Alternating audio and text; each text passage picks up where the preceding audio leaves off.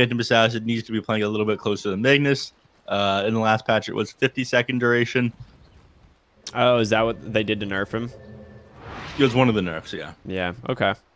I mean, even without the mag, PA is still PA. Like, this hero didn't change at all. They gave her 5% less blur evasion, and then we're like, yeah, that's fine. Also give her an AoE break on a 20-second cooldown. That seems good. Yeah, I like that. Yeah, it's quite good. Only 1,400 gold as well. I mean, that's nothing for what it does. Yeah, it's like you still go your regular Battle Fury, Deso, BKB, but then you just like also pick up Fan of Knives if it's good and you're against a Tidehunter. So you're definitely going to get it. Absolutely, you're going to get it this game. Does it break Side Gunner is the question. Is Side Gunner considered a passive on Gyrocopter? I don't believe it is, no. Okay. Because it's tied to Flat Cannon, right? Yeah. It's tied to flat. There's some of these things that exist inside the game that were not breakable, such as the previous Faceless Void Backtrack. You could not break that for a very long time. Yeah, which never made sense to me because he was just uncounterable. Yep. Good stuff there, but Side Gunner, you cannot break either, I don't believe. So have you seen the new Magnus Shockwave? Ags? I have not. Does it just like is it like triple arrow and then back or what? It's incredible. Like this Ags is so good.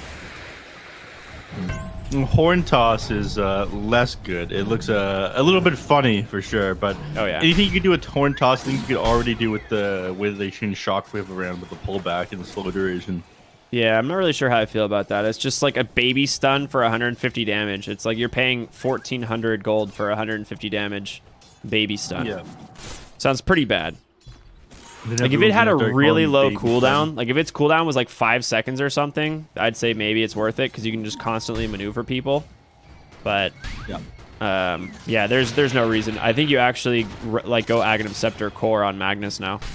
It's just so much nuke damage. You can only hit somebody once with it though, I thought. Each one of them can hit someone once. No. That's not right. That can't be right. I'm pretty sure that's right. I gotta check real quick. It can't be right. Get it? Bottom lane, Costa Bile grabs the first blood on a Shadow Demon. Now, Jerry, too busy looking at new Aghanim Scepters. You know, clearly the guy, he hasn't read the patch notes. He must be hungover still. Again, not really a Dota player. I mean, it's surprising that he was casting with us for the entirety of yesterday and didn't end up reading the patch notes. Yeah. Look, the guy wasn't even trying. Jerry. Yeah. Kunkka falling low mid to KXY's Death Prophet, which is expected, right? Kunkka not going to do exceptionally well against the DP lane, but there's this, the good old X to bottle, and this is what makes Kunkka a great mid laner. Yep. Did he just buy the bottle there? No, he already had it. So he bottled full. He bottled completely in lane, causing Death Prophet to use, you know, all her death spirit siphons, and then TP's out. You know, X TP's rather, and gets all 3 bottles. Charges back. Yeah, he's just gonna be able to do it again in another 50 seconds here. Let's look elsewhere because we're probably not gonna see too much action. Schofield stacking up the mid camps here. Probably gonna max out that. I'm curious if he's gonna max out the Crypt Swarm or the Spirit Siphon. You usually max out the Crypt Swarm, even though you're against, you know, Mag and Kunkka. They have a lot of control on those heroes that can break the Spirit Siphon, and I think you're better off just having Crypt Swarm for the nuke. So the nuke scales really well. Yeah, the nuke is quite good. You are in a matchup against a melee hero, though. Yeah. Color me stupid. I like that one. I'm stealing that later. But you're in a matchup against a mid hero, so Spirit Siphon goes a lot further here. I think if you're against a ranged hero, you want to max out the Crypt Swarm. But here they want to be able to zone Kunkka from the lane, so 3 charges as well as the... Oh, I didn't know it went up in charges. Is that a new thing? Nope, that's been in the game for a long time. Yeah, well... yeah, 1 charge per level.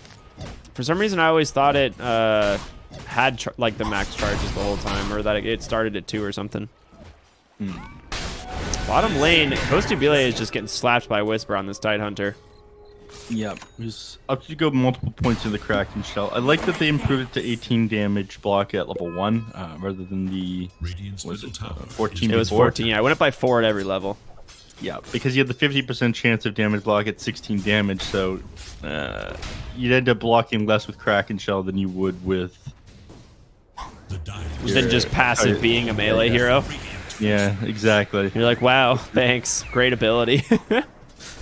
Yeah. So you don't really want to invest the point into the ability. Yeah, until you're ready to put 2 in, and then nice snipe there from Schofield. Grabs Thelacor's courier, and he's got no spells left. He's gonna kill it. Wait, is he afraid? Is he actually afraid? Oh, he's gonna get him. Yep, you've been got, bird. I mean, he's trying to hold the disruption. Yeah, there you go, 5 points. Doesn't want to have to commit the disruption for sure. Oh, bottom lane, you lose Tidehunter. That's a big death. Yeah, it looks like Seam just ran him down. That's all it really takes. Curious if he's going to max out Frostbite first. Some people have been doing, given the fact that at level 20 you might want that Aghanim Shard. He's holding the point for now. I mean, they've got a lot of disable here between CM, Kunkka, and Magnus. Even Phoenix. They have ways of keeping people off this Phoenix. I actually like Kunkka and Phoenix together quite a bit. The torrent, the boat, everything is just so good.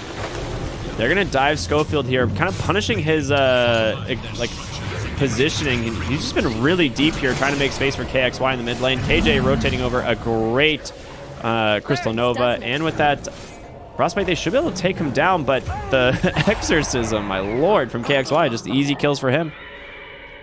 Yeah, the Exorcism to get some damage into the tower. The Fortified came out, and then Death Prophet decided just to continue to dive there. So she doesn't get the tower, but they bring it pretty low. Fight recap shows that things obviously a little bit in favor of Team Brazil after that one. 422 gold though going their way and 438 XP. Look down here to bottom lane again. Whisper, he's just by himself while PA in the jungle. RP top lane committed. They're going to try and just go real heavy on this gyro, and he is not fast enough to get away from the Crystal Maiden plus the skewer. That's a fantastic kill, just using the RP as soon as he got it. Yeah. Great communication, right? You have to set that one up with the team. You're like, hey, I have RP on this creep wave. Come. Now.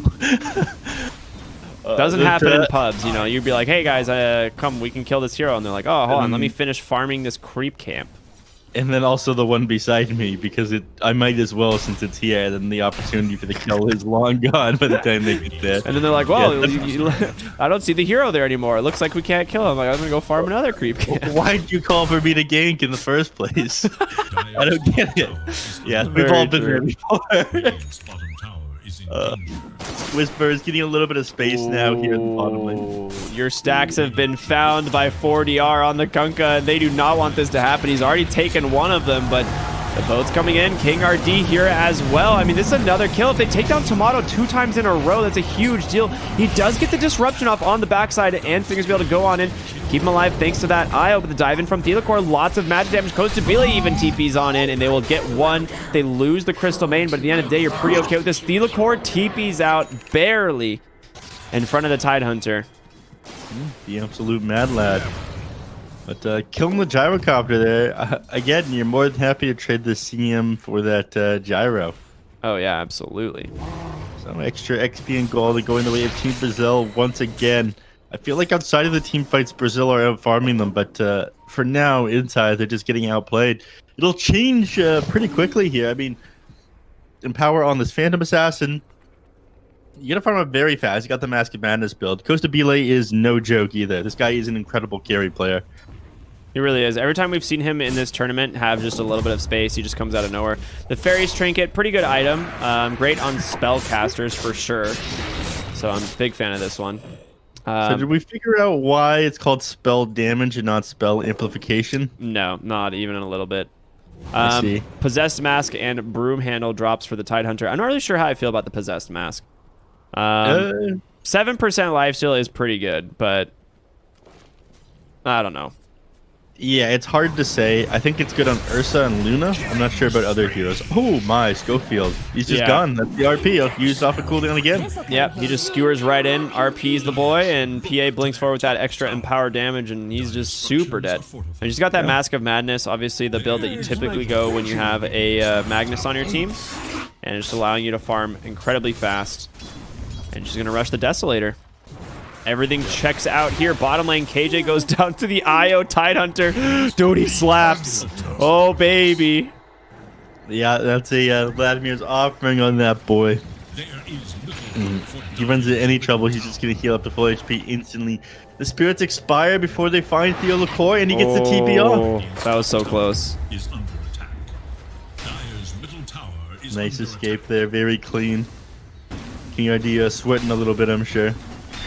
Sorry, Theo LaCoy sweating a little bit, I'm sure. King RD already up here providing the power with the DI. Has to play close to Phantom Assassin in this game.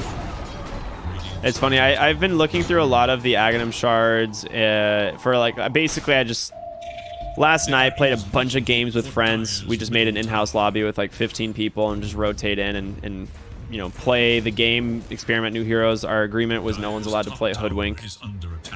I see. Yeah. Why is that the agreement? Because everyone wants to play her, right? Everyone wants to play the hero, but she's so broken that it just makes the game not fun. So we wanted to, you know, figure out what changes there were. And there's some pretty wild changes. I think Underlord might be the most slept on hero right now, in my opinion. That hero is now a magic damage tank. Like, yeah. Is the new Firestorm really that good? The 15% heal doesn't seem great, but it following you around. It has 100% uptime. Ah. It has no cooldown. I see. So it's pretty good. I did not consider the 0 cooldown. Yeah, no cooldown on Firestorm is pretty good, and it follows you around. Obviously, you still have the option to not have it follow you around, so you can just deep-push waves with it, but I mean, in fights, you just drop Pit of Malice and run at people, and your 15% spell amp, you get the 20% spell amp off of the Eternal Shroud, and then you just build like regular tank items. I went like phase boots into Eternal Shroud, Kaya Sange, and then like Radiance. It was just like running around and no one could hit me. It was stupid. I mean, you don't even have to right-click people. You just M-click them with your. Oh yeah, I bought a. They had a troll who would just like try and kill me, so I bought an E-blade and was just like, "Yeah, I dare you." Yeah, that's good stuff. Onto him after you E-blade him, or yourself for that matter. If yeah, I would just E-blade whoever. But it's one of these things where I think Underlord was so static as far as his builds in previous patch, right? Because he didn't really. You just built him as like this annoying person that pushes, and he's just a big tank, right? And I think now you can legitimately build him as a damage core, and it's like that's something that's pretty cool. Yeah, but we'll see. There's a lot of potential in some of these heroes.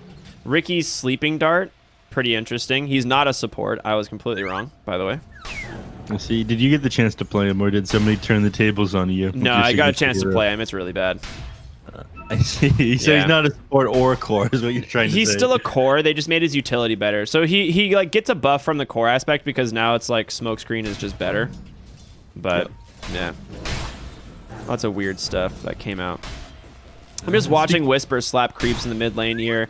Level 9 on the Tidehunter. He's just got these phase boots, the Vlads like you pointed out, and now he's gonna go back for, I'm assuming, Hood of Defiance and a Medallion. Unicorn might just die here. Yeah, he's pump faking the Ravage. He's like, do it. Oh my gosh, the dive forward. Oh, if that hit, you might have died on the Phoenix, but you're going pretty heavy in here on the Tidehunter, and they should have the damage. He's going to commit the Ravage to cancel out that Sunray, keep himself alive. 5 heroes come out into the mid lane. Whisper nearly dying to that Tidebringer, but he's going to survive. Yep. Again, did have to commit the Ravage, though, so that is down. I think they're just going to shove mid tower here. They'll get back and go to farming.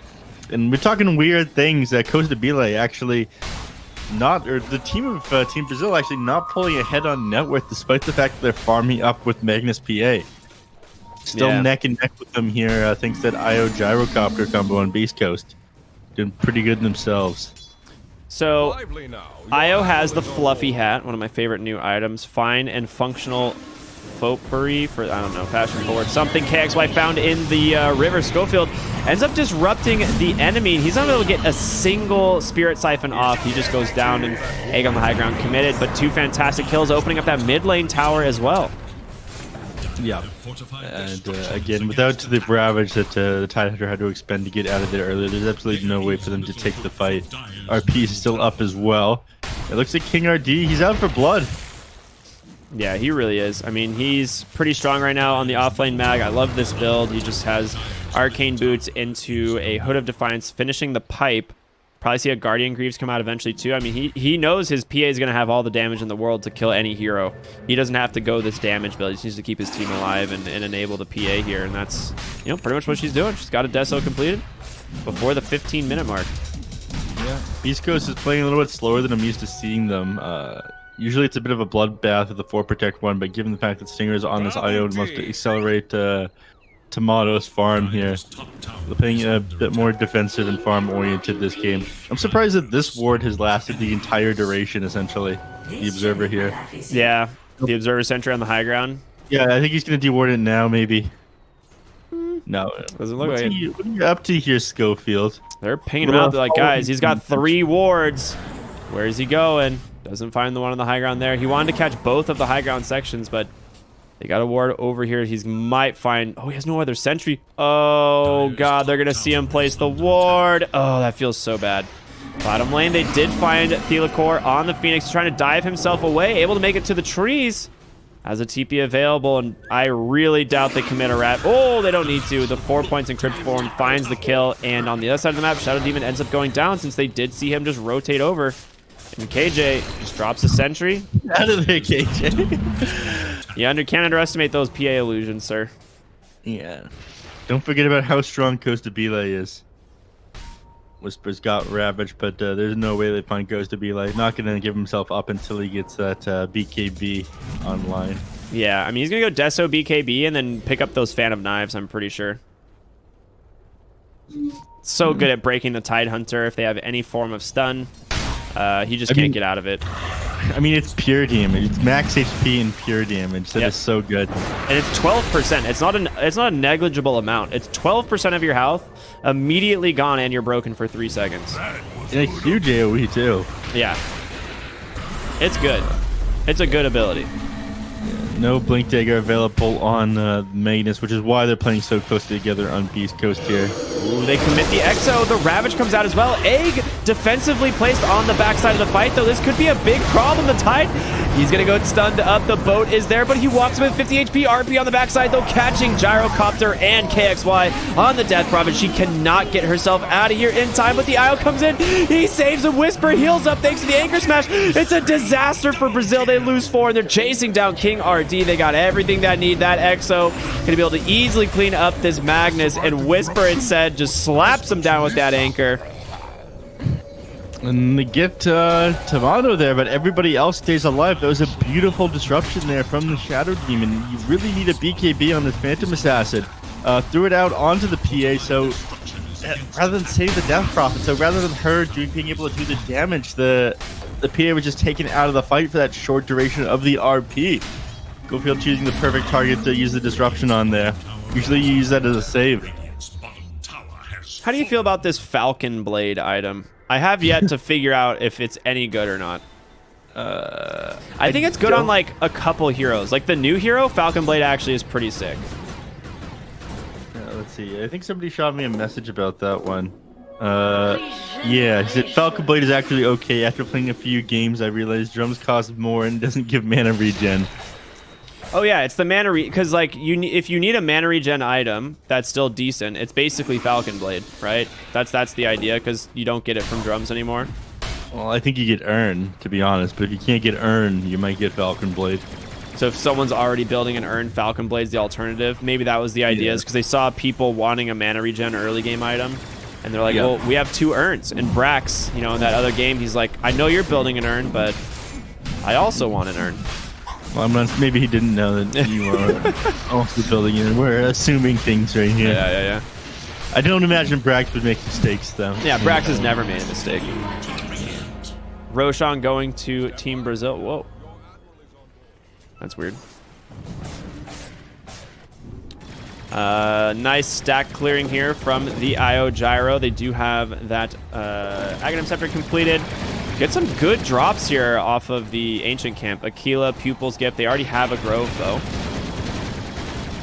Both teams having a Grove Bow. They pick them up at the same time. It goes a long way on Gyrocopter. The extra attack range, attack speed, being able to buff the damage that you do with Rocket Barrage. And Call Down. I mean, it makes your whole kit really good. Yeah. He's not gone the Aghanim Shard for the Rocket Barrage upgrade on the Gyrocopter, and this doesn't surprise me. Again, I wanted to see what it looked like inside the game. I'm not sure if it ends up shooting out 2 onto multiple targets, but we might see it in the late game, because eventually he's just going to want more slot efficiency, right? Yeah, reloading bottom. They're going to go and take IO down here with kicks. Well, I guess they were a little bit afraid for some reason. One thing I did notice, Holy Locket picked up on the IO. Now, not a bad item since it builds out of this like fluffy hat, right? I think that's pretty good. And she also, or it also picked up a Bullwhip. I'm not sure how familiar you are with Bullwhip, but 3 HP, 3 mana regen, grants 16% movement speed to the target you want, so you can just tether the gyro, give them 16% movement speed, and it applies to both of you. That's pretty good. This is like an amazing IO item at level 2. Yep. I'm very familiar with the Bullwhip, actually. I know that they've reused the Queen of Pain Arcana sound on the Bullwhip. You did notice, right? Yeah. Did you notice this one last night? Yeah, I did. Yeah, under closer inspection, we realized that Valve is just reusing some of their recycling resources, not reusing. The new Coddle ability uses the same debuff animation as I think Hoodwink's ultimate debuff or something. But it's just like way more intense, but it's the same. I'm pretty sure it's the same debuff. Look. Valve on a tight schedule here, guys. Give them a break. Tight budget as well. Small indie company cannot possibly afford hiring some extra staff to do animations to them. I don't know. Have you seen the Mars ags? Because, oh my god, dude, those soldiers need to be completely remade. Schofield gets caught out of the place here by Cosby. A nice missile, though, in the save from Stinger. PA, first life down. They have Ravage, but you got to be careful of the BKB. The Exorcism coming out. King RD zoned off the fight, unable to go in quite yet. They blink out, but 40R, he goes in. Cosby forced his BKB already as well. Whisper still holding that Ravage. The RP comes out holding IO, but it's not enough. There's going to be the Ravage, and they just turn around. 40R, you got no saves. Cosby goes in the egg, will stun down the Death Prophet, but oh my god, just gets bursted by Schofield and that anchor smash, and now KJ on the run. The butterflies or the bats will do their bidding. Chasing down through the core, gets caught by a silence. I don't see how you survive this one. 4 more heroes will fall. This time, Beastcoast once again taking an incredible fight.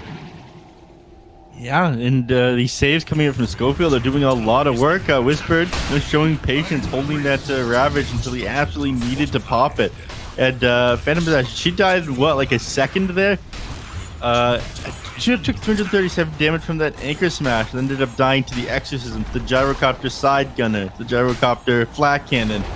All these heroes going down in no time, and also all this AoE. Oh, he took 330 damage from the anchor smash.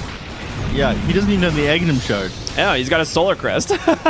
he just Solar Crest you and slaps you with an anchor for all of your health. And he's going AC next. I honestly think this is a viable Tidehunter build because you can just pick up this Aghanim Shard at any point and suddenly you just do so much damage. It's also really good for amping the gyro, right? Obviously, that's probably like the primary reason. There's going to be the BKB 4DR going in. Death Prophet trying to soak up some damage, but the boat, it's not going to connect. Costa Bile and 4DR committed their BKBs for this. They need to back. Step lively now. Your admiral is on board. They've expended a lot of the abilities on their side. RP up at another 30 seconds here. Phoenix Egg in 20, but Beastcoast, they're just going to get the disengage here. Yeah, it looks like they want to go push top lane. And it's exactly what Tomato's going to do on the gyro. It's getting closer to the MKB, which obviously does work on your side gunner. So it makes it very good against heroes like Phantom Assassin. It did get nerfed, right? We talked about it. 30% damage nerf to its active. Oh, psych. He's going BKB. Makes sense. I mean, you're against the Kunkka, the Phoenix, the CM. You don't want to just get locked down in these team fights, even with your status resistance that you have from your Sanjin Yasha. It goes a long way, this BKB. I want to look at Holy Locket before and after the patch. The amplification is the same. The aura is good. 3 regen aura for you and your allies. You get 2 from the mech. Dude, he actually just has... What is that? Just like 8 passive regen on anyone he's tethered to, plus himself. So it gives him 16 bonus health regen, just base. Between the mech aura, Holy Locket, and the bullwhip. Yeah, he's looking pretty good. You can bullwhip the target you're tethered to and speed both of you up as well. Yeah, exactly. Right? That's what I was saying. It's a pretty sick combo. All right, well, Egg committed on the high ground. He's looking to get on top of the gyrocopter. He doesn't have the BKB quite yet, so he's got to be careful. Stinger, you can relocate your boy out, but it looks like they're feeling comfortable to stand their ground. Schofield just throws him under with the disruption, and there's going to be the heals. They turn it around. They have Ravage available, chasing down 40R on the Kunkka, the backside of the fight. Here comes KXY on this Death Prophet. They grab 2 on the Ravage. Delacor and KXY looking pretty rough here. 3 heroes go down, and Beastcoast take a 3rd favorable fight. And with that, the loosest tier 2 tower in no time at all. Once this fortification ends, oh my god, look at its exorcism rip through the tower. Yeah. Did they change Exo at all? I don't believe so. Exorcism, I think, exactly the same. This Blink Death Prophet build is awesome. I'm about it. They force BKB. They get the RP Coast to Billy. You got to find something here. Get the kills. You need to take down Stinger, but it's not going to happen. He goes for the relocate. He doesn't even need it. Oh, my gosh. A little bit of miscommunication there maybe from the side of Brazil. He just wasn't ready to go in on the PA. Phantom Assassin needs to somehow get in these fights. I think she needs to sell something to get this Phantom Knives upgrade. You're going to lose your racks if you don't do anything. In fact, you're going to lose your other racks if Beast Coast feel like it. Yeah, they definitely just go 2 here. There's no reason not to. You have Gyro Side Gunner, this Tidehunter, incredibly tanky on the front line, and KXY, I mean, he's got Lotus Orb, Yule's Blink. He's incredibly tanky himself. He doesn't need the IO to tether him. Yeah, and this IO... Tomato heals him Stinger heals Tomato so much with this mechanism. I think that last fight when he popped the mech, thanks to the amplification there from a Holy Locket, he ended up going like, I don't know, almost 800, 900 HP. It was absolutely insane. Yeah, and then not to mention, he has like the active on the Holy Locket. Yeah. All right, 40R has been found, forced to BKB once again. You're just going to have to TP on out. No way to stop that. But, I mean, again, you're forcing stuff out of Brazil. In this case, it's another BKB charge from your mid lane. He's down to 6 seconds. Yep. This game might just be over. I mean, Bo's still only hitting level 16 on Costa Bila. He needs 18 before he can really take the fight and have those big crits on Phantom Assassin. Doesn't have the Basher just yet. I think if this creep camp, it'll be completed, but Phantom Knives is something else you need. You need to get on top of Tidehunter with that and the Basher and blow him up before he's able to use his Ravage. With that to break Dispelling the Kraken Shell. I don't see them checking all these boxes here in Brazil, though. The offensive Demonic Purge. He bought it. So the Shard for Shadow Demon allows you to cast Demonic Purge on allies, and it continuously dispels them and then heals them for the amount once it's over. It's a little bit different. Egg right on the high ground. That is... Oh, the sidestep by Tomato. Incredibly well done. And on the backside, Cosby will be able to take down that Shadow Demon. He's focusing on Stinger. The IO, can he get fault? Oh, he has to just TP out. It's not going to happen. The Torrent, though, will catch him. Well played there by 40R, at least getting 2 for 1, but I mean, it's going to cost him his life. His BKB expiring. That missile's going to connect. Another kill going the way of the gyrocopter. And where did King RD die? He died bottom. Yes, it looks like he ran all the way down there. What did he die to, though? That's my question. Just a siege creep, it looks like. After the boat buff expired, that's what it was. Oh, no. Yeah. It's HP removal. Boat buff expires and he ends up dying to the creeps and doesn't get his TP off. Oh man. They're going to lose their last racks here. RP on cooldown with 70 seconds. There's nothing that they're able to do here. I mean, they didn't even commit Ravage in the last fight. He has no cares in the world on this Tidehunter. Like, look at him. He's just sitting here. You know, so much armor. Even with the Solar Crest used, he sits at like 25. They're going to go ahead and initiate onto the Gyro, but there it is. The Ravage into the call down. Tomato, he had the BKB waiting the whole time. Coach be like trying to blink out, but KXY was there waiting anyway. You lose the PA. And they still have plenty of playmaking potential here. There's going to be your offensive Demonic Purge. I'm curious how much this heals. So from 950 basically. Okay. That's pretty good. 400. Yeah, the full. I would say if it's reduced or not, doesn't seem like it. Ooh, a nice disruption. But he is going to be pretty far out of position here on the Gyro. He goes down. Well played there from King RD, setting himself up. A nice kill. KXY going for a self-Yules. Or I guess whoa, some lag right there. I'm not sure if you caught that, but I did. Sure, we're fine. Whisper still frontlining here for his team. Stinger should be able to jump over. Nice defensive disruption. He's going to get in a little bit of trouble here. The Lotus Orb comes out, trying to keep him alive. Ghost Scepter as well. On the other side of the fight, King 40R is just chasing Whisper on this Tidehunter, but he just doesn't seem to really care that much. No, go field. They do end up grabbing him. Tidehunter does not care. This is the world's most relaxed watermelon. Oh, yeah, man. What does a relaxed watermelon look like? Whisper. Ah, okay. Very cool.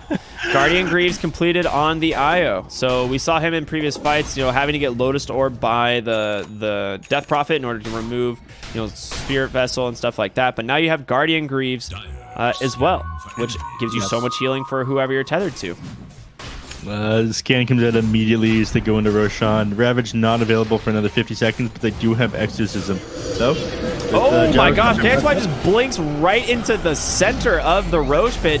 But a good RP, can be able to hold him in place. Stinger still has some spells, still some coolers. Oh my god, a massive throw by Beastcoast. I don't know what they were thinking. They didn't have Gyro there, and Whisper has no Ravage. They're just going to chase him down. X pulls him back. Sunray, easy work there. Now you get Roche. That was not great. I mean, I don't think they were in that much of a rush. In fact, I don't think you really mind giving up Roche there. The ADC isn't going to go that far on Brazil when you're already down 2 Sensor Axes. Tomato, he just bides his time, finds himself a ceremonial robe, but all of a sudden there's a little bit of room to breathe on Team Brazil. The game had looked all but over to them. I still am not sure how I feel about Ceremonial Robe. It is a really sick aura. I mean, it's 1200 radius, 10% magic resistance, and 10% status resistance as an aura, which, I mean, these types of items are always typically pretty good, but I'm still not entirely sure how I feel about it. I think it depends on the hero.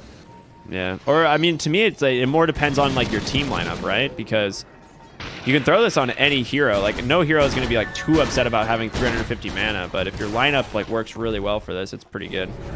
Oop, they've caught Shadow Demon. He's going to go ahead and just fall there to Costabile. An easy kill for him. PA queues up the Divine Rapier. Yeah, I was about to mention that. She managed to find herself an Orb of Destruction while she was in the shop earlier, and she's queued up the Divine Rapier. She's going to get the -3 Armor Corruption too, I imagine. So, finding some pretty useful tools here on Costabile. The game could turn around. It looked all but over for them, but now a small glimmer of hope. I'm not really sure how I feel about the Psychic Headband here on the Phoenix. That one seems pretty bad. The item or just in this game? Just on Phoenix. It's like very good for certain spellcasters because it gives you percentage-based bonus intelligence in cast range, but like Phoenix doesn't really use either of those things. I think OD would be good on. It's like OD and Silencer and Invoker have been the big ones that are like, they get that item and it's pretty wild. Puck be a good one. Yeah, Puck would also be a good one. Cast range, incredibly valuable. The pushback is also really good. Well, is there any highlights of this in-houses that you played last night? Any truly wacky stuff that you saw now that we have a moment of downtime? Actually, I take that back. We've got no downtime. There is no downtime, yeah. I mean, there was a ton of wacky stuff that we were trying out, yeah. Just some funny stuff. I think I really want to see Dazzle make his way to being a core with some of these changes, but I don't think it's going to happen. I think in certain lanes you might be able to see it, but KXY is just going to go ahead, Exorcism the high ground, walks right on in. Spirit Vessel immediately purged thanks to Lotus Orb. He's only got 2 charges left, so that's actually pretty significant. And they're just going to continue whittling away at this barracks. Fortification has expired, and Exorcism should make quick work. Tank the missile there on the Phantom Assassin. I mean, this is Mega Creeps. You got to do something here on the backside. They go ahead and get the egg down. There's going to be the BKB from the gyro. He just tunnels it. Stinger gets RP'd. He's taking so much damage, but he's able to get the heals off. He still has 20 rocket charges, and boy, his HP just went all the way back up, and this is just going to be a stomp here from Beastcoast. Team Brazil, no way to prevent this from happening, and Costa Vile, he's got an Aegis. They just didn't care. Wait. Oh, I thought Costa Vile died. He just one-shotted the IO. That'll do it. Okay. Yeah. That is a lot of minus armor, and IO does not have much armor to work with. He's got a bit more now that he's beside his here. He's got the Ring of Aquila aura. He's got the Assault Karas. They're just going to focus on this. IO will break the tether. Oh, no. She takes... What? You just took your damage out of the fight. Gyrocopter. Oh, he's got boots of travel. And there's the Ravage reinitiation. They take down the PA. They get the Aegis. And they call it GG. Rightfully so. PA, Costa Vile, he's angry, so he's going to get a couple kills before the game is over. And Beastcoast take game number 1. Yeah, they look incredibly clean in these team fights. They did a great job controlling Costa Vile here. In that last fight, in fact, the Death Prophet used the preemptive Yule Scepter on the Phantom Assassin. So as soon as the Blink Strike connected on the Gyrocopter, he was thrown up in the air. And this happened a number of times. I mean, in that one team fight in the bottom lane where you got a very sick RP off and things looked like they were going to go in favor of Team Brazil, Schofield was there. He disrupted the Phantom Assassin, just constantly kiting her around, which is one of the hero's biggest weaknesses, right? Yeah, absolutely. I mean, I liked this draft a lot from Beast Coast. I thought Team Brazil had it just because PA Mag seems to be really strong, but, didn't really consider the impact of this Death Prophet. Like, this build was perfect. This Blink, Yules, the Lotus Orb, he just finished 12, 2, and 12.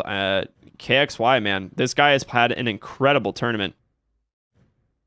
Yeah, think you're doing an excellent job of standing for Chris Luck. Him and Tomato both, I keep joking around. They got to be nervous when they come back from vacation. Just they find out their replacement or the temporary replacement was better at their jobs than them.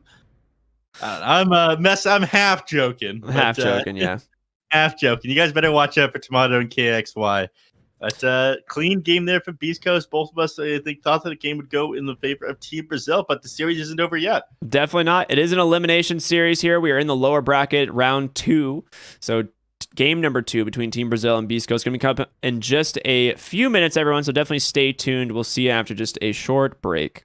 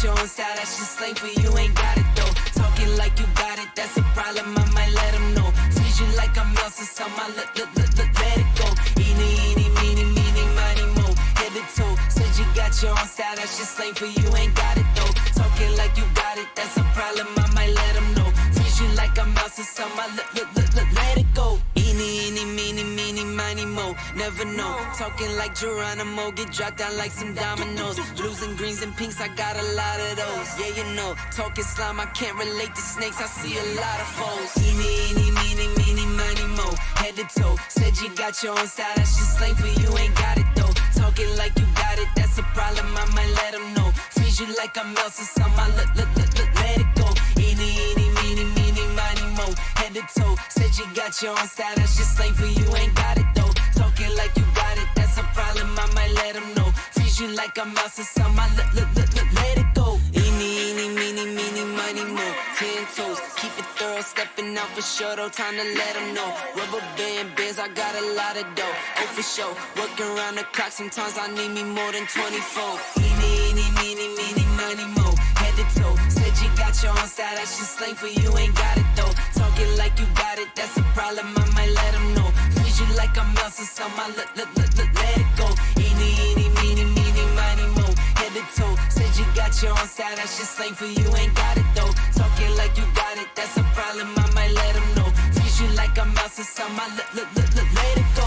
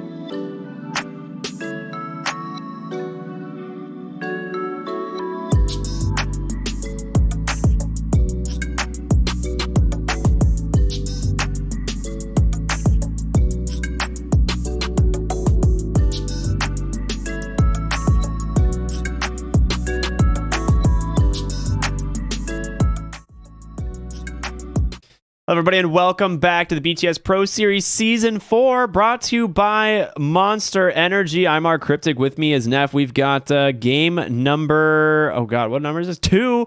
I'm just kidding. Game number 2 coming up between Team Brazil and Beastcoast. Now, game 1 looked pretty rough for Team Brazil. It looked like Beastcoast kind of just took over out of nowhere.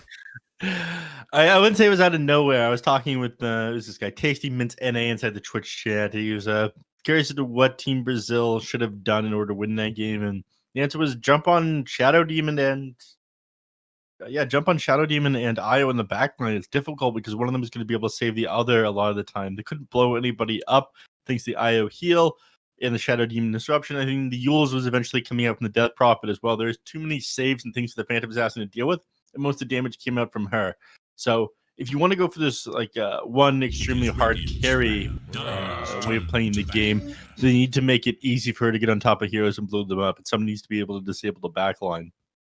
Yeah, I agree. That makes sense to me. Now, the thing was with that is I don't know how you reliably get to those heroes, right? That was the hardest part. You had this Tidehunter Gyro there just going to stand in your face as DP with Blink. I mean, you're never getting to those heroes. They itemize to protect them at all costs, you know? Mm-hmm. Yeah, that's fair. It was a little bit difficult to get on top of them. And Kunku could sort of hit people with the Tidebringer, but we also didn't see the Fan of Knives picked up for the break on the Tidehunter, so he's always going to get his Ravage off without a cat in the world. We didn't see the Torrent Storm on Kunkka, and I think a little bit Disable would have gone a long way too. This game, we'll see how it goes. They go for Magnus and Phoenix again, so they're feeling pretty confident about that. And Beastcoast, they start with Shadow Demon. Just this one's interesting. They put a lot of value on this here. You see it picked up with a couple of teams. Team Brazil especially grabbed a lot of Shadow Demon, and since it was buffed a little bit in this patch, I guess a lot of teams consider it worthy of that first phase pick. Do you feel the same way? I mean, it seemed to work out really well last game, and certain teams have been running it with a lot of success, so I'm kind of okay with it. And then on top of it, it is something that Team Brazil liked to pick, so it is a little bit of a deny pick in that regard. Yep. Another question as far as things Team Brazil likes to pick. I'm surprised we didn't see the mid Earth Spirit. That's something that they've seen a lot of success for. TR, absolutely insane. You're right. Yeah. Now, did they make a big change to Earth Spirit? Is that why we're not seeing it? No. They buffed a lot of heroes. Earth Spirit was one of the heroes that was relatively unchanged. They decreased the duration of his Enchanted Remnants from 2 minutes to 1 minute, and the reason for that was because of the Agnum Shard ability they added, where if your Earth Remnant is placed, you have 400 ground vision around it. It also increases your charge count, so you can hold more. Oh. So you can hold up to 4 additional remnants. So you get 11 remnants. That's pretty sick. I mean, you're never going to actually have all 11 of remnants unless you have like a refresher orb. at that point. I think if you have an Aghanim Shard and you're constantly taking fights, a Refresher Orb is necessary at that point to replenish all your charges. Because you'll get all the weapon back much faster that way than waiting for them. Just all right, I've taken a team fight. I've expended all my remnants, or every 2 minutes, or sorry, 3 minutes, it's time to just click that Refresher Orb, right? Yeah. Yeah. But let's talk these other heroes. Ursa got a number of buffs in the most recent patch. A little bit, yeah. Quite a bit better. There's the Enrage that I didn't want to admit it yesterday, but I did read it as Entangle as well. Wait, is it Entangle? It's not. It's Enrage, I'm pretty sure. Yeah, it is. It is Enrage, right? Yeah. I thought it was I read it as Entangle the first time, but it's definitely Enraged. I don't know why we both read it like that. I was too embarrassed to speak up at the time, but now that I've had time to think about it, I will share the shame with you. No worries. Enigma now grabbed for Beastcoast. This is a Brack specialty, and it's been a little bit more popular. Enigma's gotten a buff, though. Did you see the Aghanim Shard that got added to it? I love this shard. I love this shard because it's literally just like oops, I missed my black hole. Oh well. Time to hold it anyways. It's just so funny. It's like, oh, I guess I missed my black hole, eh? And then they're like, I guess it doesn't matter. You just get pulled in anyway. Yeah. Now don't laugh at it, man. It looks like it could be pretty good. It has a potentially to be pretty sick. I think we'll see a lot of combinations with this hero coming out just because of that shard, which previously, it wasn't as you weren't guaranteed to get a multi-man black hole, but now if you have anything that can get them close enough to the black hole, they'll just get pulled in constantly to the center. So that's pretty cool. Yep. Do you know what the AoE is on it? 1200. Okay. Rip. It is quite far. Take me back to Flux, man. When we get Flux in this game, you don't know. You're not Han trash. God damn it. No. When you say Flux, I think of the Arc Warden ability. Okay. Hero from Han named Flux. His ult was a global force staff, essentially. Either pull or push with his hero as the center of it. So wherever you were on the map in relevance to his hero, you get force staffed either away or closer. And you would just black hole and then flux everyone to the center of the black hole. It was some good stuff. Loved it. Oh, I see. Yeah. Well. So what you mean to say it is the Diva path from the 6 Paths of Pain in Naruto? No? All right. I don't know. Took a swing. I don't know. I knew one word there, and that was Naruto. I did not get the rest of them. Well, it was worth a shot. He is the... You know what? I'm not even going to go into it. It's fine. Don't even sweat it. That's fine. Naruto fans in the chat will know what I'm talking about. Shout out to the Pain arc. They'll get it. They'll get it. I know what tuning exams are. That's as far as I got in that show, man. Yeah. The dead silence was incredibly impressive and hurtful, by the way, Ricky. If only you could have seen my face. So it's all right. You'll see it. You'll see it eventually. I'm sure it'll get clipped. Yep. Bat Rider banned out here on Team Brazil. I guess they're just worried about even the save potential from that one is pretty good. You saw the Aghanim Shard change to Bat Rider, right? Yeah, it's really weird. Allied Force or Allied Lasso with a drastically reduced cooldown. Yeah, I mean that's got to be pretty good. You grab your ally, you're reducing the damage by 80%. You're pulling them to safety. It's the thing is do you want to rely on your Bat Rider to do that when you could just pick a Venge and not have to invest 1,400 gold onto who is supposed to be your initiator? Yeah, I mean, unless you're playing a 5 Bat Rider. Yeah, I mean, here's the thing with that one though. You grab the Bat Rider. It's 10 seconds remain. It's another tool in your kit, and that's why Earth Spirit is incredibly broken. He can do so many different things. That's true. So like the pole, I mean, it's a great silence. It's used for damage. When you used it before, that pole, you can pull your allies, and it's essentially adding another tool into your kit for a little bit of gold. 1,400 isn't exactly crazy, and that's why the Phantom Lancer Aghanim Shard is so good. It's one third of the cost of the previous eggs, And it does the exact same thing with the Spirit Lance bounces. It only bounces once, where previously it bounced to everything in range, which is what made it so good. And you just spawned illusions constantly. But it's still like, it's a... oh, my boy. That's a mid. This has got to be a mid Underlord, right? No, it's going to be KXY. So Whisper's going to be taking the Underlord. They'll take Stinger on the Enigma. Interesting. Okay. I like this pick a lot because it's into the Spectre, which is already a good lane. And you now have amazing wave clear to deal with this Nature's Prophet, which they were definitely lacking.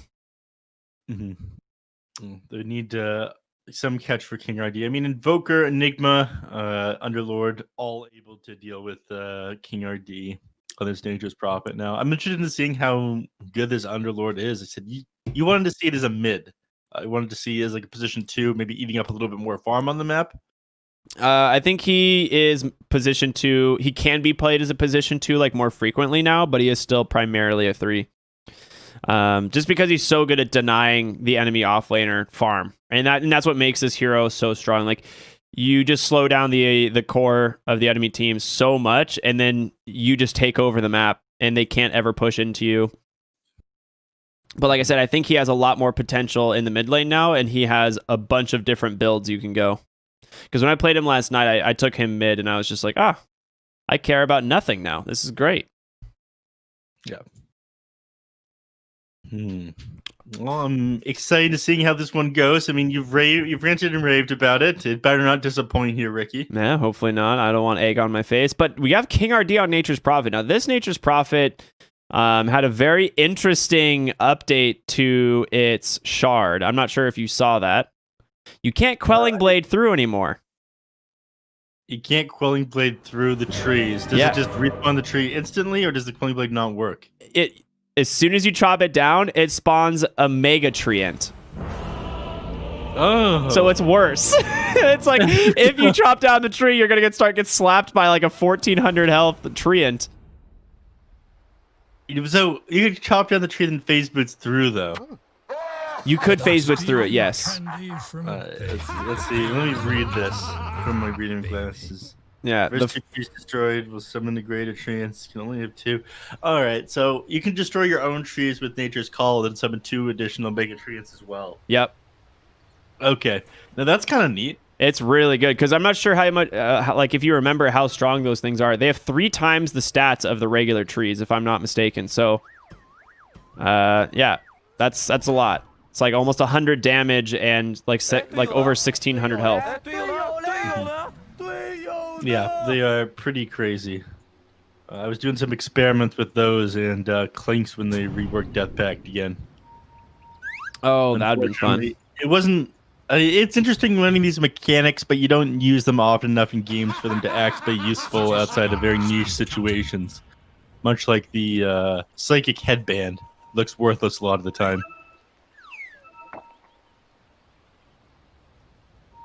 This game, though, we'll see how it goes. Magnus, he ends up putting the first point in the skewer. I think he tried to skewer somebody up into the cliff and ended up missing it. That is unlucky. Or was he skewering to cut down trees somewhere? I have no idea. And now, All right, I'm excited to watch the Whisper Underlord. He is going to go for the Soul Ring, interesting enough. Now, skewer down to the low ground. I don't know what his end game is. What the point is here. I guess some harassment from Costa Bile. But Underlord is just going to walk to his tower and get plenty of regen. All right, I mean, he takes a decent chunk of damage. That was more than I thought he would. Yep. Oh, it's interesting how they've reworked Nature's Prophet, Wrath of Nature, and Scepter as well. They give it an Entangle, but reduce the damage a little bit. I say an Entangle comes with the Scepter, but the rest of the ability they reduce the damage. I'm not sure it's worth getting the Egg from Scepter and Nature's Prophet though. So overall, I'd call it a nerf. Yeah, the Ags is not as good, but I definitely think the Sprout like Aghanim Shard is definitely like value worth picking up almost every game now because you're gonna have the farm for it, and it just makes it that much more difficult for teams to de-push against you. You know, if you just send those Mega Treants or the Greater Treants, I think is what they're called, yeah, Greater Treants down the lane. Yeah, they're very strong. with me.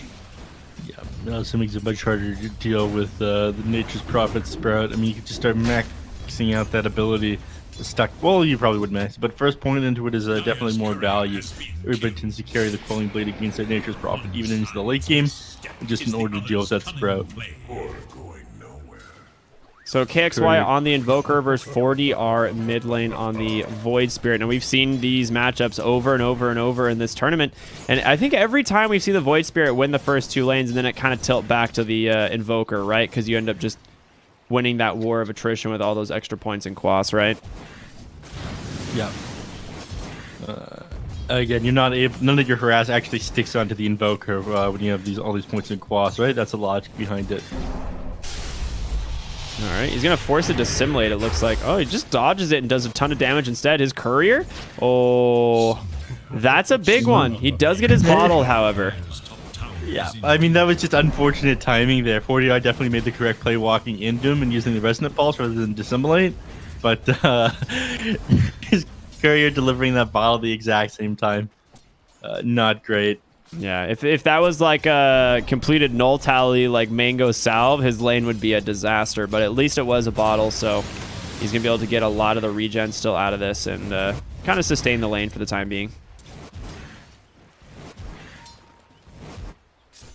A lot of fighting in these side lanes. Schofield doesn't have much left. I mean, he goes this level on Disruption. KJ just running down these 2. He gets the skewer. Oh, KJ, you don't want to be stuck up there too, brother. And this is just going to be first blood, you know. Oh. No, it doesn't work that way. Nice try. That is really bad because not only does he get first blood to this offlane Underlord, but you now give him 34 bonus damage to work with for 30 seconds. So he's going to be able to deny out a ton of these creeps and get tons of last hits. I guess with the positioning on the lane, it's not going to be as strong. Like normally if you're playing really aggressive on the lane, you can put in some, really annoying damage with this bonus, but... Yeah. It also kind of sucks that he brought back down to the low ground with that shockwave there. He would have been at the very least forced to use that TP, which would have cost not only the 90 gold for using the Town Portal Skull eventually, but the extra mana. And put it on cooldown. So if he happened to go down, it's a big deal. Yeah. Ended up helping him quite a bit there.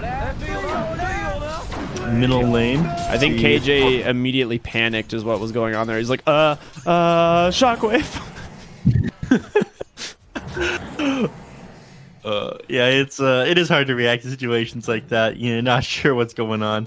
Illusion. Nice rotation from KJ there, taking the illusion rune. Obviously, they'd want to give this to 40R, who is struggling, obviously, because his courier has been dead for a while. Finally gets himself Mango Salve. That null tally completed recipe as well. Ooh, Invoker.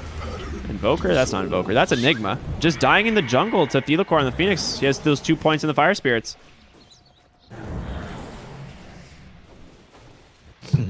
No. Whisper's actually taking some pretty heavy harass here. KJ, I think he's the ability to bring him down. One more dagger would do the trick if Costa Bile decided to continue to chase, but he looks like he is super dead here. Just pop him. You got 5 stacks. Why are you messing around here? All right. Schofield, the S-God likes playing with his food. He does. That's true.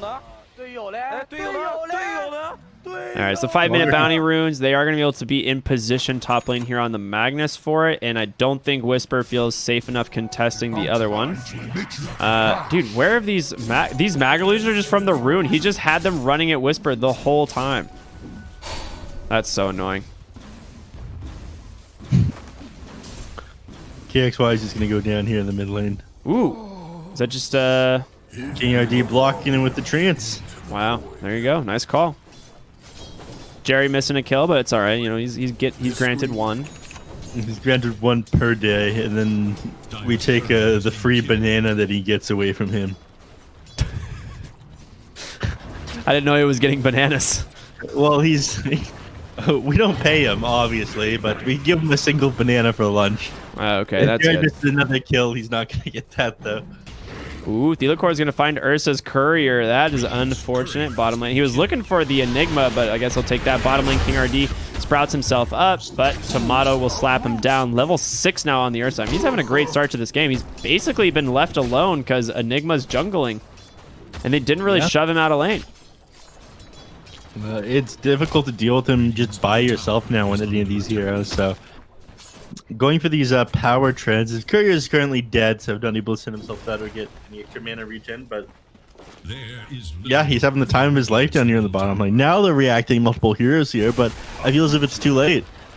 Yeah, I mean, King RD spent a lot of time down here, but he did TP mid lane once, and Thelacore has just been kind of zoning out the Phoenix. So when he's not here on the Phoenix, it's just Ursa versus the Nature's Prophet, and somehow Ursa has done really well. I really expected King RD to come out ahead in this lane, but these 4 points in the Earthshock is just his new build.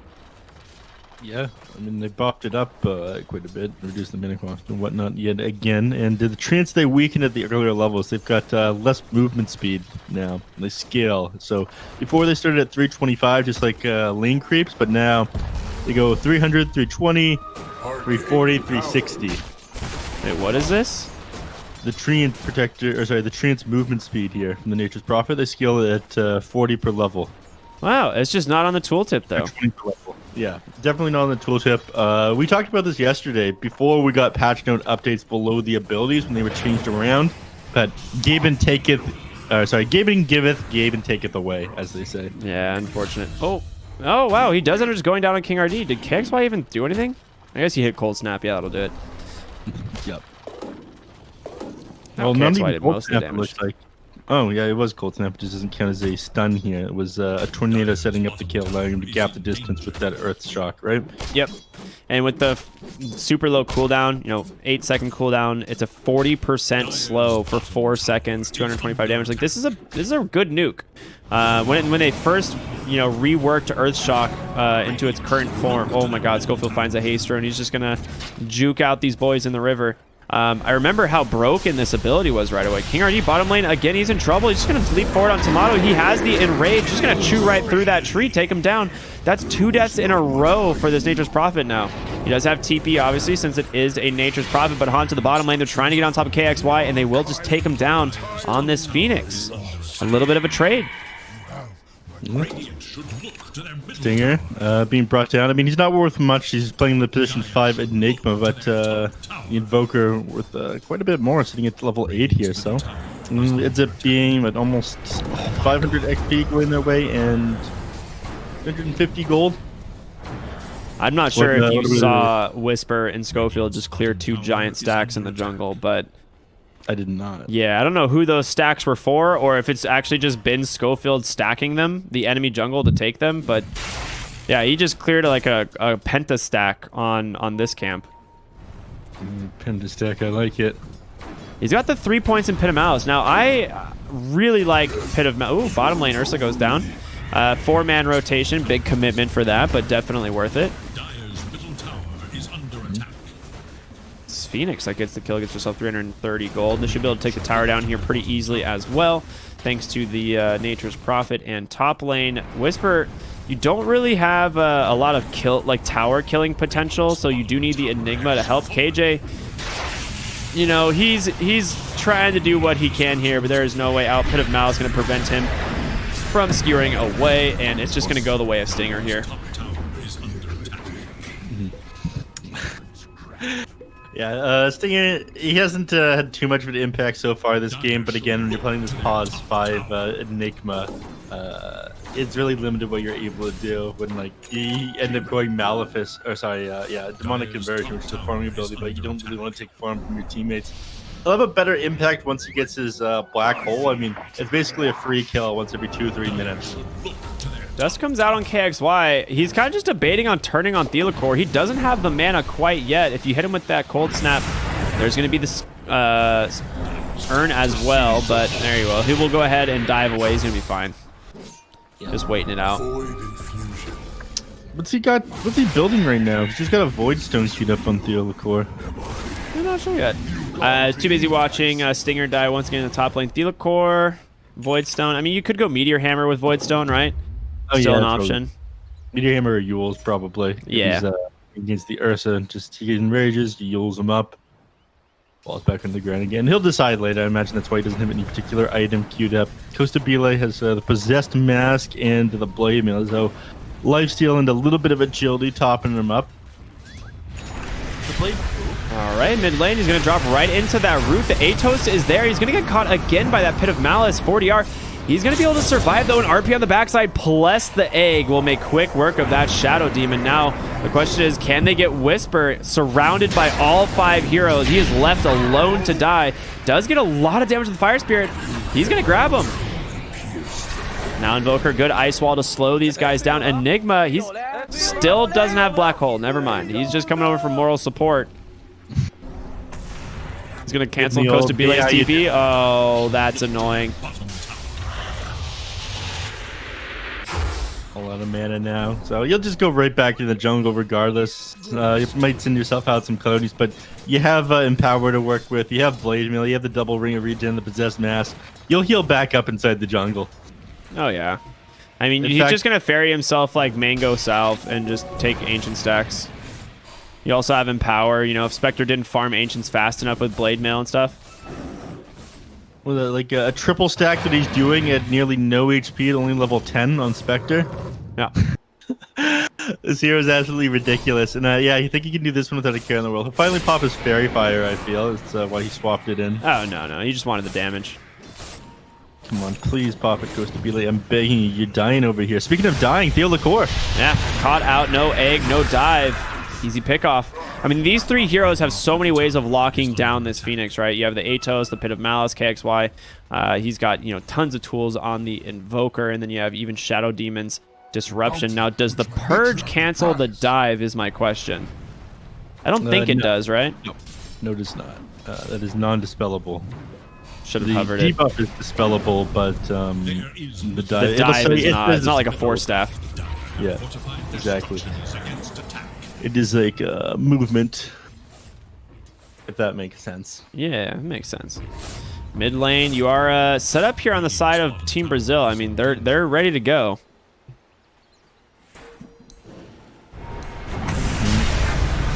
You're hesitant about fighting too far into them. I mean, you have Black Hole available here on single. I mean, I don't know how you can come this far forward. It's just an easy kill for them. You have so many roots. But Stinger's positioning in that last team fight forced all 3 of these heroes back because they don't want to get locked in by this black hole, right? Yeah, look how big did you see how big the barrier is that comes out onto Underlord from the Hood of Defiance? No. It's actually hilarious. I didn't realize how large that barrier was. They changed how it looks, didn't they? Yeah, they definitely did. It's like much more noticeable. Borealis now. Yeah. We saw it in the base last game. Ooh, Enigma caught out. Just drops a black hole, but there's an egg and no follow-up. The Hunt, and they're going to be able to choke onto this Shadow Demon as well. That's the Orchid reveal here. But the backside, what they really want is the Invoker, but he's ghost walked out. He's going to be fine. It's kind of just space made here is Tomato has a Battle Fear, and he's just casually farming the bottom side of the map right now. He's going to... It's difficult to outfarm the Spectre, who's got... oh, God. EMP, Cold Snap comes out. KJ, you've lost all your King RD comes in, gets the Orchid onto the Invoker. He's super dead. Now Whisper in trouble as well, but finally Tomato, he's rotating on over, trying to find a big target, and they're looking for King RD. Just a few autos is all that's necessary. Now Schofield, ooh, you gotta stop this Void Spirit with this DD. Your Demonic Purge is gonna be necessary. He does scout him now, but now Void Spirit realizes he's like, okay, maybe I need it back here. Oh, they found Phoenix. He has died, but he's not managing to get off inside that pit. That brought up Atos as well, and the Underlord doesn't even give him a chance to move, and they turn their eyes towards Roshan. Whisper, he'd be able to tank this up while Tomato takes it. I mean, this guy's big. Yasha, Power Treads. He's got the 4 points into both Fury Swipes and Overpower as well. Might as well. Yeah, no reason not to. I think they're just trying to make a little bit of space for the team here in Invoker, KXY, putting the pressure here on Costa Bile, burning through all of his mana. Not to mention Shadow Demon is like keeping King RD and 4DR busy right now in the top lane, and they don't even get him at the end of the day. Like, he just walks out. He's fine. Beastcoast, you know, again, surprisingly coordinated for a team with 2 standards. Marlo's been doing an excellent job. And Faker as well. Whisper, he just goes back to doing Underlord things. He got the chip vest at some point, which I didn't notice. How do you feel about this item? It's really good. All right. It's just genuinely pretty good. I mean, it's a baby. blade mail, like that blade damage mail. doesn't really add up a ton, so it is more situational. It's not like you take it every time. Like sometimes you're like, all right, I guess it's not bad, but 3.5 HP regen is pretty sick. Like that's a lot. Yeah, if you can find that on Spectre, I imagine it would go a very long way. Oh my gosh, yeah. Well, Spectre is pretty happy with the possessed mask as well. Yeah, 7 agility, 7% life steal. Ursa would like possessed mask too. I saw it one game. You can take Roshan pretty easily with it. Yeah. But they're pretty chilling right now. Not really worried. I love the Fairies Trinket on KXY's Invoker here. That's already done some serious work this game. I honestly really do like a lot of the new jungle items. They removed a few of them, like Woodland Striders, I believe, was removed from the game at tier 5, which is kind of necessary. That item was dumb. Shadow Demon goes down. They do see the Orchid come out, so they know King RD's on the high ground, but a great Sprout there holding him in place, and now KXY dusted up a nice egg. KJ, RP to follow, baby. This is going to be a great fight for Brazil, but Tomato, he got the enrage off, and KXY still survives all the damage, the roots, the ice wall. They're going to be able to finally bring down the Invoker, but it costs you 3 and now 40R. He's got no mana to go, and Tomato on this Ursa gets a triple kill. I think that that skewer cost him the entire fight. I'm going to be honest. They didn't need to drag him close to that Phoenix egg. It would have been great if they didn't get the rage off on the Ursa, but they did. Yeah, that cost them everything there. I think they were just like, hey, bring him to the team, get the egg off right away, and no big deal. But yeah, I think they just didn't anticipate the enrage. You're right. He just has that status resist, immediately pops overpower and takes down that egg. Yeah, the Sanjin Yasha as well, giving him even more status resistance. So the RP barely lasting any time at all, and thanks to that overpower, I think the worst thing you could have done was drag him to the egg there. KJ and his team is not going to be happy with him. Yeah. They do manage to find a Philosopher's Stone for the Shadow Demon. He's super happy about that, and he's closing in on his Aether Lens. Bottom lane, 40R is here, going to go and find Whisper on the Underlord, but this guy, I mean, he's the tanky one. He's got the pipe. They do silence him, a nice defensive disruption, able to dodge out that soul burn damage, and as a result, they turn it around. Nature's Prophet's dead. The Black Hole even committed. Why not? Tomato's just running him down. This guy's 9-1-2. KXY is looking for Thelacore. He gets on the Cold Snap, the Spirit Vessel. He does pop that Eul's to try and give himself some space. But he's going to take a lot of harassment from those just those 2 spells. Oh my god, this Alacrity making this so much faster for years to bring down this tower.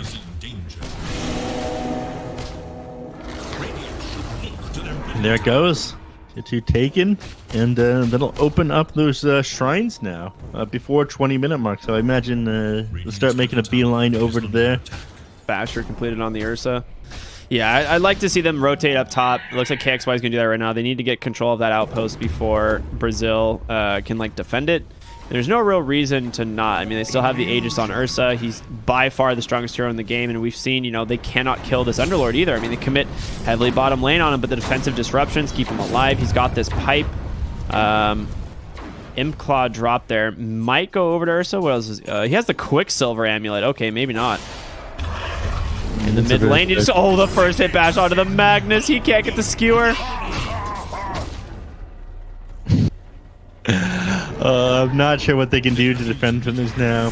Schofield, he's actually not going to get the outpost in time. He's just kind of walking back. Thelacore into the Sunstrike. Oh my gosh, they got him. So this Quicksilver amulet is pretty crazy. Yeah, it is. What is it? Another 25 attack speed, 10 movement speed. When your abilities are on cooldown, the attack animation speed goes a long way as well. It just looks really good. Yeah, enraged in the mid lane. He's gonna be able to come on out. Tomato just toying with them. The Aegis perfectly timed and Haunt to cancel the regen, but I guess they're afraid to go back in. No, they're gonna follow up onto Stinger, but oh, there's Whisper. He wants to just Atos that Magus so he can't get the skewer. Oh my gosh. Oh, they managed to pick off the Shadow Demon. Nice find there on 40R, but mid lane KXY, you're underneath an Invis Rune. This is exactly what we saw yesterday. They just TP back to the mid lane. They're ready to fight.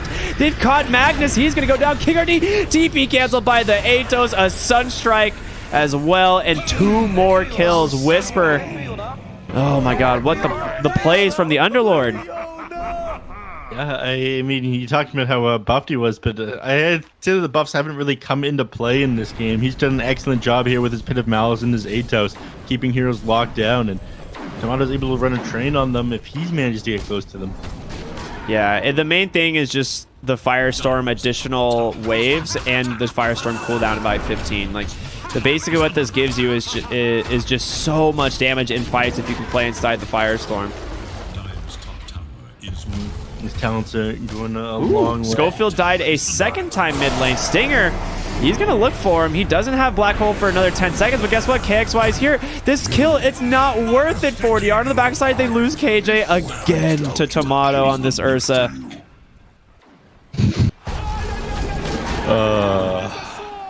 I mean, it's difficult for them to break high ground right now. They have a Magnus, they have a Phoenix. Spectre has the Manta style on the blade mill, almost a diffusal blade done. They don't have anybody who can kind of sit in front and hit the towers just yet, right? Yeah. Ursa will get kind of heavily punished for that, especially once a Blink Dagger is done on Magnus here. But I think the net worth lead is just going to increase and increase for Beastcoast. They'll probably wait for the next Roshan. They'll take the Aegis and the cheese. Maybe wait for the tier 3 neutral items, keeping Brazil locked in the base. And they'll be so out-farmed, there's going to be nothing they can do, regardless of not being able to break the high ground just yet. Yeah, you just finished Abyssal here on the Ursa, though, and it's one of those things where, oh, he just goes up onto the high ground and claps him. Did he have vision there? Oh, he did. This deep ward, not one that you see all that often, barely sees that Magnus walk on up. Yeah, and that's thanks to the trees that they cut down around there. That's the reason they can plant that ward. They've got some up over here, but I imagine they'll de-ward them with staying once they fly them out. 40R hiding on his Remnant, just kind of hoping the Ursa won't go for him. Carney gets the TP out. He's going to be fine, but mid lane, Spectre going to take a lot of harassment damage here. Might be forced to Manta. Yeah, she will. They just commit the Black Hole. You're kidding me. They have the damage. Potentially gets rooted again. Ursa drops in, but it doesn't matter. He gets the A. Can the RP protect it? It will this time, and it stuns down the whole side of Beastcoast. That's Sunray doing some serious work, and Whisper trapped on the high ground. They will be able to just lay into them. Tomato with an ultra kill. The Ursa just too damn strong, it seems, at this point in the game. The demonic perch comes out. Give him the rampage. He's got it. Tomato Ursa. The icing on the cake here for him this game. And Team Brazil, it feels like there's nothing they're able to do. This is an elimination match. They lose this, they're out of the tournament. They're not willing to call this one just yet, despite losing every hero. Tier 3, there's no doubt this one goes down. Rack's probably going to lose this one as well. Their heroes, they're not even seeing grace right now, is the fact that they're such low level they'll be able to respawn and take another fight before they can get another set of racks here. But my god, this game is difficult. When you fight underneath both the Phoenix Egg and the RP and you get them both off and you can't win the team fight, I mean, it looks pretty hopeless. Yeah, they do catch Ursa here, but I don't know if they're going to have the damage. He's going to have the Enrage in a moment. Oh my goodness, the damage from the Shadow Demon there is Thelocor. Super low. If he can get the shockwave off, not going to be able to make it, but he's going to be forced to chew through these trees. A lot of damage coming back out from the Phoenix. Tomato, he doesn't have much left. They need to be able to close the gap and finish him off. In comes 40R. He's going to be able to get the Ursa. The disruption. Can they save him? It's going to be big. He gets force-staffed out. The Ursa, the Tornado. KJ, he's on the run. The shockwave doesn't come out, but King RD, he's not going to be in a good spot. He's going to get taken down. You're going to survive. You're absolutely kidding me.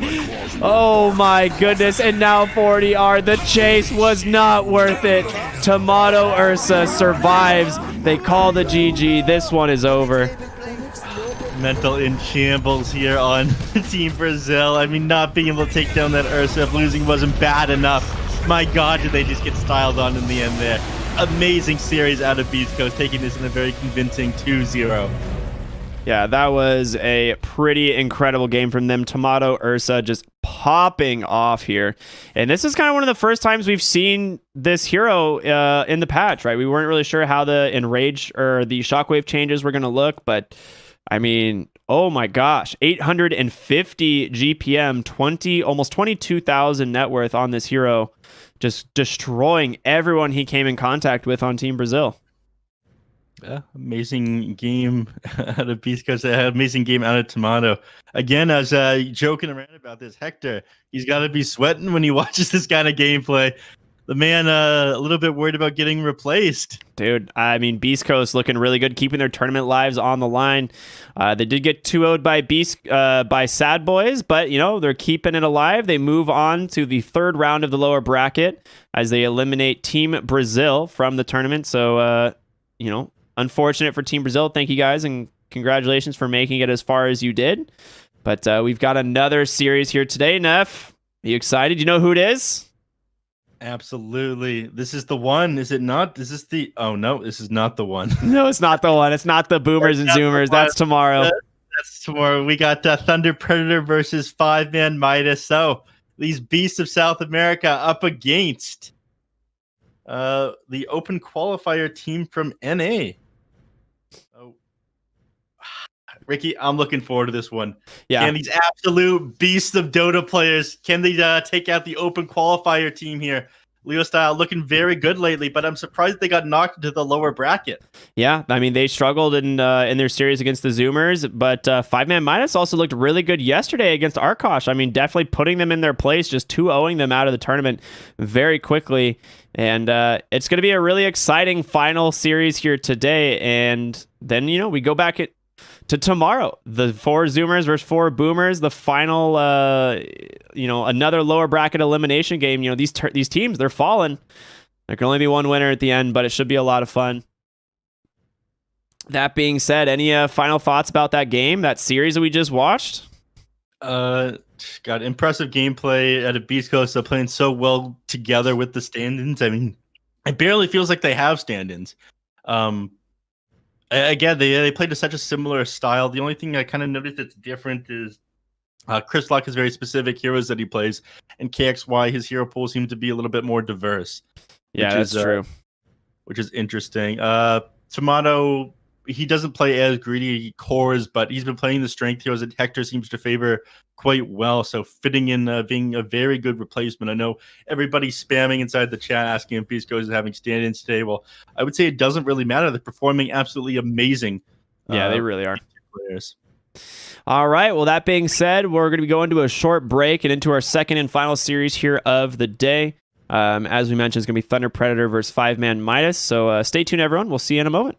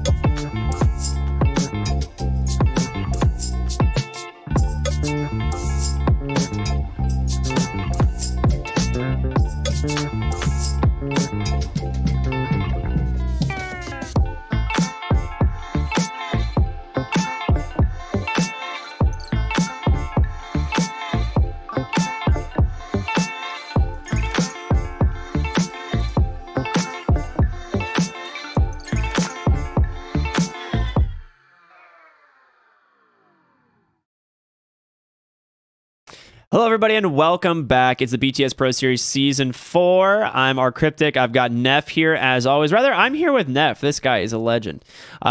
Speaking of legends, Thunder Predator. What are they doing right now, neph? What's going on? Well, unfortunately, these people might have gotten a little bit baited because you did the same intro we've done every other time before the game. Got him. Sorry to anyone who got baited by Ricky, but right now there's another tournament going on. Thunder Predator are playing in the Movistar Pro Liga series in a best of 3. Not really sure who's going to win game number 2 that they're currently on. The match, even get them here, is a little bit of an upset, so not really something that was being planned on. There's going to be a bit of a delay before we start this next match. We are going to be waiting 15 minutes after the Movistar Pro Liga best of 3 ends, which could go anywhere from 15 minutes to an hour, kind of, is what we're thinking, right? If it goes to 3 games. Yeah, exactly.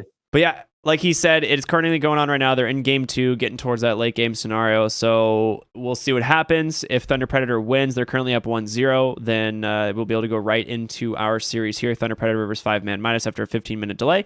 But if Omega Gaming win, they will be pushed to a game 3, and we will be playing at the conclusion of game 3. So whenever that series is over, we'll be coming right back here on the main stage. The BTS Pro Series Season 4 for Thunder Predator versus 5-man minus. So stay tuned, everyone. We don't know exactly what the ETA is going to be. Like we said, probably less than an hour, but it could be quicker. So definitely stay tuned. We'll see y'all in just a little bit. Enjoy some fancy tunes. Throw your cat jams off. Grab some food if you haven't already. But we'll be back hopefully sooner rather than later. Stay tuned, everyone.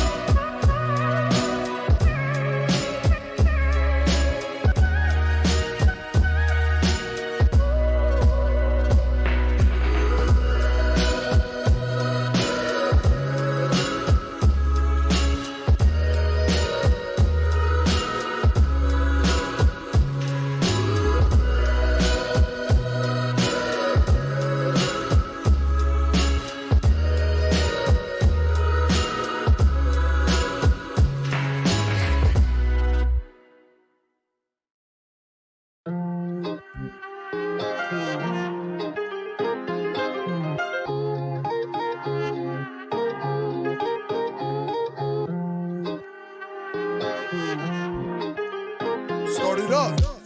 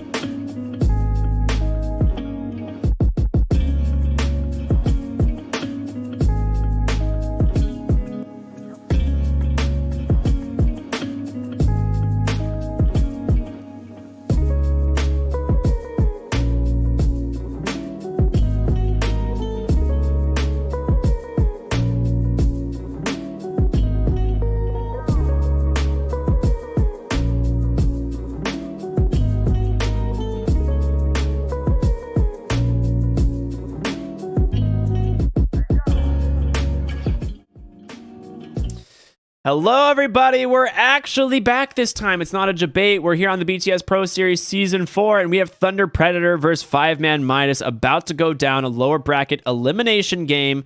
One of these teams will advance to play Beastcoast tomorrow, but one of these teams, unfortunately, their tournament life will be over. Now, neph, what do you think? How do these teams look? How do they match up? What should we expect? These two teams, God, anything. Thunder Predator, incredible team. Leo Style, the best mid out of South America. Almost every time I'd say they would win this match, but 5-Man Midas, this is the open qualifier team from North America. And what better matchup do they have when their backs are against the wall in this elimination match? Yeah. If you're this is when they're in their element, okay?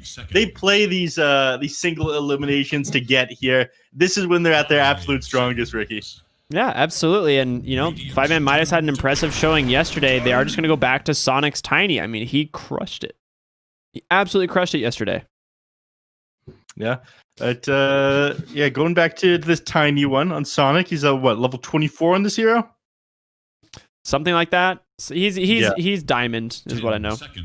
Yeah, Diamond. I call it Platinum, but... it might be Platinum. You might be right. So they did nerf him, though, right? That's the surprising thing. Yeah, his avalanche damage went from 2.5 times during toss, or went to 2.5 times during toss instead of 3, so a little bit of a nerf there. They did give him more damage on Grow, which isn't a big part of his kit. And then the tree grab cooldown got reduced. But it's one of those things where I wasn't entirely sure if this was still going to be a super hot hero, but it seems to be that 5-Man Midas really enjoy it. 5 Yeah. seconds. Plus they got the craggy exterior. It's back in the form of Aghanim Shard, and I know you're not a very big fan, but against Wind Ranger, all you got to do is get nice and close to her.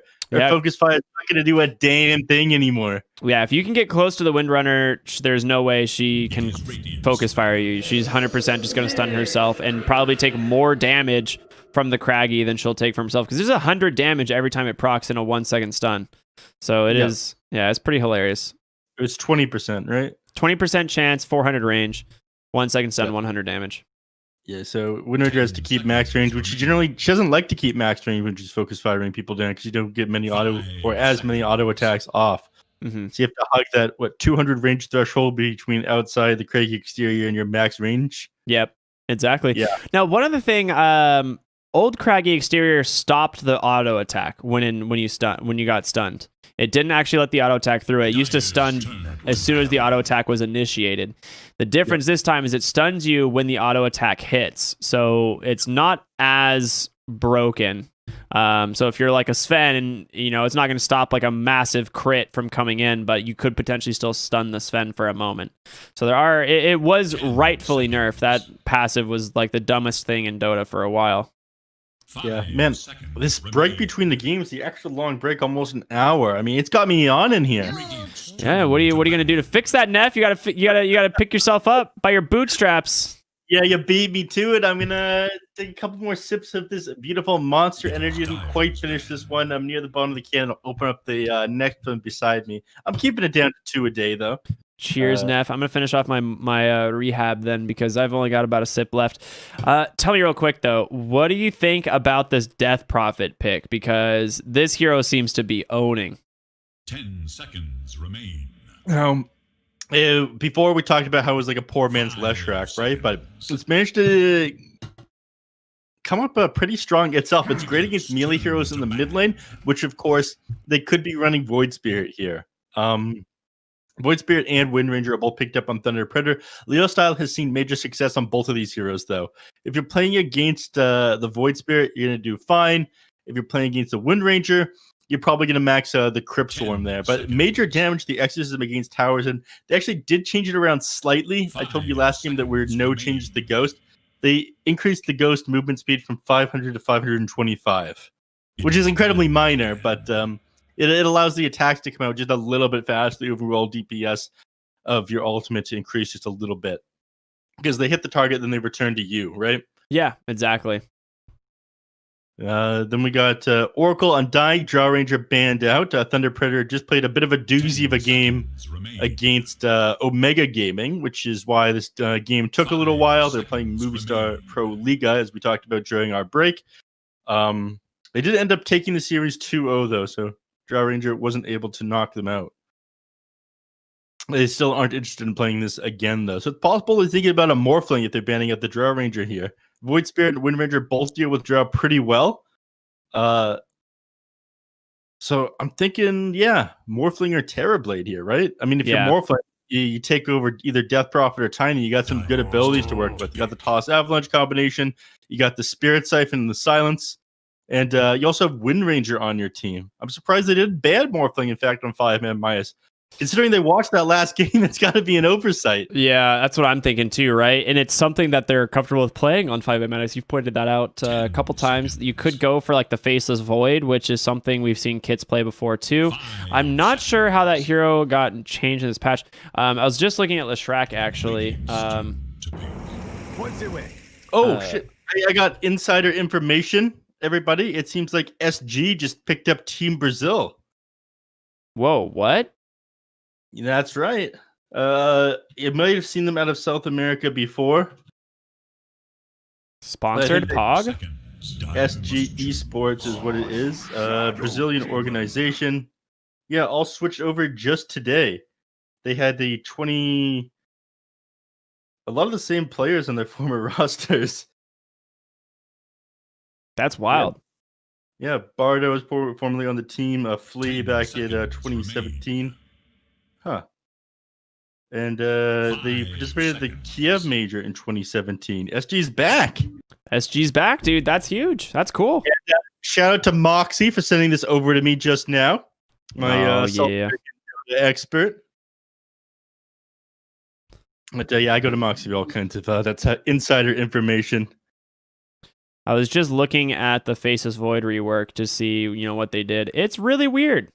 You can now reactivate Time Walk to go back in time. Wait, what? Oh, right. Right. It's recastable for like a second and a half. Yeah. They take the Abaddon Pango, which makes me believe this is probably going to be the 5-position Abaddon here for Shu. Now, it did get some carry buffs that, if I'm not mistaken, 5 seconds. They made him a little bit stronger as a carry, just because you can apply your Curse of Avernus now in various ways, but I don't know. We'll see. Yeah, pick up Phantom Assassin. It's got to be one of the best breaks in the game, the Phantom Knives. The 3 seconds in the AoE, not just that, but the cooldown of it is also pretty low. So against Abaddon, you can end up popping him before he can get his ultimate off, right? Between the break and what Void Spirit applies to him, the silence there. Yeah, if they get any form of silence, which is going to come out from the Void Spirit's Aghanim Scepter eventually, the Abaddon is pretty easy for them to take down. Now, again, PA doesn't want to rush this Fan of Knives passive or Aghanim Shard. You definitely want to still get your regular build, the Battle Fury, the Deso, and the BKB, but it is a good ability late game to get, especially in this one when you see it can break both Pango and Abaddon here. Yeah. I'm still surprised that I'm seeing the Phantom Assassin to the Morphling here. I mean, all the stars had aligned to make it a good Morphling game. I mean, you don't like playing against Death Prophet Silence, but even then you can have a Mantis style to deal with that. Yeah, absolutely. Go ahead, ban the Slardar. That makes sense to me. Yeah, that hero is so strong right now. The Aghanim Shard on him, the 5 seconds of Corrosive Haze onto everybody that gets hit with the Slitherine Crush. Yeah, it's just really good. Like when you blink initiate and get a free crush like that, and you're like, "Oh, I applied Corrosive Haze on 3 people. Neat." Yeah. And then you can like pick and choose who you want to like permanently apply it on, right? But yeah, it's a good one. I'm looking through the Abaddon here. They changed his damage talent to 15. And they increased the duration on Borrowed Time Scepter by 1, which is kind of, not that big of a deal, but I don't know. You could see more carry Abaddon with a 65 damage talent at 15. That's pretty good. Yeah, it is pretty good, and that's one of the things they were trying to push in this patch. I mean, that's a direct buff to Hector, who's one of the few people that have managed 10 to seconds remain. actually run this pause one bad. And 5 Yeah, So definitely. he can already pull it off. He's only going to be even stronger with that one. The 1 second, I'd say, actually does make a pretty big difference because it's like invulnerability. You got to star for your Mario. True. Thunder Predator have last pick. I'm assuming this is going to be their offlaner, right? No one here wants to be in the offlane. You do have last pick for 5-man Midas, likely the carry. Now, Underlord could be a safe pick. 10 seconds. They don't really need wave clear because Void Spirit's kind of safe and PA has blur. But he is good control for the Death Prophet and the Pangolier. I could see it. I could see it being Underlord here. You can see it being Underlord. I can see it being... Give me Pudge, dude. Just give me Tide. Pudge. Tide Hunter still in the pool. I mean, he's broken in this patch. I'm trying to think what Sacred's going to play, right? Sacred does play Tide. He also plays the Phoenix. His Pango is something he likes, but it's banned. You need a Dangler here, Ricky. Yeah, that's what I'm saying. The Danglers are your Tides and your Underlords. Yeah, it's time to dangle here on Thunder Predator. Someone just make space for the PA. Can fight with Void Spirit. Yeah, I'm feeling a Tide Hunter. I think Tide Hunter is the best Dangler. Yeah, he's a good Dangler for sure. Close second, so I'm on a similar page to you here. Is there anybody else they could run than those two heroes? I mean, there's Doom in the pool, right? Doom got a good buff. In my opinion, he got a good buff. Now, I thought Doom was pretty unchanged. So they made the Infernal Blade no longer the Ags. It's now a Shard. It doesn't apply break anymore, but it still does a pretty substantial amount of damage and stun. And then the Doom Ags now applies break. It's coming back to me. Oh, they took Coddle, so one of these is going to be off lane. Yep. And they brought back the Spirit form, but changed things around. He has Recall again. A couple of the classics. Coddle is so different now. He also just got a completely new ability. 10 seconds. Yeah, that one was... They changed Solar Bind.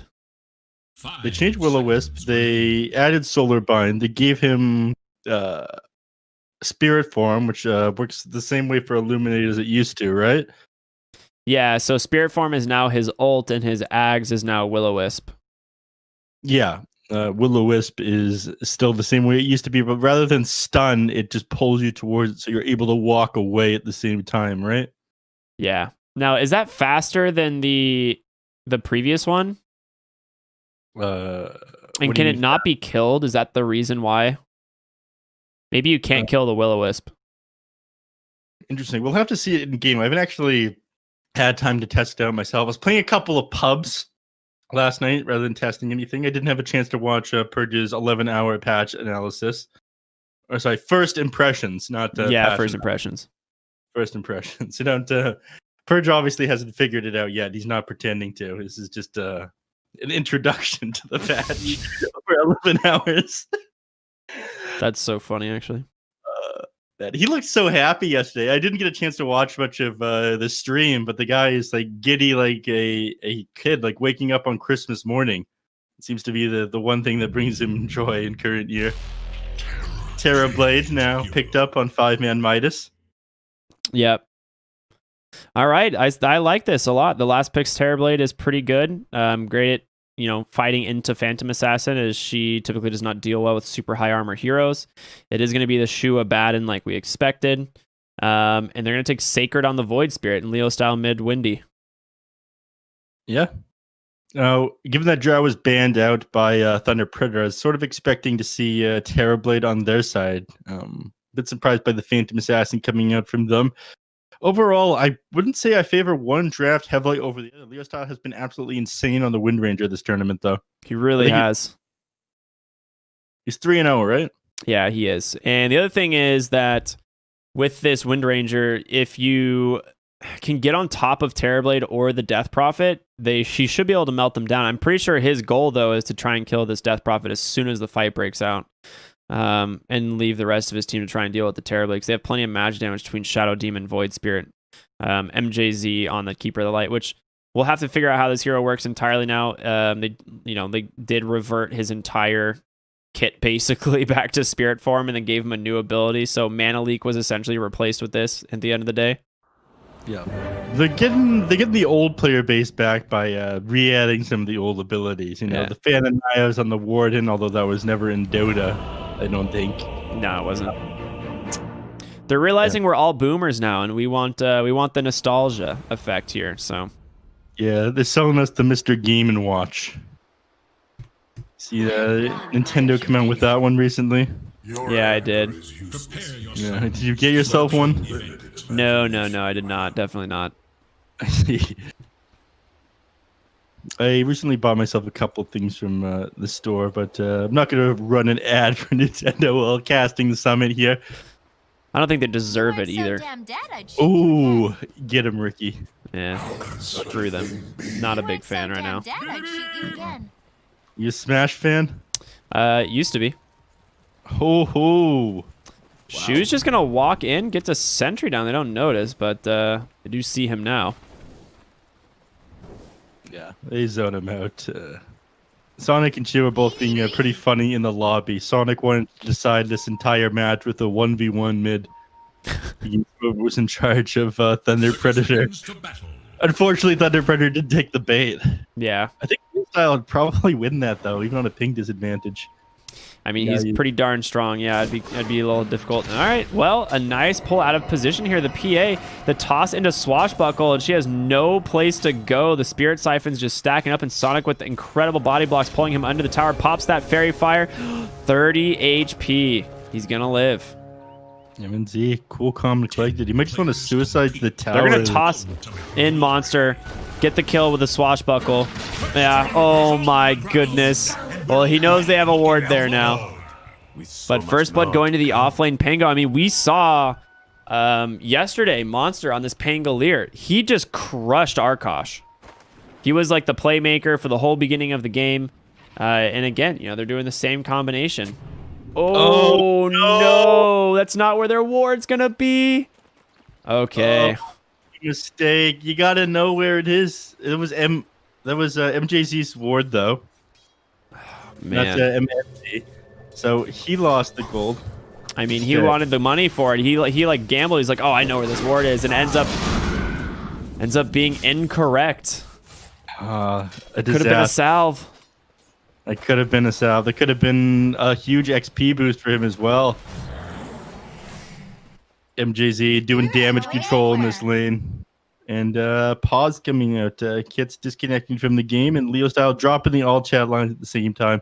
Thought something would be happening in mid lane if that was the case, but there is nothing. Bottom lane, the one saving grace to going down on MNZ there was the fact that you would have had to sit in lane, wait for your courier to come out with the salve, which would have been extra slow because they slowed down with consumables. It does not have been able to CS. So yes, you do die, but your game is a little bit better for it.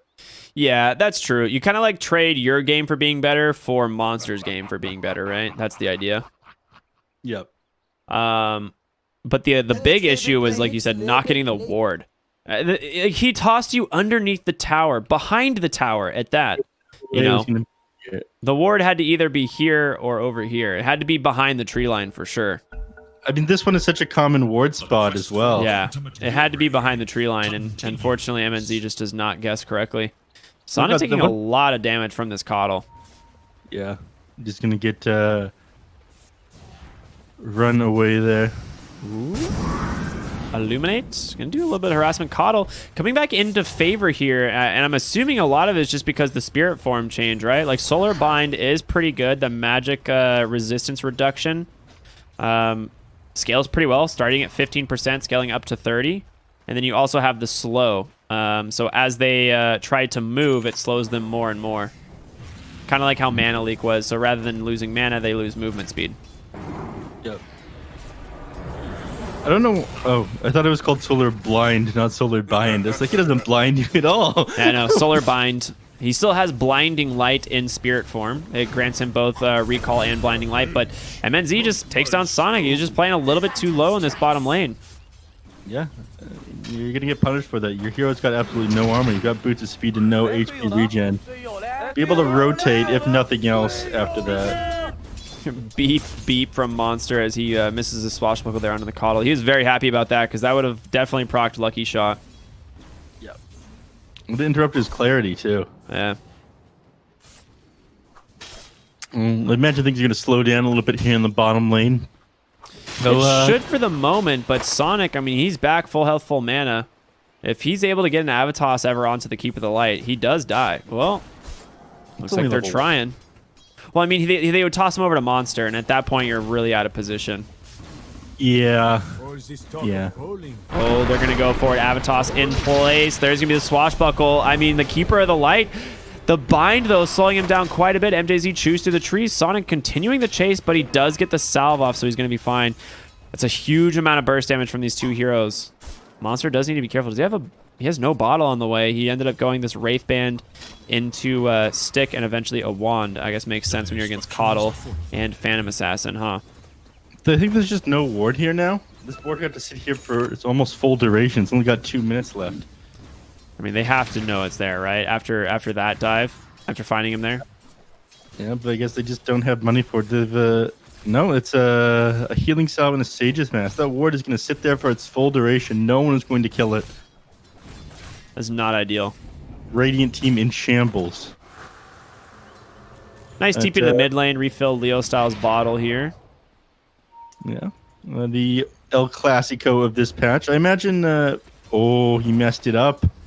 What? We got 2 bottle charges now. Yep. Oh, I think he just stole one from... oh, no. Yeah, I don't know. He messed it up. There's no excuse for that. Avalanche toss. Leo Styles has been found. They're going to toss him underneath. He just immediately goes for the TP, knowing there's a lot of damage coming out from these two heroes. No, he cancels it, and Shadow Demon's protecting the DD rune top. Leo style. The mental damage this time. Oh, power shot off the mark, though. Ooh. Sacred. Falling super low. Monster goes down in the bottom lane, though, at the same time. Oh, that's why it was off the mark with the power shot. They actually increased the duration of the banish there. It's 2.75 seconds now. What was it before? 2.5? Yeah. Did not know that. At least I think that they increased. It was 2.5 at one point. Okay, top lane. Yeah, this should be a kill here. He's going to immediately use that Aphotic Shield, but you got 3 poison stacks, and you should be able to pop those pretty easily. He does, Sladen. So Aphotic Shield does not remove the stacks, it would seem. It cannot does. be dispelled. No, Shadow Poison cannot be dispelled. Oh, they changed that one around. It used to be when you dispel it, it applies the damage immediately, but now it can't be dispelled at all. Interesting. So that's a huge buff to Shadow Demon, which I did not notice. Sonic bottom lane taking a lot of damage, but Monster, if he gets a Lucky Shot proc, should be able to save him. There it is. Nice not blinding light, but a ton of damage coming out from that Illuminate. Monster has to swashbuckle up onto the high ground. Sonic, is he going to toss the boy? Monster not close enough. And look at that slow. The block, he literally has 100 movement speed. Oh my god, that's so annoying. That was partially from the dagger as well, though. Shu finds Sladen in the top lane. Looking to find Sacred as well, but he's got the shield from Resonant Pulse. Ooh, off the mark with that Aether Remnant. Not doing too hot right now. Terrorblade, he is behind the Phantom Assassin even still. They've done a decent job at contesting his CS. Yeah, in both net worth and last hits. He needs to be careful, though. I mean, they are doing a really good job at playing inside the Illuminate, and Coddle just kiting out this Tiny. He's unable to ever close the gap, and just kills him. Yeah, and this is only going to get worse once the boots come out on the Keeper of the Light. I mean, the hero has so much base movement speed already, 330. He's done a decent job with this Ring of Basilius as well. I mean, he only has to go the 1 point into the Chakra Magic, just wants it for the cooldown reduction, it seems. So the double daggers, the double slow coming up from the Phantom Assassin is going to go a long way. All right, there's going to be a nice rotation in the top lane. They take down Sacred. They commit the meta for this, but definitely worth it if your kit's here, because you are going to be able to get level 6 off the wave. You can get complete solo experience here. Well, unless he keeps building poison stacks on you, Kits. Kits has lost 2/3 of his health. He has to leave now. Now, did you see the Aghanim Shard from Wind Ranger that's come out? I have not. Let me see. Oh, yeah, the global power shot, and it's an execute, right? And do you see the old? Oh no! Oh, great rotation from Sonic. He goes straight from top to mid, gets 2 big kills, and now the Exo with this Arcane Rune is going to allow them to do a lot of tower damage here. He might turn his attention on over to Sladen, but hasn't quite decided. He does have quite amount of survivability with these Spirit Siphons, as well as these Exorcism Spirits coming back eventually. Yeah. Just trying to take full advantage of that Arcane Rune there, right? Yeah. So let's see. Global, but only hits 1 hero beyond its default range. Max 1 hero. Okay. Impacted hero will be killed if they are under 13% after taking damage from the impact. Scales based on power shot channel. Ah. Interesting. Okay. So you can't just use it to globally farm or globally steal CS. Yeah, it only hits 1 unit, I guess. Right? It won't apply to regular units, just hero outside the range. Okay.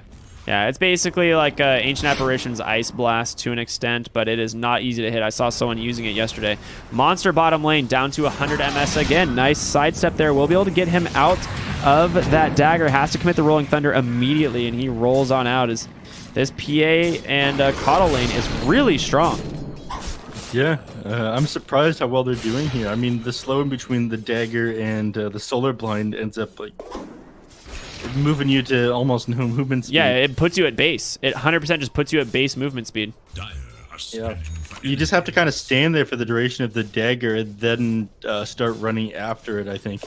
Because you're essentially getting the auto attack in as if you're not... Ooh, he might have found MJZ, but not fast enough there on Tiny's fingers. He's able to just walk away. Oh my god, look at this slow. He's limping. It's so annoying. It's such a cool part of his kit too, because it works in the same way that Mana Leak did, where it's like you don't want to move because you know, you got this debuff on you, but if you don't, you're gonna take an Illuminate to the face. Bottom lane, they dive the PA here. She gets a nice Phantom Strike away. Sonic, he's going to be the first to dive again, but gets the toss off.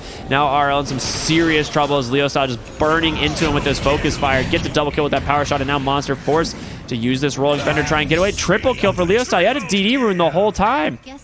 Yeah, just going to stand his ground and fight. Shouldn't have Rolling Thunder in that. Should have gotten out right away. Awesome by him, and he's having a great game, sitting near the top of the net worth chart with this Phantom Assassin. They do manage to take mid in response to Sacred and in response to Leo Style moving though. Yeah. That was a heads-up rotation there by Kits. Yeah, I did not expect that. Just using his position on the map where he's farming to just push mid lane tower with this meta 0-4-4 build and gets the tower. It is a great hero to have Possessed Mask on. Mm-hmm. There was no... Ooh, Leo Style, you're in trouble. Silenced up, taking a lot of damage. Will have the wind run when this is over, though, so he will be able to get on out of here. Sonic trying to close the gap. Does have Toss and Avalanche. The question is, can he close it? Gonna be a little toss in the Pango. Avalanche to slow, but he sidesteps it for the moment. Swashbuckle off the mark. Leo Style, dude. Styling on him. He's styling on him. You're right. MJZ gonna try and run the Death Prophet bottom lane, but it is 4 points in the Crypt Swarm. He's just too good. You're not going anywhere. Dropping the all chat lines. Man, that was a sick play by Windring. You're getting out of that against all odds. And with the spacing created, they created a 2K net worth lead. Yeah, PA taking tier 1 top. They're losing bottom, so they are going to swap the towers. But MNZ, he's closing on the Battle Fury, and he's going to have it a really good time. He's got treads completed, the wand, and he's only about 1,000 gold away. Radiant have fortified their structures against attack. Over here in the jungle, Shu is taking a bit of harass here thanks to his own illusions. Sladen does a lot of work against him. He's just going to pop the Demonic Purge. Interesting. Oh, they're losing Sonic in the mid lane too. Is Sacred's just going to chase him down, and thanks to Coddle, easy stuff for them. So a 1-for-1 trade. This is why they call me. I think Leo Sai was hoping to line up that power shot. In fact, Shu, you're dead. Wait, is he? Oh my goodness. I didn't even notice. Managed to catch it there at the end thanks to Jerry. Well, thank you, Jerry. You will have your banana today. He has earned 1 more banana after we taketh 1 away. Ooh, they got the shackle onto RRL here in the mid lane. He's just slowed so much. Oh my god, it's so annoying. That spell is really cool. The Skywrath mage animation or what? I think it's the same debuff animation that they use on the new hero's ultimate, but it just looks way more amplified. Interesting. It looks a little bit like Mystic Flare coming down. Oh yeah, almost does, huh? You're right. Well, Kit's top lane. Good night, sir. Rotation from Leo Style and Sacred. Another DD rune going his way allows that focus fire just shred through him. They do take down Coddle. You know, it's some trade, but you know, you are losing the Terrorblade here when he needs to be the one farming. Speaking of farming, MNZ's almost got his Battle Fury online. Just need working on this last 200 gold here to complete his Void Stone. Finds a possessed mask for himself too. That's a happy one. Mid lane, they get Leo Style. They surround him. I mean, he's bound to go down eventually. He's been playing very dangerously here. So we'll slow down his MKB a little bit. He might go something else after dropping like that, but he's so close to this Demon Edge and be able to blow these heroes up in no time. And all Royal Jelly now found. He'll pass it the way of Leo Style. It would have been nice if he had it before. Slighted thinking about having a taste for himself, though. He's going to go in, find both supports here. A nice Avalanche and toss the Rolling Thunder immediately canceled. They do get a silence onto the Void Spirit. It would be a great find, but they do just need to disengage. A great 4-man Resonant Pulse doing some serious damage. Shu does have borrowed time. It's going to get popped. They'll have to disengage here on 5-man Midas, but the Shackle. What a sick time there from Leo Style. A couple auto attacks. Power shot off the mark, not necessary. MJZ secures it with the Blinding Light.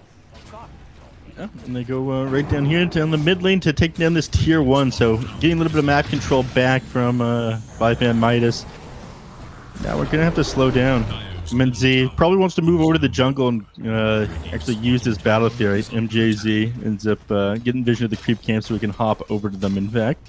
Wasting no time at all. It's kind of funny. Monster has the chipped vest and he's going Blade Mail, so he's going to have the double damage return. So Blade Mail does how much damage? 20% of your attack damage. And 20 damage, plus 20. It works a bit like return like that. Yeah, so 20 plus 20%. Chipped vest does 26 to heroes. So 46 base plus 20% of the damage you take. Yeah. I mean, if you activate that Blade Mail, it's going to be even more. Yeah. So, unfortunately for him, Wind Ranger almost has this MKB, but you're going to need a BKB directly afterwards. You're not going to be able to focus fire down Monster here. Yeah. On this thing.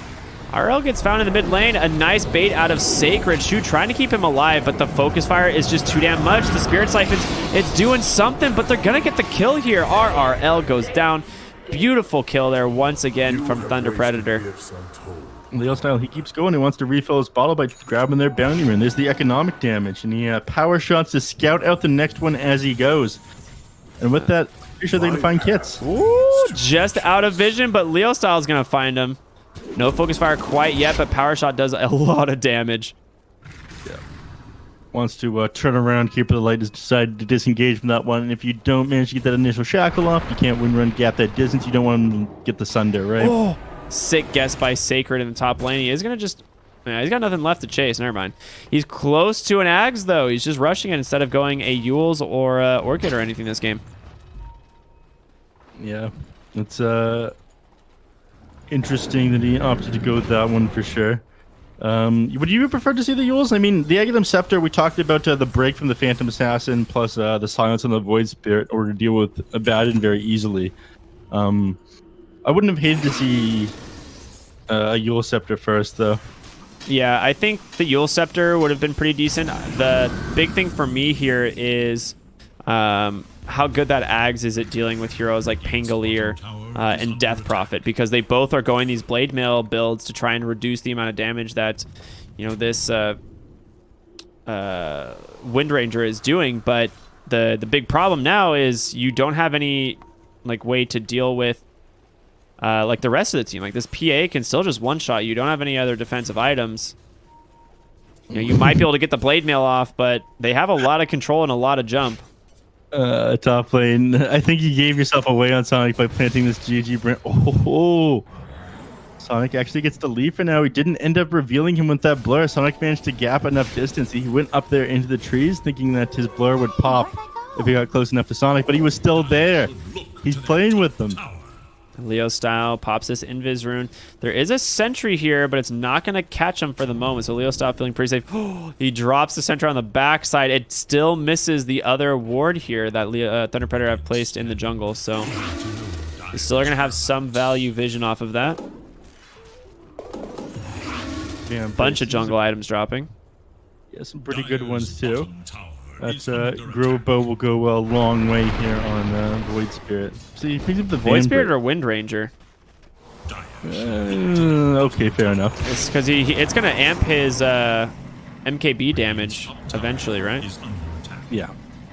Yeah, she's going to take it. Void Spirit's going to take the Van Brace for the magic amp, which is also really good. So I think, okay, he's not going to take the Nether Shawl. I expected him to hold the Nether Shawl, but that's a great coddle item. Mm-hmm. It's on Shadow Demon, it seems. Okay, I mean, yeah, both supports happy to take that. Tons of magic damage coming out from these the 5-man Midas lineup.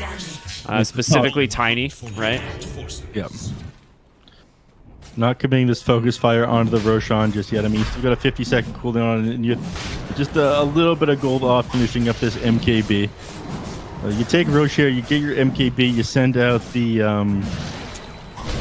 Gropo with it. You're gonna be pumping up. They're exoing right into the pit, but it's not early enough. Sonic goes in with a nice blink. He takes down the Wind Ranger immediately. Kits on the backline doing some serious damage. The rest of the team just disengages Sacred. One more Astral Step away, but RL, he's really fast. The Death Prophet movement speed, it's no joke. Can they continue the chase? Sonic jumps on in. The Avalanche off the mark. He's gonna go to the low ground. Doesn't look like they want to continue the chase, and I mean, overall, I'm surprised that went as well as it did for them. Yeah, I mean, they ended up getting the fight at the tail end of that one. I think the main thing was how quickly they managed to blow up Leo Style there. A lot of the damage comes out from him, so the toss avalanche combo landing onto him, the swashbuckle lowering his armor, and then the shield crash hitting him too. It was just too much. I think he ended up taking like 500 damage, taking up Roshan there as well. I saw like 500 damage from some random source, but MKB just about done on Leo Style, and I think that's where the game just like completely turns into Thunder Predator's favor. Yeah, I think you're right. As soon as he has this, it's going to be pretty big. He also did pick up the Quicksilver Amulet, so for heroes like Wind Ranger, as soon as you like Wind Run Focus Fire, it's just that much better. You have more movement speed. The attack speed doesn't matter too much, but it is just a generally good item. I still would have expected her to take the Grove Bow in this game. I think that's just better than the Quicksilver Amulet, though. Well, we'll see. I mean, a lot of the time, one of your abilities is going to be on cooldown, so you get the extra movement speed and attack speed from it. We'll see. Yeah, it's like roughly 30 movement speed. I mean, that's all right, especially once you get that eggs. All right, they're going to find the Tiny. Nice initiation there from the Void Spirit. Easy catch. And he's a big part of the damage from 5-man Midas. Like, a lot of these fights, the only reason they're going well is because Tiny's able to blow up one of these heroes. And now your tier 2 tower under siege. The Deso, the BKB almost done on this Phantom Assassin. Just trying to split push as fast as they can on Monster in the bottom lane. And Terrorblade top lane, I guess, doing the same thing. Going for his Manta now as he's completed the Halberd.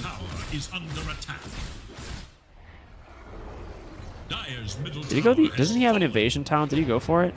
Yeah, he did. Who? He was the 16% evasion talent, and then he's also got the 20% evasion from that Halberd. Going for the TP out, potentially. They don't have vision on him. Kits? He has TP in 3 seconds. Oh, my goodness. Do you think they guess? No, he's out of there. He's out. Okay. Yeah, they didn't think he'd be all the way up there, so nice dodge by him. Ended up not going this way, but rather over here. Not what they expected. Sonic's got his Blink Dagger online over here. And I guess just looking for a potential setup or a counter initiation onto RRL, which I think is going to happen. A lot of the heroes moving towards her. Chew gives them away, though. All right, well, that's weird. The audio clip for that whatever bind does not stop. Sonic, a huge initiation onto the PA, forced to BKB Monster with a great Rolling Thunder holding them in place. They will take down the Tiny, the Focus Fire making quick work of it, but MNZ, he's chasing after RRL, and he can't afford to go down to the Death Prophet. One more crit, the power shot from Leo Style, able to finish it off, and now Monster in some serious trouble. He pops that Blade Mill, he has a swashbuckle, but he still can't finish off the PA. He's kept alive, another Remnant triple kill. Headshot after headshot. This guy, as we like to call it, an op main. He's just having an amazing game here. I mean, he's gone down a number of times, but just because of how aggressive and far forward he's playing. Go for this BKB next. After he gets this, I think there's just no way they're going to be able to bring him down. Tier 2 tower brought down as well, and I think they'll make their way over for Abaddon in this shrine, or sorry, outpost inside the Dire jungle. They're smoked up. They're going to find Shu. Yeah, unfortunate here for the Shu. He has the borrowed time, right? But I don't know how he ever gets out of here. Sonic debating on going in, right? He has this blink. Can he help the boy out? But borrowed time finally going to come out. Sacred will hit him with that Remnant, and eventually Shu will go down. Another kill going away. Sacred the toss into the base, though. They caught Sladen. Silent swashbuckle underneath the tower. Okay, a nice find from Sonic. This Tiny, he does some serious work on this hero. Yeah. I mean, she was Sonic's probably one of the saving graces of their team. He's been getting some amazing tosses backwards. I think, yeah, he's participated in most of the kills on his team. He's 8, a total of 11. I thought it was 100%. That was my bad. But that's how he managed to farm this Blink Dagger, right? Pulled himself up by his bootstraps this game. That is indeed true. I mean, and he's got the Faded Brooch and the Windlace Tranquil, so he's very fast. Like, he's able to move in and out of these fights pretty easily, which is a big deal. Bottom lane, they're chasing Kit on the Terrorblade. He's got vision on Kit. The question is, do you want to keep chasing or by yourself? Aghanim Scepter, as we pointed out, has been completed. He has those 2 charges in the AoE silence on the Void Spirit here. He goes in, gets the silence onto 2. On the backside, Monster, I don't know who they're chasing. It's going to be the Shadow Demon. He's going to throw himself in the disruption, saving himself because he's got a little bit of time there. But on the backside, Sacred plus Leo Style, they take down that Tiny pretty easily. Dissimulate, gonna give him some space, but Pangolier in trouble. MNZ chasing after him. That Blade Mill protecting him for the moment, but Kitsy's just getting kited out. Sacred going on in, protected by a Glimmer Cape as well. And MNZ, he's got to run that BKB. It's expired Kits. He's a lot of damage coming out here, but he gets pulled in. He's got to get asunder. He finds Leo Style. It's a triple kill for Leo. It's about to be a quadra, making an ultra kill. 5 heroes go down. Leo Style is doing so much damage in that fight. I was a little bit worried because they took it when using Focus Fire on that Tiny. I mean, Leo Style understands that Sonic, a lot of damage in this fight is going to come out from him, but it didn't end up mattering. The Terrorblade struggled to stay on top of any targets, and you still have that wind run on Leo Style to fall back on. So just stood right in Terrorblade's face. 4,100 damage, or almost 4,200. Oh, sorry. Coming up from the Phantom Assassin, actually, as Leo Style just styled on everybody there. You can't really get your hands on any of these heroes, and you put yourself so far out of position just to get Shadow Demon at the start of the team fight. Yeah, absolutely. And they committed a lot for it, right? The Rolling Thunder was committed. The Terrorblade couldn't continue following them. Like, he's just solar binded. Has no way to purge that off. Like, didn't have the Manta. It was already committed. And, of course, no BKB. So he's just slowed down and held down on the backside. They do find Void Spirit here, and he's going to be able to Astral Step up, but right into Shu. Another Glimmer Cape saving him, but the dust comes out. The Monster just playing ping pong on the high ground. Can't get on top of the Void Spirit, and he's going to live. On the oh my gosh, MNZ, he has no chill. He just takes down that Death Prophet in no time. Double kills, he gets the Abaddon. Now he's falling a little bit low to the Tiny. In comes Kits. Do they have the damage here to finish off Sacred on the Void Spirit? It would be a fantastic kill, but they cannot find a triple kill for PA. They buy back the Abaddon. Monster goes down to Sladen and Leo Style, and it's just pickoff after pickoff. Suddenly, this game looking so hard for 5-man Midas. Yeah, and Monster wasn't able to do anything either. He ended up getting kited out by the Keeper of the Light and the Phantom Assassin at the start there. He tried to chase the PA with his ultimate on this cliff over here. Ended up heading over, hugged the edge, went over here, then just jumped back down to the Keeper of the Light on the low ground after that. And, just stuck playing pinball back and forth over here with the Rolling Thunder. And if you can't take fights with Rolling Thunder and Exorcism, I mean, There's nothing you're going to be able to at a 21k net worth disadvantage. Yeah, we see, these double blade mails. It's like it's a decent item, but it's not really paying off for them here in this game,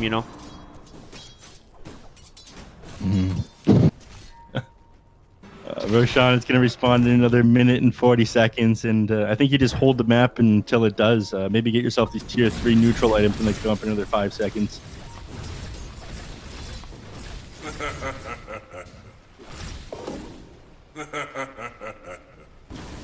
Chance of Quiver now found by the Wind Ranger. Okay. All right, mid lane. Sacred goes in, throws a lot of spells. They're going to be able to follow this up. A nice Rolling Thunder holding 2 in place, but he's kind of by himself, and there's the Focus Fire. More than enough damage. Pangolier does not do well in the open like that. No. Leo Style heads up to the top lane now, and Kits is forced to get back, so no tier 1 tower. They're going to be able to grab top and just finish up his catapult in a moment here. And they'll set up around the Roche pit, I imagine. No need to rush this one. I mean, it can be difficult to push into the Tiny and the Pangolier on the high ground. If you get caught out on the ramp, he can just jump back and forth onto you. No need to play it risky at all if you can take it late, and you're able to take it late thanks to Wind Ranger and Phantom Assassin. MNZ just walking through the jungle, farming up all the creep camps that 5-man miners could potentially take. Oh, shoo. Walked into a remnant and pulled on the high ground, forced the TP. Oh, no. Spends the last of his gold on a town portal scroll, too. The economic damage, as we like to call it. Meant at this point. 10 seconds Oh my left. god, a DD rune bottled on PA as she finishes the Eye of Scotty. It is going to pop here. They have vision. There's going to be the PA. This would be the target if you can get her, but she has BKB. Oh, they're not able to chain stun her here. She's going to look for the Death Prophet on the backside. Goodbye, sir. The DD rune, just too much. Double kill for Phantom Assassin. Is going to be able to continue the chase. Sacred looking for a Yule's target. They see Shu for a moment. Leo Style able to get in range, cut off that escape. And his borrow time's going to be forced here. The Yule's to delay that out. And this is going to be another 3 kills going the way of Thunder Predator. Leo Style finishes that one off, and God, 460 damage per attack without considering crits here on MNZ. There's nothing they're able to do against this one. The Desolator ripping through this tower in no time at all. Assisted by that armor corruption too. I think this is it for them. 5-man Midas, they're not going to be able to do anything here. Yeah, they're focus firing down mid as well. Monster gets found, and a Remnant's going to set this one up with ease. And guess what? In comes the PA. He plops the Blade Mill, but she doesn't really even care. She hardly loses any health. Blade Mill seems like an underwhelming item to me. I don't know. I mean, it's great, but when you're losing this bad, it feels like it barely matters. Yeah. Sladen, a nice aggressive blink, gets this disruption onto Sonic, trying to prevent him from getting a blink catch here. Yeah, you got to keep in mind we have hit the 1k net worth per minute mark that you like to talk about, or just about hit it. Yeah, that's pretty much the point of no return. Is Roshan respawns, just going to make it that much more difficult, and PA closing in on Assault Kuros. Yep. Once that one's done, you're going to have no armor left. PA and Wind Ranger just going to be able to blow you up instantly. They're opting to try and fight this. I guess they realize they have no choice, but the Roshan, if MNZ gets a crit here, it's going to die before they even make it in time. Sonic, he has Blink. He's got to go in, but instead they just go for the Coddle. I mean, that's fine, but now Sacred, he's here, and so is MNZ on the PA. The Rolling Thunder, it's canceled for the moment, but oh my god, the crits! RRL pops the Ghost Scepter, but he gets Demonic Purge. He can't escape. There's nothing for this guy. You lose both cores immediately, and the GG is just called. Yeah, nothing they're going to be able to defend, especially with that Exorcism and Metamorphosis down. And Thunder Predator, such an amazing game number 1 here. Leo Style has been an absolute beast here on this mid lane Wind Ranger this tournament. It puts him at 4-0. Yeah, that is not a hero you're probably willing to give them at this point. Yeah, and 5-man Midas, you know, they struggled to find anything that game. I think the Terrorblade pick was pretty good, but you weren't able to find the same amount to farm, and Leo Style, he really popped off. This Keeper of the Light, I think, took them by surprise as well. The Solar Blind, the PA, Keeper of the Light lane, I mean, that won way harder than I thought it would. the bottom was just a disaster. I mean, look at these the player net worth graphs here. PA managing to sit like head and shoulders above everybody else throughout the entire laning stage.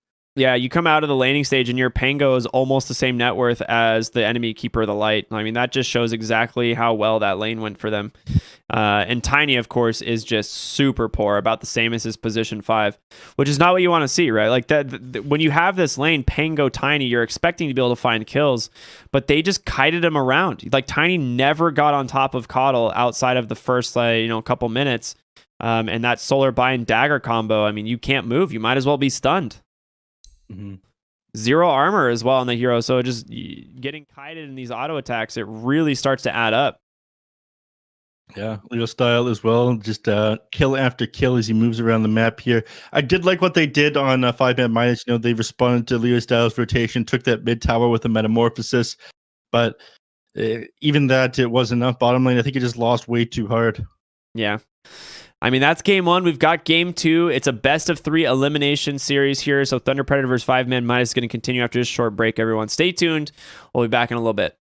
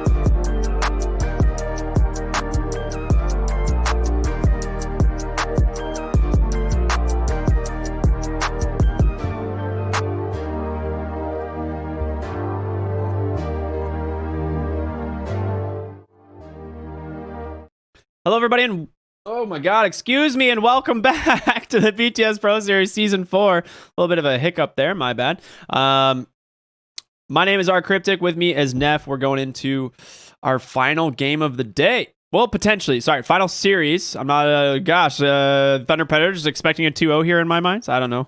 But it is the final elimination series of the day. And Thunder Predator, if they get the win here, they send 5-man Midas packing. Yeah, I mean, it's going to be a rough one for sure, but when their backs are against the wall, that's what make these NA Open Qualifier teams the strongest. That is true. If they're good enough to take down these SA giants here. It'd be a huge task, man. These guys not used to finishing very low in a tournament. No, absolutely not. If they win this one, I believe it puts them up against Beastcoast, but they do have to win one more game. 5-man Midas, they are playing for behind. We'll need to win 2 in a row in order to take them out. And then Predator, they opt just to go with the Wind Ranger again. Leostar has had an amazing performance on it this tournament, sitting at 4-0 so far. But Undying, this is a shoe specialty. It is. It absolutely is. Now, do you happen to remember what the head-to-head was for Beastcoast and Thunder Predator? They did get 2-0'd. Okay, so Beastcoast did 2-0 Thunder Predator earlier in the tournament. So they, might be a little bit afraid to go up against them again, but we'll see. Undying and Tiny, huh? That was with a stand-in for Leo Style, though. He was off that day. You are right. Leo Style was not there. That's a big deal. I mean, I'm going to sound like a Leo Style fanboy. I already sound like a Leo Style fanboy, but I think the results would be a little bit different if he was there. They definitely are a lot stronger with him on the team. Me, of course, believing that he is the strongest mid laner out of South America. Always has an amazing performance, though. Last game, he was styling on them. I mean, you see those jukes in the bottom lane? He really was. Yeah. But Beastmaster picked up next here on Thunder Predator. This was a Frank the Tank specialty, but Sacred has been running into decent effect as well. 5-man Midas. They want to go Tiny on Sonic again. I felt like that was the most impactful hero in the last game. He managed to get a lot done. Yeah, I don't think the issue, right, is the Sonic Tiny. I think he has not been, the reason that, they lost that game. But we're going to see the shoe Undying, see if he can have more impact here than he did previously on that Abaddon, which it didn't feel very good personally. It's against the Shadow Demon. We learned that the Shadow Demon poison stacks cannot be dispelled now. So that Abaddon ended up backfiring really hard. Yeah. The Abaddon definitely didn't work. I don't think they realized that change has been applied. These teams, they probably reading through the patch notes themselves have a bunch of different things that they're trying to do. And my God, was the patch long? I mean, Shadow Demon towards the end of it as well. So you might not have gone as far as the S's. You might have gotten bored and started to skim it there. I know I did. I missed the fact that it was non-dispellable. Oh, yeah, me too. I'm just looking at, the heroes that pop up in the game, and apparently that was one that a lot of us overlooked. It's the first thing, though. Poison is no longer dispellable. Let's see how this game goes. Death Prophet banned out. It's a strong one. Somebody who we both agreed on was a little bit slept on. The hero just great against melee matchups in the mid. 5-man Midas. It looks like they're not as willing to play it this time around, though, given the fact that they realize they're going to be playing against Leo Style on this Wind Ranger mid. You generally want that melee matchup, right? Yeah, it's going to be a difficult one for sure. And the thing is like you said, it kind of protects them allows Thunder Predator to have the Death Prophet pick if they want, and then rotate, the Wind Ranger someone else. And we know Leo Style can play that Death Prophet very well. Yep. Monster, he's normally had a pretty good performance on the Pango. Last game, he wasn't able to do anything, though. That Phantom Assassin cube with the light lane, just way too strong. This game, they do ban it out. So it's likely the safe lane is going to be a little bit weaker. We saw him do so much with so little against Arkosh yesterday. Or sorry. Yeah. I think yesterday, yeah. Yesterday was our first elimination games. Right. My days are mixed up. I was doing Perfect World last night as well. So I'm like, it was Perfect World yesterday and this 2 days ago. I don't know. Yeah. Last band coming up from 5-man Midas. What would you hate to play against here? I think you do have to probably start considering supports. I would get rid of the Keeper of the Light. I think it just caused too many problems for them, especially for the Tiny, and you're dealing with Beastmaster. Oh, okay, they're going to go ahead and ban the Morphling. Yep, this is something that made it through last time, but they didn't end up getting rid of.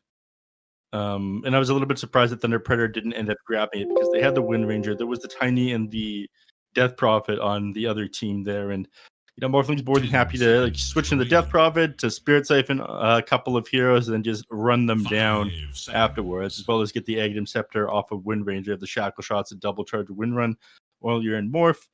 That might have been something they were going for here. The way they might have to have a change of plans. But the Morphling banned out. Get rid of Naga Siren on the other side.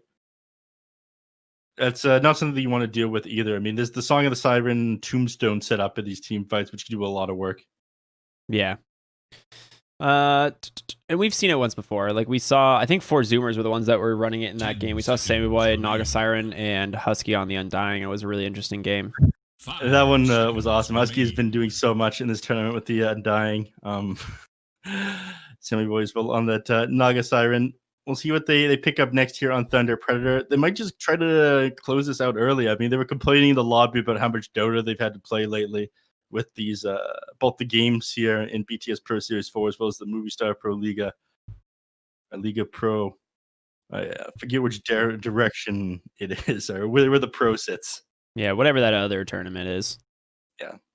I mean, they run a pretty good event. Oh, yeah. So I hear.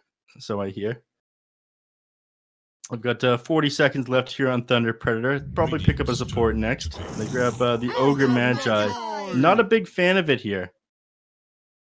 It's pretty good when you factor in the attack speed bonus that Beastmaster provides as well. So we might see a hero that can really benefit from both and kind of meet with the timings here. In my mind right now, I'm kind of looking at an OD, honestly. OD might be pretty sick here. 5 seconds. Interesting. OD's been not the most successful hero, it feels like. Did get a pretty solid rework, though. That hero is always being reworked. Well, first off, they renamed him to the Outworld Destroyer instead of the Devourer, so he's back to the old name. Yeah, I pulled up the patch notes because I realized I didn't remember what his changes were. This is like 3 paragraphs long, just like his ultimate. I can't read all of this. Yeah. All right, they take the Brewmaster, though. So this hero got some pretty big reworks.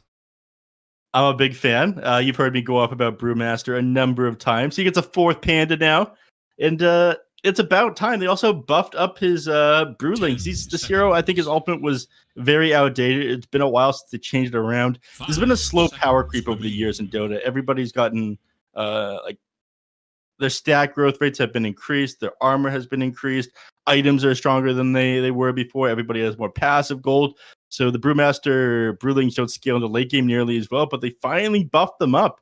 So I feel like he's on par, if not his potential to be a little bit stronger than them now, finally. And again, you turn into you use your split, which has 2 charges now, everybody. That's right, 2 split. That's pretty good. Yeah, the Air Panda, Storm, he still has the Dispel Magic, which is damage to summoned units. It actually damages the Necronomicon and everything in Beastmaster's Menagerie. Fun fact. I think it's like 800 damage on a 5-second cooldown to summoned units. As well That's as pretty dispel. good. Yeah. That's pretty good. Overpower. It'll dispel Bloodlust. It'll dispel Windrun. It is absolutely insane. And because it's got 2 charges, you can actually reliably use it in these fights. 5 seconds. I like that. I mean, I think it can. Yeah, I think you're right. Against summoned units, especially the Beastmaster ones, that should be pretty good. And also makes it so that there's certain heroes, like Illusion heroes specifically, they can't really pick into this, right? So they do see the Ursa. They respond with Troll Warlord, which honestly, I don't know if Troll Warlord is the pick into the Ursa, but it is good at dealing with the Beastmaster in the lane, which is good. 10 seconds remain. Mm-hmm. I'm not a fan of Troll Warlord. I've said it so many times before. I feel like whenever you win a game with this hero, it's you win despite having Troll Warlord, not because you have Troll Warlord. Yeah. Too easy to kite him around. He gets completely owned by anybody holding a Heaven's Halberd. If you can toss him in the air with Yules and kite him. Right now, I definitely prefer Thunder Predator's draft. I don't know how they finish rounding this one off. It is Radiant's ban. Kutka banned out here. I mean, they don't necessarily need a frontliner. I feel like Undying, Tiny, and Brewmaster can all kind of share the burden with that job. They might need more damage coming out from their backline because at the moment, I haven't seen the kind of damage that Brewmaster can put out with his rework. But I think you've kind of put all of your eggs in the Troll Warlord basket here on 5-man Midas. 5 seconds. Yeah, I think you're right. I mean, we see this a lot with troll teams, right? Where they end up kind of investing a lot into the Troll Warlord and trying to make him have a good game. But there's, to me already, there's already a handful of good counters. I mean, you can build a Halberd on Beastmaster pretty easily. Has no problem going for that. Ursa, of course, a pretty good hero at dealing with the Troll. The Enrage makes it very difficult for him to go down. Dire's turn to ban. They banned Pugna and TA out of the mid lane. Pugna would have been great. A lot of tower push that could have come out. They're worried about TA as well, and I think, rightfully so. You can still run Leo style in the mid lane on this Wind Ranger. They have ultimate last pick, so they should be able to set up their lanes for success here. Yeah, there's also the huge kiting potential that could come out from the Pugna if you have all your eggs in the Troll Warlord basket. The Scepter rework for a Troll would help with that a little bit. Range axes dispels enemies, and melee axes dispels yourself. The cooldown is reduced from 9 to 4. Mana cost in half. That's the new Aghanim Scepter? Yep. I did not know that. Okay, that's actually pretty cool. Which is a lot better than disabling your allies and griefing them by casting Berserker's Rage on them. Oh, what's that? My mid lane? You want to go run into them by yourself? All right, have fun. I think I told you this story once before. I had somebody play like position 4 or 5 Troll Warlord in a game that I was playing, and I ended up losing in the end because he rushed the Aghanim Scepter and thought that he was going to help me by clicking it on me. I was like solo carrying the game, and I got disabled by my teammate. He provided me nothing the entire game, and then eventually got me killed trying to assist. Yeah, that sounds amazing. I love it. That's your typical pub in North America. It was time to put the game down for the day after that. Yeah, you're like, okay, I'm gonna go for a walk, get some fresh air. You know who's not going for a walk? Thunder Predator and 5-man Midas is their tournament lives on the line, specifically 5-man Midas. They're down 1-0. They get their last pick Storm, and they respond with Leo style Ember, an absolute classic. Yeah, this guy is an absolute beast on this hero. I mean, his Wind Ranger has had a flawless record so far in this tournament, but his Ember Spirit is nothing to scoff at. And up against the Troll Warlord here, I mean, he's just going to get kited around. We talked about this potential issue. So Storm Spirit, he's going to have his work cut out for him in the mid lane. He needs to win this and somehow get a very early Orchid against the Ember Spirit. It is Storm Spirit favored, right? Doesn't Storm Spirit have the advantage in this lane? Yes, at the start of it anyways. It becomes a little bit easier for Leo style after he has a couple of levels, and of course your harass does end up sticking with the Sleight of Fist, but Storm Spirit has so much armor that it's not that easy to harass him with it, and of course he's able to burn right through your Flame Guard because of the massive amount of magic damage coming out from the Static Remnant and the Overcharge. So it's a bit favored for him, but if you start losing at any point, it's very easy for you to just pop off on the Ember Spirit. The Ember also rotates just slightly easier than the Storm. Yeah. At the start, anyways. Later on, Storm Spirit definitely has the advantage on that one. Anyways, let's go. We're making it. This is going to be fun, man. We'll see what this Brewmaster can do. Obviously, he got some serious love in this patch. Absolutely needed the Primal Split. Can grant the Void Bruling with the Aghanim Shard, and then obviously the Aghanim Scepter, giving you 2 charges of the Primal Split, which can also be canceled at any time. Okay, I got to Peru Dota 1, 2, 3. I absolutely love this guy. I see him in basically every chat. He's wrote MLPG, Movie Star Liga Pro Gaming. Thank you very much for correcting me. So we're going to see Sladen on the 4-position Wind Ranger. Oh, wait. Yeah. 4-position Wind Ranger, MJZ down here just bullying out with the Ogre match. He wants to make sure they can get these runes. And even top rune, I don't know if you can contest this on monster. MNZ can do some serious damage to you. All right, looks like RL wants to rotate up just to make sure that they go 2 for 2. Okay, this is smart. Bottom lane, though, a lot of damage coming in. Shu does have the decay, but again, you're against, 4 heroes that are pretty great early game right now. MNZ, he's actually getting chased off by this Brewmaster here. Thunderclap is no joke. It's pretty lengthy slow at 4 seconds. Ooh, shoot. He might go down bottom. No decay for 3 seconds. The toss out. Is it enough? Oh my gosh. Unbelievable. Slaying the Sonic, just the MVP. Yeah. Yep. I mean, we talked about what a high impact he had in last game, despite the fact they lost it. Unfortunately, Shu does end up salving himself back up, which isn't going to end up bringing him at full HP, but feels really bad as an Undying to commit a salve that early. Yeah, at least he doesn't end up dying, though, right? Yeah, exactly. You don't want to give an early advantage to the heroes on the Thunder Predator here. So good to get chased out of lane, but Sladen also does quite a bit of damage. Saber might just go down there without the boars to slow. Right. Ends up getting real close as well on the Wind Rangers by 15%, so they aren't able to keep that chase going and finish off Sacred there. That good old the good old denying your boar feels good. Yeah, no XP or gold. It's worth a pretty big XP bounty at 60. Yeah, it is. It's a big deal. You cannot feed those boars in the lane stage, because then you just lose the lane, because they'll get to level 2 before you and can play really aggressive. Yeah. On top lane, end up pulling the creep wave between the tier 1 and 2 tower. As your basic stuff for Tiny, who struggles to exist inside the lane, can't trade underneath it, and takes a lot of harass from creeps. As if he tries to trade for right clicks. Mid lane, it looks like it's a little bit in favor of the Storm Spirit. Like you mentioned, RRL, he's having a pretty good time. Sitting at... actually, after you finish this creep wave here, it'll be 10-4 to 5-1, double the CS and denies. Yeah, there's not much you can do when you have level 2 Flame Guard. The 220 will protect you quite a bit, but you really struggle level 1, because you literally cannot use the Flame Guard at all in the lane. Yeah, the moment you try to walk at RRL, he just pops that static remnant and your shield disappears. He's got level 2 now. Yeah. But the overcharge, or the overload rather, doing some pretty good work there. Nice harassment from RRL though, knowing he's going to try and pop that Flame Guard, ASAP, and ends up just getting a lot of right-click damage, and instead forcing Leo Style off the lane again, and he's up to 14-6. Yeah, Leo Style tipping him for some reason, just absolutely bodying him in lane, maybe just a show of respect. He was like, all right, I see your storm, I see it. You know what you're doing, sir. Yeah. Top lane. Oh, the tomato is going to clap someone. It's debating. It's thinking about it. Get the clap, sir. Do it. It's not going to clap. Oh, it already clapped. That's why.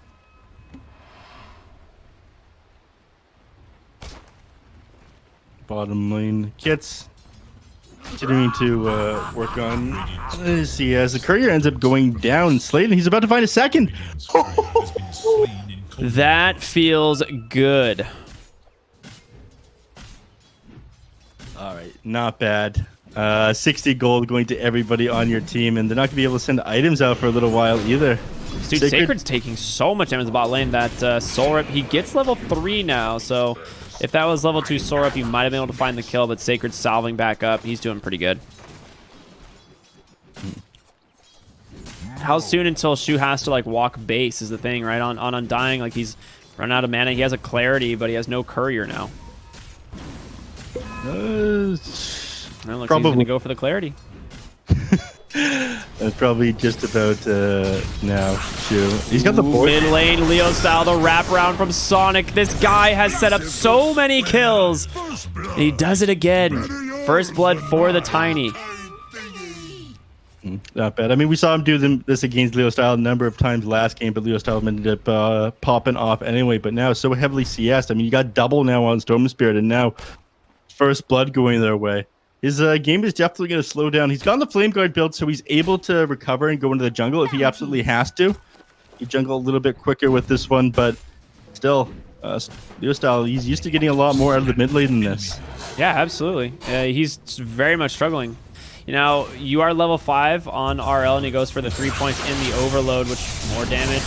It's pretty sick. Leo Style definitely starting to struggle. I mean, I don't even want to say start. He's been struggling. 26-10, my lord. Bottom lane, Shu and Kits. Shu's going to take a lot of damage here, all for this boar. He's going to go down. He does give the last hit on the boar over to Kits, but I think, you know, 169 gold, very nice number for the Brewmaster, or for the Beastmaster, is better than the 60 gold for that boar there. Top lane as well, they're able to chase down MJZ. Sonic has an avalanche. If he can close the gap, a nicely timed double crit. Able to pop that fairy fire. He's still running to Ogre, and the thing is, he knows he's gonna die, but it's just time wasted. And look at all of the space this Ogre is making. He's outrunning both Sonic and Monster. He'll eventually clap him and they'll melee him down together, but oh my lord, what a nuisance! I thought you were in charge. let's see what where the damage is. They almost managed to get RL. Sladen couldn't quite bring him down. He managed to get back. No power shot available. I don't think it'll quite finish him off anyways, and he's just gonna let him go. We might search for him over in this camp here, see if he ends up sticking around, but I think he realizes Storm Spirit. He's not going to end up giving up his lead that he ended up getting. 6 minutes, and Leo Style, there's his recovery, manages to find a double damage rune, so that's the price you paid for committing so much onto that Ogre Magi. Storm Spirit forced to walk all the way back to base at 330 movement speed. And no one can contest the 4-minute rune, or the 6-minute rune. Monster top lane might be in some trouble here. Is MNZ just going to pop that Enrage and purge off that slow? He does have Earth Shock in just a couple seconds. You're pretty quick on this guy, but not faster than an Ursa with Bloodlust. And Monster... Ooh! Yeah, okay, he's dead. One more auto attack from the Ursa, finds it, and this is where this lane gets really difficult. I mean, they picked this Brewmaster hoping that it's going to pan out, but they just immediately responded. Ooh, bottom lane, Tombstone does end up going down. Nice find there from Sladen, but you do find the Beastmaster, and I think that's all you wanted. Right, comes in the mid lane. Leo Styles DD, RL, I don't know about this one, sir. He bottles back up, so he's got a little bit of mana to disengage. Leo Styles thinks about going for it, but he realizes Sonic's here with the assist, so he does have to get back. Respect the Storm Spirit here. Overall looking pretty good. I mean, net worth-wise, Ursa obviously at the top here. Almost level 7 to the level 4 of the Brewmaster. Monster having an absolutely abysmal start to this game. Monster... I mean, ooh, Tiny coming in. I don't know if you have the damage for the Ursa, but maybe you can toss that Ogre back onto the tower. They do exactly that. He's going to pop that Drunken Brawler, but the nice stun, the body blocks from Sonic. This guy, they're not going to be able to get him again. Oh, man, Ogre, too dang tanky. He's invested all of his points out of intelligence into strength. I mean, he's got an incredibly high strength growth rate for an int here at 3.5 per level. The guy just can't be brought down. Sonic, despite these amazing tosses, 8 minutes, Illusion Rune spawns, Storm Spirit gets it, and Leo Style, he's forced to get back, just Remnant away, in fact. Yeah, with that Tiny showing his face there for a moment. If he gets... Ooh, nice tower deny from Monster. Kind of necessary, though. But if he gets that Avatos, the Storm Spirit might have been able to blow him up with those 3 points in Overload and the Static Remnant. But Leo Style just bases, comes back, full health, full mana, everything. He's feeling really good. I mean, I wanted to touch...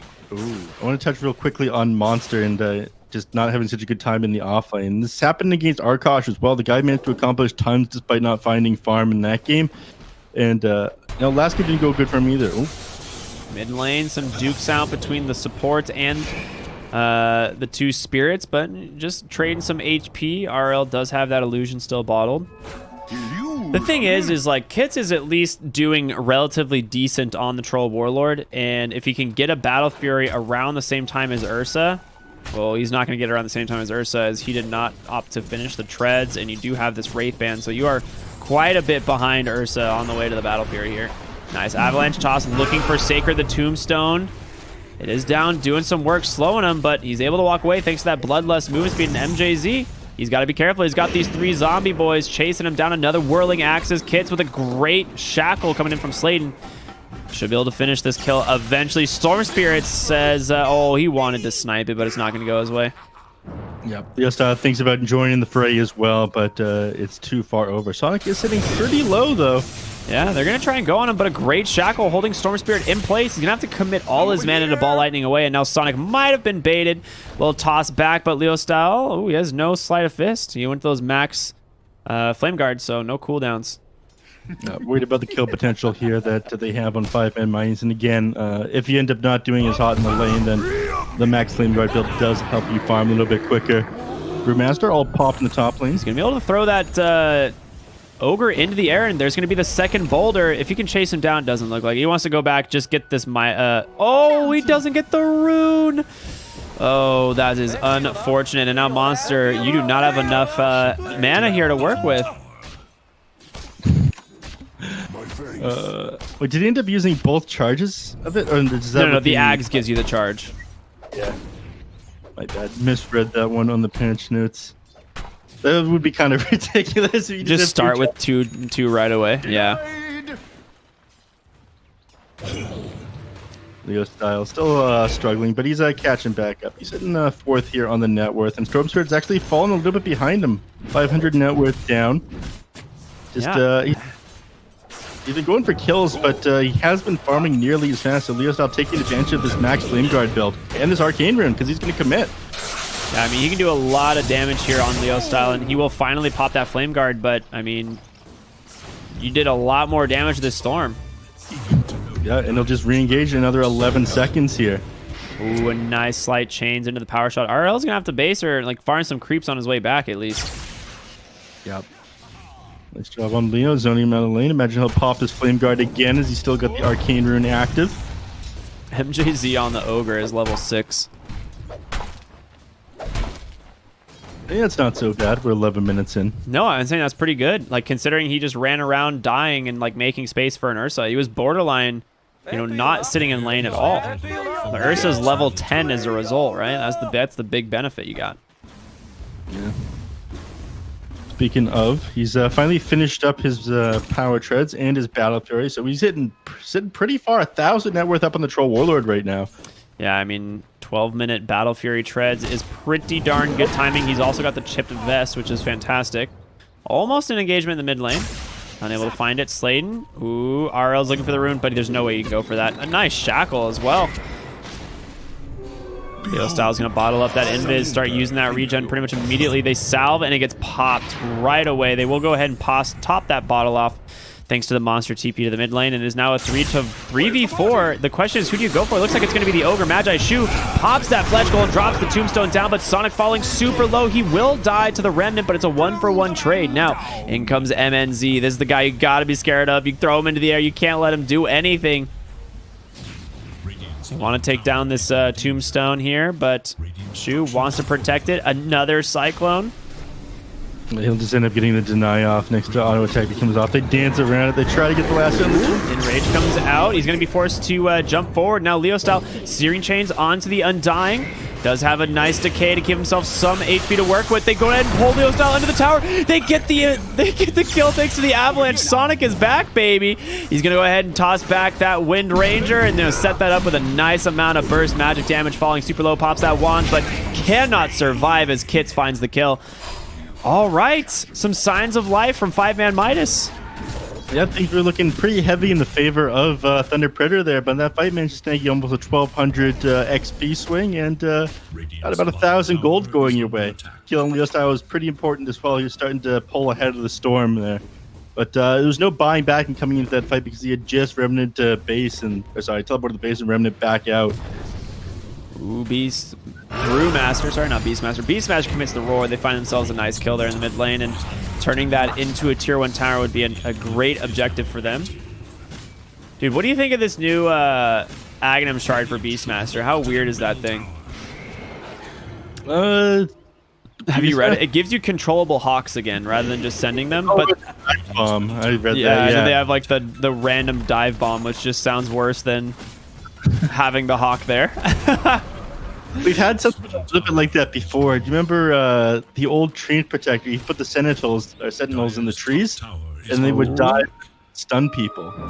Troll Warlord's been found. He gets shackled. He does have the battle trance. He's going to pop it immediately, but Leo style, he cannot get the roots. He's just getting kited, and then there's going to be a remnant away. He turns his attention on over to Slayton, but the wind run doing too much work. In comes the big boy Storm, as he's going to be able to get a double killer for them, and MNZ focusing on Roche, bursts that bad boy down, and now Sacred slowed down in some trouble. You don't have this primal split for another 2 seconds, but Shu, he's getting these decays. The flesh golem amping so much damage. There's going to be the avalanche, the toss. You can't reduce that cyclone, and oh my goodness, MNZ almost removed from the fight as they focus down the rest of them. RRL running low on mana. The toss back onto MJZ is going to finish off the Ogre. Can they get the first life of the Ursa? The avalanche, it will find it. I think it's time to back. You don't have a lot of mana to work with, but a big win once again for 5-man Midas. Yeah, managing to take several of those heroes down and burn MNZ's Aegis immediately. The Cyclone actually was reduced. It doesn't work quite the same as the Yule Scepter there. It's like a non-dispellable Cyclone thingy. Different mechanic. So he was held in the air for half the time because he did pop the Enrage first, but it didn't really matter. He was held in the air for long enough and wasn't able to wreak havoc with that Battle Fury when everyone was grouped up. So, nice play there by Monster. Yeah, definitely. I just realized, did you see what they changed Ogre's 25 talent to? Ogre Magi? The Fire Blast versus the 20% for a 1.5 second bash. Yeah, okay. Yeah, okay, very nice, see? Yeah, that is cool. Not good. It's definitely not good. You'll 100% take the Fire Blast damage, but it's definitely funny. Mid lane, Ember Spirit's been found. The Avalanche, the toss, all the magic damage. Leo style goes down once again. He's had back-to-back deaths now. Look at what I'm on the net worth. Where'd he go? He was towards the top. You're behind Storm now, sir. Yeah, I mean, there's a period where he was 500 gold up on the Storm Spirit, now sitting 300 gold behind him. And it's going to be even worse than that by the time he actually manages to get out here. Actually, his Remnant won't expire. He'll just be able to pop that to the mid lane. Doesn't have to expend Town Portal Scroll for that. Nicely done. So we are just rushing the Aghanim Scepter on the Brewmaster, giving him the 2 charges of the Primal Split, and then allowing him to cancel it from any of the Brewlings and return to that one. So rather than always going to your Storm Panda, or I'm sorry, it's Earth Panda, then Storm Panda, or then Fire Panda, then Storm Panda. Is that how it was in the past? I don't know. But top lane, Leo style, nice root. Gonna hold them in place. You gotta be careful. Kits does have the battle trance, but the double multicast, he gets saved, they turn it around. MJZ, he's gonna have to run, and so will be gone on Sacred, but managed to get that kill. Troll Warlord falls in the end. Another tornado throwing that Windrunner into the sky, but I mean, this is just the team fight potential here is just way too much. Leo style getting out on 90 HP, still running for his life, but Monster trying to close the gap. Gets the Purge, will remove that Flame Guard, but it's got nothing left. Yeah, and they're not interested in taking this fight here. MNZ, he wants to finish his BKB before he jumps in. So fight after fight now going the way of 5-man Midas, and another up 14-7. Despite the fact that Thunder Predator has managed to keep the gold lead in their favor. I was gonna say, and they've kept it pretty even, but you know what they did? Sonic picks off Leo style. Once again, he didn't think they had a ward, but look at this. It's right outside range. Sonic's Tiny has been instrumental to 5-man Midas winning these games, or like having a chance at winning. He was a big part of them winning the game against Arkosh, and here he is once again, absolutely owning. I should have banned this one out. It was the highest impact in that last game, and he's about to take down another hero. Yeah, they're just falling around the map one at a time, and they get some good jungle items. Philosopher's Stone and Dragon Scale now. Philosopher's Stone, I'm assuming they'll just put on Shu. It'd be pretty nice, and then that Dragon Scale, probably your Brewmaster, if I had to guess. Those are some great items. Oh, Troll's just going to keep the Dragon Scale for now. Interesting. They've really struggled on taking towers, I just realized. They don't have anything on the side of Thunder Predator. Or against Thunder Predator, right? 5-man Midas, like they're working on this tier 1 top. It's the first tower they could potentially take.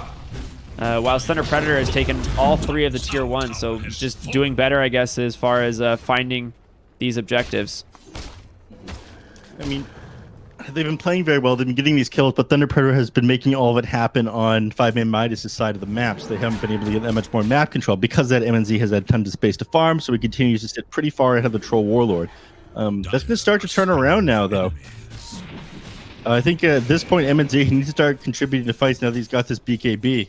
They're smoking mid lane. They're like kind of pinging out Sladen, but they don't have the vision quite yet. There is a ward on the high ground that they know of, but they're looking into the jungle instead. Maybe just gonna blow up this Ogre Magi Leo style. He doesn't want to like walk into this. Sonic, he's gonna get the vision, looking for the Ursa. He does have BKB though, and on the backside shoot, gets a nice high ground tombstone. They cannot fight into this. We've seen over and over how good these things are. And there's gonna be the primal split, chain stunning them down. Leo style cannot take down the Undying Roar, comes out onto RL, but they have plenty of chase here. That bonus movement speed's only temporary. You'll be able to get 2 more. A fantastic fight once again for 5-man Midas. Yeah, and the gold lead is negligible now, just up 1k net worth. So kill after kill going their way. I mean, look at these XP and net worth grabs here. There's littered with the green dots of 5-man Midas's kills. Monster getting focus fire down, but you don't even have a javelin here on Sladen. Yeah, he should go down here because of the help of the Ursa. A nice find indeed. A little bit awkward for him to continue to stay down there in such a scary place on the map. Yeah. MNZ still is pretty terrified, even if you manage to get a bunch of kills on your own side here. But Troll Warlord slowly closing this net worth lead. Stupendous. Battle Fury. Never refuse. Battle Fury, Sanj, and Yasha doing the job. Ursa struggling to keep up here. By the way, speaking of Ursa, Dipper on top of him is absolutely adorable. Oh, right. I love that thing. I wish I would have got it. Yeah. Unfortunately, one of the hats I was not lucky enough to get this Battle Pass season. It's very cute. I think it's the only one I didn't get on, you know, classic Valve.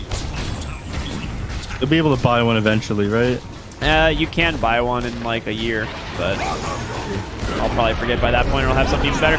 Primal Split committed bottom, and they're wrapping around on the backside. He gets the D-ward on Sacred, but an avalanche toss. He's just going to get bursted down. He's going to get the roar off onto the Troll Warlord, but Shui drops the tombstone again, perfectly placed on the high ground. And now look at the zombies spawning. You've got to run a tornado, holding this Ogre in place. Leo style able to clear up those tombs or those zombies thanks to that sleight of fist, but now you're going to lose the Ogre. Another 2 kills. Here's the thing, though, neph. You're getting these kills, but you keep losing objectives. Your tier 2's gone. Your tier 2 is gone, and these kills, they've been on MJZ mostly. I mean, he's sitting at 1 and 8. He doesn't really care that he's going down as the Pause 5 Ogre Magi. I mean, again, you're managing to keep up with this Ursa's net worth, but I think it's just a little while until he manages to hit critical mass. Once he does, you're going to struggle to deal with him. He hasn't opted to activate this BKB yet, so in these fights, he's been getting hit by the tornado and being taken out. As soon as he pops his BKB, I think it's going to be a different story. Yeah, I agree. Leo style almost gets caught there in the mid lane, very close, but just baiting it out as he had a nice defensive remnant and a regen rune to boot. Yeah, that's my big concern is, you know, what happens when Ursa finally presses BKB and he's getting closer and closer to the Abyssal. They're going to walk onto the high ground. Monster, he has the Ags. He's just going to Primal Split immediately, and he's got to get these spirits out of here. A nice avalanche, a toss, a whirling axes, some serious slowing coming down here from the side of 5-man Midas, but another tombstone on the high ground. You can't fight into these. A roar does catch the troll. Is he going to be able to be kept alive? He does bash. He doesn't get the battle trance off, and now they're turning around. Sacred falling low. A nice vortex from RRL. The avalanches again from the Tiny doing some serious work, but he's able to make it down to the low ground. And now Monster, he's on the run. He does not have another charge for 70 more seconds. But he's pretty tanky. MNZ trying to close the gap. He gets the bash. Triple kill for the Ursa. You know, nephew asked what happens when he presses BKB. We finally get some insight, it would seem. Oh, RL. He's out of mana.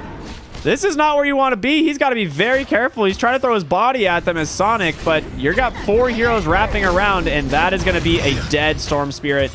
Oh, you are all by yourself, sir. Sonic, he was thinking about going back in, might have been able to. He's going to go for Sladen, 100%. Yep. he can pick off any of these heroes at low HP, but he didn't want to die in the process. Yeah, if they stuck around like that, I think he could have gotten 2 of them with that toss avalanche combo. The Ursa kill would have been huge, but he will take the Wind Ranger as a consolation prize. They ended Storm Spirit's godlike spree as well. I mean, it went down for a lot of gold. Roshan not responding quite yet. That is the one saving grace of losing that team fight. It looks like it ended up being a max respawn time at the full almost 3 minutes. Leo style has an invis and just pops their dust Oh my gosh, what is it called? A smoke? Can we talk here today? What's going on? There. It's my brain. You're gonna be okay. don't wanna end up like Ricky, man. Come on, give yourself a little bit of a break after today. I know you've been working nonstop. Yeah, this is tomorrow's gonna be the first day I have a day off, and by day off I mean I don't work in the morning. Nice. What do you mean, like 2 hours of sleep a night or something? More than that. I'm getting a handful. I see, maybe 3 or 4 on a good day. But, Kits, he needs this BKB of his own. He's getting kited up in these team fights. Last team fight, he just ended up getting permabash. Didn't even get off the battle trance, right? Yeah, that's the big deal. Is he did get the statuses from the Sanjin Yash, but we know the SNY status resist build is not as good as it used to be. You do have the 25% there, but it does not exist on Satanic anymore, and it does not stack with other forms of status resist from Sanj. So unless you get a Titan Sliver, that's all you're getting. Yeah. Fair enough. I mean, it makes sense they changed that one around. I mean, we saw what... Who had the Orchid? Leo Style picked up an Orchid on this Ember Spirit and ends up finding a really nice pickoff there, and sets up for a second on top of Sonic just as Roche respawns, which is an absolute disaster. I mean, this isn't an item you would normally ever see on the Ember Spirit, but it's so good against a number of heroes here. I mean, Troll Warlord's going to stop him popping his ultimate, it's going to stop Brewmaster, and it's going to stop Storm Spirit from getting away. Yeah, this is a great Orchid game. It makes sense. You would have rather been playing a Void Spirit or something like that, but, role play. So we saw RL, he ended up going for the Electric Vortex Aghanim Scepter to pull everyone in. Now, in a lot of games, I feel like this is pretty good if you have follow-up, but I don't know where the follow-up really is on the side of 5-man Midas besides, just keeping Troll Warlord alive, right? Trying to CC as many people so Troll can get Battle Trance off. Like, that's about it, right? Yeah. Troll, struggle to deal with anything this game. He's almost got his BKB. I don't know, man. This game is looking so hard for 5-man Midas. I'm struggling to figure out how they can come back here. I mean, you're going to need some beautiful splits here and by the Brewmaster. He's got his egg in him scepter, but he's been working on the shard for the last little while. Yeah, I mean, they've managed to close the gap quite a bit. Or they managed to close the gap quite a bit on the side of 5-man Midas when they were winning a bunch of fights, but it was never really going in their favor. And then one bad fight turns into a Roshan, and suddenly again you're at a 6K, about 7K, almost 8K gold lead. Right? It's just getting worse and worse, it seems. Yeah, and I think a lot of this came down to whether this Ursa just activating that BKB the one single time that he has so far. When you can't throw him into the air, he ends up ripping through your team, and Orchid doing a lot of work because you don't have much to kite them other than that Cyclone on the Brewmaster. And Sonic, he's fallen off now too. I mean, a lot of the damage came out from him, but as the game goes on, you're not able to burst people with that Toss Avalanche combo anymore. Yeah, you're right. That's one of the things that's struggles when if you are playing the 4-position Tiny, you can do a lot of work in the early mid game at trying to shut heroes down. But if that end early mid game is over and you start falling very far behind, the hero seems to fall off with it. Cloak of Flames found by Sacred. He's going to hold on to this one. The extra magic resistance is going to go a pretty long way. He does have to worry about that coming out from the heroes on 5-man Midas. The burn damage feels pretty good as well, considering you're normally playing pretty far forward in these team fights. Gets the ceremonial robe. Oh, he's going to take the ceremonial robe, isn't he? Oh, no, he's not. Okay. He's going to keep the Cloak of Flames. Someone should definitely use the Oh! You're kidding me. What happened? Do you see where Storm is? Storm literally just zipped in to the Beastmaster with his whole team behind him, and they paused as soon as the Storm vortexes the Beastmaster. I mean, this guy's still in Ball Lightning. He vortexed while inside the Ball Lightning. Oh my goodness. This is... He's invulnerable. Yeah, I know, but it's gonna, the question is, I think Storm just has to leave now. Their element of surprise is over. I'm not sure that he can. Do you think he's just gonna get Orchided from Leo Style? What's his cast range? Leo Style is going to kill him without a doubt. He can go. He doesn't even have vision of Leo Style.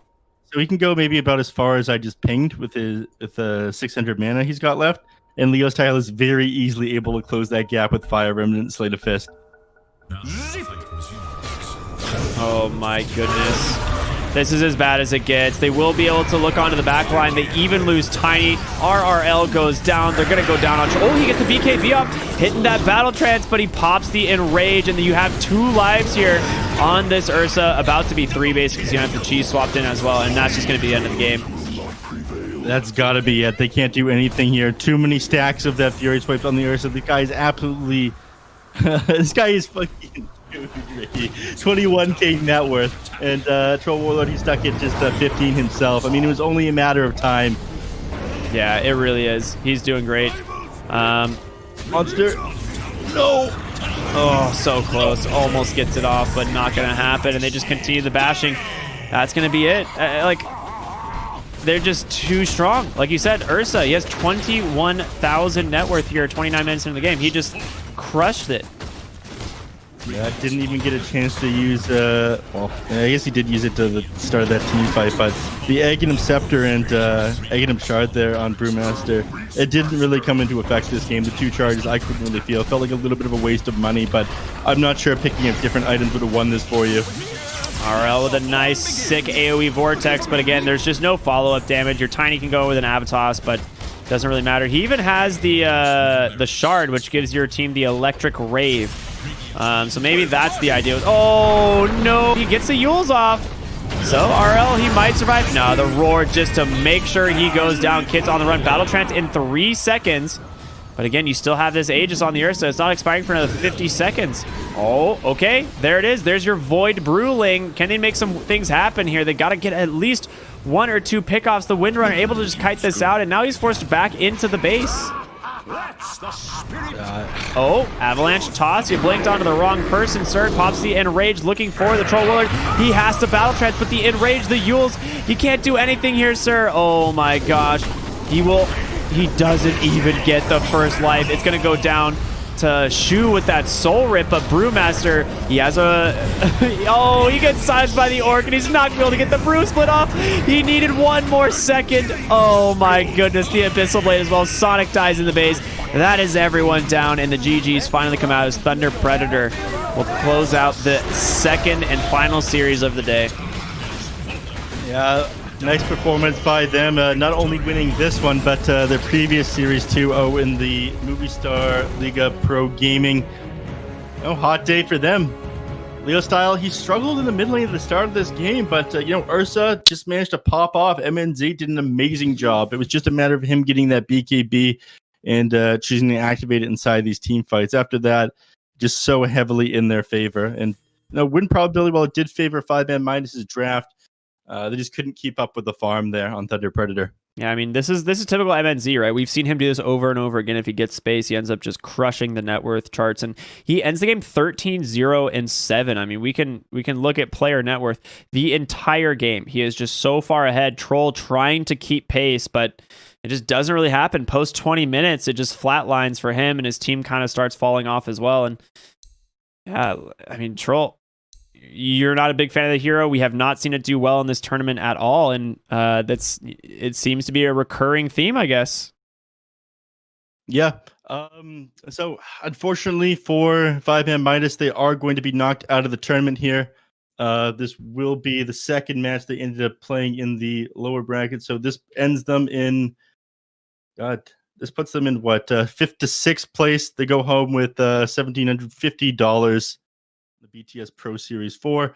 I did manage to snag a Monster for a post-game interview. Unfortunately, we didn't get the chance against Arkosh yesterday. Just needs 2 minutes before he's ready, apparently. Oh, okay. I mean, we're going to talk about the bracket here anyway. We are, 2 days into the lower bracket run tomorrow. We're going to be starting, I believe, with Sad Boys versus 4 Zoomers, which is going to be your upper bracket. 2 NA Giants going head-to-head, and then the lower bracket elimination game is going to be 2 South American Giants going head-to-head. Thunder Predator versus Beastcoast, and Thunder Predator coming off some really good games today, but so is Beastcoast. I mean, Beastcoast has been looking borderline unstoppable. They were top of the group stage, and unfortunately just got 2-0'd by Sad Boys. But other than that, they have been looking incredibly good. They 2-0'd Thunder Predator earlier in the tournament. They're going to see if they can do it again. But despite having the stand-ins, Beastcoast looking pretty strong. That's where we're at right now. I am excited for this one, though, Ricky. I absolutely love these Beastcoast versus Thunder Predator games. Again, there's a bit of a grudge between these two teams, and that means it's all the more spicy when they play each other. Oh, yeah, absolutely. Always, always. And I know that you are excited for the Boomers on Zoomer action. Oh, yeah. Who wouldn't, man? It's a story. It's an epic storyline. DNM has been doing an excellent job with these Boomers, by the way.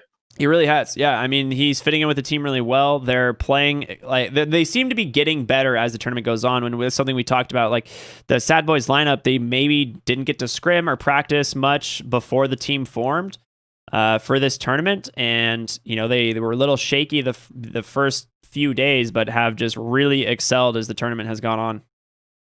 Yeah. I was questioning how much they had managed to scrim beforehand, but I don't know. It's hard to say. Sometimes these teams, they scrim a little bit, then they start to hit their stride. Sometimes they just start playing together and they happen to mesh really well. I know that teams sometimes have this honeymoon period where everything seems to click together, and after a little while, things fall apart again. Mm-hmm. I'd like to see whether or not they continue to play together upcoming in this DPC here. I mean, you got a bunch of really big names here. There's some potential that everybody plans on going their separate ways and put together a potential stack for the DPC.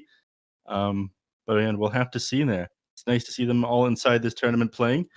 Looks like Monster has just gotten back to me and we're ready to go. Gonna drag him into the call. Okay, let me go ahead. There's gonna be some Jerry production problems here. I'm gonna have him fix it, I'm sure, but we'll be fine.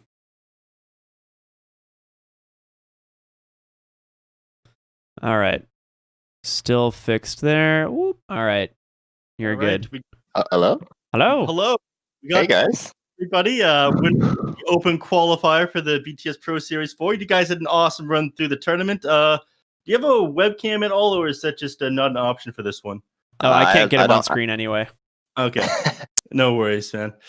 But yeah, welcome. Ricky, I'll let you start. I mean, I'm sure you have a bunch of questions. I've got a couple listed here, but one spicy one that I wanted to bring up. I think I mentioned to Monster before we started. I'm sure we'll get around to that I wonder what that could be. Yeah, so I got a question for you. As an open qualifier team, like, did you guys get to scrim or practice at all, or was this kind of like a last minute stack? I'm sure you guys know each other a little bit from playing pubs and stuff, but how did this stack come around? So we basically didn't scrim until like a week before. We're like, oh, you guys want to play this? Okay, we'll play this, and then yeah, we played open qualies and made it through. So yeah, I don't think there was that much. I didn't even know my POS 4 and 5 before the tournament, so there you go. The classic NA stacks. That's what you hear. Really? Yeah, that's the everyday NA. So you beat two pretty good teams on your way here. There was a Rod Rock, which is the A and B stack. I mean, that one plays in absolutely everything. And then you beat No Pangolier. Were you expecting to beat No Pango on your way here? Yeah, but I was expecting them to be in the finals. Interesting. To be honest. Happen to be in the same side of the bracket as them. I guess it's just a little bit different system that EPOL's had than Face It, right? Yeah, I think so. I think for this one, it's a lot more stacked in the top bracket, and because SA and NA have their different brackets, I think is a good thing for us, because I think the SA bracket's much more competitive. Yeah, I mean, Infamous was in that, and that would have been a hell of a match. I'm surprised that Jaguares ended up getting through there. Yeah, that's crazy. I didn't actually watch the game, but it's just like, oh, these guys beat Infamous? Oh, they must be pretty good. Let's talk about your run through the actual group stage and then the tournament here. You had some hit and miss moments. Arkosh, I want to bring up first of all. Were you expecting to beat them? Do you think that would be an easy match? Do you think you 2-0 them? How do you think that one was supposed to go in your mind?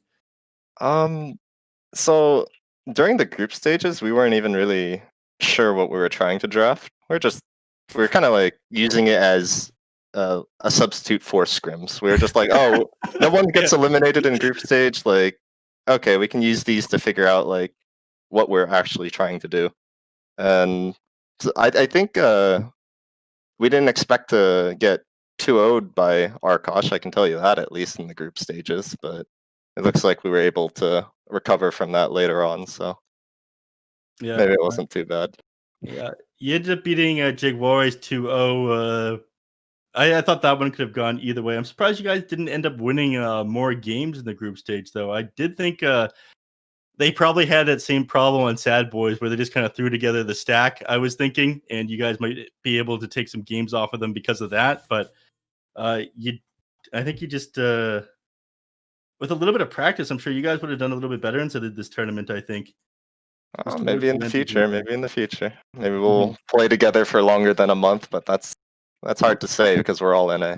Oh, and second last question before I get to the spicy one. DPC, do you guys have any plans for that one? I think so. I think we'll probably keep most of the same players around for DPC. Not sure yet, though. Can never really be sure. There's a lot of spots, right, in the NA region available for teams, right? So if you guys can, it'd be worth it, most likely. How many slots are there? I'm actually not. 8 Division 1 and 8 Division 2. Oh, okay, cool. Yeah, maybe we can have one of those. All right.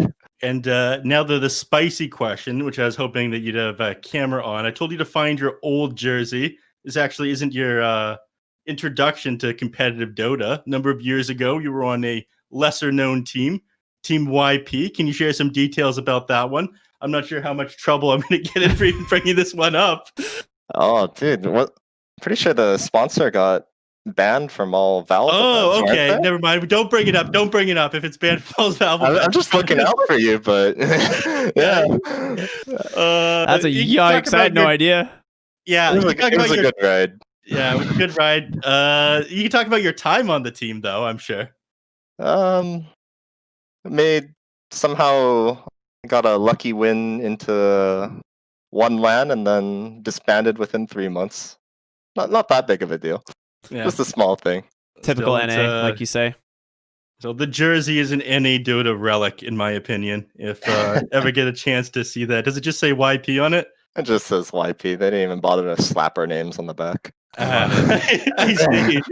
Discount jersey. But thank you for hopping on. I'm looking forward to you guys playing together potentially in DPC. I'm sure you'll be able to snag top 8 if you could get into this one. I mean, it's top 8 for North America and then a tier 2 division as well. Yep. I mean, you guys had a pretty good run. Yeah, cool. We'll try our best to get into that. And thanks for having me and casting our games. Yeah, before you go, is there any shout outs you want to give? Anyone you want to say thank you to, say hello to? Shout out to my teammates for playing some good Dota, even though we got 0-2'd. Did our best. You got 0-2 by Thunder Predator. Keep your heads up. You know, this team is pretty incredible. They are one of the best teams in the region. So shout out to MJZ Dota. Yeah, seriously. Good player. Very good player. All right. Thank you so much for coming in for the interview, Monster. You enjoy the rest of your day. Probably go experiment with the patch now that you don't have scrims. Yeah, cool. Thank you, guys. See you around. Take care. All right, neph, we did it. We've made it through another day here on the BTS Pro Series Season 4 Americas, but we've got more Dota to come. 2 more days remain. We have the upper bracket finals tomorrow between Sad Boys and 4 Zoomers, also known as 4 Boomers versus 4 Zoomers, and then Beastcoast versus Thunder Predator for the lower bracket elimination series, and then we have the last day semifinals and grand finals. It is sure going to be a blast. All 4 teams remaining are absolute beasts, no pun intended. But guess what? You know something very interesting? These are all 4 teams from the top 4 of the group stage. Just interesting. It's who would have guessed? It's very rare, I think, in tournaments that you don't have like a top, team like somehow blunder their way out of a tournament. But here we are, the top 4 from the group stage: Beastcoast, 4 Zoomers, Sad Boys, Thunder Predator, all still remain, and they're going to be fighting for the victory for first place here at the BTS Pro Series. But that's going to do it. neph, any final words for the viewers before we call it a night?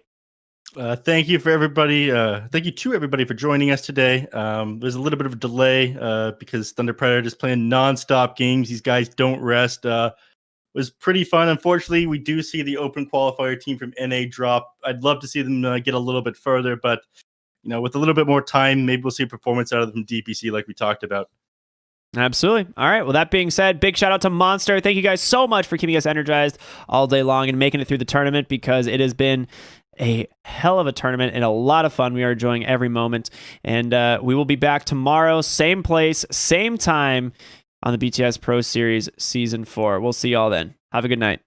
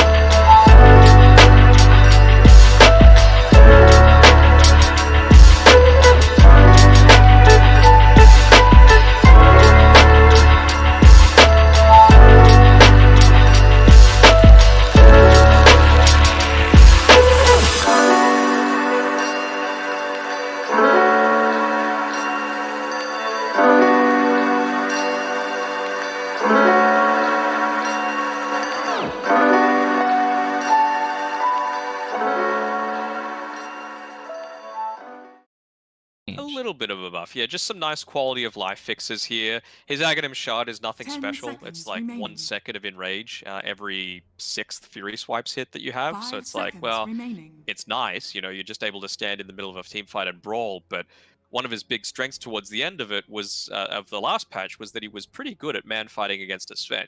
He's never going to get bursted from 100 to 0 with that enrage ability. So now that Sven's kind of out of the pool, I'm keen to see how he matches up against some of these other heroes. And obviously, Timbersaw, very good matchup.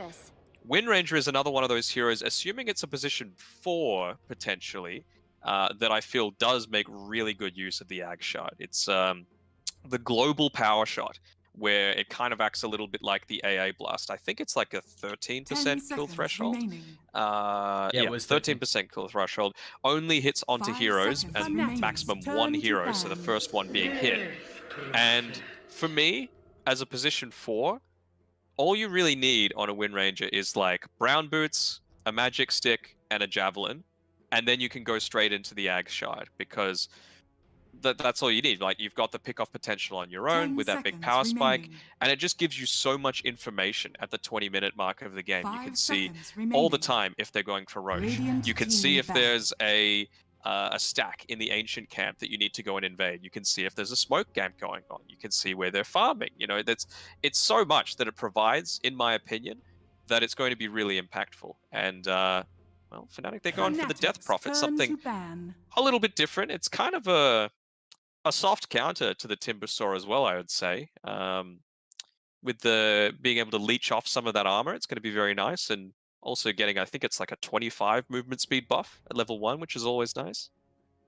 Yeah, it was 25 movement speed buff. Yeah. But what was the shard for Spirit Siphon draining the armor, which is going to be pretty interesting as that one continues on. I'm just so excited. I mean, we've got completely new shards, but like you said with the Wind Ranger one, I mean, information is one of the most important factors in Dota, and late game information with the power shot potential could just really enable you to be able to take a fight in your advantage, dodge, maybe, have a smoke gank, scout out that smoke gank. It literally just information. You can't put a price on that. It is just so vital for a team to be able to succeed. But Fnatic, looks like potentially looking for a 3 or 2, and they're going to pick up the Void Spirit. So this is a hero that we've seen some flexibility. They've given it to Masros in the position 3. I've been incredibly impressed when he has played the Void Spirit in the 3, so that and you can run the DP in the 3 or the 2 as well. So some flex going into this here for Fnatic.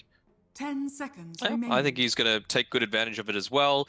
It's kind of a little bit of a counter to the Tiny, let's say, just because there's these tiny little windows of free movement, I suppose you can call it, within the avalanche. So if you're able to just get off a dissimulate, suddenly the combo isn't as impactful to being able to try and just completely 100-0 you. So I think, yeah, Masaros has been playing really well on the hero.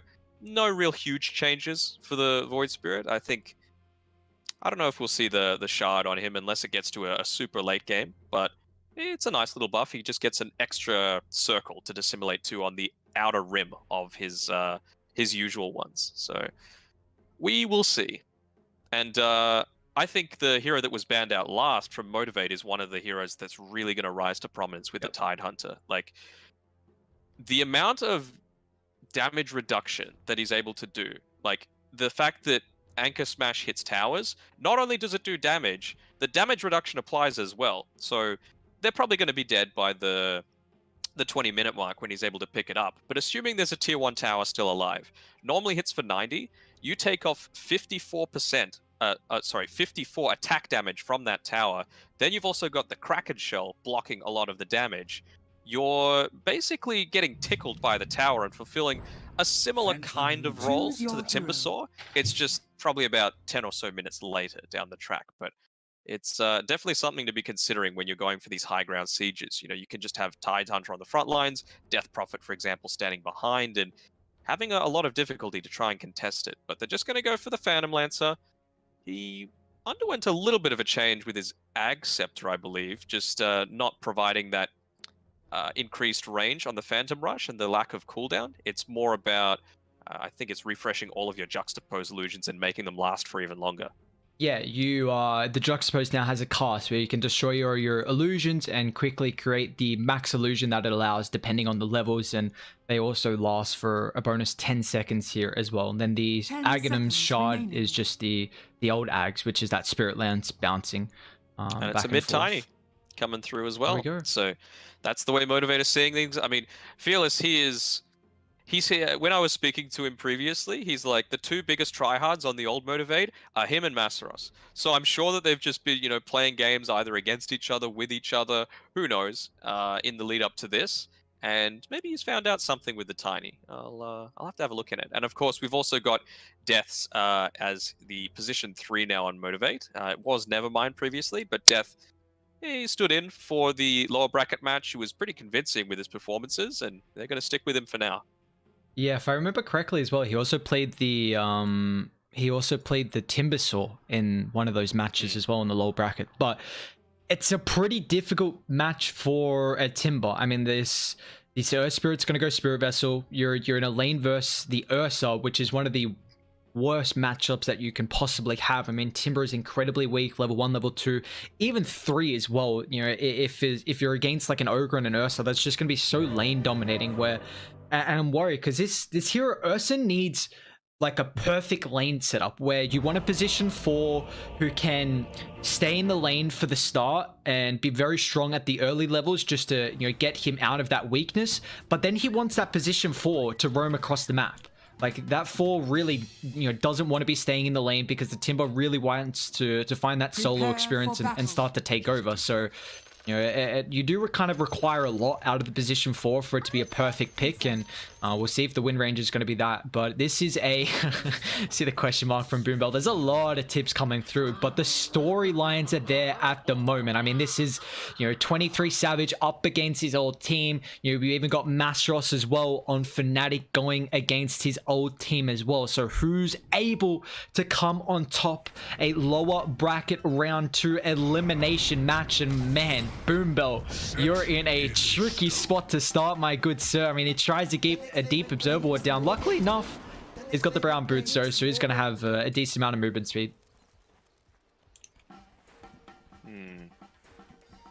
Essentially, every single one of Fnatic's heroes count as this Timbersaw, except for maybe the Ogre, but even in lane, it's going to be pretty deadly. I mean, you can see what the game plan is. Raven, he's got the Orb of Venom. They want to be able to catch up to Timber, use the Ignite on DJ, and then just burst him down with the Fury Swipes. Not even burst him down, it's going to be a slow death.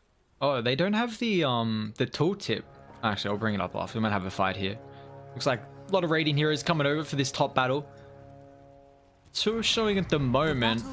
Actually going to back off, so PL's looks like maybe thinking about starting at this lane. They got the Timber going down, and I love this. I mean, well aware that the Timber matchup versus the Ursa in the lane is I don't want to say unlaneable, but it's goddamn difficult to say the least. So you could call it horrible. Yeah, horrible is a good way to put it. So you're going to dodge that matchup, which is literally perfect. Timber can struggle in that laning in matchup, so now getting the favorable side is important. One thing I was going to say is that usually the last patches, if you hover the abilities, it gives that kind of tooltip of what they changed. Yeah, and it's not there. I wish it kind of was. Makes it a lot easier. I mean, they just wanted to make things harder for us. Yeah, exactly. Goddamn. I wonder if they're going to be going for a little bit of musical lanes here. Who's going to be the one that switches up? Are they going to try and rotate people down bot to deal with Death? Because he's already got a full wave. He's level 2 by this point, just through the use of that Whirling Death. Has to be careful with his courier. Just puts in the trees, so that's nicely done by there. And Jabsy's going to block off that small camp. Again, at its core, nothing too much has changed about the way that you play the early game, but it's just the different options that you now have. That's where we're going to see. So I think around the 15 and, of course, the 20-minute mark is where you're going to really see the big changes happen. Yeah, and I mean, as the game goes on as well, I'm really excited to see how the Phantom Lance is going to fare. This is a hero where, watching a couple streams today, people had pretty strong opinions on how the PL, the opinions on thinking that this might be a carry who's going to have some pretty hot commodity as 7.28 does continue on. And honestly, for Fnatic, I mean, they really suffer with being able to deal with the Phantom Lancer illusions, to be honest. I mean, Ogre, kind of single target, you can't really rely on the Ignite at all. Maybe, Masros with, if he goes the Aghanims, that double Resonant Pulse is nice if there's a decent timing there, depending when he picks it up. The Death Prophet Exo can be okay too. It's a game where Fnatic going late, they might really suffer to deal with the PL. That's what I'm worried about, though. Yeah, for sure. Alright. Well, looks like Q's got the similar sort of idea. I mean, it's nothing game-breaking, this, what he's got queued up in his quick buy. Tranquils into the Javelin. Of course, some nice harass being able to come out from being against a couple of melee heroes with that Blightstone. But big thing for me is he going to go into the orb? They're going in onto Boom Bell, though. The rotation, the level 2 finds the first blood. You saw Radiant, they tried to scan it, but it was just a little bit shy of when that Earth Spirit actually TP'd up. So they were kind of well aware that movement was going to come through, but little, kind of baited themselves actually. They got too comfortable with knowing that the scan missed, and it's going to cost them that kill there. And now Fearless mid as well. Jabs is thinking about a wraparound. He doesn't really have the angle at the moment. Oh, maybe he the just wants the courier courier as well. This would be huge. That's massive. Yeah, Jabs. Oh no. That's so much God. You should die for that. Yeah, and he's going to be able to do so. I mean, that is a massive courier to bring down there. I mean, it's down from minute 15. Just a bottle for Fearless. Now he's got no regen, so he's got to be so careful with how he plays this lane. I mean, at least it is shoved out. You're going to see he's just going to go back to base, and he's not really going to miss too much here, at least. He did well. He made sure to throw the tree out there, keep the lane pushed in as much as possible, and yeah, he's got the long walk of shame, unfortunately, all the way back. Good courier micro, though. It was just the boots of speed and the wind lace on Jabs too much to be able to chase down that courier. Yeah, but this is, the lane's going relatively well for Motivate. It looks like Tiny's the one that's kind of suffering the last hits, but, top, Raven could be in trouble, gets a little bit of distance with that Earth Shock. Now, DJ even helping out as well. But they have... I think the big thing for Motivate is the fact that Timber isn't getting pressured in the lane against the Ursa match. I'm kind of surprised Fnatic weren't... Oh, actually mid, roll forward, Fearless. He's still got the Abba, so he should be fine. Looks like Moons doesn't even have a bottle anyway, so looks like Boom Bell is going to be able to pick that up. But yeah, I'd say Motivate have to be incredibly happy with the start of this game, where they've, even though they've given up first blood, Death is in a matchup where he's very comfortable in. You've got the Phantom Lancer getting a decent amount of farm as well, and Ursa's a hero who can be a lane dominator, and well, Ursa could just be in trouble here. Raven with that Echo Stomp needs an extra little bit of damage here, and Q is going to be the one to snipe that from downtown, but it does leave Fearless now free in the mid lane, though, when Ranger's going to try and TP to get a little bit of help, but Moon with 2 points up in that Crypt Swarm is going to be able to get a return kill across the map. So Fnatic, a big one on that Tiny. Some good experience going the Wind Ranger for this, making sure that it's not just going to be lost underneath the tower. I'm sure Fearless is going to be a little bit disappointed about it all. He's ended up being able to get his bottle career respawning when he was dead. Oh, DJ sets up for Jabs rotation as well by the bounty runes here, so they're going to get another. We've seen the rotation from the Jabs in the early game. He's 1-0 and 2, been a part of all these 3 kills at the moment from Fnatic, and the past couple of days, well, yesterday in particular, we saw the Earth Spirit have some incredible performances, and so far Jabs is looking really strong as well. And he's actually got the drums queued up too, which is an item that did get changed a little bit here, so I'm excited to see how that's going to fare. And it doesn't have that agi anymore, and the charges is up to 8 instead of the 6. Yeah, I mean, if you're wanting to take a lot of team fights, which is pretty standard as the Ursa, we're yet to see if he's going to go into the old school Battle Fury style. Down bot actually, Moon pops the X, so Death could be in trouble here. They got that percent damage coming through with the Spirit Siphon, so it's going to be sucking him dry of that health pool. Might be able to get a kill before he dies, but not Masteros able to just keep his life. And now this is with a catapult wave as well, so if Moon can get that lane in, he might be able to put some pressure on the tower. Meanwhile, as well, Motivate trying to even up the count here up top. But one thing we've been bringing up throughout the BTS Pro Series is the Death Prophet for Moon is one of his best heroes, and I am I'm very excited to see how Moon's going to be able to play with this in this game, because in the last series I was very impressed with his second and third game in the upper bracket. Unfortunately, they still lost that series, but now being on a very comfort hero, let's see how he's going to fare as well. Yeah, I mean, and the fact that, like we mentioned before, you just have that extra 25 movement speed at level 1, it means that you have something baseline that previously you had to commit the Spirit Siphon for. So that's going to be really effective for avoiding ganks, making chases happen, even after the start of a team fight. Yeah, Fearless, he's having a rough one in this mid lane. Yeah, he's only level 6 at the moment. I mean, he's got 25 losses. Let's say only level 6, but the fact that Moon's already 7 and a quarter, he's got that level advantage. But the Tiny is someone who does need a lot of levels to be able to have that combo. As Boom Bell top though could be in trouble, but they got some rotations coming through. Fearless going to get involved here. He's got an Arcane Rune as well, so if they drag this one out, he might be able to get a couple of combos Looks like Fnatic with the Fire Blast is just going to enable them to retreat away. So once again, Jabs, you know, paying off pretty big here with these rotations, getting involved, fighting a kill on that outer Titan. Fnatic, they got 5 early and a 1,000 net worth lead. And the other thing as well is, you know, we talked about how the Timbersaw's lane is probably going to be tough if he was to be laning against the Ogre and the Ursa. And they've even still got a kill onto him. But so much of the attention is towards this top side of the map. You can see 3 observer wards up here. They know that eventually they're going to be able to deal with this Timbersaw with at least 4 of their 5 heroes. So they're just not worrying too much about it. If he extends too far, sure, they'll punish him. But right now, it's the Tiny. That's the big deal. Well, Q's in the area to try and help out. Shackle's not going to land on 2 though, so with that, Fearless will still fall. And Moon's got the Exism as well, so they're going to try and commit it mid. And with the help of the rest of the supports here, just being those kind of bodyguards in case Motivate really commit to try and defend the tower. And this is a very big one to claim because Motivate, they're the ones to be a little bit more passive with the Phantom Lancer. Someone who's, you know, can come online with something like the Diffusal Blade and Yasha, but, you know, definitely not as fast as something like the Ursa. Although Ursa is going the Battle Fury, so at least is going to have a mediocre way to deal with the illusions. And, you know, we saw that Ursa Battle Fury for a while ago as well. Just works really well with the Fury swipes. Yeah, of course. I mean, Fnatic are no strangers, similar to the way that TNC play and making sure there's a lot of stacks. Oh, a chipped vest coming through, so Scuffed Blade Mail picked up by Moon. Couple of the new neutral items we're going to see brought out here in this series and our latest series as well. So we'll see how, you know, important these ones, even the Possessed Mask as well. That's going to be very useful for being able to farm. I mean, it means you're spending a whole lot less on regen. PL never really goes too much lifesteal until super late, so that's going to be really handy for him as well.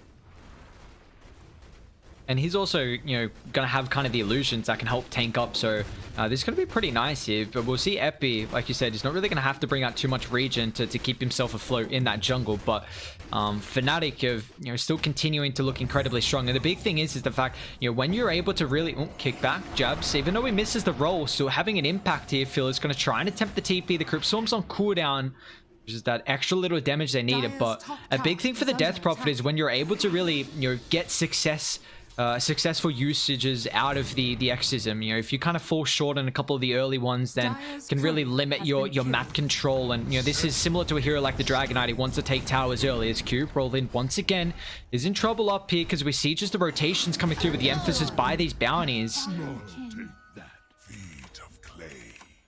Getting pretty lucky with the neutral items though, as Savage is just going to be blocked out by Masaros from picking up that DD rune, so Masaros going to be very happy with that. Some more pickoff potential enabled, but they don't even need a pickoff. They're just able to push straight into this top tower.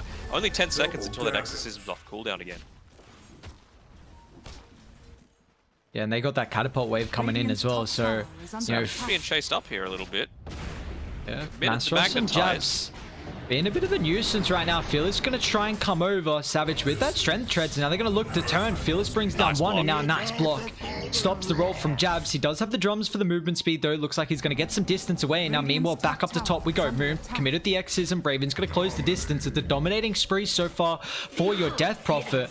And they've still got a lot of usage out of this Exile as well. So they're going to be able to take their second tier 1 tower of the game. Top and mid now claimed. And this will give them a lot more opportunities to make the infiltration movements inside the triangle camp. Yeah, and just after they finish their foray there, all the wards expire. So they're like, great, job done, information received, now we can look to play around. Well, Roche is still important for Fnatic to play around, of course. You've got an Ursa, so he's always going to be able to take those at quick notice, but they can look to put a bit more pressure towards this bottom side of the map as well. As we can see, Raven, he TP'd down here.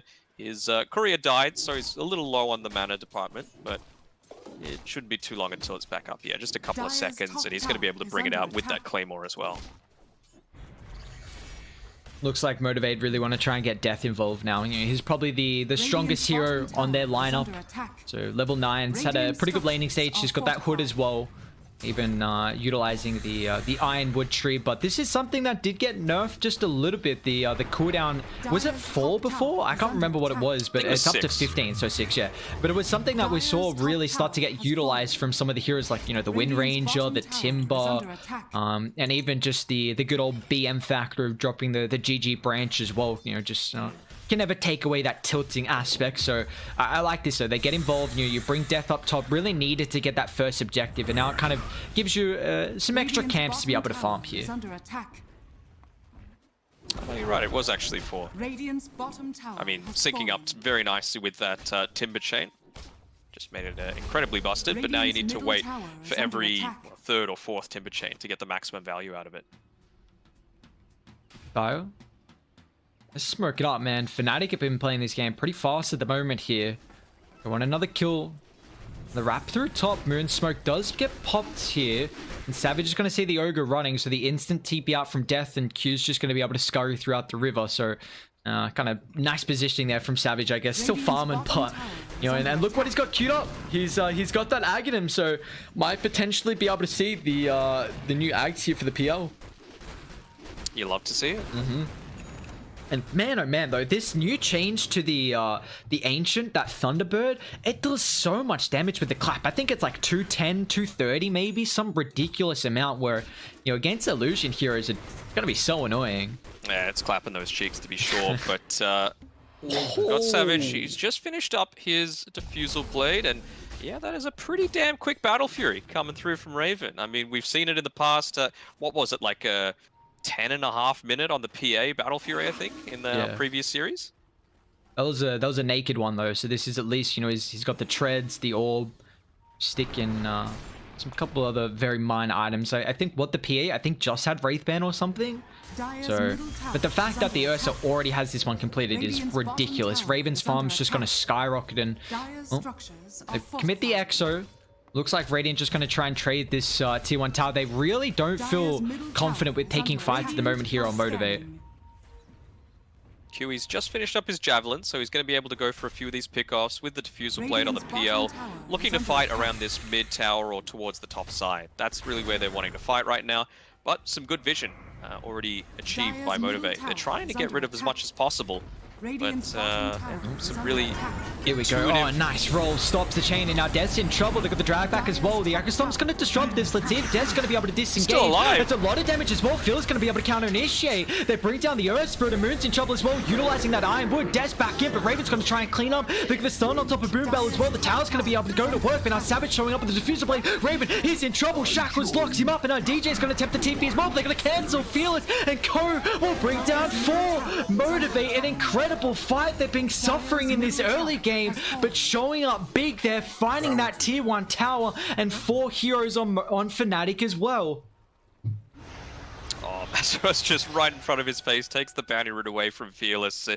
Yeah, Masaros wasn't showing up to that fight just yet. He just finished his Yule Scepter, so he's perhaps a little bit late on the reaction time, but still some great use of the item timings coming through from Motivate with the Diffusal Blade and the Javelin on the Wind Ranger, making big things happen. And that's a big fight there for Motivate, because they didn't have the blink on Fearless. He had like about 1,500 gold at the start of that fight, and afterwards now the blink is completed. So this is going to give them, I mean, PL's top of the net worth now, getting involved with that Diffusal Blade. We see the Javelin paying off, but now the big thing is Tiny's kind of suffered through that laning stage, the early game, but now Fearless can really have a lot more impact. He's got the Avatos, maxed out now, so his burst potential is going to be through the roof. Now they did nerf the combination a little bit. I think it's down to 2.5% instead of the 3 if you get the Avatos combo previously. So the damage did get kind of tweaked, but still we will see the Tiny be able to burst through some heroes. For sure. A little disappointed in Q. He had the MKB queued up as well on the Wind Rangers, so probably not going to get to see my my hope item, I guess you could call it. See the first use of the shard, but I mean, they've got some really good pick-off potential as well with the Tiny, right? You don't need all that much to be able to even have an impact from the other side of the map. Just opting to go for the standard, not changing things up all too much. I'm excited which heroes we're going to see the first shard on, honestly. Like, who's just going to go for it? I was going through all the heroes, seeing that quick buy. Unfortunately, no one's got one queued up at the moment.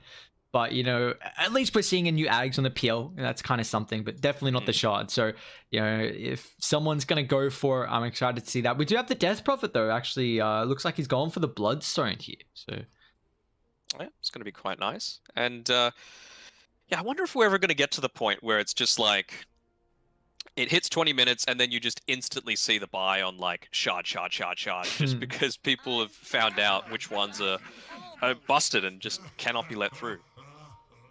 Yeah, I wouldn't be surprised, honestly. It's just going to be a massive timing by that 20, where if you've got the gold, see it can really maybe come into play here. And while we're 4 minutes away from it, but still without too much gold in the bank from a lot of these players, so we'll see how they're able to utilize that extra advantage that has now been given by Lord Gambit and his Masteros. Well, going to be able to catch up. Boom Bell here. Phil is going to try and counter initiate. Can they bring through the Void Spirit? The Scepter is going to be trying to disrupt this, but it still gets a Resonant Pulse off. They've lost the AT. It's going to be a 1-for-1 to start, but Fearless with the wraparound moon straight on top of the Spirit Siphon. Epi's going to try and get involved here. But Savage, what can he really do? It's Death in the middle. He's in trouble. San's going to prevent the chain away, so it looks like Motivate. They're going to end up losing 3. Savage, thought about coming through. Maybe chucking out that Doppel. Seeing what he can, burn some mana down. But that's a nice fight for Fnatic where they, Motivate weren't really set up and didn't really have too much vision in the area as well.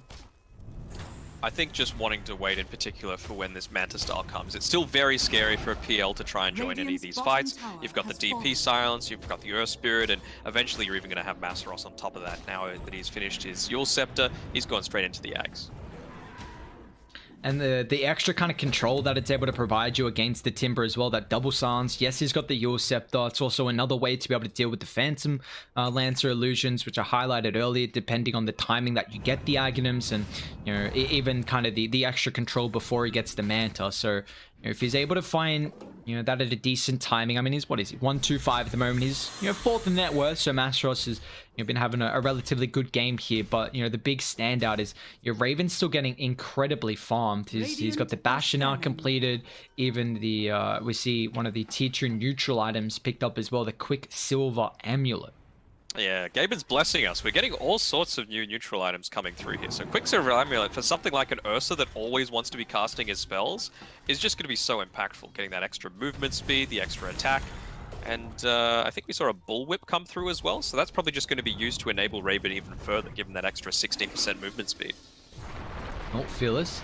They got that ward, but Moon's going to be able to disrupt the Avatos combination with the Yule Scepter now. Rotations coming through. They want to try and punish this deep attempt here, but they've got to be careful with the backline stab. Masteros has got a DD just controlling up the backline so they can't counter initiate with the Echo Summon. Just disrupt it as Tiny will fall. Boombell's in trouble as well. Masteros cuts him down with the double damage. Nice use to that outpost control, wrapping on the back, really preventing the Echo Stomp from allowing Motivate to reset the fight. But this is still, Raven, farming on the Ursa, but also 23 Savage as well. They're giving a lot of space to the Phantom Lancer, and, I'm still worried if this game goes on that Savage might be able to take over. Yeah, there's the potential. We don't know quite yet how good this Ags is. That's true. Right? A little bit unlucky with the Thunderhide again, with all of his illusions. He manages to take out the main one, but they're just going straight into Roche here with the Ursa, with the Exorcism. Why not? They've scattered it out, but it's going to be a little bit too slow. Yeah, it's just way too late. They're going to be able to shred that one down. They do commit the Exo, but Raven's got the Aegis now, so that extra life for the Ursa really going to be strong for them. They can heavily utilize this. This is always a hero that loves that early Roshan. It's one of the better ways to be able to bring that down. And you can just see the tempo that Fnatic are wanting to play out. They've used 4 of the 8 charges of the Earth Spirit's drums. They're continuing to go in. Let's see if Freddy want to fight here, because they know the Exorcism's on cooldown. They got a very nice ward in the area as well. Savage going to show up. Yeah, Fnatic want to retreat instantly, although Raven, he actually TP's in. They get the shackles. They're burning out all the mana, though. We might just lose that first life instantly. Masteros on top of the backline as well, but the Echo Summ's going to control it now. They're going to be careful. The Earth Splitter flying through as well. It's going to disrupt the toss back. Beautifully done from the Tiny, but where's the follow-up? Savage, he's controlled. He's going to be careful as well. He's going to try and deal with the back, but the Doppelganger gets him some space, but they found the real one, and now Savage utilizing that Phantom Rash on top of the creep wave, but it's not going to matter. And now with the cleanup coming through, they're just bringing them down slowly, one by one, although they're still holding this live. Q on top of the back. Focus fire is there, but Masteros now big combo on top of the back. Fearless brings down Void Spirit, but where's the extra? Death has got a little bit of mana to utilize, but Raven finds the bash, and with the extra attack speed coming through from the overpower. 3 down from Motivate, which looked like a really good start. They knew the Exorcism was on cooldown. They had a very good ward on the high ground. They brought that first life from Raven too, but man, they just died so fast.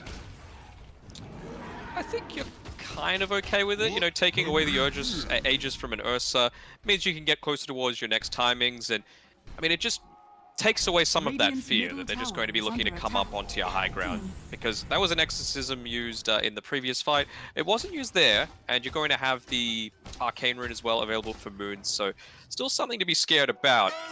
But I think the next Roshan is really what Motivator are going to be prioritizing right now. And there's a good old Midas picked up actually for DJ, so we might actually see that Fire Shield, honestly. Yeah, he's got the shard queued up after what looks like the Holy Locket, and I am really excited to see if Holy Locket might actually... Oh, we got a multicast on the first one. That's literally, you love to see. Nothing more you want on an Ogre than to get a first multicast with the Midas use, but yeah, I'm excited to see if this Holy Locket might actually be viable. You know, we kind of saw it on the Io, maybe even the Phoenix occasionally, but you know, now with that change, you are getting, I think, every 15 seconds, one charge, which is with the big factor here, and you know, it's going to be pretty interesting. It's the regen aura as well. 3 HP regen is going to be really nice when they're looking to take all of these fights as a team of 5, so that's going to be pretty handy. Although, honestly, with the Shard, I can't think of too many worse games to have it than, you know, like against a PL, Yeah. right? Just because he's going to melt them off. It's true, just the illusions just kind of shred him and won't even have to really worry about much. I mean, I guess it gives you at least a defensive factor, but Fnatic trying to roll in top here. Jabs catching up Boom Belt. I mean, it's going to at least give the rest of the Motivate side a way to be able to disengage, although mid, we've got a battle coming through as well. Raven's already got an Abyssal Blade just showing up big here in this game one, dominating spree for the Ursa, and well, 23 Savage going to be careful too as well, but this is, when top of the net worth, we're seeing the Ursa really, you know, be that nuisance entire of the game, and Fnatic are looking strong. I think the thing that they're really waiting for is the ability for the Wind Ranger to go for these solo pickoffs as well. Getting closer and closer to completing that MKB, even with something like a Death Prophet. If you're able to get that full duration shackle off, there's no guarantee that she's going to live. You don't have a ton of save, because we've seen in these team fights, Jabs has been on the one on the front lines. If you're able to somehow skirt in behind them, They're trying. they do have that capability to kill, although missing the shackle, don't know how that latched onto nothing. Nice Echo stop on the high ground though. If I they... think they know though. Yeah, no vision. This is a pretty good spot for Dire to be able to hold around that triangle. They got a ward situated. Very power spot for them, for Fnatic. And you see how they're controlling. They got top and mid shoved in, just controlling the triangle, really limiting the farm that they're able to find here. And well, they're pressuring Mastros.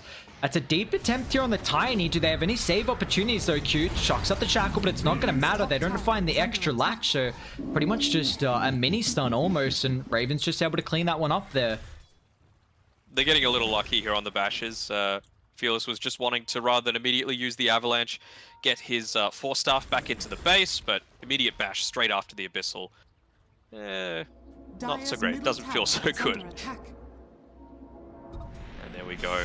DD bottled up for Raven. He's already level 19. Jeez.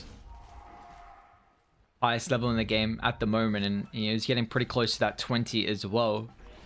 He goes for the Earthshock with a plus Fury swipes damage. You know, more than likely, I mean, he's going to have an immense amount of damage as this one continues throughout the fights, and this is all without a BKB. So now is, you know, it's really going to stop the Timber's damage, stop him from, you know, losing out all on the mana, the combo from the Tiny. You know, it's a lot of abilities that he has to be worried about, and the fact that he's already had such a good game without it, you know, it's going to be very difficult for them to kite him.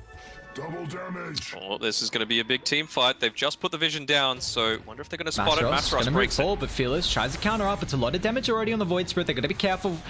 They see Trying the to go double on the damage. back line as well. Savage, he can build up the illusions. He's in trouble instantly with the Abyss Blade. They found the real Phantom Lancer with the bash coming through the last second. No, Savage, he tried to stack up the illusion on top of the supports here, but the rest of Motivate, they gave up that higher ground, and they might give up another hero as well. Fearless caught out of the mid lane. The hero sets up for the roll. Raven, he wants to see if there's any heroes on top of the back, maybe trying to defend the Tiny, but there isn't. So just turn his attention to the position 2, who hasn't really been able to get a foothold in this game. 4-7-4 for Fearless, and Fnatic now utilizing that DD, finding 2 pickoffs onto the tier 2 tower.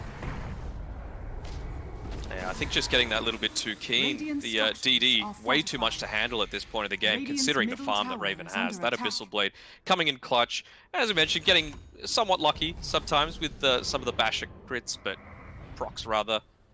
But yeah, if you're going to have a PL diving in that deep onto the backlines against a DD, you're always running the risk of something going awry. What have we here? Well, they don't find that T2 tower mid, but the big thing is the fact that the MKB is now being completed for Q. So now you've got a way to be able to find some of the pickoffs here on the squishy heroes, really going to amplify that potential. So we'll see how he's really able to utilize this though.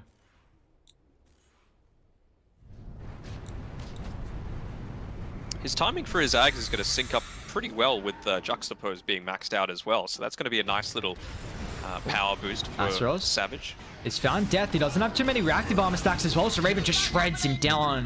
When you can stack the Fury Swipes on someone like a Timber, usually feels pretty tanky, but not so much when Raven's on top of him. And now that leads him into a tier 2 tower, and you see instantly trying to sweep to top where it's getting shoved out from Fearless, but they're going to try and disrupt this though. They cliffed it just to make sure that he wasn't able to keep the wave pushed in. They really want that tier 2 top. They're just trying to get all the map control right by the potential Roche spawn coming through.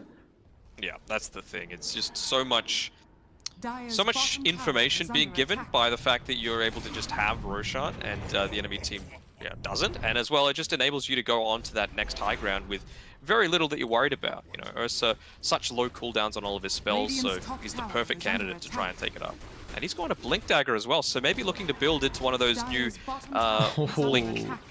Yeah, I think it's perfectly possible. What, the Swift Blade, or that's one of the...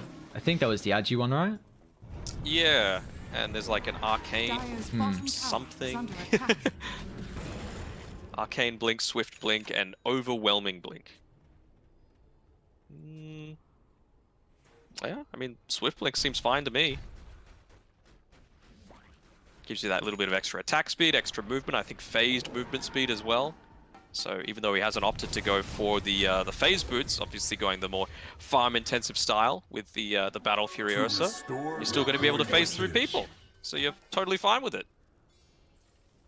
Oh, okay. I actually got excited.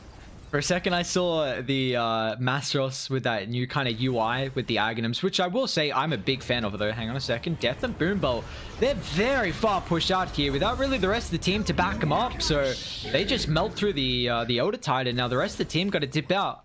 What do we got? Ags picked up from Phantom Lance as well. So with that timing of the level 18. And is this... Did he go the shard, the Ogre? He did. Okay, so we got our first Ag shard. Let's go.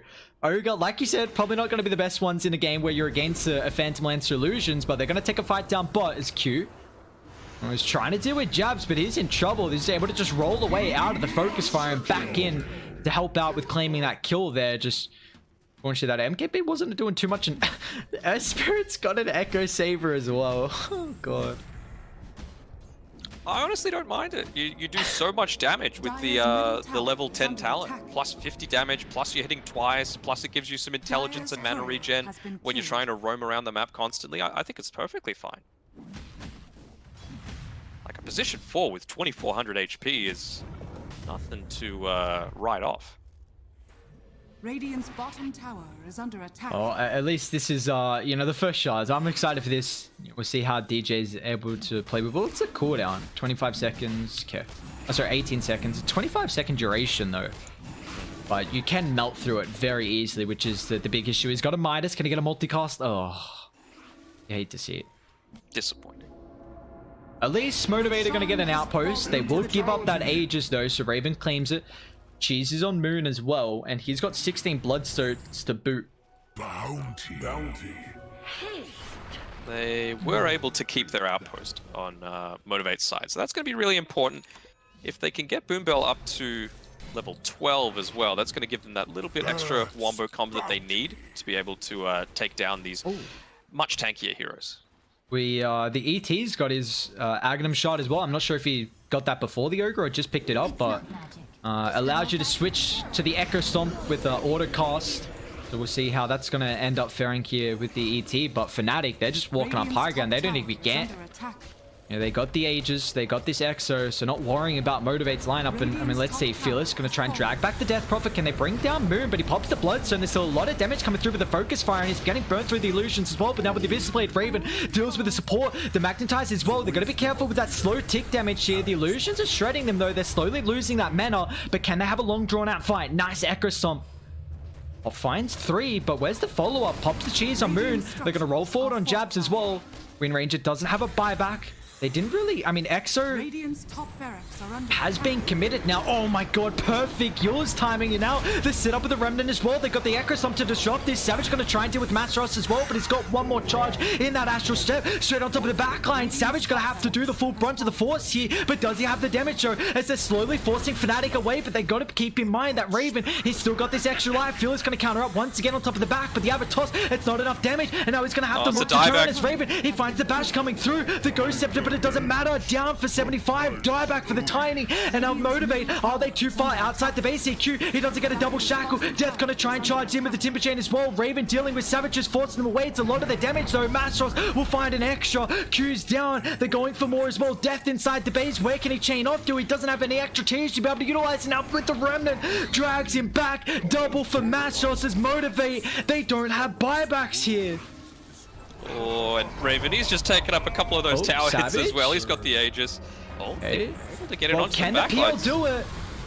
You're gonna have to hope now, but the bash comes through. They deal with the Illusions. Bye-bye PL.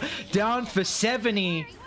They just shredded through them. Moon's gonna be able to catch out the Elder Titan outside the base as well. And man, this is... Oh, God. He has...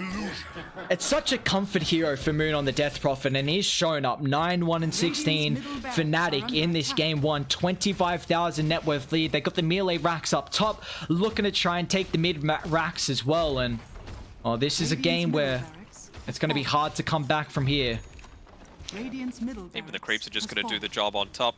The rotation through the bottom, forcing the buyback through from the Elder Titan. This is the thing though, like I feel like in this position where they're playing from behind, you're never going to want to swap forward onto that Spirit as the position 5. You're just dead meat. So I feel like maybe there could have been some better usage of his network. Radiant's bottom barracks are under attack.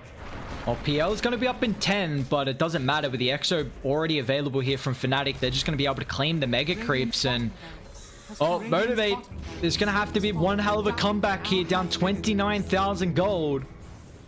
Fearless toss, but it's on the Illusion, unfortunately. Now he's outside the base as well. Moon sets up for the roll forward. They don't get the connection. But be careful how deep you dive here, because the Extra's about to wear off, and they just find the real Phantom Lance of Raven with the Abyss Blade. The Mantis not going to do enough, and now without the PL, the damage won't be there. Motivate have to call it quits as Fnatic take game one here in our lower bracket elimination match. Fnatic, victory. Well deserved. I mean, it was great team play all throughout.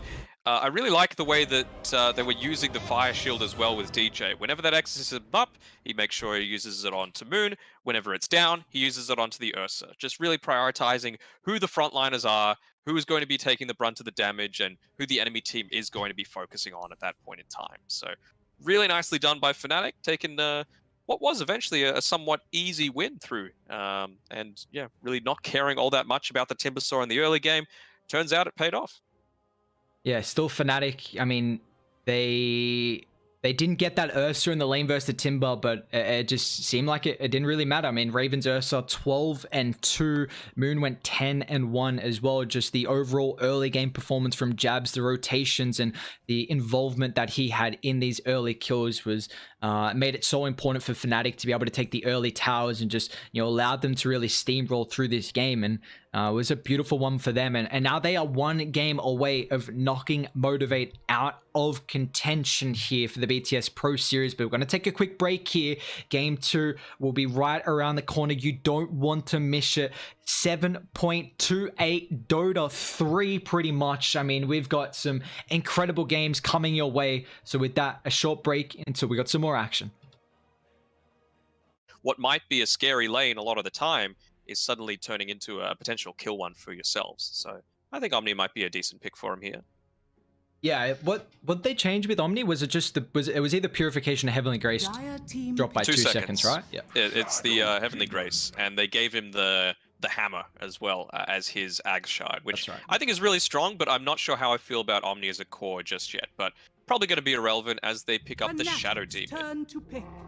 Little, I don't know if you want to call it nerfs or buffs, but they made it so that assuming you've got multiple uses of the Demonic Purge, as soon as you use the second one, the first one immediately expires and deals all the damage that had been stored up, I guess, until then. 10 You can't seconds dispel shadow remaining. poisons anymore, and you can also use the Demonic Purge onto 5 allies to seconds heal them remaining. and give a movement speed boost, I want to say.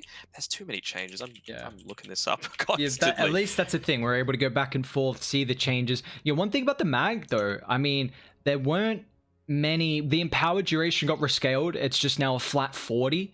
So it was 38 and then buffed up by 4 seconds each level. So max out was 50. So I guess, max out dropped by 10 seconds. But the rest of his, it just got some talent changes, that scepter rework. We got the horn toss as well for the shard. But honestly, kind of surprised there wasn't maybe a little bit more of a rescaling with the mag and power, at least damage. But they get rid of the at least the duration nerfed a little bit. When there were those leaks going on, like before the patch was officially released, I think people were looking at like the Brazilian website or something like that. Magnus was one of the first ones available, and before we knew what Ag Shards were, we saw the Horn Toss, and I'm like, oh, so all heroes are just getting another ability now? And Horn Toss like tosses someone behind you. That's just like, man, this is the easiest laning tool of all time. Toss someone behind you, skewer them under the tower, they're dead. But turns out you can only get the shards at 20 minutes and beyond, so it's not going to be super impactful for that. But Motivate, they're just not looking to innovate all that much. They're just like, look, this worked damn well in the past patch. Let's try and make it work for us again. The Empower onto the PA, who's also going to have the Corrosive Haze, and probably by that point a Desolator as well. So nothing too different, just looking for those key timings.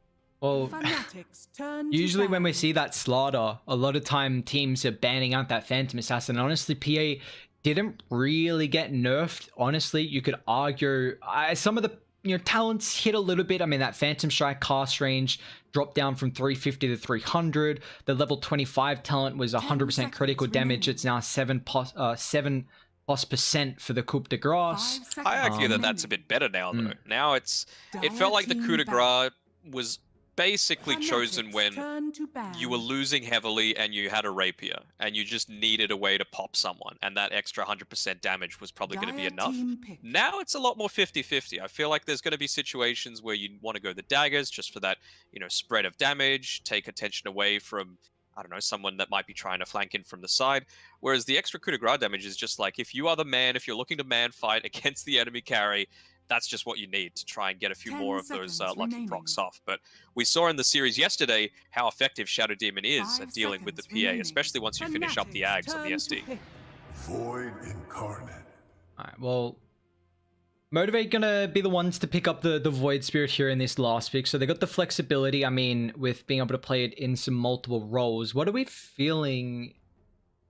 Is it a Mag 5, Lena 4? I think so. Yeah. Remaining. Mag 5, Lena 4, Lena 4, Void 2. Slardar 3, Void 2, PA 1. Well, this is a matchup that I've been a big fan versus the Storm. That Yule's catch is incredibly strong.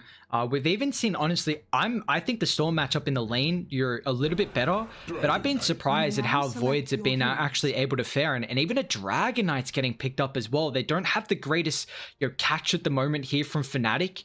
The instant jump with that dragon tail no cast animation if you're not in the Elder Dragon form, so a great way to be able to catch out that Void Spirit, and being in the offlane actually here from Fnatic. So this is something we had not seen previously, but with the new patch we're going to get a bit of a treat. Motivate being the filthy buggers they are, they're one game away from elimination, so they're like, all right, you know what, we're going to go back to what works. We'll pick up the Slardar, the Mag, and the PA.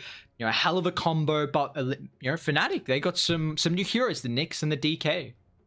I think Motivate essentially have exactly what they want, but Fnatic's just like, look, Ice Frog's given us a lot to play with this patch. Let's try and find something that's just going to absolutely dumpster this past. And the thing is, towards the end of the previous patch, things were starting to get a little bit predictable. You know exactly what their timings are. You know exactly when they're going to make rotations. You know exactly where they're going to be farming. So I feel like Fnatic feels that they're going to be able to exploit that.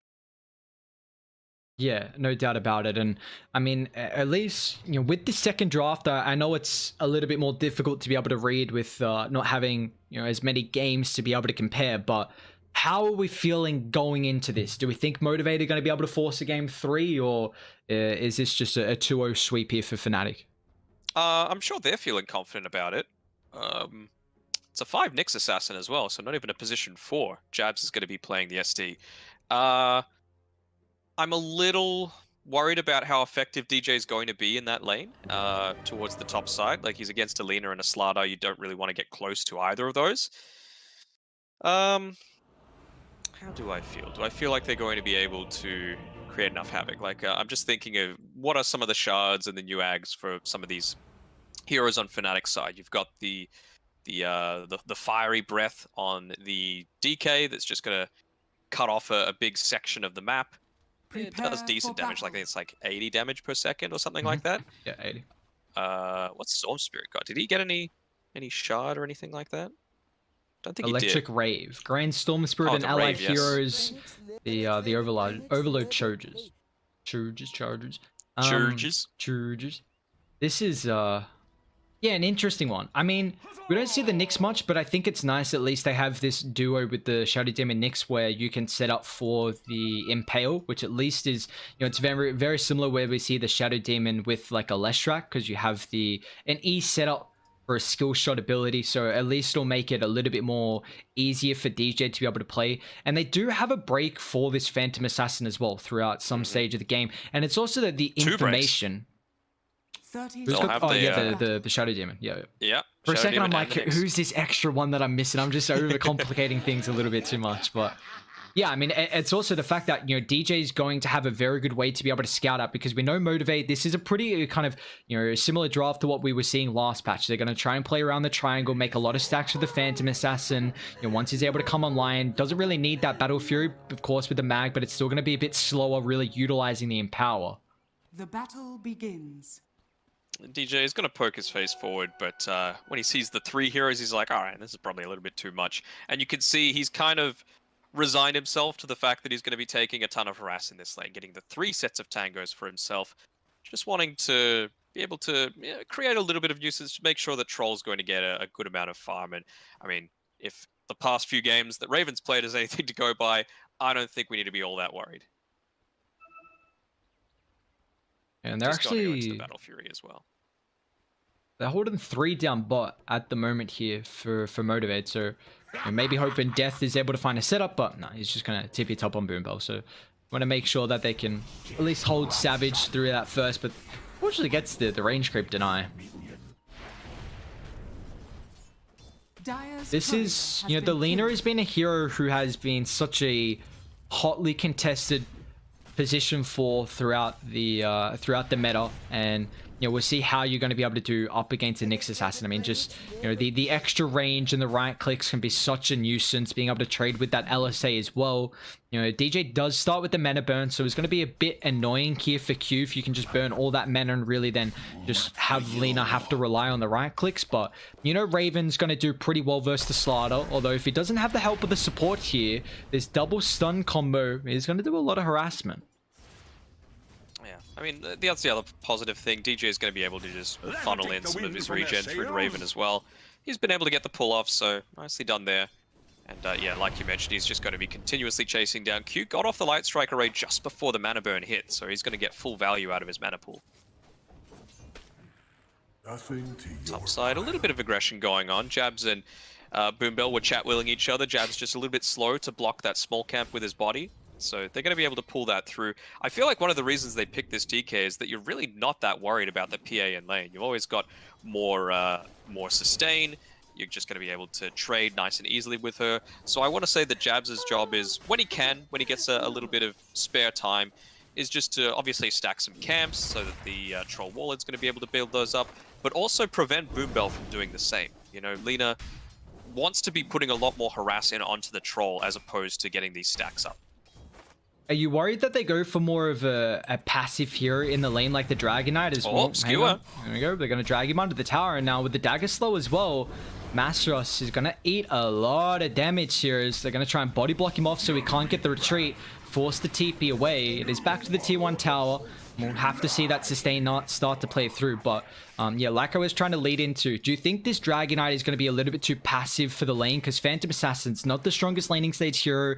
Your Mag as a 5 support's not the strongest either. So is this where, you know, the DK is not really going to pressure the PA enough in the lane, or?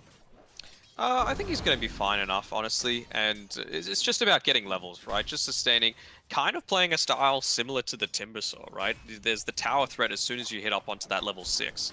So I think he's fine just to be able to trade somewhat evenly with the PA, provided that Jabs is also doing his job in preventing the stacks from being built up for Motivate.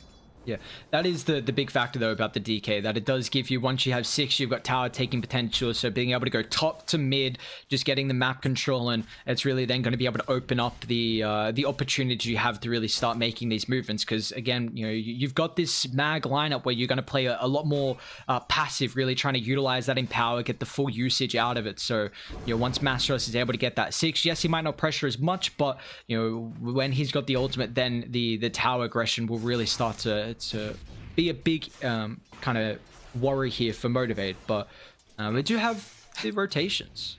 It's more of a retreat coming here from Jabs. He's trying to get away. Fearless could potentially make the play for him, but just a little bit low on mana.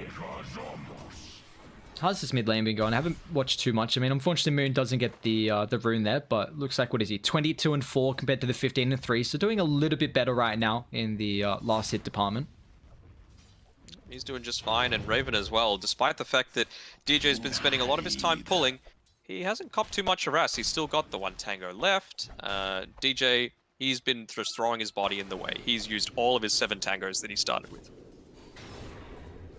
They're really taking away the factor of Q being able to utilize any abilities as well. Just a constant mana burn, chipping him down. But mid lane though, Moon drags back Fearless. Jabs' TP though looks like just trying to refill the bottle, not really going for an opportunity to kill.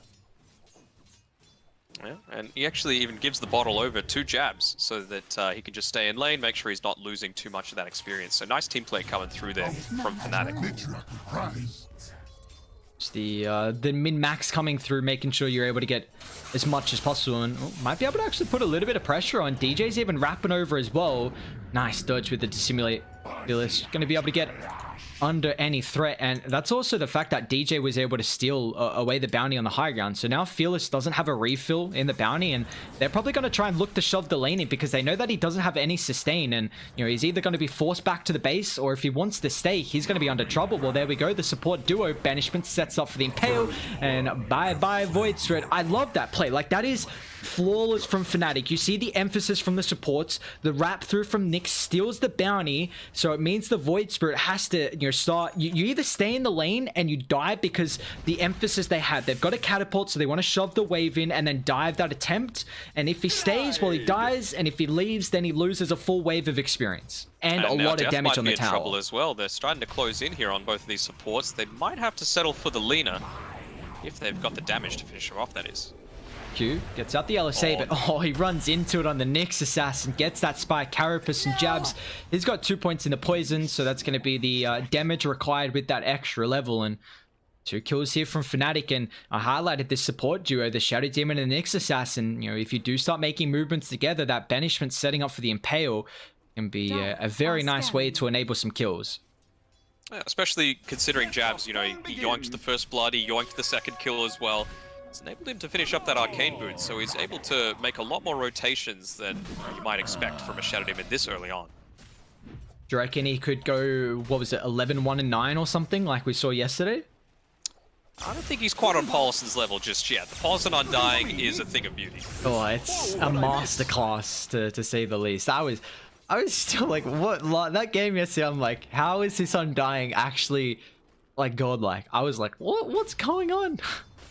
Yeah, it's awesome. And just spending his time really effectively, you know, making these rotations through, forcing Fearless back a little bit. We've already got 3 stacks up here due to the Shadow Demon. He even got one as he was heading towards bottling that 5-minute rune. So just really effective map maneuver here for Jabs.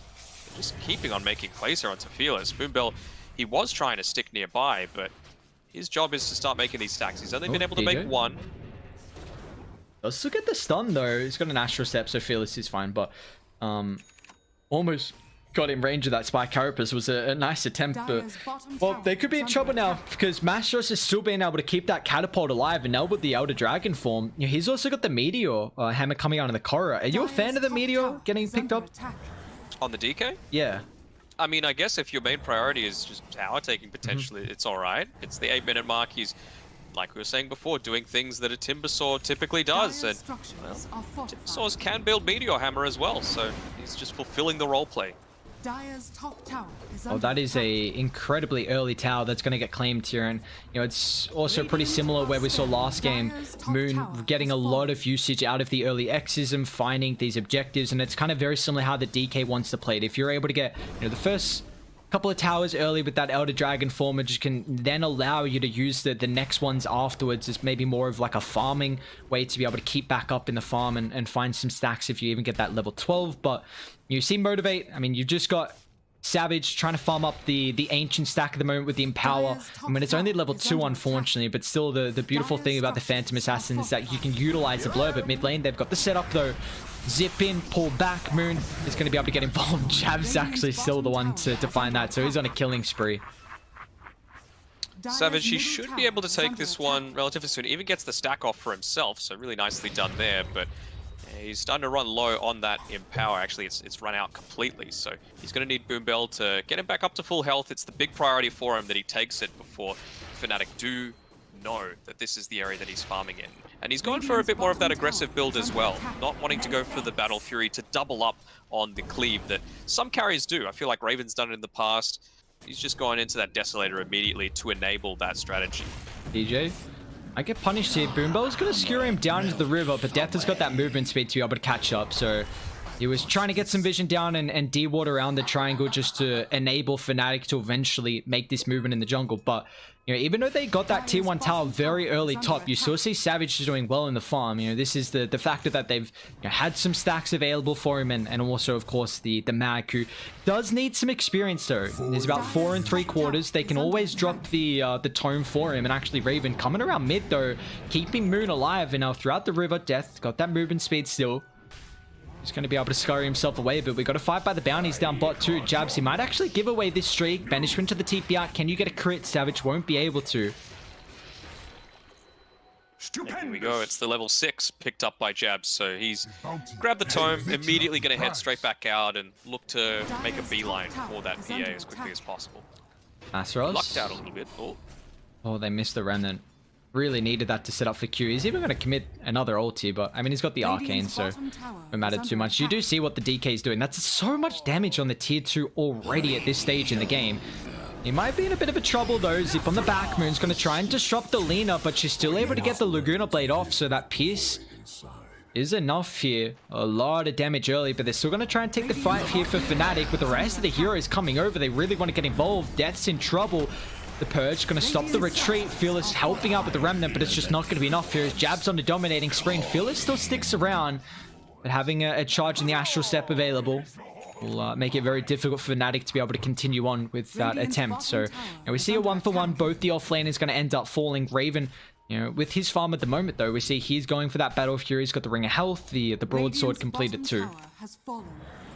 Savage has been able to grab that bottom tier 1 tower, so not wasting the time that's being created by his team. I mentioned before, he got quite lucky being able to pick up that Possessed Mask, not put too much more into the regen, needing to take those Ancients. We've got another contest happening towards the mid lane, wanting to take full advantage of this siege creep.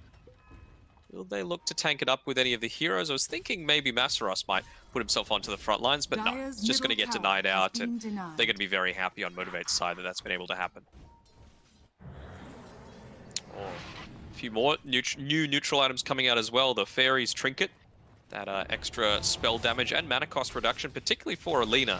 As support Lina, that's going to be really impactful with the Laguna Blade. We even see the mask as well for Savage. We saw that last game, but this is so nice for the Phantom Assassin. Just your primary attribute, even just the 7% heal as well. But the Void Spirit's actually going to end up dying mid here. So with the help of DJ and a couple extra Fnatic heroes inside the river, they're going to be able to bring down the Void. I mean, Void having 5% mana cost reduction. Sorry, the Storm Spirit is always pretty handy. Oh god, yeah, that's... Dire's top tower is And under Raven, really nice. when he starts to take some of these stacks, there's not too many, honestly. Storm's been the one clearing most of them, but he's got the Scuffed Blade Mail on himself, so he's going to be able to quickly take them down as well.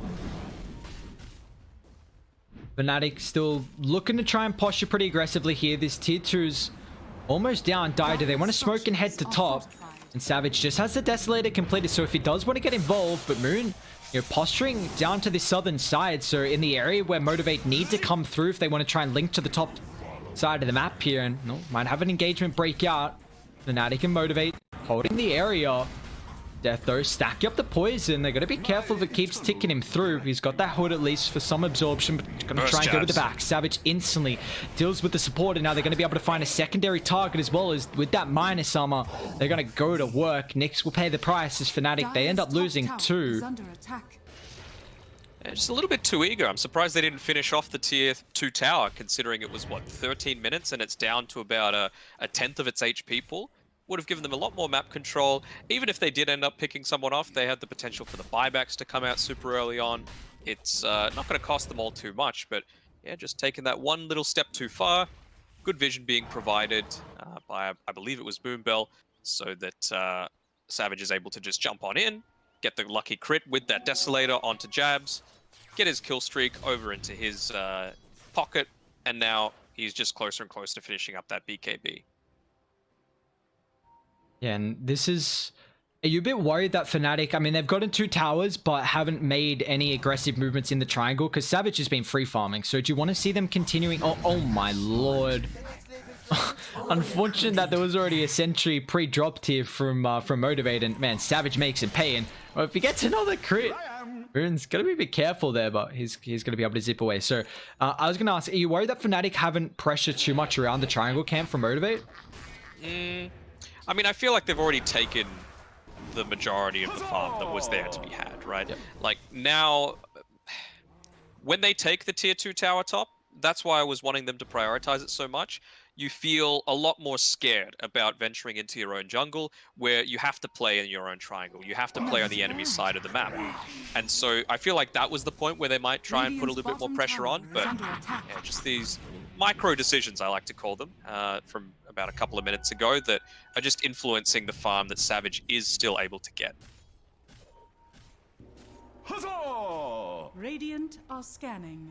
By the that 15-min timing, and Radiant, they're still coming over. I'm over here. Really wanting to continue trying to put some pressure top and find that tier 2 tower as Mastros. He's got the Elder Dragon Form for a little bit longer.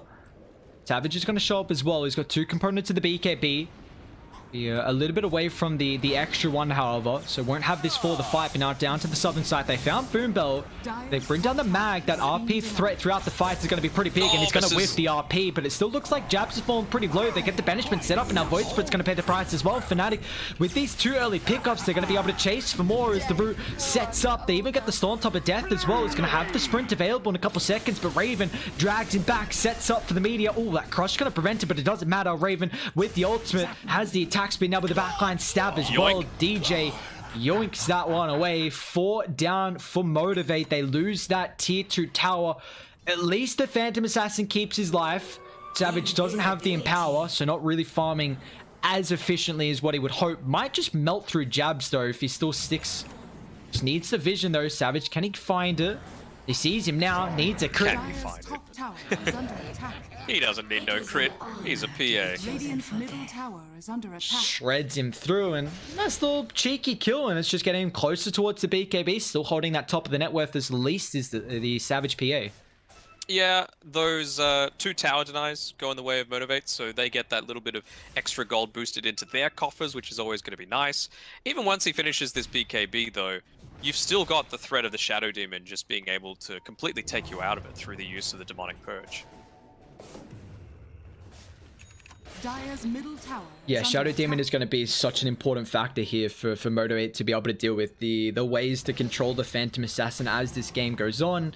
And it's even so annoying versus the Void Spirit as well. I mean, if you more than likely will see him use that yours pretty aggressively to set up for the Aether Remnant, but you know, the Purge is going to take away that defensive factor that he will have. And well, there we go. Onto the storm. Aggressive use. Nicely played from Nyx. He's going to eat the Remnant now. They're going to try and deal with the back. Instantly, Savage finding the Shadow Demon, but he's able to get the banishment off now. They're going to try and look to turn with the Dragon Tail. They've got the stun like, oh, the timing. Savage, he just gets the Blink Strike away. They're still looking to hunt though.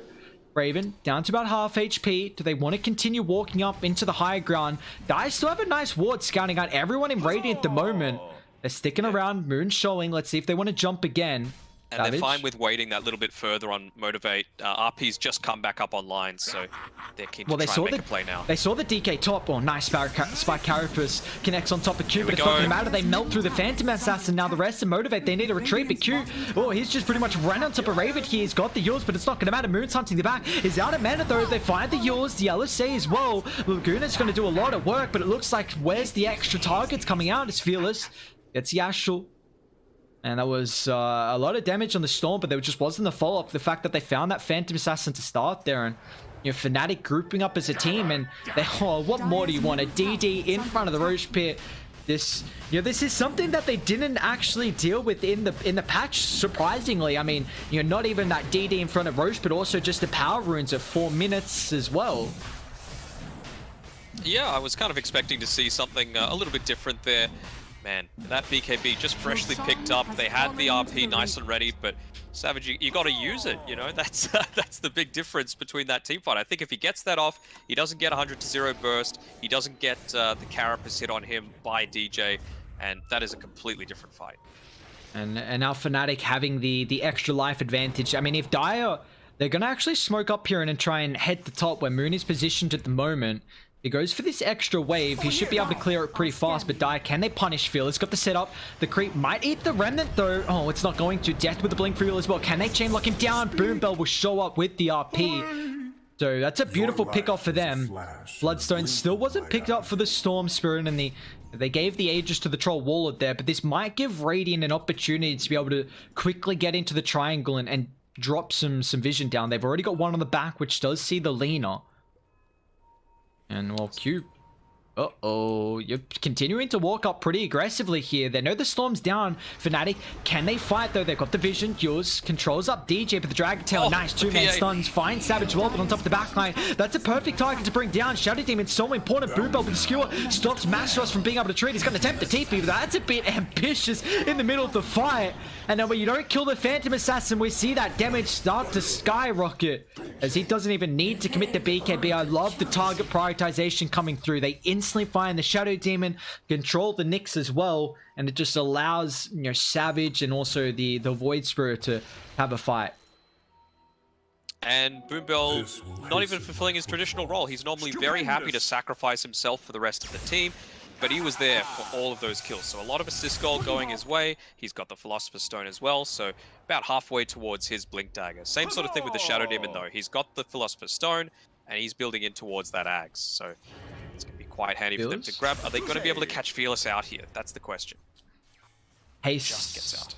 Yeah, a bit too difficult for them to be able to catch, but well, we're still seeing this one. I mean, it's neck and neck at the moment, even though Fnatic do have that extra life to be able to utilize, and you know, Raven is doing a relatively good job with being able to keep up in the farm here against the Phantom Assassin. He's just a little bit behind in net worth by about $1,000, but you know, he's got the Battle Fury, he's got the Sunjin Yasha, and he's going for the MKB is that next item, so it's going to be a way to go through the evasion.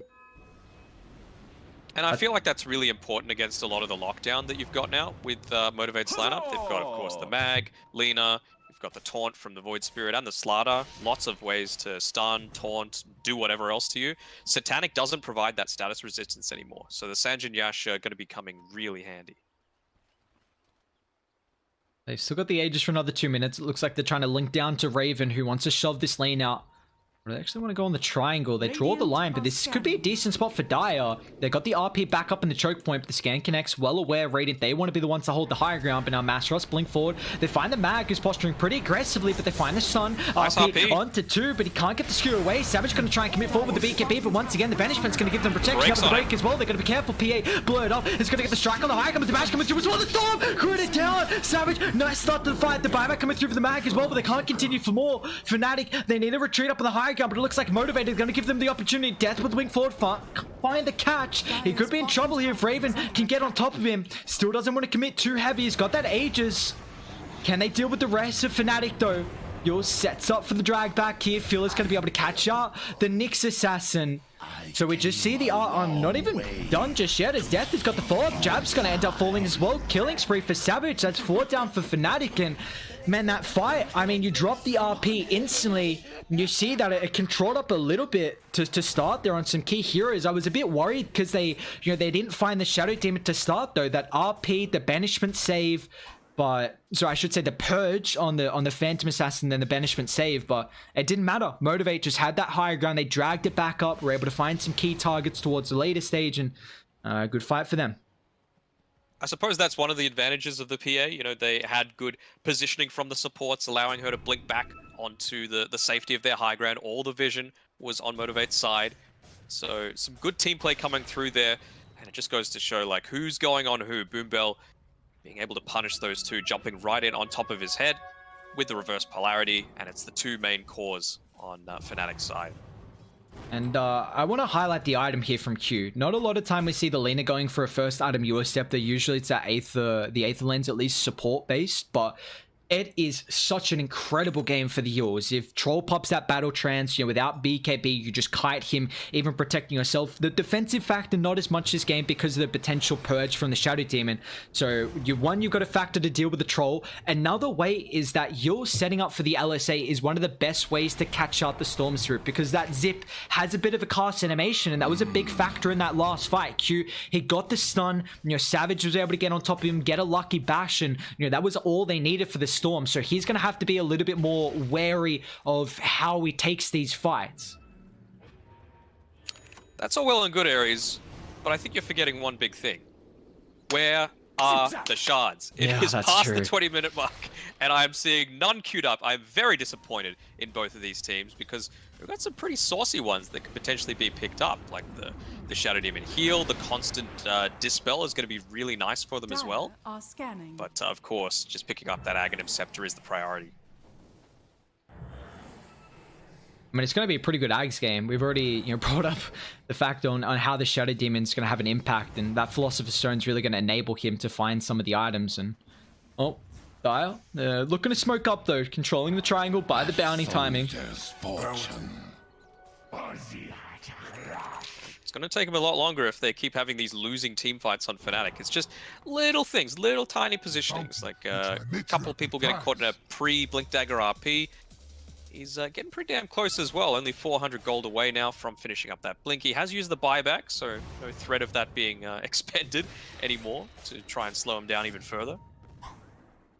I've been a big fan of how Motivator being continuously controlling the triangle, just exactly where Savage wants to be, utilizing the Ancients, mass clearing that one out, and with how they've positioned with their Observer Ward, you see one kind of on the higher ground, scouting out the stairs, infiltrating up. You got one by mid as well, which is giving you the secondary route to really come through and wrap onto the higher ground by the triangle. So just the defensive factor, because they lost tier 1 mid and top so early, so they really just got suffocated in that triangle, but it didn't matter. You just gave all the farm to PA, and they're still continuing to hold that side. So really been impressed with how they've been able to set up, and this has at least enabled them to be able to have a net worth lead now. The fact that Savage is mass farming, and the rest of the cores are finding the items as well. I mean, the Void Spirit's got the Aghanims now. Void Spirit's got the Aghanims, and you would think that after just picking up that Ethereal Blade, that Savage would be like, right guys, time to go. Good shot calling through from Boombell. Just, he was playing so scared underneath this bottom tier 1 tower, thinking, there's a creep wave right there. Am I going to die if I go for it? Oh, he spent about 20 seconds umming and ahhing. Eventually, when no one shows up, he's finally able to finish it, and that's his Blink Dagger coming through. So I I think, oh, is this a little bit too keen though? 100% Boombo. I mean, he gets the RP. Savage coming over as well. They get the Bassman up with the Bishop Blade's already hard on the crit. Bye-bye, Storm. He's just baiting Boombo the positioning. Thought it was too aggressive, but they melt through 2 heroes. And now, you know, this was a big timing for Fnatic because Raven just picked up the MKB, but you know, now that's going to be them losing the tier 1 tower mid. Unfortunately, Roche is still, it's not going to be up in 2 minutes. Until then, I should say. So they won't have an opportunity to be able to take that tier 1, then go back to Roche. But, you know, it's at least now continuing to delay this. And with the build that they've gone as well, Q feels somewhat safe to just continue pushing down on this bottom side. You know, you've got a couple of heroes making sure that the pincer move is going to happen, coming through from the left. Storm Spirit's dead, Nyx Assassin's dead. There's no way they're just walking up to you with the item builds that they've gone. Masaros did quite recently pick up the Blink Dagger though, so always going to be pretty scary, but he's just prioritizing fixing up that mid lane as opposed to the bottom one, particularly as that Roche, like you mentioned, is about to become a factor in a minute and a half. But the big thing is you know, getting that tier 1 tower now gives you a lot more map control and kind of, you know, because you know that next Roche fight, and also allowing you then to ward the triangle, which does just get taken away from DJ. So nice awareness that, you know, Dire more than likely trying to be able to control that area just before this potential Roche fight does end up breaking out. And now they've got an immense amount of vision of the area. So now it's Fnatic's turn. Smoke coming through from Motivate. I was wondering, they've been grouping up for the past 30 seconds or so, and I'm thinking, is this a little bit too keen? Because the past 2 team fights that they've won, it's because they had the RP onto Boombell every single time, but it's still 30 seconds away. So it's these single target pickoffs that they're going for. They draw the circle around Moon. He's going to show in lane. Are they going to be able to catch him out quickly enough? Fearless is going to zip forward. Needs to TP pretty quick. Fearless might be able to find him. He's already used that Aether Remnant. Unfortunate they won't be able to. Just able to get away. They don't have their courier in the Roche pit, so a little fortunate perhaps that it's a longish respawn time. Could have been Fnatic taking it if it was you know, immediate. Well, this is at least giving them an opportunity to try and shove in the lanes. Raven's dealing with top, Bot's in a good spot at the moment. It's going to be, it looks like just on Radiant's side, so this is the next big factor, this Roche fight. Who's going to be able to execute? Who has the vision advantage? Savage is a little way away from that next item. He's even going Sunj and Yasha as well. So it looks like the fact that there's no status resistance now on the Satanic, I think, is a big factor why it might not be going for that one. No smokes left, though, for Motivate. So they're kind of having to posture around this high ground as Fnatic. They use theirs. So they're like, look, if we can't come to them, we'll just have to wait, positioning ourselves correctly, using the blur to the full effect, just to make sure they're popping it ASAP. And connects. They know Motivator up on this high ground here. There's no information at the moment coming through. The lane's completely static, no one's showing. Yeah, you can see the Raven pinging out the PA's missing, like that's what popped it, guys. They've got no other invis. Death, they get the Dragon Tail. He does get the BKB off, and now with double stun, no, Groovell's gonna get caught as well. On top of the backline, they find the Nyx with the breaks. Now on top of the Phantom Assassin, he doesn't have a target to be able to jump through. Where's the team? Inside the river, they've caught out the Storm Spirit, but Moon just gets to zip away. Now with the haste as well, is gonna try and disengage, but the real target is that Phantom Assassin. Raven's on top with the battle trance, and he brings him down. The MKB. The item to deal with the PA, and now 3 down on Motivate. Oh no, they're thinking about still coming over. Q and Fearless are here. I mean, at least he's got the Arcane. Level 20 talent as well, potentially. Now with the Void Spirit, so the reduced timing on that Astral Step if he wants to go through. But man, what a fight for Fnatic. You see Death, you kind of baited out with the bounty, and they got that 2-man Impale on the mag, slowed down the RP. It's just the difference of having Death at the start of every single fight. You know, these previous ones, they've gone their way because those corrosive hazes start to stack up. And, well, that time around, he was the one that got gone on. You know, immediately burst down. Yes, you're able to get the kill onto a squishier hero onto the side in DJ, but when you've got the Shadow Demon still alive, they didn't quite have the crits or the minus armor to be able to immediately burst him 100 to 0. Dire's middle tower is under attack. And we see now Fnatic with this advantage. They've been able to claim both Roches in this game so far. So the Aegis is going to be on the Storm Spirit. He's down to 9 Bloodstone charges at the moment. And Motivator actually still hunting bot with Death and Fearless. Can they get that first life? But Jab's nice positioning from him. And actually, they're going to go mid though. Uh-oh. Lena's in trouble. Mastros pops the BKB, so the skewer's going to do naught. And now that just means the Lena's going to be a free little juicy kill for Fnatic. Very nice. It's actually going into the MKB on the Lena. Looking to do some right-click damage as well. I don't know how I like that versus the Storm. I feel like him in the... You got to Storm such high catch potential. DK is going to jump you. The Nyx as well is going to be a bit of a nuisance. I mean, just having no stats as well is the big thing for me. You know, you've got a lot of potential to just burst yourself down. Storm, do you want to zip for this? Got their way to catch up, although they get the information on Fearless to simulate. He's got some ultimate charges. Doesn't get them right now, and now with the benchman sets up for the stun. He got way too greedy, not committing anything. Tried to min-max it out, waste as much time as possible, but I mean, he's down for 70 and he doesn't have a buyback enough. Fnatic like, alright, we got an opportunity. Mastros pops the ulti. Raven just going to work on top of the tower now, and well, Motivate, they're gonna have to do something without their Void Spirit. It's going to be a tough one though. Going to look to use the full version of this Elder Dragon form. It was only just popped, so Masteros is in a comfortable position. Tried for the shot. Masteros able to pop the BKB though. They get the drag back as well. RP's not there at the moment, but Savage instantly brings down the Dragon Knight. Max got a buyback to rejoin them. They've already used one of the purges. Raven's going to try and disengage, but Q's got the Yours, and now there's the buyback coming through, but they need to lock him in place. LSA is just a little bit too late. Do they want to commit though without the mag? He hasn't BKB'd yet on Savage. Get the bash, but they're not going to go outside the base here. Do they want to smoke though? Void's going to be up in 20. That might be when they go. Yeah, smoke picked up from Boombell Radiant. They're still going to hold the triangle though. They don't want to leave this side of the map just yet. Raven completed the Abyssal Blade. This could be big for the fight. They haven't been able to scout this one out just yet. Savage walking up. He's going to find DJ. Does he want to jump him instantly? He's got the Abyssal Blade. He's going to try and bring him down. Jabs as well. Can they cancel the TP? They don't have the vision. It's just another pickoff coming through. They find the support there. It's going to give them an opportunity to try and get these lanes shoved in. They're hunting Moo. Q. Just out of range, even with the Aether Lens and the cast range talent for hitting off that Yule Scepter. Been really close to getting punished there, but you see how important. I mean, I've constantly harp on information, and now we got a gem picked up from the mag. So just being able to D-ward, super nice against the Nyx Assassin as well. Just the constant scurrying that he's doing with this Vendetta. Now you've at least got a way to be able to kind of control your map and really enable you to be able to find that first jump. Opting to go for the skewer cooldown as well at level 15. Hasn't put a point into his level 10 talent. I was thinking maybe considering his role as the front liner, the bait, if you will. Thought he might have gone for that little extra bit of strength, but just looking for the utility. Trusting the rest of his team that they're going to be able to back him up, and as he gets bigger, it's going to be a lot harder for the Fnatic boys to burst him down. They've got a smoke as well on Motivate, if they wanted to use it.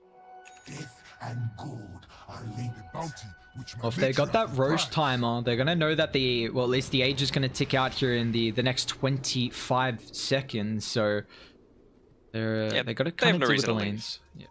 Going to be able to spot out this Observer Ward as well. Oh, wait, who's got the... Is it Death? Void Spirit. Void Spirit's got it at the moment. Okay. Well, they missed the one that's standing right in the middle of the lane, and that could spell disaster. They should have seen that Elder Dragon form get popped, so there's no need for them to go that deep. Dip on the back. Let's see what Moon can catch. Straight on top of the slaughter, but now instantly on the side. Dead. Savage going to be able to find the Shadow Demon. Such an important target now with the chain locked in. He just gone. Just perfect. The timing from Motivate. They're going to look to turn with the RP, controlling up the Dragon Knight Raven. He's going to try and man fight here, but he's going to be careful about his decisions. Yours not controlling him. They get the LSA. He's still got the cheese. The battle chance to be able to utilize Pops. Yosman's going to try and look to turn, but the Yours Scepter completely kiting him. He doesn't have a way to be able to protect himself without the BKB. Now Motivate even popping the cheese here. Oh my god, what a fight. Oh, perfect timing. Literally the second that it expires, and Fnatic just making that dive a little bit too deep, assuming that they're going to be able to get a pick off, but Savage knows who his #1 enemy is. It's this Shadow Demon, and every single time he tries to make a beeline right for him. This time, Jab's just slightly out of position, not having the Blink Dagger, and you can see he's got into the Aeon Disc. He does not want to get picked off at the start of every single fight, because realistically, it feels like he lives, Fnatic win. He doesn't, it's Motivate. I mean, this is big here for Motivate. They just get the items completed on the Phantom Assassin. Death just hit that level 20 talent as well, so the 4 minus armor and the Corrosive Haze.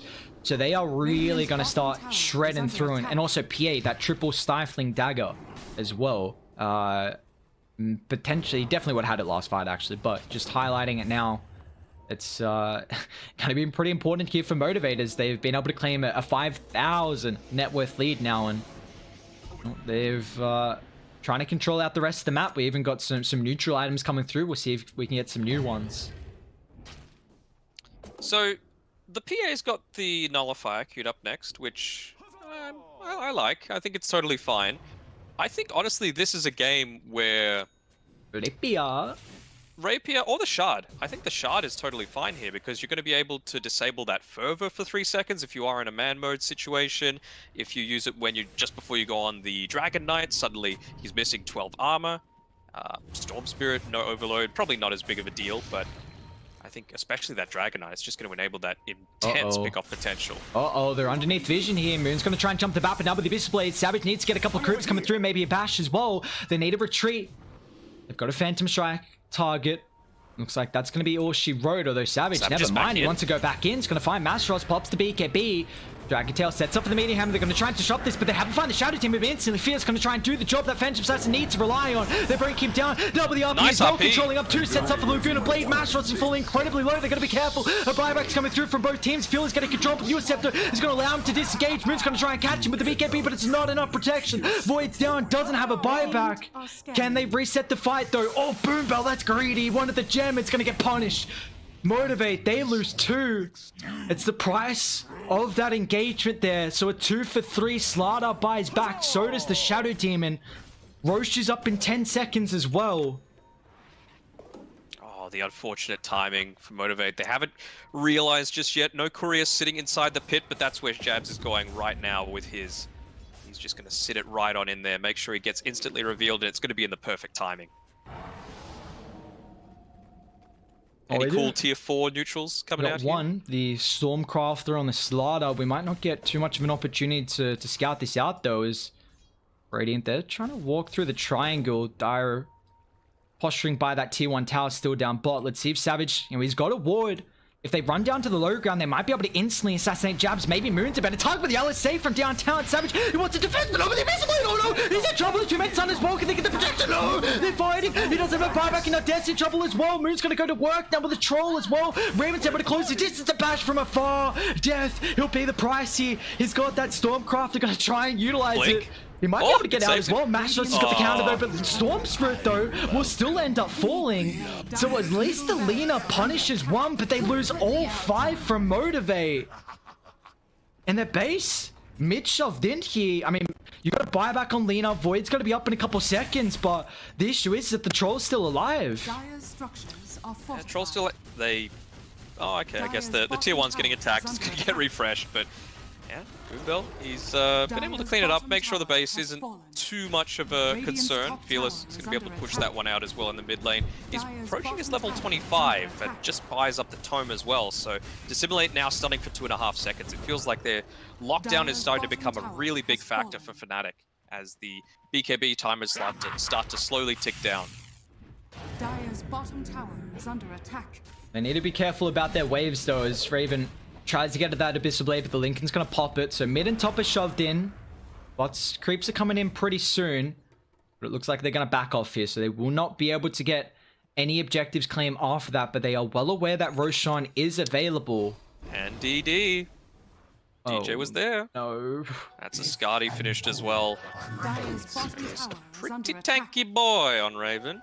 He's also got the Battle Trance Strong Dispel as well. So this is going to be so important. You know, the Shadow Demon is that defensive factor, but we've seen the target prioritization coming through from Motivate. The Void, the PA, making a difficult game for Shadow Demon to be able to play it. But now that Raven, you know, even if Shadow Demon's not there for the defensive factor, he can still pop that Battle Trance and he's going to be A-okay.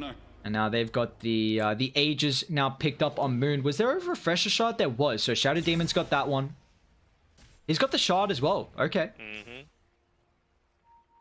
That'll be pretty deadly. And he's even got the Illusionist cape as well on jabs, so he knows how much of a priority he is for this PA. So hoping to bait out the early jump-ins by him. Maybe even the BKB. That'll be huge if he's able to get that out of 23 Savage's arsenal. How much is the heal, I'm thinking, with the Demonic Purge? I haven't seen it yet, so I cannot say. And it doesn't say in the Demonic Purge as well. Like, that's the annoying thing. I mean, at least, you know, it doesn't say how long it's going to Healing last. for its damage value, so I'm assuming 500. I missed. At the very bottom. Oh, yeah. Okay, no, there you go.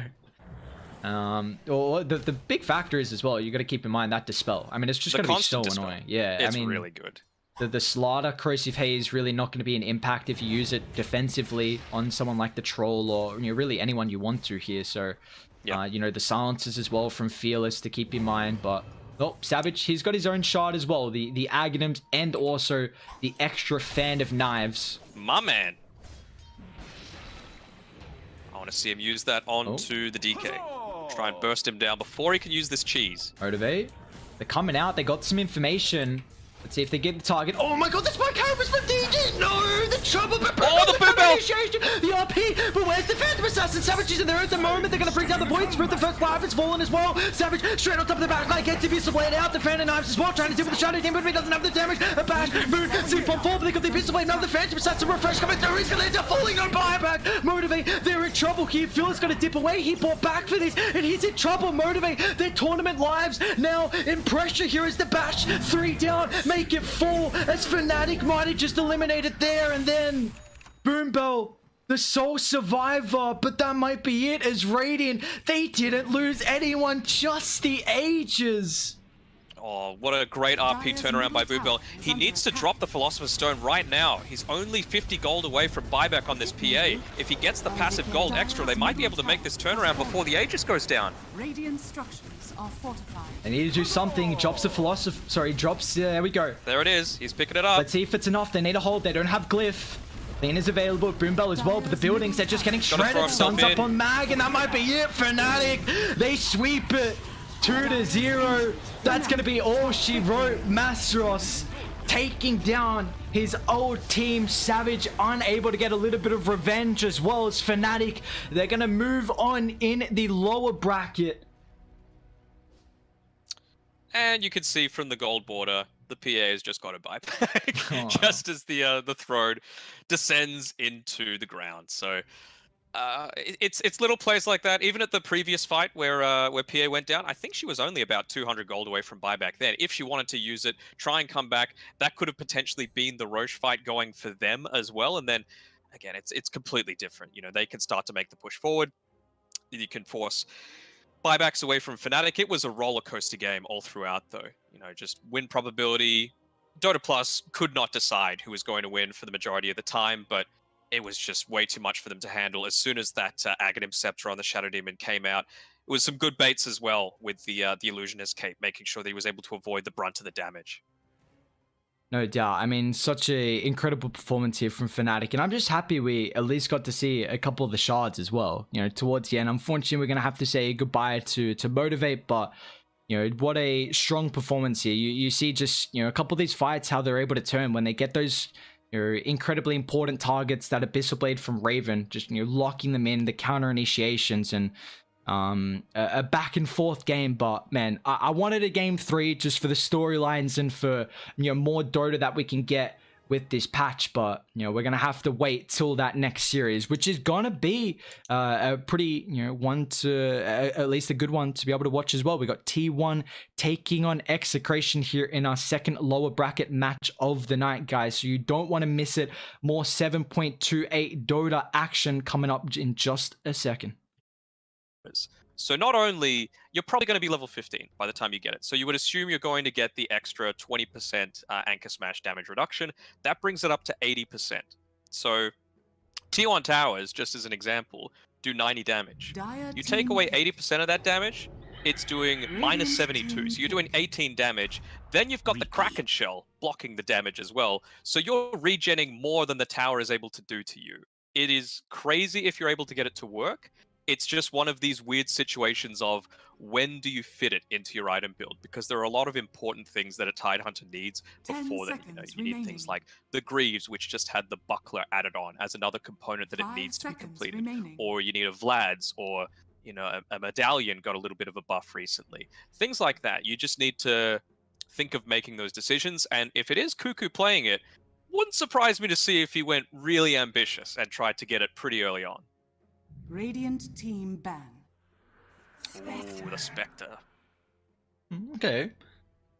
Well, we see Execration still go back for the Mars Phoenix, still that combo there. Beautiful way to be able to protect the Supernova. But I like this Riki getting picked up. Now, we don't really see Riki too much. It is a new patch. We'll see how that's going to change. We did get some changes to that hero as well. The sleep dart.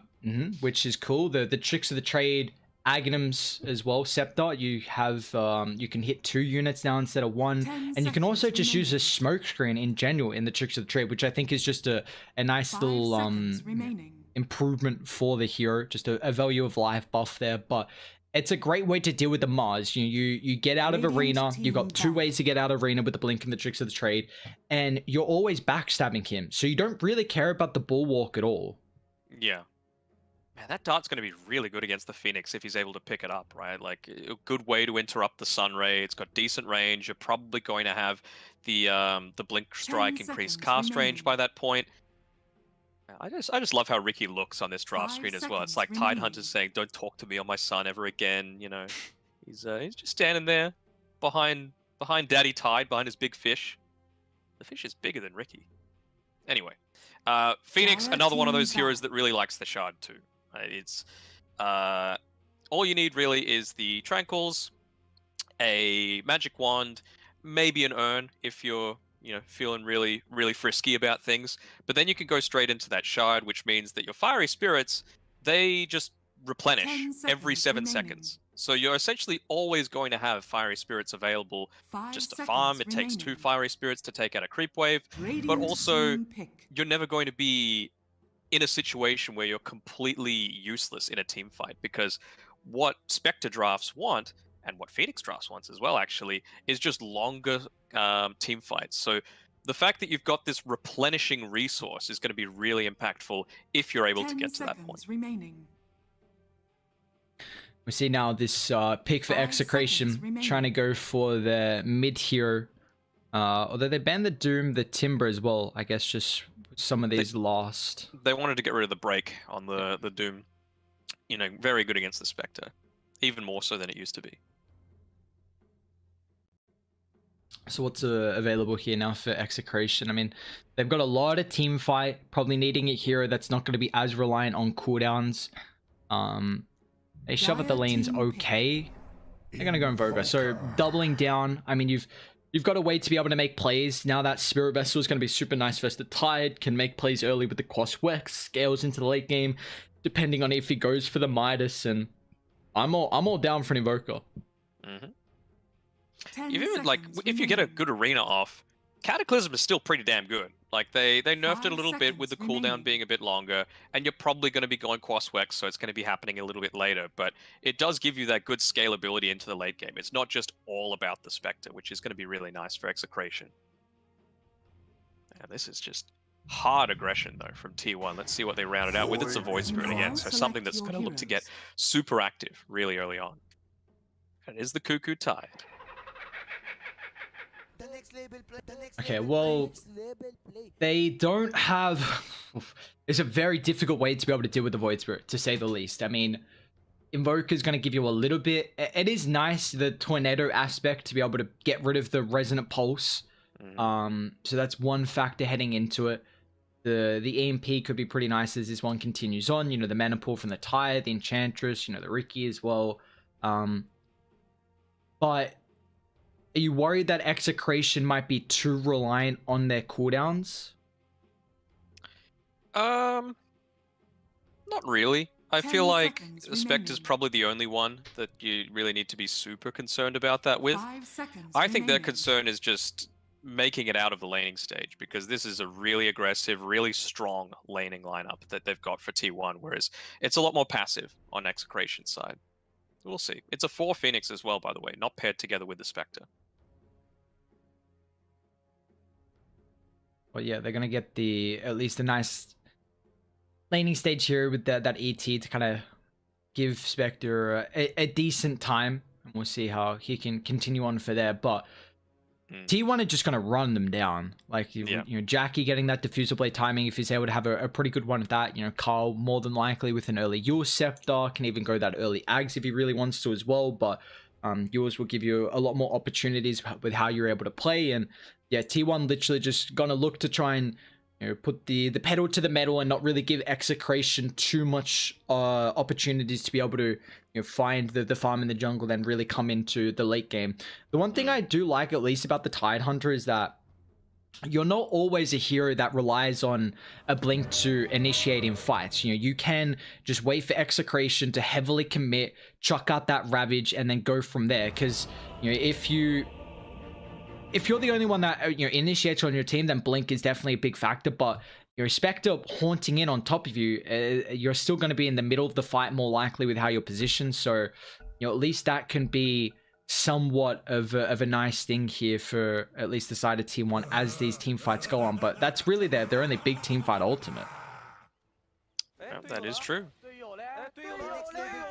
Well, if there's anything my man Faker likes from T1 Entertainment and Sports, it is a lot of aggression coming through from them. I'm sure they won't let him down, and that's the thing I'm really worried about, particularly for this Phoenix, right? In the lane, you want to go for the Fiery Spirits, of course. You know, it's good harass, it's good ways to help contest denies and last hits, and the thing that sucks about it, though, is that if you go into that, you're really vulnerable to dying. You know, the Ricky, of course, can go the Blink Strike. You've got the Enchantress that's going to have Enchant just to slow you down. And if you've used up all your spirits, you've got a 50-second period where you're essentially a range creep. And it's going to be quite vulnerable. So I like the fact that he's gone the Fairy Fire, just maybe hoping to style on the T1 heroes a little bit, maybe get away, juke his way out. Once he gets to his level 2, it's not quite as bad of a situation. But yeah, definitely scary stuff in the super early game. Yeah, with how they're hopefully able to transition this one and see how they fare as the game goes on. Is there a draft you're kind of favoring at the moment in this first game of our second series of the night? I mean, just because it's a little more different, I'm going to like T1. I like innovation, right? Like, yes, we're in the middle of a tournament, but it's still the time for discovery. You know, these things do matter, and I like that T1, they're of course going to take their opponents seriously, but it's such valuable practice to be able to put this on in an official setting as well. You know, trying a few new things out, seeing what works for them, because, I mean, if history's told us anything, you can win every single scrim and then lose at a big tournament like TI, or you can lose everything and then suddenly you're 2-time TI champions. Yeah, you're just gonna turn up on the main stage. That's the big thing. You know, once we do get those lanes coming back in as well, I'm excited to see how a lot of these teams are going to continue to fare. But you know, what I'm excited for is just more Dota 3 action. I mean, this is something I've been looking for the entirety of the day. I literally woke up, first thing I checked is if the patch was out, and now we got 2 games earlier. I was hoping tonight to get 6 games and have like a 70-minute one. I know that would have been, you know, we would have gone late into the evening or even the AM, but you know, it's I can't complain about 7.28 Dota as much as we can get.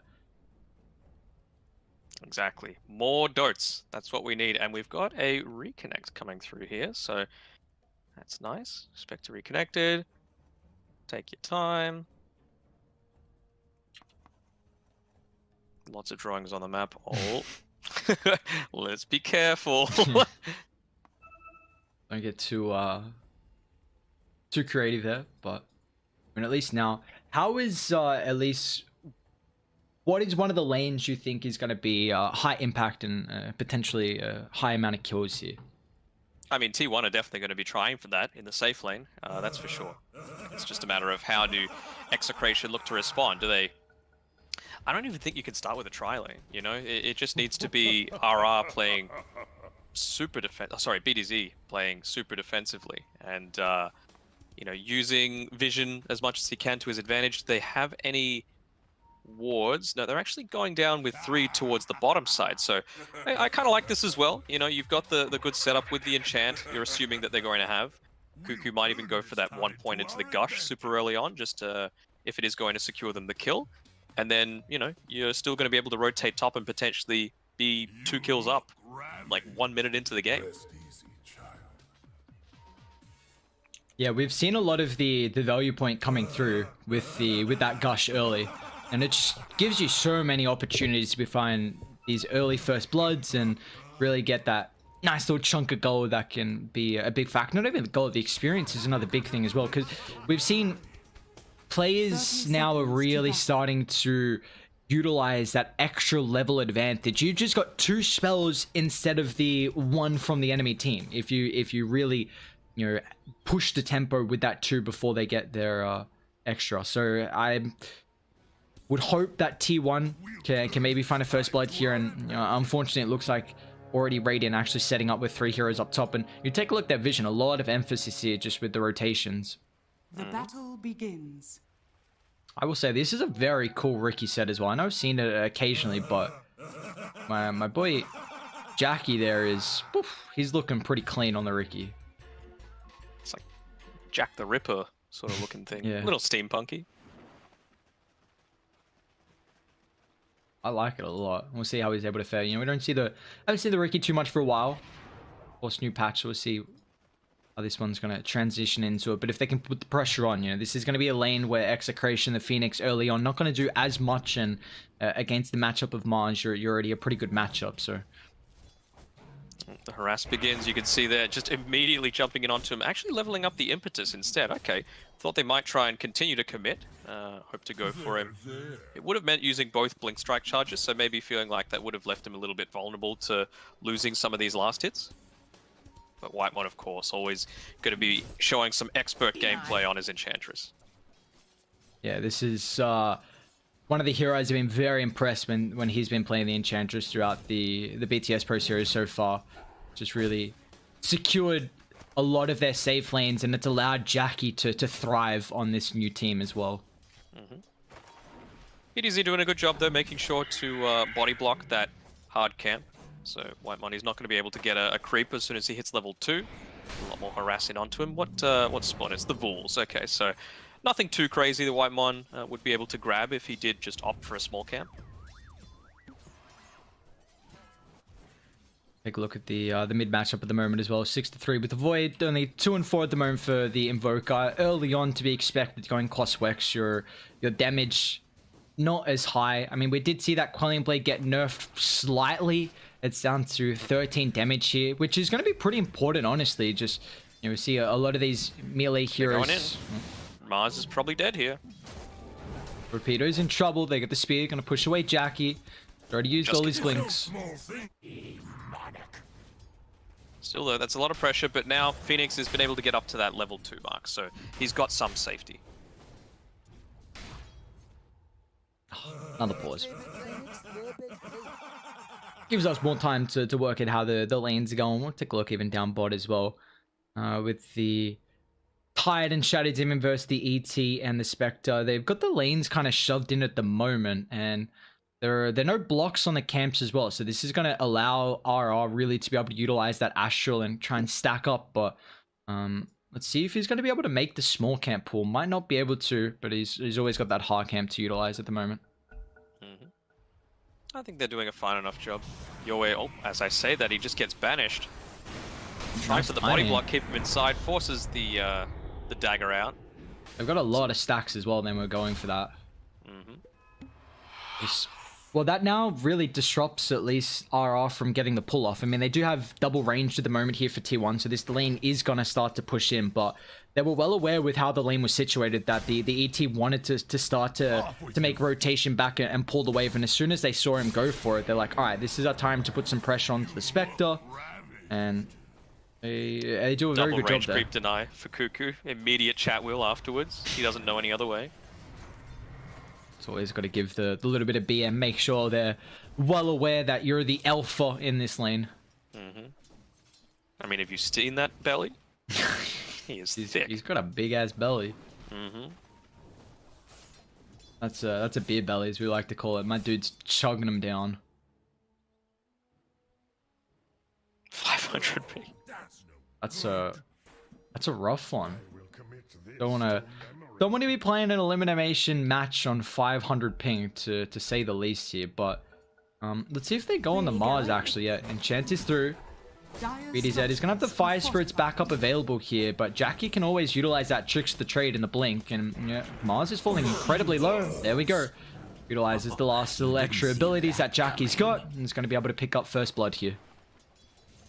Important kill for them to get. I think you're kind of banking on having that for the laning stage.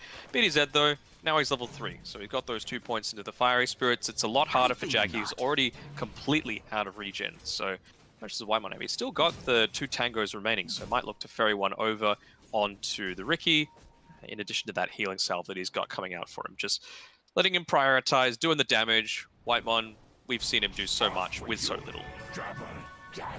Rotation mid, Carl. Should be fine with it to simulate though, but they get the cold snap dive as well. He actually doesn't go on the high ground, and now Carl. I mean, that cold snap's now worn off because they didn't get the extra damage tick with the Resonant Pulse. The last right click not going to be absorbed here, so they still get that kill. And now let's see what he's going to miss mid. He's got a couple creeps that he will not be able to find the gold or experience on, so that's a very big kill for Ken, who only had 12 last hits at the moment. The pulls continue here, actually able to take away a ghost, so going to be able to slow down this Phoenix Mars pair. It's just more and more fun for Jackie though, putting a lot of faith in him. Got a good spear off, but yeah, it's so hard to kill an Enchantress this early on, just with the insane range that you've got, and Whitemon's micro, top class. You see, they're even just running down the Mars. They're like, we're not going to give you any room here to play Dodos down bot bounties. Def is able to get the banishment to stop RR from counteracting with the Echo Stomp, and they're stacking up the poison actually. RR could be in trouble if the Gush Slow as well is just going to enable Zephyr to continue chasing. He uses the poison, but it's not going to be enough damage. One more stack. Can he find a secondary one? RR trying to juke, and he will be able to. Zephyr now still got the mango, but they're going to double back. Spectre coming over with that dagger, 2 points in it. Gonna be trouble still on RR because he just runs back in. 3 poison. Zephyr will claim it. He doesn't have enough ways to be able to get out. Oh, okay, looks like the Spectre doesn't want to continue chasing. Meanwhile, top as well, Mars. He's in trouble, although that's a big one. Mid lane, Ken, he gets a solo kill on top of the Void Spirit there. Okay. Second solo kill, by the way. So things looking pretty decent for Execration in the mid lane. Like, yeah, sure, you'll be sacrificing a few things, some couriers going down. I think you're always resigning yourself to the fact that you're gonna probably have a multiple deaths happening in this top lane. The fact that Mars has only gone down once, that's a decent win for them. But Jackie starting to get a little bit out of control in the farm department, nearly doubling the Mars. I like this rotation from Ken. Let's see if they're gonna scout it out. Jackie. No cloak and dagger just yet. Kind of back at the moment. They're going to try and go for him. He's got the creeps coming forward with the spear perfectly timed off the tornado. Unable to get that blink away. Lovely rotation from Ken. He kind of shoved out the wave. So Carl wasn't able to really scout that out. They didn't have a ward as well by the power rune. So that's a big rotation because you literally just highlighted the fact that this is going to be a pretty difficult lane here for Execration to be able to play in. And Mars gets that kill now for him, and even down bot, Cuckoo, he's fallen pretty low here. RR not going to try and dive under the tower because Zephyr's stacking up the poison. Not going to be enough to claim the kill on top of the Spectre. You still want a man fight though. That Astral's going to give an immense amount of damage. They get the banishment to give them some space. RR now slowed down. It's not going to be enough. And this is the sort of game where you wish you were a Zeus, you know? Just ult, clean up. Global now. Uh-oh. Mars is in trouble. They use the trick, so let's see if the Mars going to be able to drag him away. And yes, he does. Beautiful timing there, but the impetus from Whitemon. Have another one up in a couple of seconds here, but it looks like the Mars is going to be able to get back underneath the tier 1 tower. So Rupido is going to be able to keep his life. BDZ's even going to give him a nice little salve as well. But this is, you know, still T1. All their cores are getting a lot of farm at the moment. They've got 1, 2, 3 in the net worth. Very nice. First time I think that this hard camp actually hasn't been blocked, and Whitemon is trying to get that little bit of extra farm. Now the harass goes in onto BDZ. Even the little skeletons making their way towards Rapido.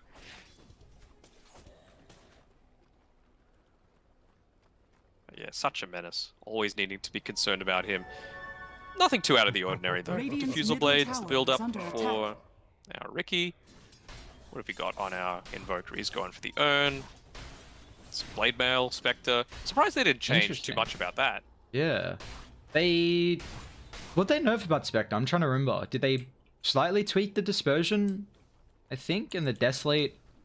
Believe they. I really wish they had that tooltip under the abilities because they've had it previous patches, but not there at the moment. Or their mid lane, Carl's in trouble. They're just going to be able to burn him down with the Sunray. Okay, I mean, you know, he's been having a pretty difficult lane so far. This Invoke guy's had his number 3 deaths. It does leave Rupido solo up top, so Jackie and Whitemon's going to be able to punish that.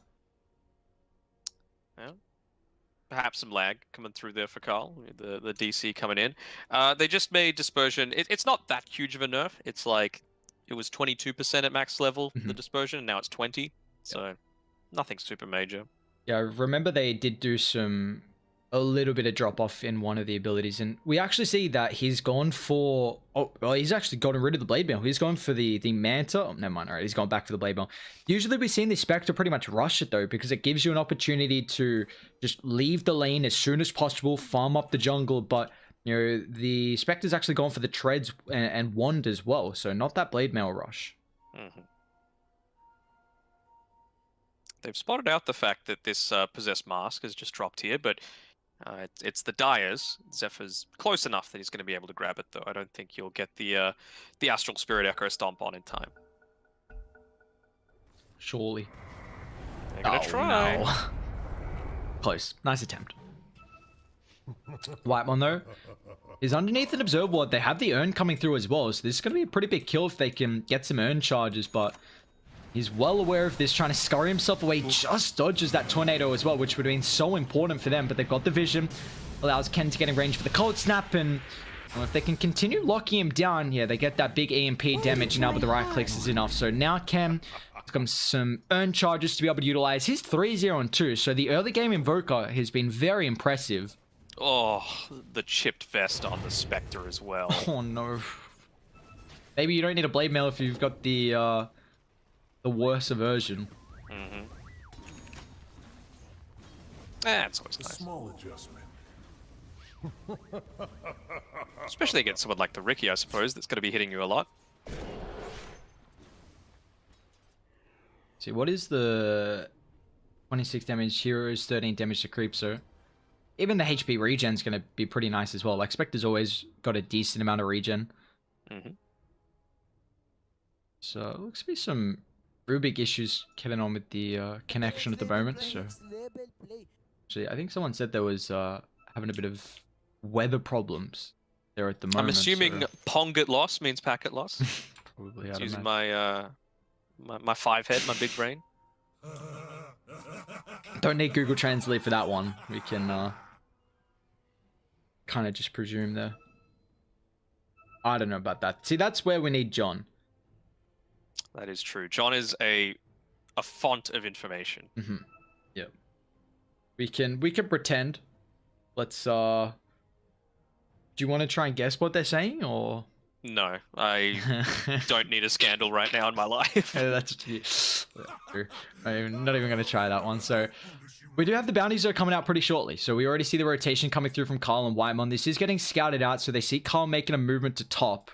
Radiant aren't really in an area to contest. Ken's thinking about coming over as well. But the Mars still isn't level 6, unfortunately. Yes, he's only died twice. Well, I say only. That's still, you know, not the greatest for him in the lane. But he's got 28 last hits and not too much experience, considering that his counterpart position 3 is level 7 at the moment here for Cuckoo. So can they really contest it? Because BDZ's not there. Spectre's going back to the base. So he will have a Horn available to join them if they want to try and take this fight. They've got good information as well by that secret shop, actually. So we'll see if they want to try and contest it.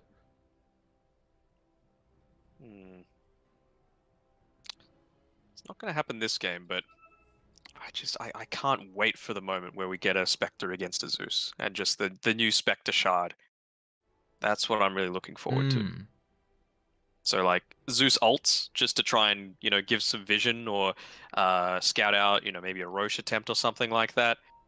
Then immediately Spec just pops it, jumps on the Zeus, Manta, burst him down, then just able to zip right back out. Not this game though. No global potential right now on T1. So. Well, here we go. ET is going to come top. They got the vision of Carl at the moment. They need some extra help coming through. Looks like Ken will be the reinforcements required, although the Mars might just get brought down instantly, and he will. The rest of Radiant aren't able to keep that position 3 alive, and he's continuing to have a bit of a rough game. Even Whitemon gets the eye on the observer ward, so not giving an inch over to Execration. There's a free lane for Cuckoo down bottom. Well, they're thinking about taking a fight here. BDZ with the roll forward. Tornado catches out Zephyr here. This is a pretty important target. Looks like they're going to be able to bring him down. Carl's even trying to commit to clean the kill. I mean, he's going to have another ultimate charge up in a couple of seconds, so he should be A-okay. So they get the Echo Stomp. Cold Snap still on cooldown, so not going to have the extra control. Carl will make it away. Really important for Carl there, picking up both of those kills, so that's going to bring him a long way towards recovering. Like, even despite dying that many times in lane, he's essentially level with the Invoker on net worth. Radiant's bottom tower is under attack. Yeah, it still goes. I mean, he's got a, 13 last hit advantage at the moment, considering even though Ken's got 4-0 and 2. But it's Carl having a pretty good time and dishing out a lot of damage on Ken. Even Zephyr's coming over, actually just picks up the level 6. Gonna have some protection with this Elder Titan on the backline, and now Void Spirit may have overstepped the mark, has got the illusion. Purchase off that slow, but it looks like Zephyr's in trouble. They're going to close the distance down with the Horn, but an instant banishment provides Carl some distance here, and now that Horn can be completely wasted here. This one was not for you. And Yoei knows. He knows that that's a big cooldown that now they need to be playing around, playing a little bit more passively, especially as this Riki gets closer and closer to his Diffusal Blade. He's only about 550 gold away. Carl is in a little bit of danger. I think he's fine to go back if he wanted to. You know, just regen up in base. You've got Jackie who's made his rotation through here. They might just think that it's only Zephyr around. But he reveals himself. He's the one in trouble. He's just getting chased. Look at this man run, but Ken's going to catch him out. So he's going to be able to stack up a couple more earn charges. He does drop a very deep ward, which it looks like they don't have any thought of it being placed. But yeah, unfortunately that Yoei, utilizing the Haunt there, not getting anything out of it, but he's working on the Blade Mail as that item, unable to really keep up with the farmer. I've been impressed with how Jackie's fighting the net worth at the moment. For mid lane, they're going to be able to drop the arena, spear, combine up. Carl's in trouble, gets to the simulator, going to be able to juke out. Even Jackie makes it out as well, but Carl, he doesn't have any more ultimate charges, so he's in trouble. They get rid of the Sunray. Resonant Pulse isn't enough protection. The Fire Spirits might just tick him down with the urn as well. Jackie actually goes back in. They drop the Supernova, the spear combined. Jackie's in trouble, gets the tricks of the trade up on the higher ground, but the Supernova might just tick him out. The blink, not enough to get out of range. The Supernova's going to end up popping, finds the stun connection, and Execration get a second kill mid. Really value. I mean, he made that rotation because of the death on Ken previously. Oh, sorry, not the death, but on the fact that he had to go all the way back to base. And now it's just delayed his Diffusal timing by what's probably going to be about a minute and a half, which is a really big deal. By that point, the Spectre now has the Blade Mail coming out to him, so it's a lot harder for you to get those single target pickoffs. Dire's middle tower is under attack. And I like this from Cuckoo, instantly taking bot, heading towards the top side. I mean, he is one of the more difficult heroes to be able to bring down. Yes, you've got that Sunray, which is already level 3, so the fact that BDZ's actually a relatively high level, I mean, he's the 4th highest in the game, tied with, Void, and also, a couple of the others in the Spectre. But yeah, this Sunray is going to be a very key way to deal with the Tide Hunter, and even if they go into the Spirit Vessel, but it actually looks like Invoker's going for the 4 staff instead. Okay, maybe just wanting to make sure that he's not getting hit by these Ravagers in the middle of team fights, give him a bit of an escape from the smoke screen once that starts to become a factor, but wanting to commit to a BKB super early on. Speaking of Tide, though, he is a farmed, thick boy. Nearly finished up his Vlads already. And, well, that Ancient stack's certainly going to make things easy for him.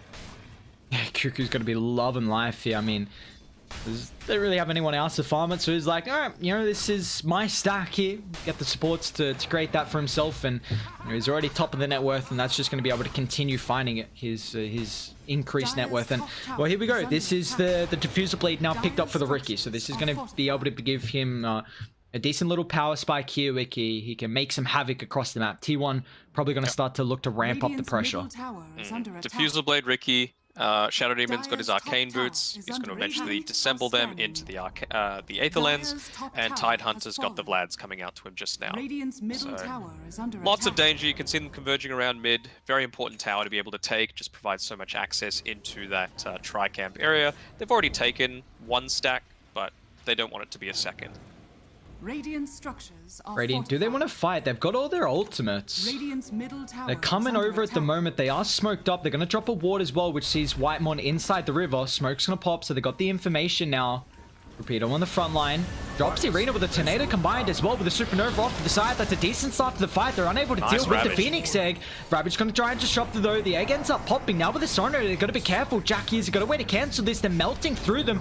Camel 4 to start. No one died just yet on T1. Dissimulate's going to give him way to be able to jump on the back. Jackie's in once again to try and deal with the sport. Diffusal slow. Stops the Phoenix from being able to disengage. Jackie wants to go back again. It's got the tricks of the trade. RR trying to juke out throughout the tree line with the Echo Summon to disrupt it, but it doesn't matter. Execration. They've lost 4, potentially 5th as well. Carl doesn't have an astral step.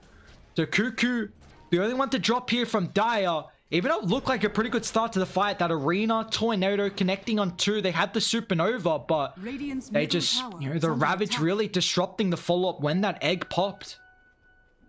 Yeah, not even just that, but making sure that he gets the Ravage off right before the EMP hits. So making sure he uses all of his mana, he doesn't want to take the burst damage and essentially be useless without the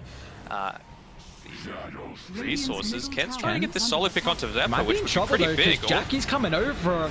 They have any detection. It's not going to matter. He doesn't even get out of the smoke cloud. So Zephyr's just baiting. He's farming a stack, and he's like, all right, I'm you know, have the boys come through, and I'm gonna just dangle my life there. And second death here for Ken. He's a notorious dangler, is Zephyr. And he's just been able to finish up his Aether Lens if he wants to bring it out to him on the courier.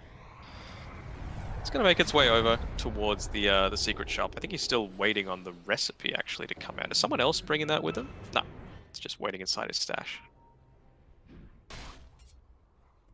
Come on, Cuckoo. Get the shard. Please do it. We want you to do it. We really do. Feeling it. 20 minutes are coming up pretty soon. He's going to have that 15 around about by then as well, especially if no one else is farming the Ancients. But look at them continuing to put the pressure on. They know that Radiant used the ultimates. Carl's actually in and out, but Whitemon's the one to clean up there. So, yeah, I like that T1 aren't really getting, you know, they're not relieving too much of the pressure here. They're continuing to make the plays, because Execration with these ultimates on cooldown. I mean, Supernova and Arena's back up. But the big thing is that Haunt's on cooldown. So, you know, you've got that diffuser timing on Jackie. Carl can get really involved. He still doesn't have the Aghanims, but he's getting pretty close to it. Well, exactly. Getting a little bit lucky with some of these neutral items. I think we've seen a bullwhip in every single one of these games, which is going to be really helpful. Cuckoo just smacks himself on the back and starts to move faster towards this mid lane. I think they just avoided the vision for that. That smoke coming through there, but Rupido potentially getting caught out here. Yoe, yeah, he's being scouted out a little bit here by Jackie, just avoiding it. Radiant, they're coming over. Smoke's going to end up popping. They'll run into Whitemon. Beautiful position here for the Enchantress. They got the wrap coming through as well from Cuckoo, T1.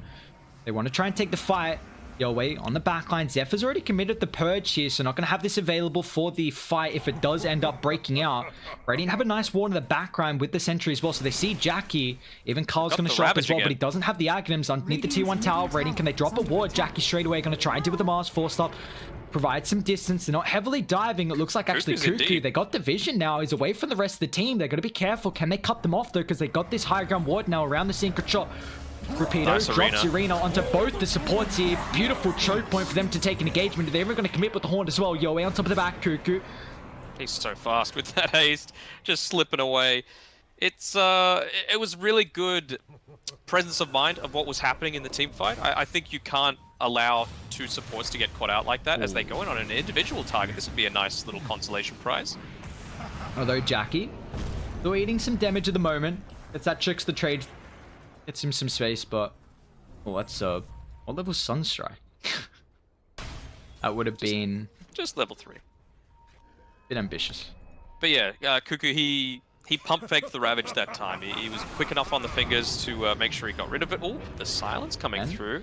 Got the force to provide some distance, but it's not going to matter. Jackie, the double blink capability, he can continue to chase even against that force stuff. And well, T1, again, just recognizing when the ultimate's on cooldown for Execration, they are very much in a difficult stage where they can't really make any plays. And I love this wrap coming through from bot to top. It looks like they're aware of this, but Dai got the ward in the backline, and Cuckoo's still got the Ravage as well, so they're going to be careful if they group up here, Jackie.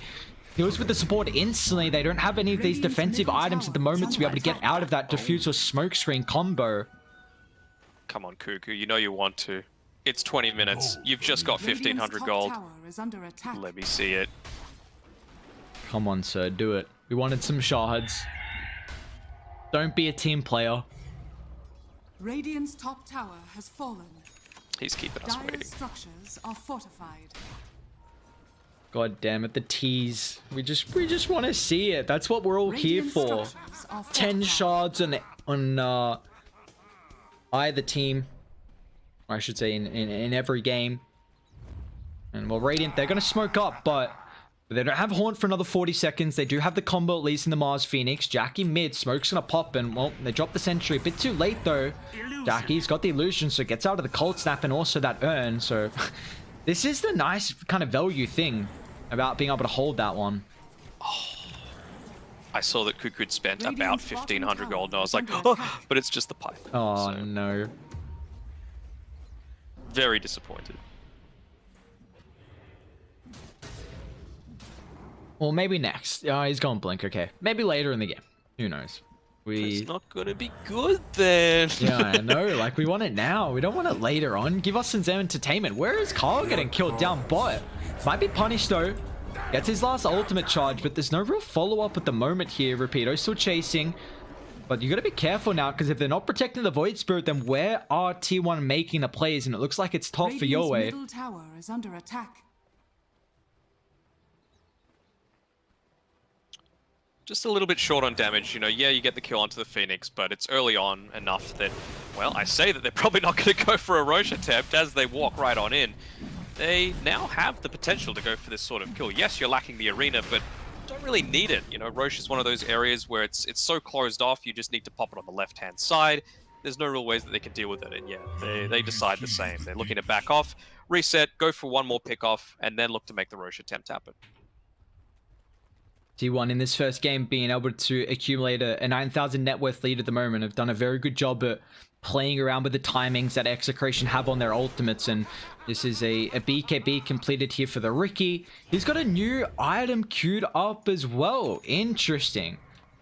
We're going to see... Mage Slayer, huh? Okay. Yeah. I mean, he's just going to be going right in onto that Invoker, making sure that, I want to say it's 35% less damage, magic damage, that... you know, spellcaster classes do. Yeah, with that passive, if he gets a proc and... Oh, Jackie. Tons in there. But they get the kill on the ET. Maybe that's enough for them to think about going back into Roche, because ET can really disrupt this, even though Radiant have all their ultimates. And, well, that Alpha Wolf is even going to enable it just that much more. And the nice thing, at least, is that you've got... What? Oh, he's got it queued up. All right, let's go. It's happening. You got to commit to it. You know, queuing up it is one thing, finishing it is another. As Radiant, they scout it out. The T1, do they stand their ground though? They're coming over instantly, but Carl's positioned with the Remnant, so they're well aware of them. Lots of cooldowns available. Oh my god, that's Arena now just completely wasted here. That's pretty much their combo, and T1, they want to punish this. They're just back in. Jackie even pops the BKB, but they need the vision to jump forward for the backline here. BDZ could be in trouble. Got the Force dive as well, but now uh-oh, he's just going to get chased down. Tries to drop the Earth Spoon in a spot where he can disengage, but Yoe, he even runs into Milv as well. Commits the Haunt. They're going to drop the Ravage. Nice Ravage. He controls up a couple on top of the backline here. They still end up losing the Ricky now with the Supernova. It's going to force Dai to disengage, but where's the catch at the moment, Ken? Going to have that Force off into the Ice Ball and the Choke Point here. It's a decent position now with 3-man silencer from Carl. They're going to try and deal with the back. Astral Step. Ken will pay the price here. They get the Echo. Still the damage coming through from the Sunray, but where's the control? Ken is protected with this banishment. Now they're going to be careful. They still stand their ground. The illusion. The spear. It finds the illusion instead, but Yoe's still alive. He's slowly chunking them down, but they're going to back him up here. They're stacking up the poison up White to 4 one's cleaning right now. up. They're going to be careful, but look, the Enchantress going to work. Whitemon, he's tearing them apart. Triple. The Infinity gets the 4 stuff away. Triple triple for Whitemon. They want more blood as well as Carl's hunting. He's got that arcane rune at the last second, gets the silence, prevents anything from the Phoenix Ultra for Whitemon. Been so impressed from his Enchantress play throughout the BTS Pro Series, and it's continuing to show in this game 1 here. An Ultra for your position 5. You love to see it. See, now they can go take Roche. It's nice and easy. Yes. What a interesting He's fight. got it. Oh, let's go.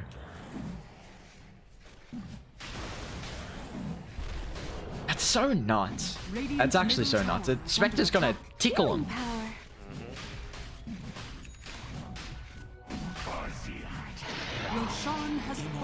That's a lot of damage.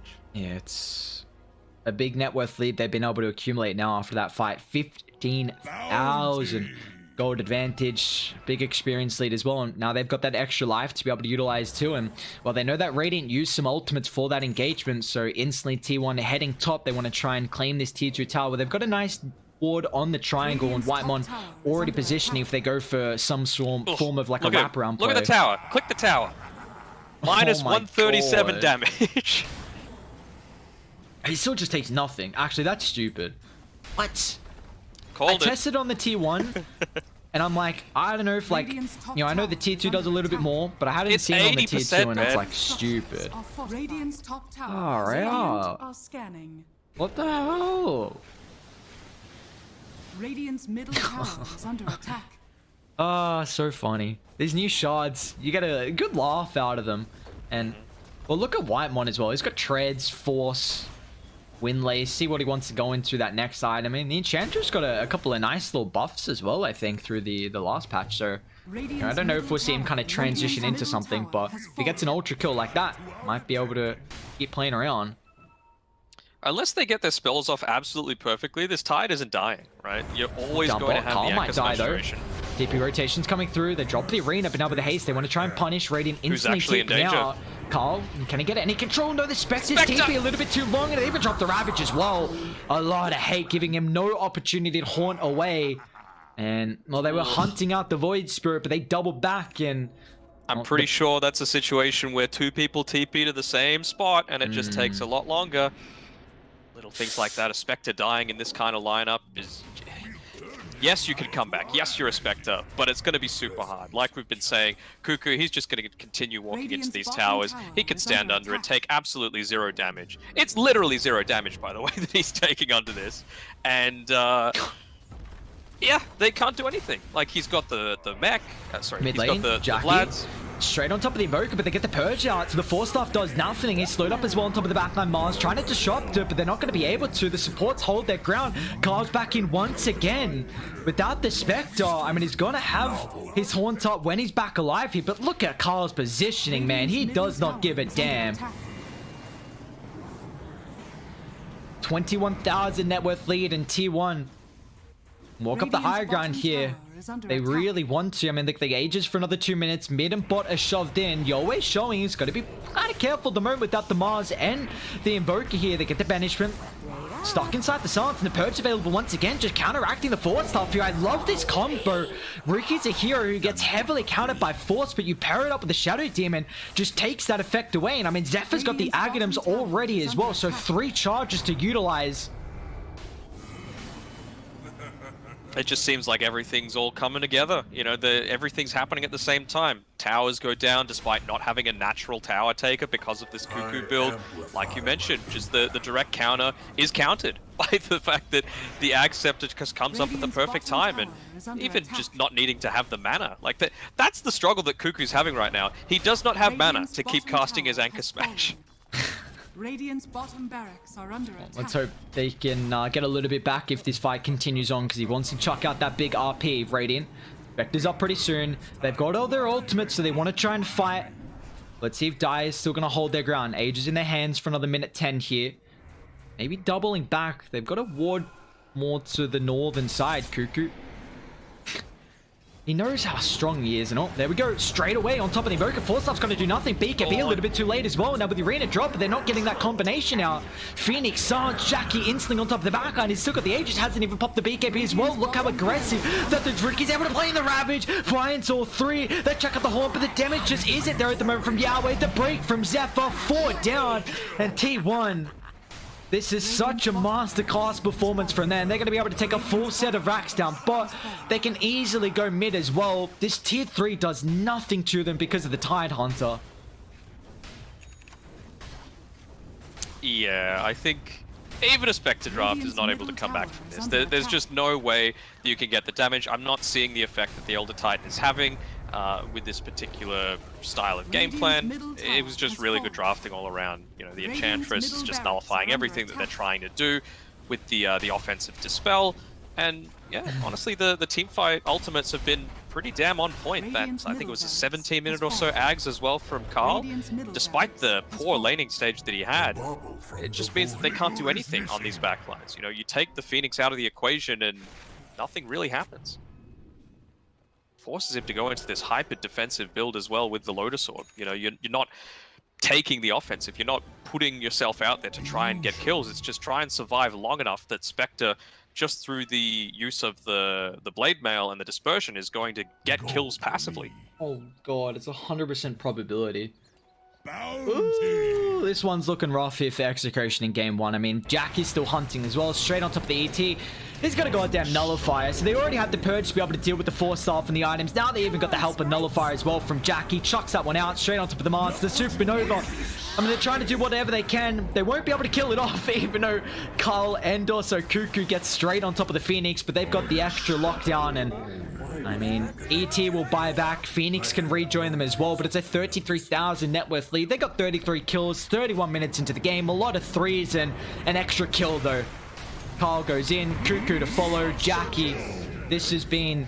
I mean, I love the Ricky pick this game from T1. It was just an incredible draft from them. The Ricky, such a good matchup to deal with the Mars, to deal with someone like the ET who kind of, you know, sits on the back line, the Phoenix as well.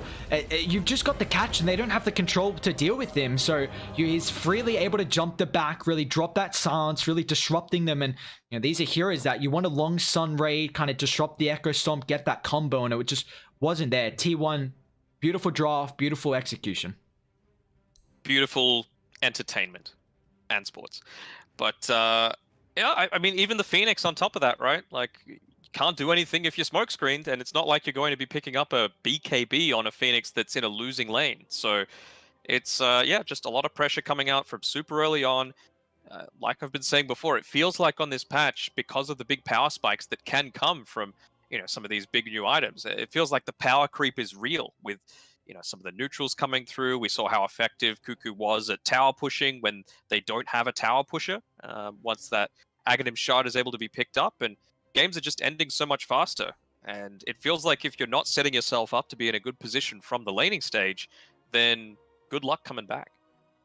Yeah, this is the thing about new patches. When you don't have a real good understanding of what the meta is and how to really come back, games are always at the start. They're going to be incredibly fast until teams are really able to get an understanding of, you know, these new items, new heroes, new abilities, and how they can really reset and communicate and execute a comeback potential. But, you know, they're going against, you know, T1 that are looking incredibly strong. Yes, they did get knocked down to the low bracket, but this is just a performance from them that is still looking like the T1 that we've, you know, come to love throughout the group stages. And, you know, even just one thing I want to highlight before we end up closing this one out is that Zephyr, he also got the shard as well. So we saw 2 shards that game.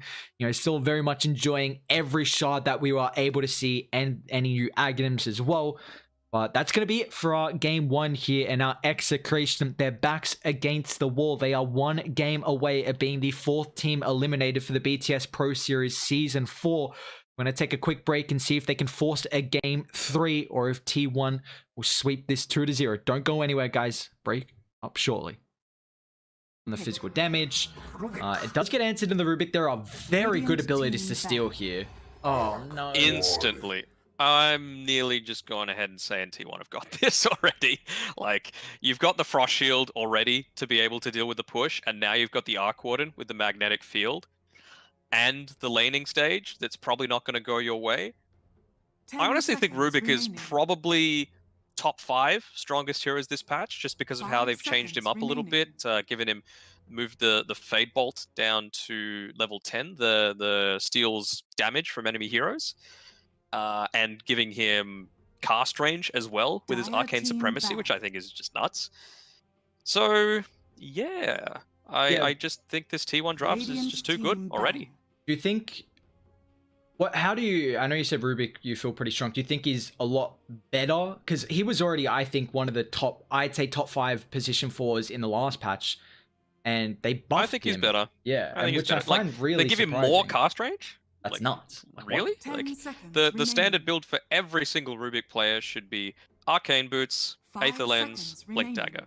And now you might be able to get away with not actually going for the Aether Lens, just because you're going to have a lot more cast range coming through purely from your skills. So it's like, can you go this hyper greedy style? You might need to, because you've there's certainly a lot of good spells to steal in this game. You know, the Chain Frost is going to be nuts, especially on the backlines. I mean, it's going to be nuts for the Lich, let's be honest. If they ever try doing any sort of siege with all of those TB illusions, it's just going to rip straight through them, and they don't care all that much about the Guardian Angel. Yeah, and even that goddamn shard ability, the telekinesis, like, what the heck's going on there? You're just chucking yourself or your allies at everyone, and even the Rubik, it now has even more potential of maybe being a position too, and actually having some core factor. But in this game, Execration, they have to deal with the Arc Warden. They don't have ways to get on top of him. Terrorblade might even have to, if you've got a lineup that doesn't get on top of someone, Terrorblade might have to go for like a Blink in the Aghanims, just with that fear. It could be a way to deal with him. You are worried about this protective factor in the Frost Shield, but this last pick, I mean, what's gone? Ember's gone, Storm's gone, Batrider's gone, so very high mobility heroes to be able to jump the Arc Warden. They're gonna need a way to do it here for Ken's mid lane. I'm just going to go on a limb here, because I honestly don't see how the draft works in a normal sense for Execration. I'm going to say this Rubik is mid. I'm going to say this Omni Knight is position 4, paired together with a Slardar, and I think they're going to pick the 5 now. Some sort of 5 that can be a little bit more aggressive, that wants to do some initiating. Could be a Clockwork, honestly. Like, it's not amazing against the Void Spirit, or it's kind of fine against Earth Spirit, I guess. And then if it does get super later on, you have that new Clockwork. When you're in the Power Cogs, you're Spell Immune, which is a nice late game talent to have if it does get to that stage. Certainly nullifies a lot of what Earth Spirit, Lich, and Viper, and Void Spirit are trying to do to you. But that's really the only way I can see this this draft working for Execration, unfortunately. Just taking advantage of Rubik being a lot stronger, in my opinion, as a core hero. Yeah, I'd be a bit worried if they're gonna put if they don't last pick a core though. I'm hoping Puck or something like that. They're gonna Mars. Choose your hero. That gives you a way to jump. It's looking like it's gonna be a mid Mars, maybe. It's Omni. I mean, more than likely, the matchup versus the Void, they can. Yeah, mid Mars. Okay, so we might see the new Aghanims and the Shard as well. It's possible, to be sure. I mean, that'd be super nice if you could spear Arc Warden and his Tempest double with the one spear with the Aghanim Shard. I don't know. I can't see this safe lane going very well for Execration, unfortunately for them. I know they've put on a very good showing throughout the group stage. I mean, they were top of the table for the first 4 or so days, I think. But it's been a little bit of a drop-off for them since then, unfortunately. And who knows? I might be dead wrong, but I feel like this draft from T1 addresses a lot of what Execration are trying to do. Yeah, I'm just worried that they don't really have the greatest way to be able to get on top of the Arc Warden as well. I mean, Mars Arena is one of the best ways to control fights, but you know, Jackie's just going to have a BKB at some stage. They don't really have, you know, Whitemon could even go like a Glimmer Force, one defensive item, and then Arc Warden's going to be fine. Like, I honestly think Terrorblade needs a Blink. I don't see what they're able to do. Like, you're going to have to... I think Terrorblade has to have a really good game for them to actually take this. And I agree with you. This lane's going to be super rough. You've got a defensive support, so you're not really able to pressure the Viper at his weakest stage. So Viper Earth Spirit's going to take over that lane. Startup Rubik, pretty strong. I mean, Arc Warden's a little bit more of a weaker laning stage, and it's also a Lich with a ranged hero, so you're unable to really get the combo with the Frost Shield to play aggressive. But, you know, I think Execration have to play this game like perfectly to win this. Just a cheeky Arc Warden in an elimination match is going to be difficult for Execration to deal with. And it was instantly picked as well. They were so confident on T1 that this was going to be able to just handle everything that Execration are trying to throw at them. It's not going to be a huge factor in this game, but Rubik is another one of those heroes. Like I've talked about the changes to his abilities, you know, like Arcane Supremacy providing all that cast range super early on, really nice. The stolen debuff amp now is on the spell steal instead. Do you want to hover over that telekinesis Aghanim shard for me? Did you say the telekinesis? Sorry. On the Rubik, yes, Yeah, the Ag yep. shard. Yep. Allows you to target yourself or allies with telekinesis. Throw range is 60% longer and cooldown is reduced by 30% when targeting allies. Throw delay reduced to 0.5 seconds. You can lift people out of the enemy's chronosphere. You can lift your teammates out of the enemy team's black hole with this ability. I don't know if that's intended, but you can do it. It's not going to be great this game because there's nothing like, you know, busted that's going to completely lock them down, but it's still pretty crazy mechanic. Yeah, what the heck? If you don't believe me, go and test it in demos. And while you're there and while we wait for this disconnect, feel free to follow me and Aries on Twitter. I am Danog on Twitter. Aries is Aries_HD. Did I get that right? Yep. Yeah. Very, very good. And I'm also on Facebook at Danog. But because this very well might be the last game that Aries and I are casting for this tournament. Like we've been saying, it is Execration's life on the line, unfortunately, here. And like you've been saying, it's going to need some perfect execution from Execration to be able to try and come back into this, force us to a game 3. Otherwise, we're going to have a very early night. Yeah, we've kind of been getting used to, you know, throughout the group stages, been going to like 4:30 in the morning. You know, last playoffs were 2:30 last night, so it could be an early one, honestly. But Execration, I want a game 3. You know, tonight heading into it, I really wanted to see 6 games, just get as many new patch games in as we could. But first series with 2-0 and T1, they're looking to try and claim it 2-0 as well. Let's see if they can, you know, go against the Arc Warden, though. It's going to be a difficult one to say the least. For sure. All right, what do we got? They any real shenanigans come through the setup so far? No, it's looking. I'm just intrigued to see the Mars, like how is going to try and itemize this game. You know, we did see the changes with the Aghanim Scepter, the Shard as well. So how Ken wants to kind of play. He did do very well in that laning stage with the Invoker up against the Void Spirit. And the issue is though, like it's going to be a melee matchup. Yes, you've got the God's Rebuke, which is going to be nice, but Kyle will always have that Resonant Pulse, well, at least a majority of the time, to really protect him through a lot of the damage here. So it is going to kind of minimize how much harassment Ken can really do, but, you know, it doesn't have a full uptime. That is the big thing. For sure. Yeah, you just compare things here, like Jackie, he's able to get a lot of good harass along with Whitemon onto this Slardar. Yes, you've got a decent amount of armor. He's also bought himself the Ring of Protection to assist with that, but it's not going to be enough. I feel like they're just going to burn through all of their regen a lot quicker, and it's going to be the complete opposite story here. As soon as this Metamorphosis wears off on Yue, it's just going to be a whole lot more difficult for them to try and get anything out of this lane, and Zephyr, he's making it even harder. He's pulling the wave all the way through, so they're just going to be able to farm it underneath the tower. Yeah, Cuckoo did have to commit that TP, but I mean, meta's about to be expired, so now Yowe's at least kill potential is now evaporated, and Cuckoo's going to get out of the threat of dying early on. And well, we see Whitemon as well. Look at just the pressure. I mean, this is at least the double range though.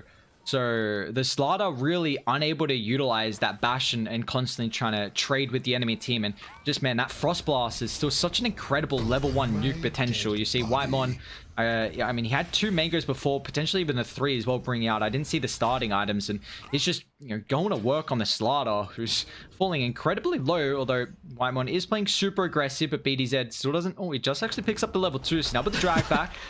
Look at how far forward Cuckoo and that are as well on the top side. Yeah, I mean, they're just playing so aggressive, but this might be our first blood as Whitemon's going to try and run in the tower, but Rapido is going to be able to pick that one up. And yeah, Zephyr and Cuckoo, they're not even allowing your way to be able to farm under the tower. He's going to have to cut through all the trees, but Zephyr, he sniffs it out. Unfortunately, his cut in is still going to be able to actually cut out with the tankers, and now Yoei's like, oh, where do I go, guys? I'm stuck. There's nothing I can do.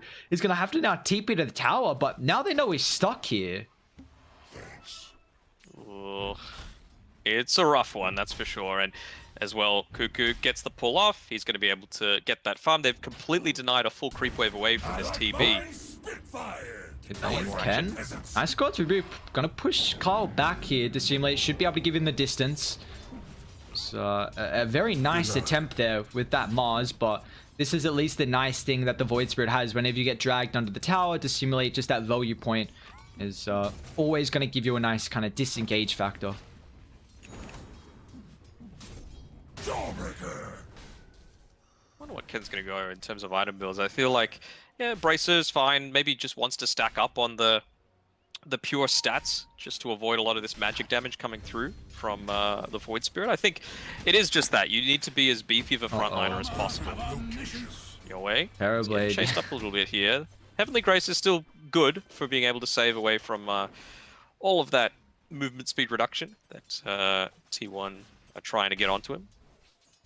When you take a look at the lanes though, like Terrorblade's got 9 last hits, Slardar's got 7, Arc Warden's literally free farming, Void Spirit's having a pretty good time mid at the moment. Like, you know, we were hoping Execration, you know, they really needed to have a strong lane and continue out of this game, you know, went on, but it's not looking good at the moment as RR. He's going to TP out, the roll from Zephyr's still on cooldown. You know, maybe they're able to get the power rune away from Carl, who doesn't even have a bottle just yet, so not DD for Ken. That's going to be able to help out at least for his mid matchup.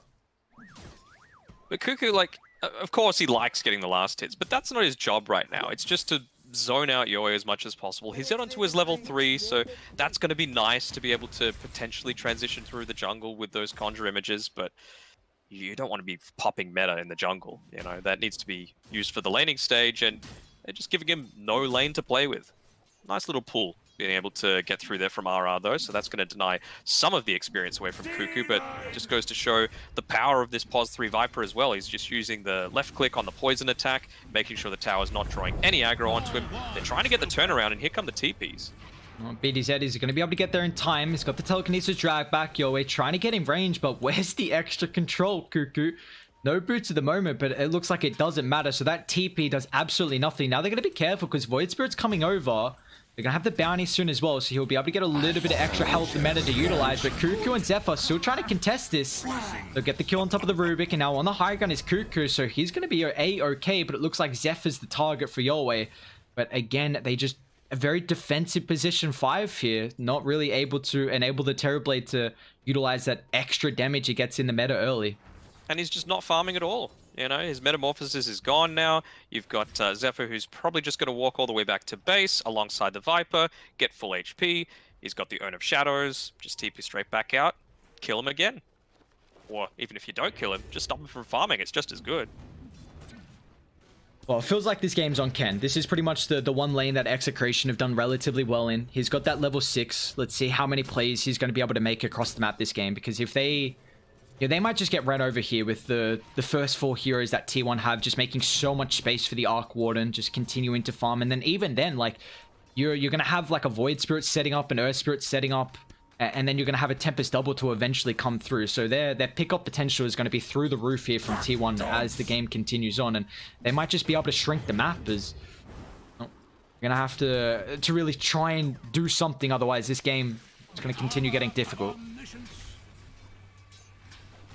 Dire are scanning. Harass just coming straight onto him. Oh. They do find the Arc here, but with Lich coming over, it's going to force the rest of Execration back. They were trying to get a bit aggressive there, but won't be able to. Able to just throw out that Tempest Double. They've got the Flux available as well if they were wanting to put a bit more harass in on. Wave's pushing all the way in though, so Rapido, he's going to be able to at least get some experience from here. He's level 5, so not having a horrible time, but when you compare that to the Arc Warden already hitting up onto his level 6, he's got the Midas coming in about 400 gold. It's not the situation you want to be in. Zephyr is just so annoying. You mentioned the fact that his lane's the only one going kind of okay, but he's just being constantly harassed out by Carl. Yeah, Carl's doing a good job at being able to just constantly bring Ken down to low so he doesn't have a threat of being able to burst down the Void Spirit. And he needs to just a little bit of extra bit of help in top lane. Yeah, I mean, the Omni's going to give you a little bit of help with the Purification, but it's not enough as they're going to be able to find that kill up top on the Terrorblade. So that's so important. We're probably going to see Terrorblade go farm the jungle, but they're mid. Spear with the Arena committed. They're going to be able to get the follow-up on BDZ. Okay, that's a big target for them, finding the Void Spirit. Very nicely done. And now Ken just immediately starting to put some pressure onto the tower. I mean, he's just looking to chip it down a little bit so that when the TB does eventually have enough farm to make a rotation, he's going to get a decent amount done. Or he could just be trying to bait out some kind of rotation to relieve some of the pressure on these side lanes. But T1 not falling for the bait. They're fine just to, you know, lose a little bit of farm underneath this tower. It should probably only be a couple creeps. Ken might be in trouble here, actually. Zephyr trying to contest the power rune, and now as soon as the Void Spirit respawns as well, so he's able to get a bit of a return kill there. Just going to feel nice for him. Like you said, just relieving some pressure, so allows him to be as aggressive in these side lanes. And, well, yeah, we see Yoei, I mean, he's farming up the jungle, but Zephyr's well aware of this, being able to drop a deep Observe Ward. Now, Terrorblade is one of the better heroes to be able to fall back and farm the jungle at a decent rate, but they're not giving BDZ any opportunity to try and soak up some experience mid, as the duo support coming over, helping Carl with a little bit of a gank train, and another nice little kill for them. Nicely done. Ken TP's in, cleans things up. He's trying to chase them down a little bit. They've actually scouted out some of these stacks as well that they've been able to create. So Carl just says, thank you very much. Takes that for himself. They don't have the best ways to take it. Like, the Ancient stack is probably not going to be achieved, and Carl just body blocks that hard camp as well. So just doing everything annoying that they can to make sure that this TB has no way to come back into the game. He's still level 5. Oh, God. He's like, where's my creeps? You said there were creeps. So there was a stack, it's just gone, and I mean, mid lane, Ken, he's got a DD, so this should be a 100% a kill. At least, I mean, he's 2-1 at the moment, 59 last hits, having a good start, but down bot. Rapido, he's in trouble as, you know, Carl's starting to get pretty active here. Killing spree for him, and a very nice involvement, and the supports are getting some help as well. Some items coming out for them early is just going to be able to help their mobility across the map. And man, this Arc Warden, top of the net worth, and this is really scary for Execration, because this is not what you want. Arc's, you're not the greatest hero early on. You know, it's going to be a little bit slower as the game continues, but we do have some aggression mid though, as Ken is going up against pretty much all of T1 at the moment. RR's going to try and get involved, but he won't be able to close the distance to help out with any of the sustain. Getting dived on as well. Again, yeah, and Carl's even got a haste to be able to continue with the dive here. They even find Terrorblade on the high ground if they want to go for him afterwards. Looks like they just leave RR and go for Yoei instead. He doesn't have a point in the sun though. He goes for the maximize in the metamorphosis and the images. They're really trying to enable him to find the farm. And I mean, if this is a game where you've got to pick up a point in your ultimate at level 6, then yeah, it just shows how rough it is. It's such a bad ability for you at that stage because of how poor of a laning stage he had. He just needs to find as much farm as he can, and I mean, T1 giving him no room at all. Yeah, there's nothing he can do. Like, he made that rotation through the tri-camp area. He didn't see the hard camp, so well, now he's going to have the metamorphosis to try and make something happen here, and he should pop it on this ancient camp. I wonder if there's going to be any sort of scouts, but it looks like they're all committed onto the top side of the map. They just want to take this tier 1 tower, and that's totally fine. You've reached the point where the Arc Warden can start doing the push on his own, surrounded by the rest of his team, and then just have his Tempest Double doing Tempest Double things. Almost got that Maelstrom completed as well, but And what is the Mars going for next? Okay, so he's going to commit for a blink. At least it's going to give them a way to be able to initiate. Even Slardar's going for a blink next as well. So maybe if they can stall this out, get those blinks. I mean, you're not going to have the damage from the Terrorblade, so it's going to have to come through from somewhere else. But even Radiant want to try and defend their bottom tower as well, giving them no room to find some objectives. RR's in a decent positioning here. It's going to disrupt the combo, but they don't have extra help. They're coming through at least a little bit later here, but the Slardar's going to be able to scurry away that maxed out sprint. He's actually coming back forward, but they haven't seen the rest of the rotations. Just the Lich down here at the moment. He's just finished up farming that tri-camp area on the TB. No Metamorphosis, but with the rest of his team, he's feeling confident enough. I just wonder if that's going to be a little bit misplaced, given that Whitemon, he's got his level 6 now, just sitting underneath the tower experience range. He wants to be able to turn around if they make a deep dive onto him. Slardar. Nice cut through from him. If they can find him, The Jukes. Jackie's going to show up as well with the Tempest double here, but They know he's there. They found Slardar's going to Rapido. get caught out here. Let's see if he can cut through the trees, or do they even want to try and attempt the dive? RR's going to try and get involved. Nice silence prevents the Omni Knight from getting the help out to save the Slardar. And they even get the Chain Frost connecting on top of RR on top of the backline, so the Omni Knight won't be able to treat somehow. They're still alive, and now with the Chain Frost as well, can it bounce back? He tries to chuck him straight on top of the creeps to enable the Chain Frost. Beautifully played actually there from the Rubik. No one dies on execration. The position from RR disrupting them from being able to kill off the Slardar, and well, we see the Rubik help out there. Yeah, some good players coming through. Yoe, well, they weren't able to take the tower, so I suppose it's a little bit of a victory for T1, considering Jackie was just farming up these big stacks in the meantime. And like you mentioned, he's just got the Maelstrom coming out to him now, so he's going to look to burst those down. And yeah, Whitemon doing his job, but he didn't quite have the mana to cast something else after that to prevent the steal of the Chain Frost. Well, we do have the blink now completed for Ken, so this is going to be a pretty big item for them to help initiate. Let's see if they're going to be able to get a perfect reveal out of it, though, as Radiant, they're still trying to maybe bait Carl down bot and continue defending the tower. Whatever smoke they do, right? They're going to smoke up. Slardar showing at the moment he does have some heroes in the backline, so they're going to be careful if they commit for the Slardar. They're even going to, I mean, Ken and Yoe just reveal themselves as well, so they're well aware of the positioning. They got the Viper that can show up, even the Tempest double from the Arc Warden. It's actually down at the moment for 20 seconds, but Cuckoo's coming in to take this fight if it does break out. And they're dipping out. Terrorblade wants none of this as well. Slardar tries to run through the river. Needs the Omni Knight to get in range. On the high ground. Can he get there in time? No, the Heavenly Grace not going to be fast enough. Now Zephyr's going to try and punish this. Ken's coming over. He's got this blink. They're going to be careful of the positioning. Oh, the Iron Wood doesn't find the connection. Chain Frost is back up, though, so they might be looking to try and make a play when the Slardar's back online, but yeah, here we go. Smoke coming out. Who are they going to try and find? Arc Warden would be main priority, but Jackie knows well enough. He's just going to be nowhere near harm's way. And now this T1 tower is going to take a little bit of damage as well. They did see Carl coming through top. Atos on Cuckoo as well, so a lot more pickup potential too. The control as well is just going to make it so difficult. This Slardar, I mean, you do have the Omni Knight, nice position from Cuckoo. Going to find BDZ. They just see him rolling up, so Zephyr's going to try and chase Atos through.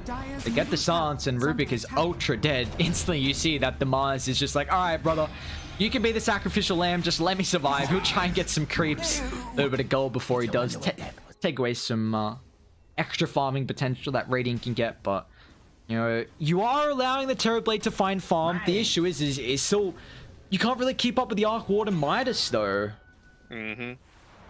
Very difficult.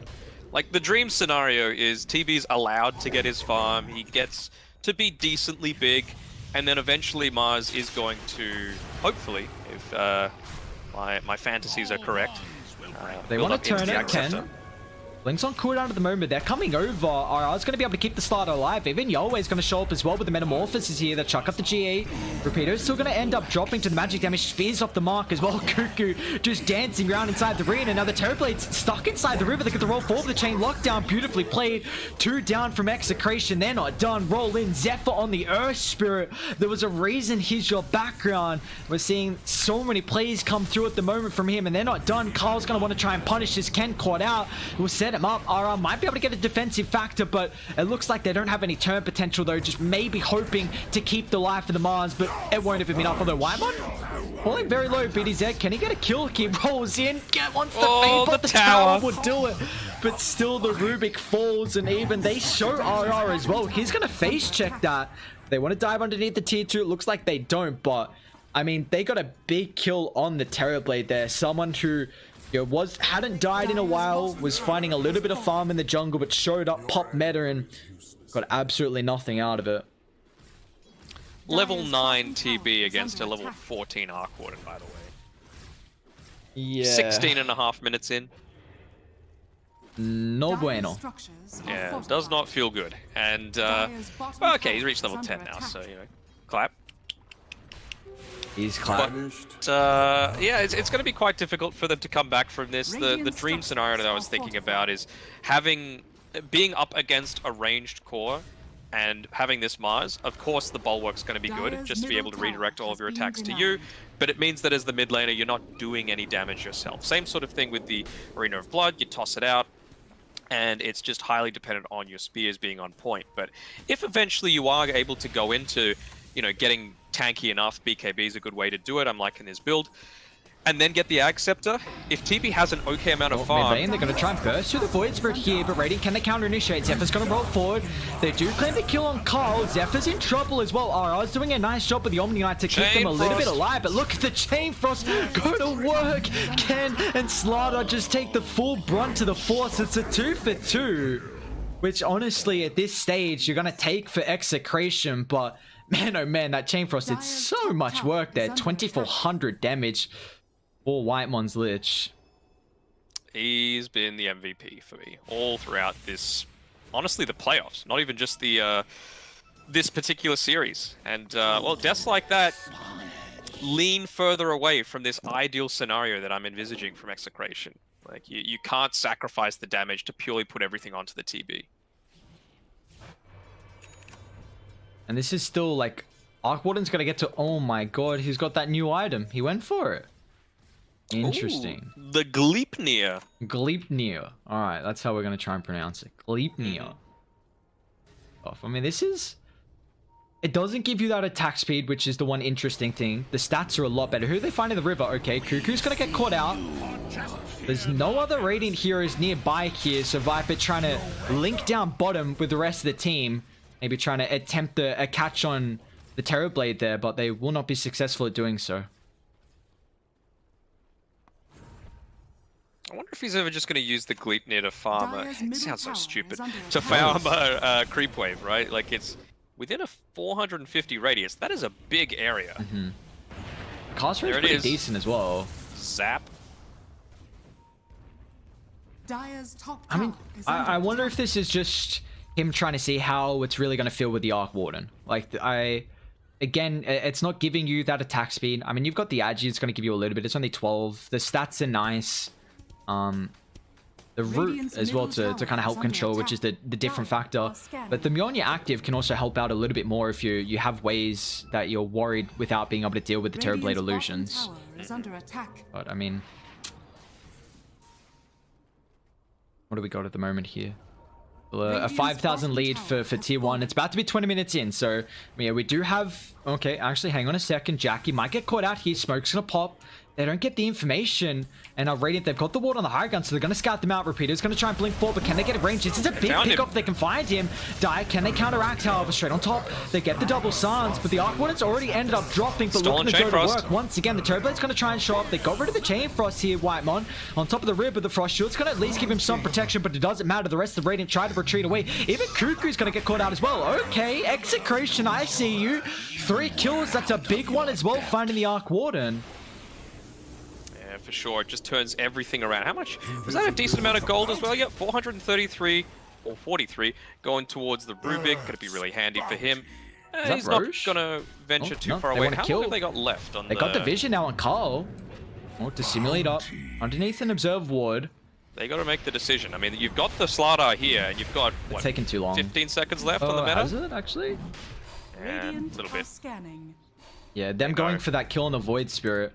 Just wasting a little bit of extra time, and well, at least you take a big fight there. Like you get the Arc Warden, who was flawless so far this game. He also had a massive Pidus, so wasn't able to utilize the farming speed, obviously with that being on cooldown. But well, Turboblade second in net worth. What's he got? Manta, Dragonlance. He's going for the MKB as his next item as well. Okay. You can get 2 Gleipnirs off as well. I'm just gonna laugh every time I have to say that word. In each team fight. Or sorry, in each Tempest double spawn. So that's gonna be pretty handy. You know, TP it straight in, use it immediately, and then use it right before the double expires. Well, I guess this is the one nice thing about Execration, where they have a much easier time with being able to take Roshan with the Slaughter. And I mean, he's got that level 12, so the Corrosive Haze now 15 minus armor. You know, TB is always one of the better ways to deal with it. So Radiant always have to kind of keep tabs on this. I don't imagine Execration are really going to be able to sneak it with how aware T1 will be. Like, that's the only way I can see Execration really coming back. Unless they win another big fight, and they might have to now, although they don't have meta, unfortunately. Radiant, they are smoked up. They're going to have to be careful, perhaps play a tiny bit passively here on Execration, at least until this BKB gets to Ken. It's just arrived, so he's going to be ready to fight now. Immediately the smoke comes out. They're keen to try and turn things around. Oh god, if they get jump right now. Alright, they're right. I was a bit worried that Radiant were going to stick on the high ground. We haven't really seen them get many Tempest double kills as well, so their net worth isn't there. Carl's gonna get jumped. Can they chain lock him down though? Ken's gonna have to fall up as well. Looks like the rest of Radiant need to disengage. Well, that's the pickup potentially into Roche. Ken's even got a double damage rune as well. Alright, Execration. See if they can claim it though. It's doable. Yeah, they got the meta available. Radiant's gonna scout this one out. But Roche is falling low. They're going to try and buy back. So now the arena's on cooldown. And they're going to stick around those. Zephyr with the roll forward doesn't find the connection. But instant telekinesis, they're going to be able to bring him down. Nicely done. But there we go. Look at the root coming through on top of the backline. Holding 4. RR's falling low. The procs, not enough. He pops the G8. They need to sustain up. Can they go back in? But they committed the meta. They have to smoke up and get more. That ward of the backline from Radiant might have just gave them a little bit of vision. The scan connects as well. Uh-oh, Cuckoo in the river, instantly jumping him. That's a big kill if they're going to be able to bring him down. The Maneki field, they need to get straight on top. And now with the chain frost in the choke point. Look at it go to work. He pops the BKB, but now with the Viper strike. Turboblade needs to get the Sunder off. And the Time's going to be able to get it. But now it's just hitting on top of the Tempest double. Once again, rooted. Look at the damage. Turboblade might end up falling. 2 more right clicks is enough. It is. They bring him down. Execration. Looking like they're able to take a successful fight, but walking up the high ground into the chain frost. Zephyr's back alive, catches Rubik on the backline. Jackie gets a double, and T1 they'll hit back. Full 5-man wipe as Execration down in the grave here. They're looking to go and take away that Roche. So effective if you're able to pick this one off against a Slardar lineup. All that minus armor, just a big part of why it's so successful, being able to push in onto the high ground with the extra life, suddenly taken away by a single lost team fight right in front of the pit. Age is now picked up on Carl, yeah. I mean, as Roshan loses his Santa hat, you gotta feel bad for him. At least he's got the festivities, but unfortunately it's... I mean, man, that Gleipnir in those fights, whew, so much damage to control as well. The Radiance is too big. Yeah, oh, no doubt. It's gigantic. And the range you can use it from as well. Whew. Yeah, I'm loving to see it at the moment. And I mean, Jackie's now got a 10-second BKB. You know, it's getting even more difficult to find. It's now actually going to get really difficult to bring him down. And Cuckoo's almost got a blade mail. So heavily committing on top of the Viper is going to be a lot more difficult. So I mean, Execration, what we're starting to gain a little bit of momentum, winning a couple back-to-back team fights, unfortunately giving that last one up, and you know the big one was losing Roshan as well. But they're going to jump forward. They find Whitemon, utilizing that Observe Ward. They even find Cuckoo as well. They want to try and catch him, but his Spidey sense is tingling. He's going to dip out once his support gets caught there. They've given themselves a chance, though. You know, this TB, he's coming back in. Surprisingly enough, the win probability is pretty damn even. Oh, yeah. Despite how the laning stage is gone. It was in Execration's favor almost for a little bit. With an Arc Warden with like 7k net worth advantage. Tempest Double nearly just soloed Yoe, by the way. I mean, he's got Manta Dragonlance, so a little bit of stats. The MKB is going to give him a lot of damage, though. Oh, top, they're setting up on Zephyr. Ken. drops the arena, but Zephyr just gets the roll out. Now with the glyph, they're actually going to come back forward. Zephyr's going to counter up, and Cuckoo's showing up as well. Sans prevents the counter up. It's on top of the Omni Knight, and look at the glyph here. Controlling two. They get the fourth as well. Ken pops the BKB. Raputo is going to try and Guardian sprint away. Ken has to try and TP out with the Protector in the Magic community, but it looks like, unfortunately, Rupido, he doesn't have that same factor there. As, man, the range of the Gleipnir is nuts. Alright, how much does this item cost? That's a lot. 6,150. Okay, it's a heavy investment. But man, on something like an Arc Warden where you just have two, that's just a little excessive. The positioning from the Mars might be in trouble here. BDZ, he stole the Frost Shield, but it just doesn't matter. There's so much magic damage, and they dropped that Nether Toxin as well. Just getting rid of the passive there. Bulwark, not much of an effect. Now Carl's going to deal with the backline as well. Finds the Rubik, sets up for the roll, doesn't get the stun connection, but they're just able to dive, forcing out to buybacks here. Yoa's going to try and wrap around. They're going to be careful how deep they do go. Zephyr will pay the price, but I mean, this is the Metamorphosis committed here. So Radiant, they're just able to get the lanes shoved out. They even get that tier 3 tower, and I mean, they can reset and go back in knowing the meta's down. Still having the Aegis as well, by the way, for another 2 and a bit minutes. Even Carl making those deep dives basically on top of the fountain. He's still perfectly healthy. Going into... What is he getting there? The Sanj and Kaya? Something a little bit different. Just wanting some more of that status resistance, I suppose. And Kaya, as always, very effective for all these heroes that rely heavily on the magic damage. Great against the TB to be able to quickly burst through those illusions, not leaving everything for the Lich to do with the Chain Frost. Well, this one's it's getting pretty difficult right now. The Arc Warden is continuing to find so much farm. He's even got an Enchanted Quiver as well with that tier 3 neutral. We've got any of the new ones. Elven Tunic. Okay, Slaughter's got that. Attack speed, evasion, some movement speed. Spider legs as well. That's going to be pretty nice with the positioning. Radiant, they got a new Ceremonial robe. Yeah. It's going to be nice. We haven't seen any of the mini Radiants just yet. It's like burning tunic or something. Radiant's bottom tower is under attack. Cloak of Flames. 45 damage per second, plus 10% magic resistance, plus 5 armor for a 400 radius. That seems a little busted for me for a tier 3 item. So they're going to enable some of the heroes that can't farm to be able to get a little bit of gold as well. I guess it's 27 minutes in though, so if it was a little bit early, it'd be nice on some of the heroes that weren't able to find the net worth. But Dai can't even think about defending this top racks knowing that the meta's on cooldown. I mean, they really need this Terrorblade BKB because there is a lot of magic damage that's coming through from T1, and they've got at least tier 2 towers down mid and bot. So they're just like, all right, guys, you know, let's hope Radiant dive too far inside the base when we got BKB. We know we can't fight into the Aegis, which is about to tick out here in the next 10 seconds. Yeah, have to be careful. Carl was pinging the racks and saying, guys, take it. And I'm sure the conversation was, what the hell, man? You've got the Aegis. What are you telling us to go in for? They're even going to smoke up. They don't actually care about the Aegis ticking out. They still want to get pretty aggressive here. They're hunting. Rapido's in a relatively good spot by his Observe Ward if he can pop this through the nighttime fog. He's nearly got his BKB as well, only about 400 gold away, so that's going to be relatively major for him. But Yahweh, he's still quite a bit short. I'd say at least 1,000. And this is now getting to the stage where you see they're running out as 5. And just unfortunately, I mean, they're not going to get any outposts, might not even get any bounties as well, as if they get to top fast enough. Zephyr's gone way deep, just rolling in onto that high ground.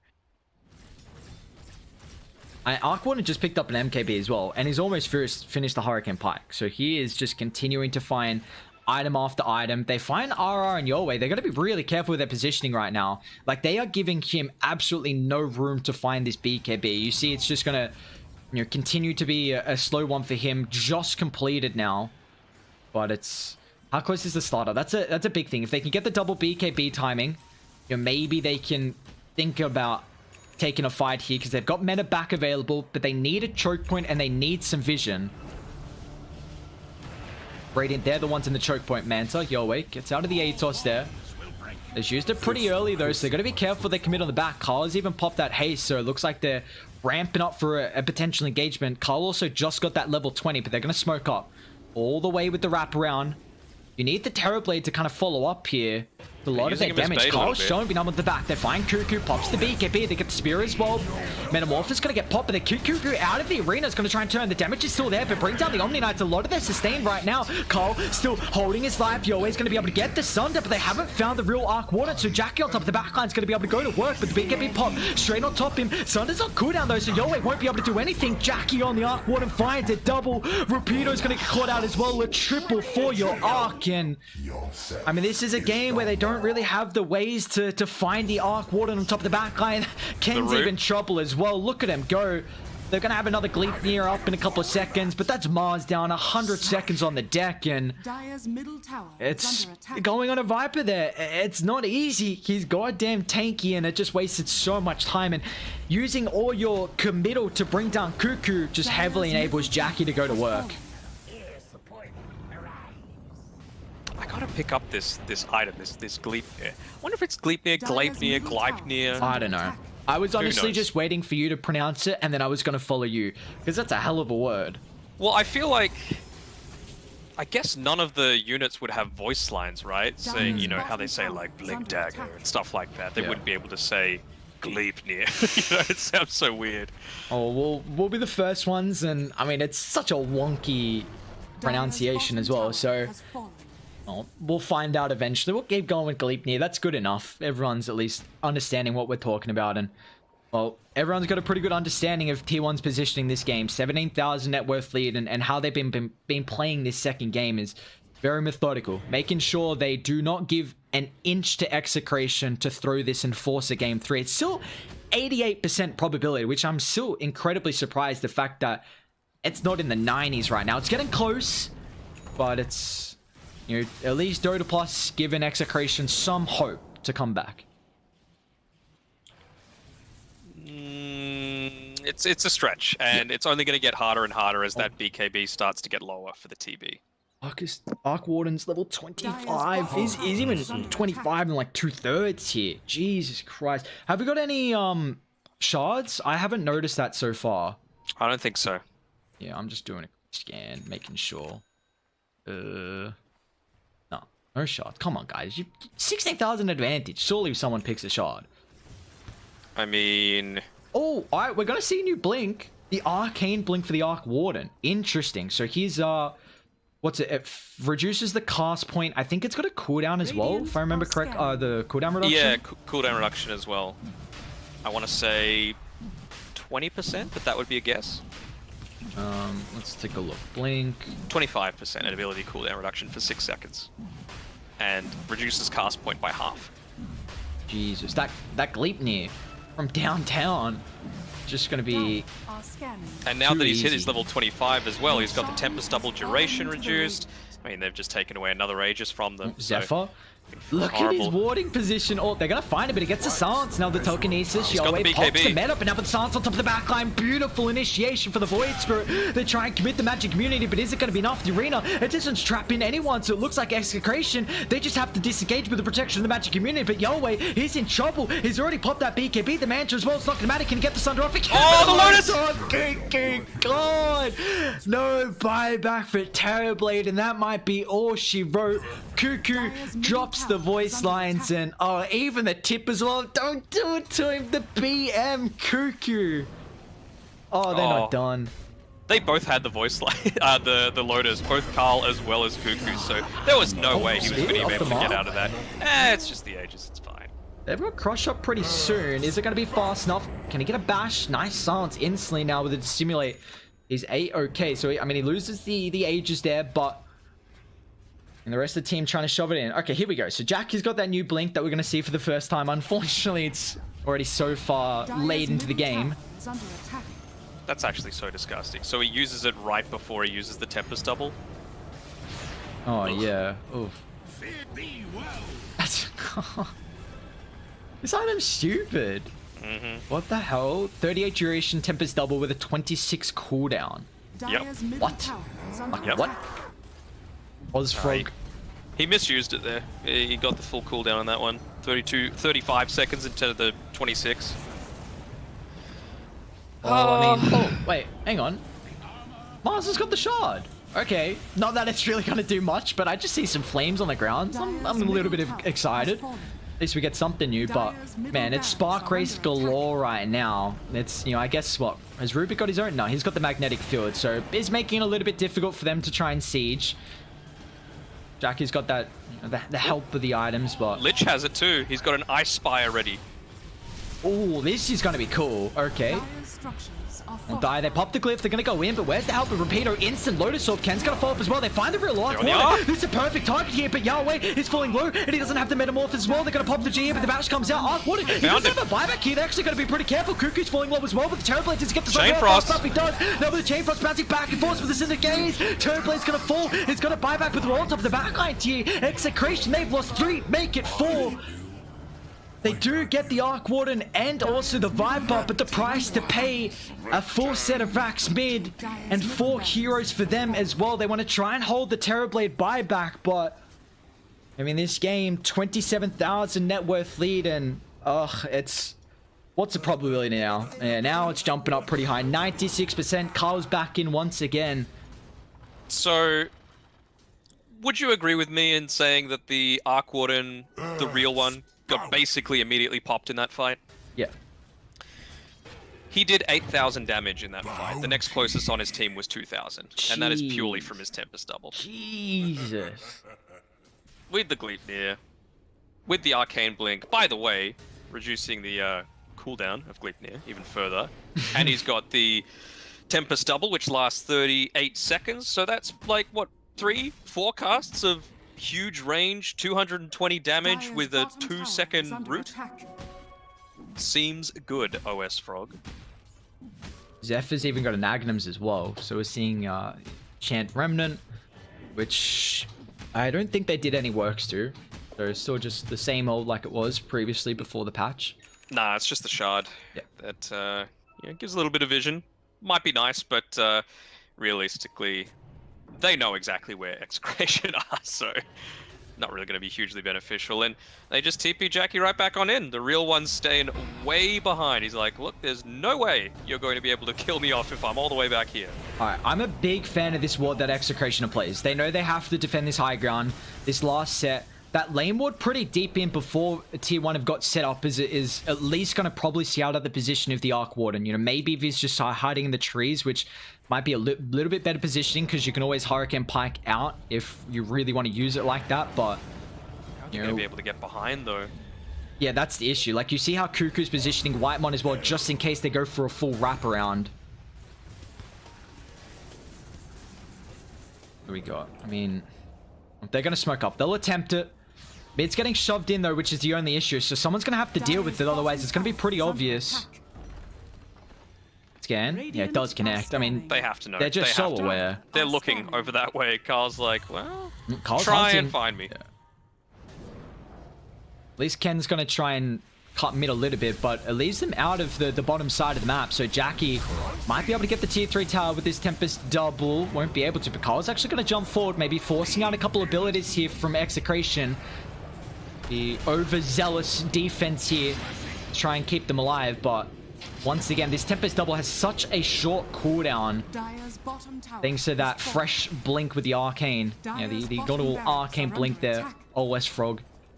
BDZ's got the magnetic field. Terrorblade, he might just get brought down. The sun pops the BKB. They're going to try and initiate on the Lotus again. The Lotus. Carl, once again, is going to be careful. The Astral Scepter, they find Jackie with the BKB pop. The Uranus not going to protect him now. They're going to be careful because the Thunder's on cooldown. Yowei, he does have the BKB as well. Look at them tick out to the Magic Chain Frost. Magnetize, bouncing back and forth, and that might just be it.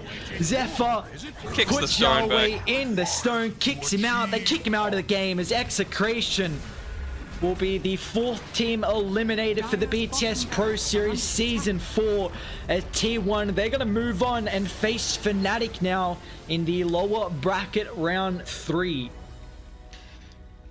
I told you these guys like to do some innovative things, you know, Yeah. show out what's a little bit busted in the patch, and well, Tidehunter and Arc Warden turns out they're pretty damn good when paired together with some of these new neutral items and the Ag Shard. But some really great play coming all throughout. You know, Cuckoo and Zephyr made Yoe's life a living hell in his lane. He didn't get any farm. They stole away his stacks at his tri-camp.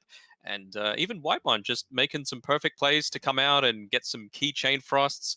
Multiple fights, actually. And yeah, it was just clinical from T1. There wasn't too many mistakes that they made. Nice rotations to try and come back into things.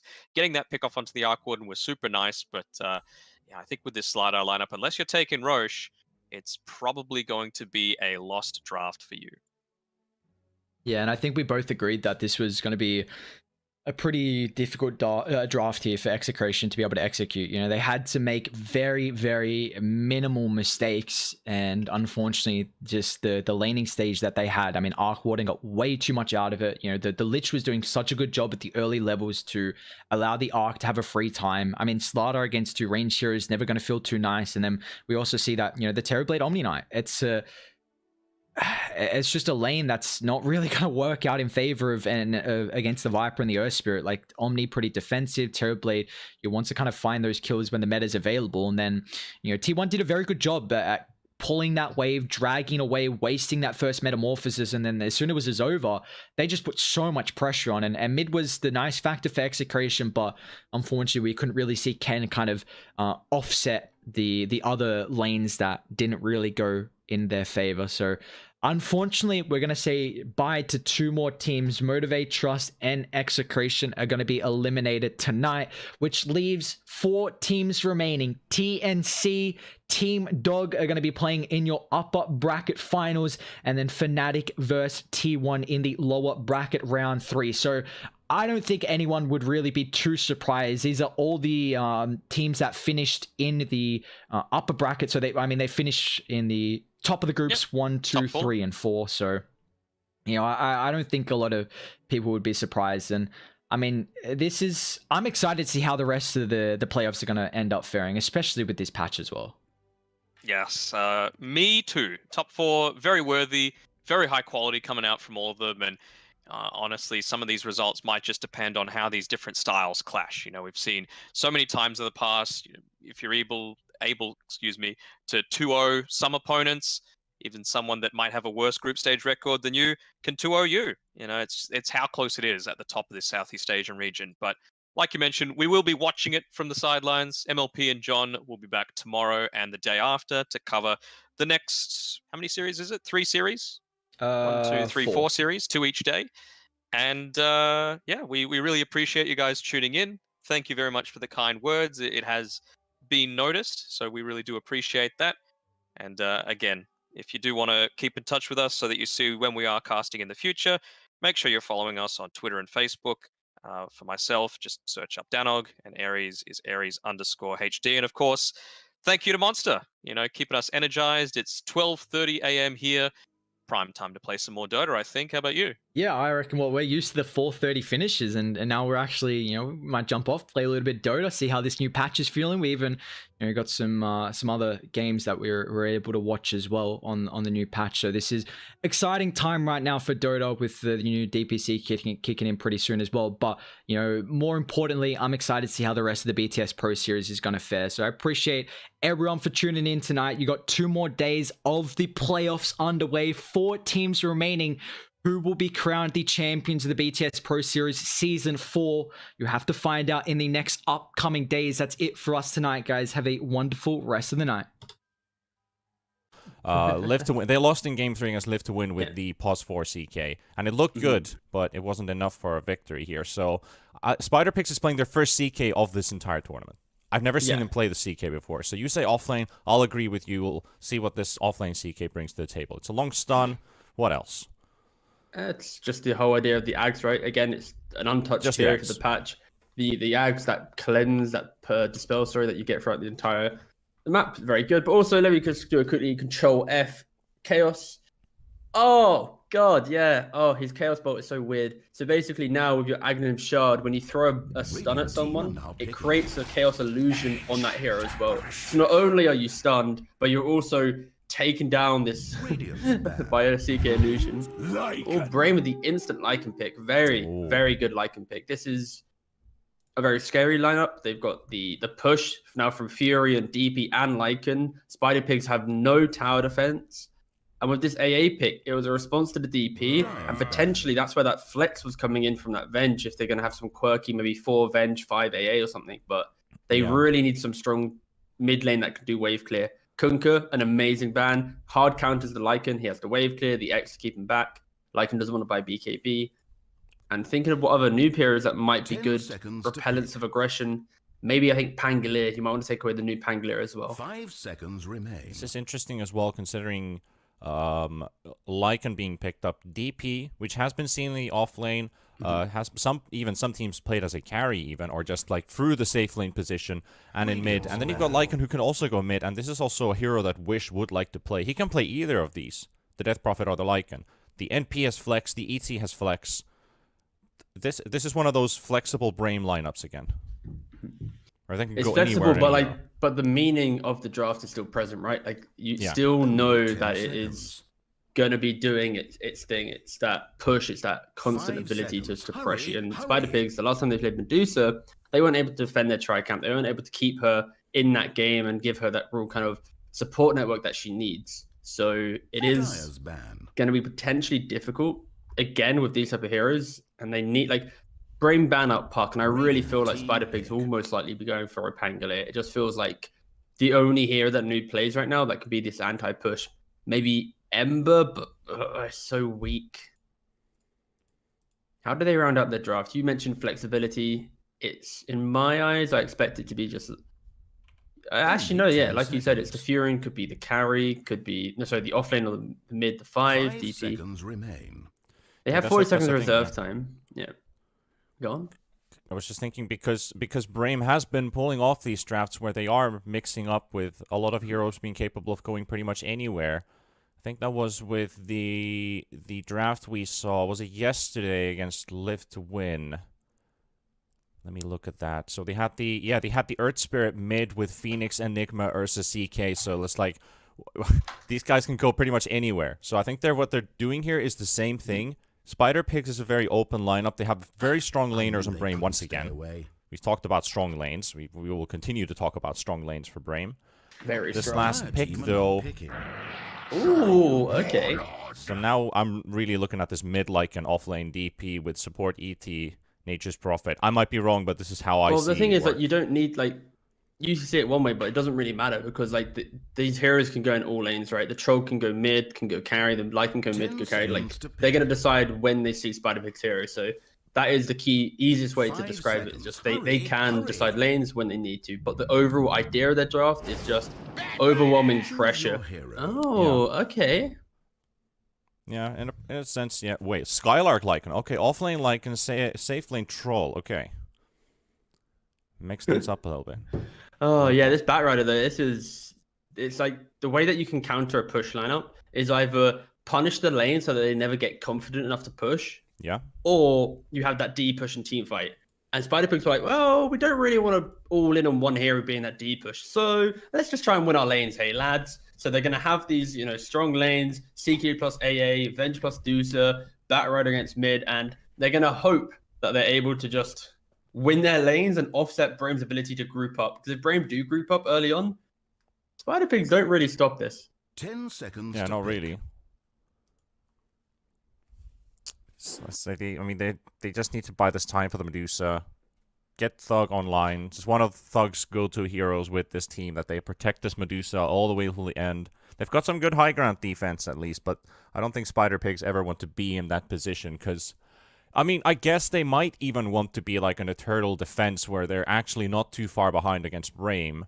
Because, the Lycan, he has a bit of difficulties going up straight into 5. Kind of like a Slark. You never want to really 5v5. You just want to pick off singular heroes. I think we've seen too many prime examples of a Troll Warlord ulting and getting stuck on the high ground and dying there. Aggro to tier 4s, yeah. It gets rough. So there's difficulties for Braim. I like the way that they can work this out. How much damage they have, how they can kind of like... I had this Power Rangers kind of mindset where they just unite. Right. But Spider Pigs can be very, very strong as well. I don't think I really know who's going to win this one. Well, the thing is, I think Brame has draft advantage by like 70 to 30, just because they have this overwhelming amount of push and presence that if one lane gets countered, i.e. the Batrider, they still have that Fury and presence, they have the DP presence, they still have the Lycan. You know, there's so many forms of push that Medusa, of course, eventually sitting in a high ground, defending these tier 3s, she will be the absolute raid boss. But I think if Brame just play out that slow early game, don't get crushed by this attempt of aggression from Medusa Venge, CK plus AA, they can just have a strong timing of take that first Roshan, instantly Baron into high ground with, you know, all this Zoo, right? It's just the Zoo strat, the Lycan, the Furion. And yeah, I think I do favor Brame's draft, but maybe there's a small chance that Thug can find that farm, can protect his tri-camp, get that ancient farm, and, you know, there's so many clowny items in the game now. Hold on, let's see. Are there any good items for him to buy? Yeah. I don't think there is. There's not really Medusa items.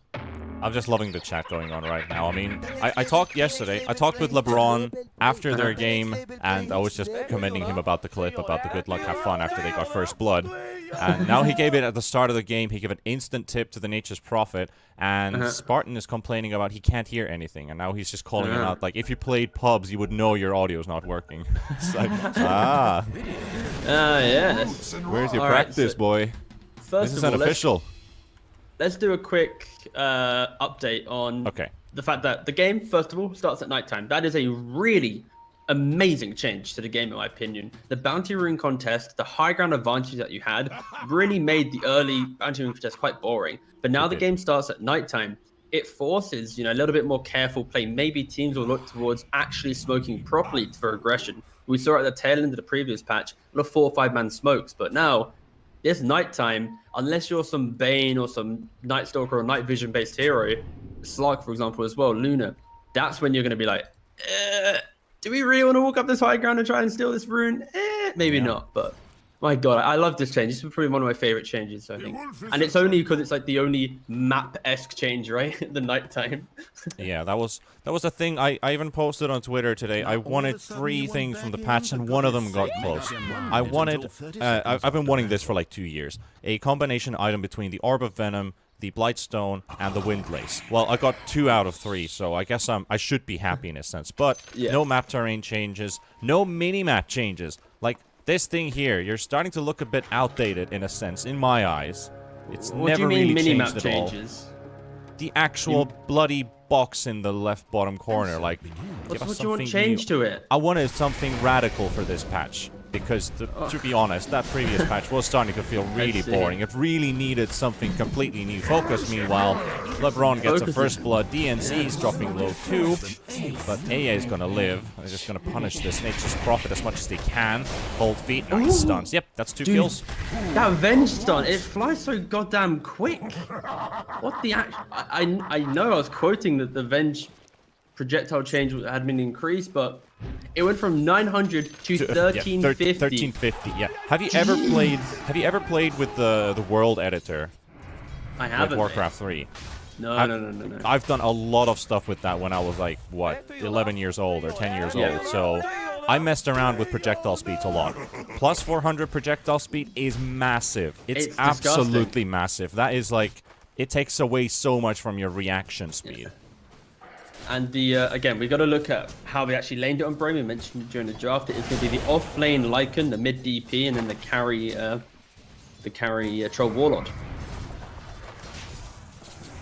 Yep, carry Troll, off-lane Lycan. I think the only off-lane Lycan player I've actually seen will play Lycan up till now is who's the SA guy?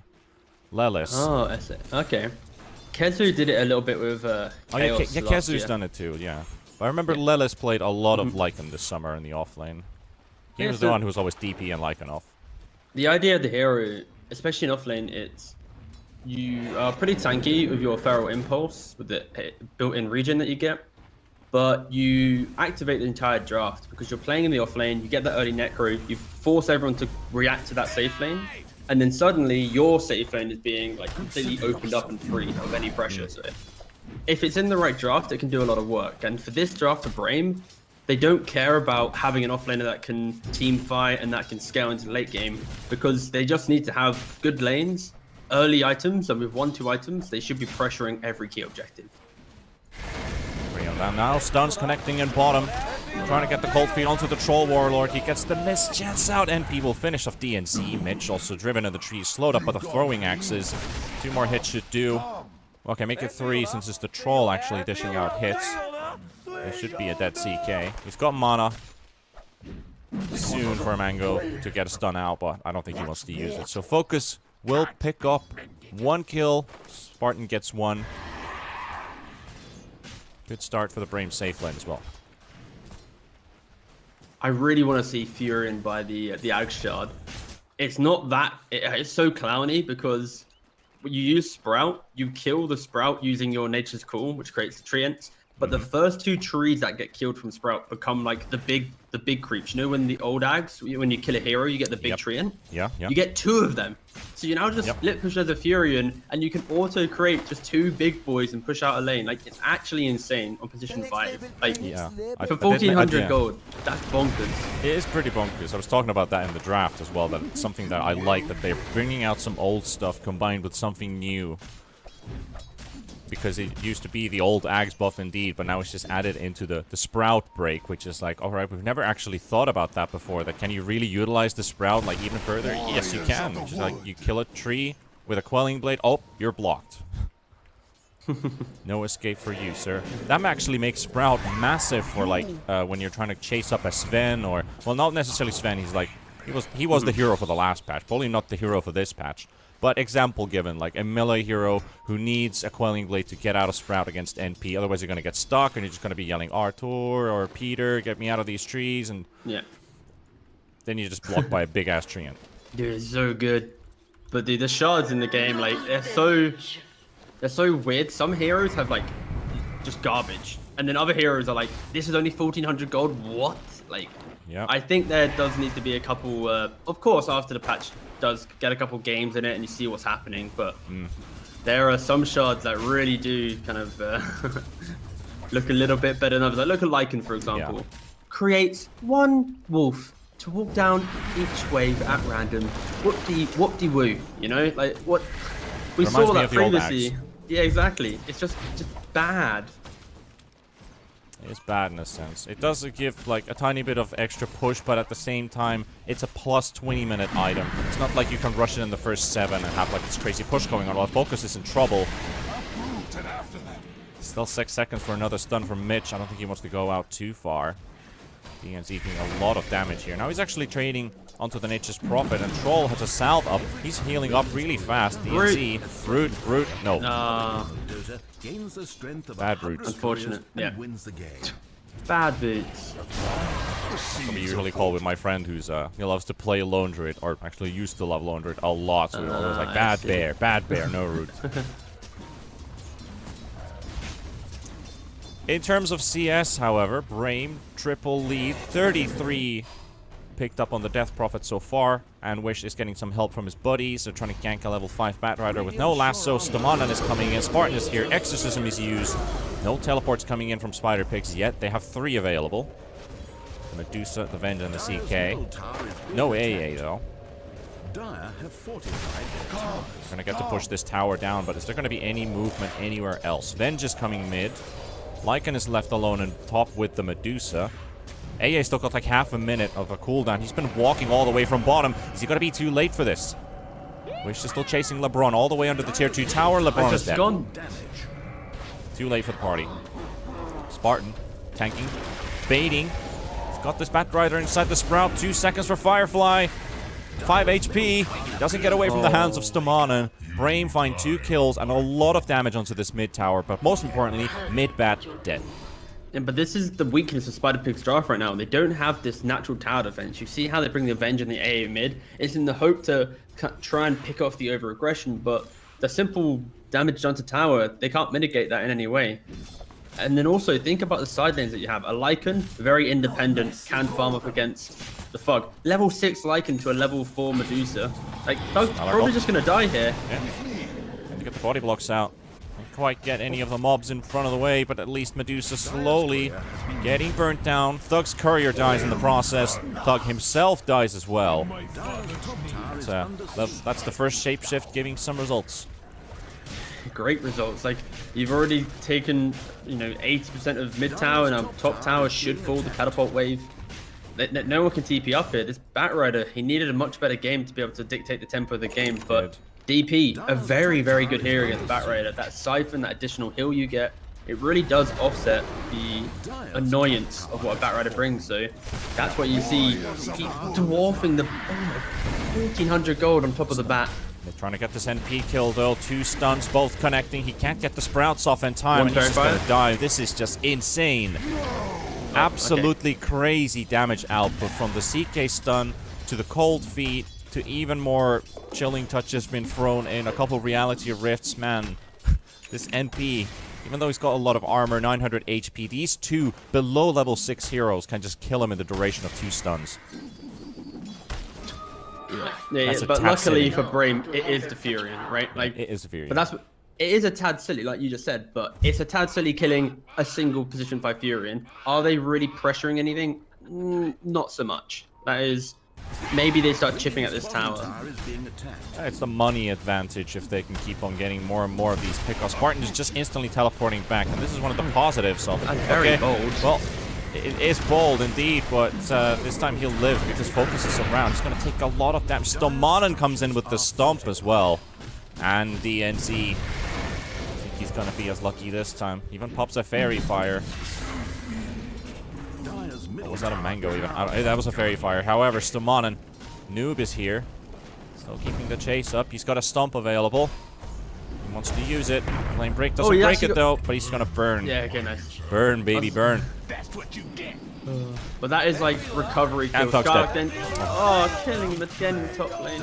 Oh, that's the bigger one. That's the bigger one. Already a 3k lead at 9 minutes. Venge dying as well mid to Wish. Skylark is stealing the stacks in the top part of the jungle. That's you. It's a little bit rough for Spider-Pigs right now. They really need to try and get the AA, CK, and Bat to make some plays together. Even chuck the Venge in there. We'll get a 4-man rotation. Get it deep, get it bottom, and allow that Medusa to farm the tri-camp behind, because Medusa, she can't be top alone. They need to start trying to fight. Smoked under a ward. They did. DNZ dead been spotted. This will instantly backfire. Also with what I was thinking about was yesterday when we talked about Spider-Pigs, when they looked like, this doesn't look like the team we're used to seeing, the level that they've been playing at for like the last month. Though if we reflect it to this game, you can't really apply it the same way, because this is more of a drafting fault. You've kind of put yourself in the position that you're just you're playing responsive throughout this entire game pretty much. So you can't really reflect that same kind of mentality. We thought, yeah, okay, that's another smoke, but this time this is spotted by Spider-Pigs actually. So a good ward spot since Stomanen and Wish have been detected, and Wish, yeah, okay, he realizes. Mistakes have been made. Still. And finally, Spider-Pigs are able to actually try and get something on the map. They're pressuring this bot tier 1. And then Brame are like, wait a second. Why, how are we allowing them to hit our tower? We're the ones in the lead. So they flood down bottom under the cover of smoke. Caught by a scan, though. They are ready. So the scan and the smoke detection with the Obs Ward in mid. They're using Mitch as a bait. He's a tanky meanwhile, boy. Thug is just desperate in top lane. Skylark is positioned with that Necro 3. As soon as this fight breaks up bottom, top tier 2 falls. And that's Brame's game plan. Overwhelming presence in one lane, Lycan in the other. They're playing 4v5, but because of the Medusa, it will only ever be a 4v4 in the big fights. Reality Rift comes out, AA Blast available, Troll Warlord Biz seems to be the target. They're gonna get through the carry. He pops his ulti just in time though. The Earth Splitter's gonna miss completely, and Skylark actually teleports to join the fight instead of going for the Medusa, and finds Noob. Now onto LeBron. The Vengeful Spirit will also take a punishment from these Necro units. He will fall as well. 3 heroes dead, and onto the push from bottom. Exorcism still is gonna be running for a few more seconds, so I think they should get this tower.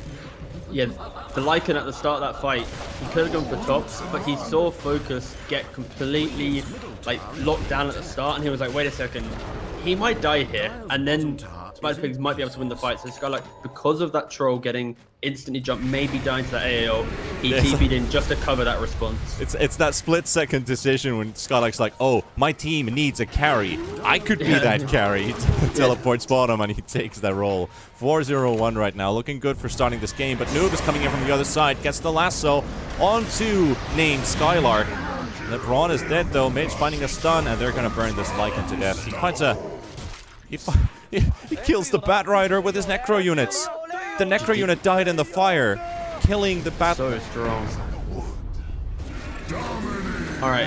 Casual DNZ. Has anyone got the shard in their quick buy?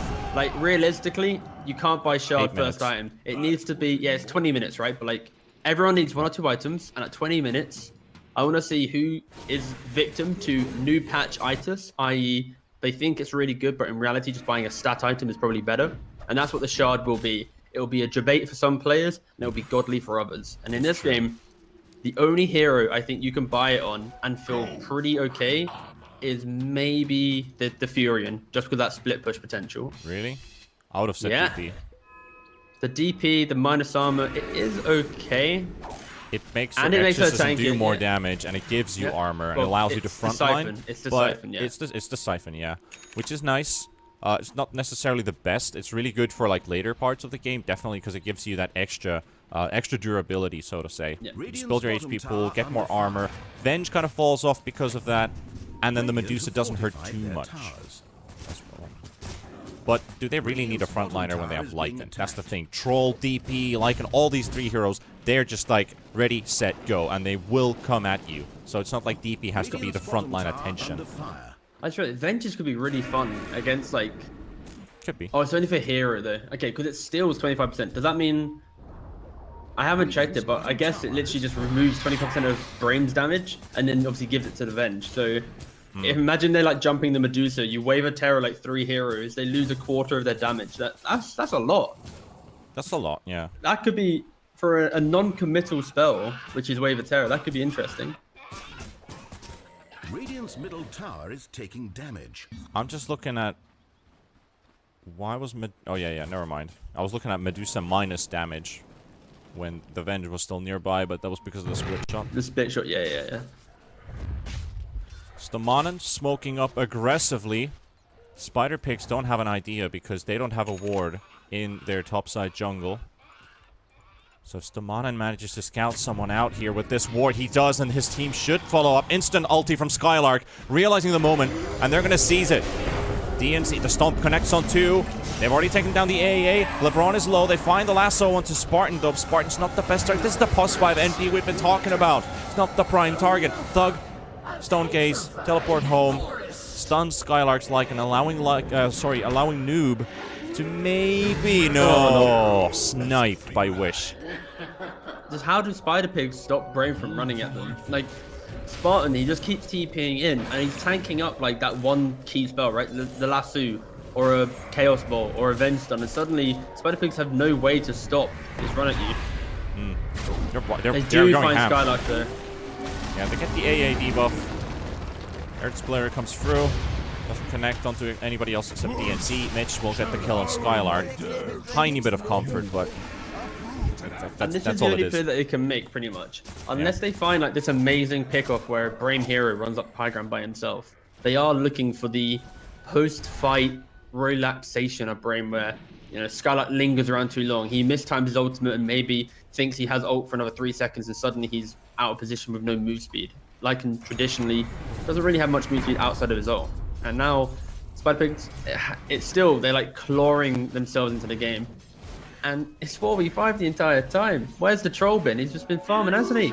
Look at him, Battle Fury, 16 minutes, treads, nearly completed either the Basher or the Yasher, depends which way he wants to go. Yeah, this game's looking very cozy for the side of Braim. The Basher and the Yasher. I was trying to combine it, but it just creates the same word. They both have Asher at the end of it. Yeah. I was just thinking about the caster curse. I don't even remember what it is, so I'm actually happy I might have actually bypassed that moment. That I don't even remember what we were chanting yesterday or the day before. I'm just having a look at the Ag Shards. Because there was one item. I'm gonna open the shop right now for you people to see. So there's one item I was looking for. What was the hood thingy? Eternal Shroud. This technically makes you into a Medusa. You absorb 400 magical damage, and then you convert the damage taken into mana. So, it's kind of like a Medusa, but it's kind of not like a Medusa, because it gives you mana for the damage you take. Like, the thing, I just hate how neutral items already were, like, super weird in the game. And I just got used to seeing all of them, and then they introduced all these new ones, and it's like the garment of the cloak, the trickster of the thing. It's like, what robes what, mate? But this is a regular item. What item is that now? Hold on, wait, what? This is a regular item. This is Eternal Shroud, which is built from Voodoo Mask and Hood of Defiance and a 1.1k recipe. So it's a 3.2k item with magic resist HP regen, spell life steal, and then the reverse Medusa shield, basically. Right. Who is that even good on? Like, I was thinking Medusa because you get extra mana and you already use mana to keep yourself alive. So it's like the thing is though, a BKB is just better. Yeah, technically. It's 3.2k. Like, this item's mainly for your potentially your offlanes, like a bristleback, for example, would do very well. Spell life steal, creep life steal, regen. You then get converted back. Yeah, I think bristleback would love this item. Other than that, nice. It kind of feels weird. Talking about like how the Diffusal Blade is such a great item against Bristleback. You remember like TI finals where Gyro went Diffusal just to burn the mana pool. That could actually be very useful on a Bristleback. And I think somebody posted, was it Clairvoyance or was it somebody else who posted on Twitter yesterday about 3 or 4 items favoring Viper. So this is like, this should be the Viper patch right now. As if it wasn't the previous patch. Yeah, as if it isn't like always. What happened to Viper? Never took some mana increase early on, but not better later game. And wow. Well, meanwhile, Roshan will be snatched by Brain. This is going to be going for focus. Skylark could technically pick it up himself, but it's better on a troll. Lycan's kind of like a one-way machine. You pop your ulti, and that's about it. Nice to have it on the troll. 2 lives, have an extra chance for Battle Trance. Talking about Battle Trance, I kind of like the Ags buff here, which is the global aura attack speed. Sorry. 1 minute warning, Twitch chat. 1 minute warning. 1 minute warning, In okay. 1 minute, we might be getting to see some blessings. I repeat, some blessings. I hear Skylark ulting, and he's found a noob. And has he found the noob? Because the noob is TPing away. Dude, no one has... Alright, AA has blessing in his quick, but what does that do? Basically a shitty radiance that you place on the ground. Also, I'm so sorry, BTS. I have no idea if I'm allowed to say the bad words. I've said 2 bad words this cast. Very sorry. Absolute hostility. Focus pops his ulti though. He'll take a man fight to Mitch and he finds the right CK. He's gonna blow this CK up. While Noob gets that lasso and Wish is gonna cliff the DP. No, he doesn't. He just moved at the most crucial moment. He moves the DP away. And but now pops his Thugs in the BKB. Meanwhile, LeBron just gets slapped away by Stoman. And meanwhile, Focus takes down DNC. Medusa's gaze to safety. Meanwhile, in the top lane, Skylark continues to stiff push. Yes, he does. Did he? No, he didn't take any objective meanwhile. Okay. No, so, he's literally just vibing out here. Yeah, vibing indeed.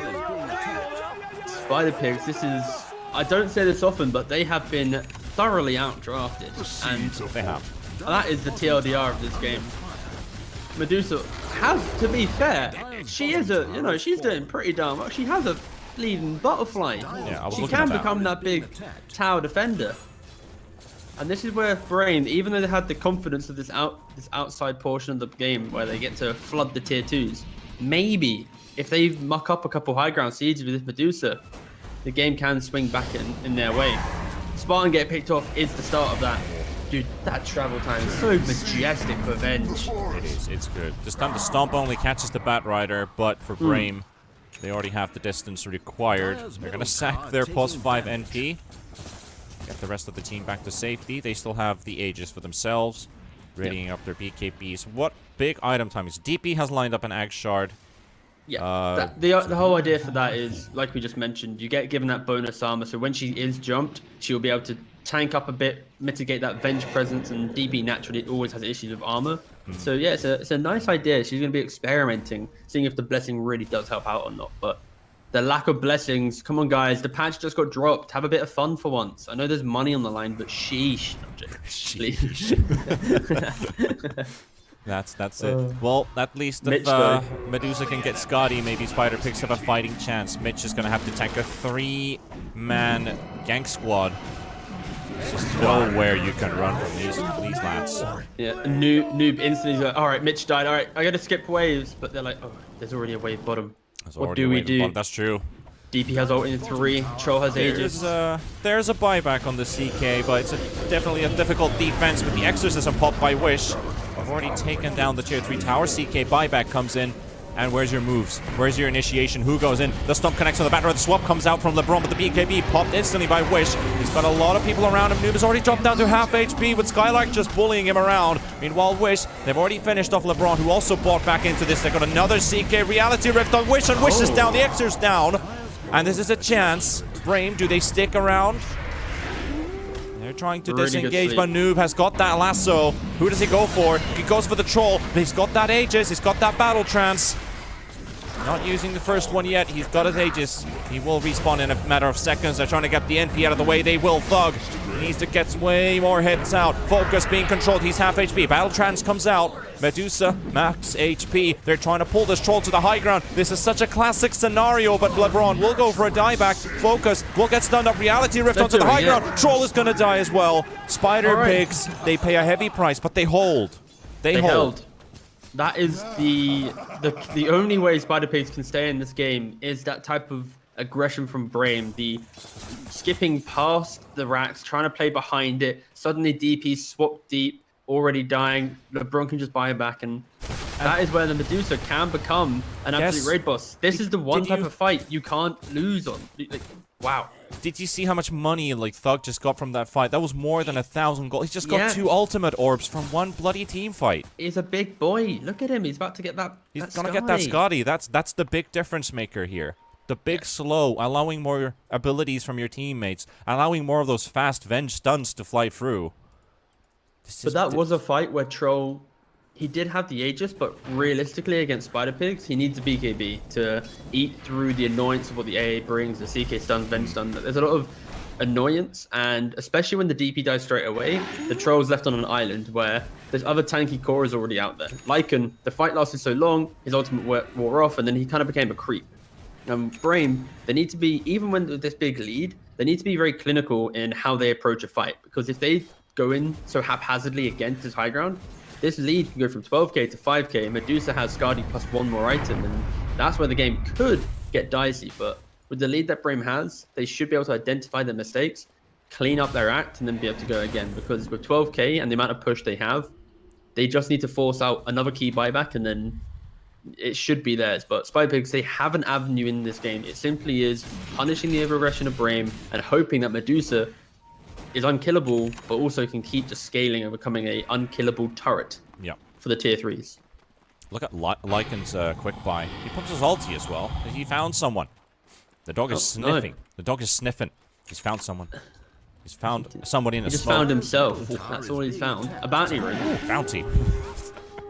Maybe this is one of those dogs that finds gold in Lapland. That's just a myth. I had literally no idea about this myth. I won't lie. I was like, what? Well, I mean, you know the golden retrievers. Yeah. That's what I always thought those are the dogs that fetch gold when I was a kid. Literally, I was a dumb kid when I was small. You were so gullible. I'm probably still a dumb kid. I bet you still believed in the tooth fairy. No. Wow, that's a new low. All right, Noob scouting ahead with Firefly. He's got focus on the high ground. He's got Wish as well. He finds him. He finds focus. Do they have the follow up? He's very far away. If only he was a little bit closer, they could have actually done something with that lasso. But it was a valiant effort. Noob, he saw his moment, but his team wasn't with him. I hope no one dies, though, in this game for another, 7 minutes so that we get 22, 33, 11. That would be kind of cool. Very nice number pattern. 22, 30. Oh, yeah. Numbers. Yeah. Thank you. Gotta love those numbers. Nature's Prophet holding on a fairy's trinket. Talk about the Tooth Fairy. Is Spartan the real Tooth Fairy, then? If he buys a blessing, I'm down. I see 2 Ag Shards at least coming in. We talk about the DP, the Ancient Apparition. Wait, did he ET's got one as well. ET's got one as well? ET has it. And AA also has his. Let's look at that ET one. That's so cool. It's the idea that when he completes Stomp, he'll automatically TP to it as well. Let's see. Skylark's going to go do some rat action. I love this. They're pushing bottom, they're pushing middle, they're pushing top, they're pushing everywhere. Exorcism bottom. And you've got a shapeshift in top. Noob is fending off the dog at least. Here comes the glyph at least. Trying to look for the racks. Lycan, he's waiting for his opportunity, but Noob, he's prepared. The key thing here is fortification has been used. They can just reset, and in 4 minutes 40 time, you know, they have this window to play again. And they can get And that is the key way that they fight now. If they try and barrel down one lane together, Medusa becomes the victor. Especially now that she has Butterfly, Skadi, Yasha, nearly leveled 18. If they continue doing these split plays, it will be good for them. The overall kind of concern right now for Brame is they can do all the split pushing. They can take 2 sides eventually. But what happens when they need to go for that final racks? When they have to fight up against this raid boss? Like this troll, he needs a BKB, he needs an MKB, he needs an Abyssal. And then... Exactly. But right now, Spider-Pig's actually feeling pretty confident. 14k down, but still smoking up. Yeah, I mean, they kind of have to. Somebody's now TPing home. Okay, they couldn't find anybody with the smoke. They're about to lose 1 HP. 1 HP. Sorry for the ping. 1 HP. Sorry, 0%. On the range ranks. So you did close. That caster thing. I did that. I don't All the give other a damn. productions, actually, no, to be fair though, they probably didn't catch it, so you've done them a service. They'll be like, thank you, Panda. Exactly. That's the thing. But when still, Nino sends you that message, I did tell you so, you know. Yeah. You've been a naughty boy, Panda. You're not meant to click it. Anyway, I mean, the thing is, like, they kind of have to make these plays outside base DNC. Alright, well, not like this kind of outside base when they're all spread it out and giving freebies. Skylark, he's gonna go in. Noob is gonna lasso. You're gonna die, boy. You're gonna die. You're not a good dog. You're not a good dog at all. Run, Skylark, he's gonna die. Swap comes out and he's dead. The next level trade. Tip. The space. The 0% racks. It fell, Panda. It fell. Spartan got it. Okay. They traded 1 Lycan life for 1 range racks. And for all the Rat Dota players out there, they will chalk that up as a fat worth. Yeah. I would have preferred to see Skylark do it with his own wolves though, so he was like min-maxing his own life, but you know, Spartan at least identified the space being created. If Spider Pigs get this next Aegis, this game gets really hard for Brame. Like, actually pretty darn hard. That bottom fight where they threw away the Aegis and never took the racks, it really complicated some things, and some presents lie around I was looking at that. Somebody's left. Is that like an offering for Roshan? Things have definitely developed since Dire Tide. It should be like when you go to the rune at the 4 minutes and you don't get the rune, you should be able to open the present and get like, oh well, didn't get the rune, but I got, you know, lump of coal or 17 armor, haha, you know. Ah. 17 armor would like that. That'd be an awesome present. I'm trying to think of like Gambler. Sorry. We are now hitting our 30-minute mark. Bounty runes to be picked up. Roshan to be picked up. I was waiting to actually see if, since Roshan walked through the sprouts, because he destroys trees, because he still spawned those treants, but there was no Ag Shard yet on this. No blessing online. Yeah. Boo, says Twitch chat. No blessing on the Furin. We want to see the big creep, Spartan. This is literally like, at least for future events, if we ever go to do like DPC or something when we don't do the camera work, because right now I'm just scrolling through my keyboard from 1 to 0, which is basically all my heroes here, and looking for those shards and looking for what do they have. Do they have any new jungle items like Batrider? When did Cloak of Flames drop? He's got this immolation cloak. I didn't see that would drop at all at some point. He's picked it up, and I love it because it just goes in sync really nicely with his Firefly. But that damage will wear off though. 45 per second. What's your take on that? Is it good for late game? Is it bad for late game? It's just the idea of adding more in, right? Like you have Radiance, which does 60, so you have this. It's kind of like a pseudo Radiance that allows them to actually just push out lanes and it's just a smaller range. Very small. For sure. Yeah, you have to be on top of the hero, but luckily that's what Batrider likes to do. Roshan falling, second one to the side of Brame. Cheese on Lycan. Aegis on the troll. Spider Pigs. Well, I would stay here if I were them. Ward is placed down. They've got vision advantage. The vision advantage. But they also have a Noob jumps him though. All right. And misses it. Oh, and Shapeshift goes through, but all they need is stuns, and that's it. He's just deleted, mate. He doesn't even get to play dirt at this point. No, he doesn't. Let's see about the damage. Okay, so quick 1500 damage from this Bat Rider. Sadly, you can't actually see how much every spell did damage because then you could kind of calculate how much did that cloak do. You can? Yeah, so click on the Lycan, click on Death Summary, and then hover over the different bars. You can see the time it took to kill him. So he took 39 damage from a right click. 171 damage from the cloak. Okay. That's more almost more damage than 6 ticks of Firefly in that short time. So before you have napalm stacks, you're doing a lot of damage. Okay, that's actually very valuable to know. There you go. So you can really work out why he died. And I think after this, the TLDR is he's dying a lot from the magic damage. BKB could be great, but the BKB piercing lasso is also enabling that 1200 physical damage. So Lycan's in a difficult spot where he can't actually buy any item and feel happy. Maybe he can buy Halberd and BKB and then be in a pretty good spot to at least be tanky again. But yeah, this Lycan has lost his opportunity to go be a hero killer, and his now primary objective in the game is just if he sniffs out a lone building where no one is protecting, he's going to be barreling his little wolfy face into it in the hope to snatch away a Rex. Bash your head on buildings. Eventually they break. Yes. Is that That's the mentality? what Brame have got to, yeah. Brame have got to that point where they're not thinking of dirt anymore. They're thinking about how to get spider pigs away from the base long enough to then just instantly rinse the base with all their buildings. The Rat Dota initiative. Focus, though. Reveals himself quickly. Glimmer Cape by Spartan. But Lycan right now is like, guys, if you force out this fight, I can maybe ult round. The longer they stall, the better it goes. But Noob is just going to go right in. Doesn't care. AA Blast comes through. He's already dead. They're going to lose focus as well. The Aegis down. They lost Spartan. This absolute madman Medusa is just destroying them here. Now he gets disarmed. Focus. BKB. He's got Battle Trance up. Stomanen. Where's the Earth Splitter? There it comes. It does nothing. It does absolutely nothing. The buybacks are coming in from Spider Pigs because they need to get some backup for themselves, but Thug's dead. And Mitch is also going to die. Medusa's gone for 80 seconds. Skylark found the opening of the backline.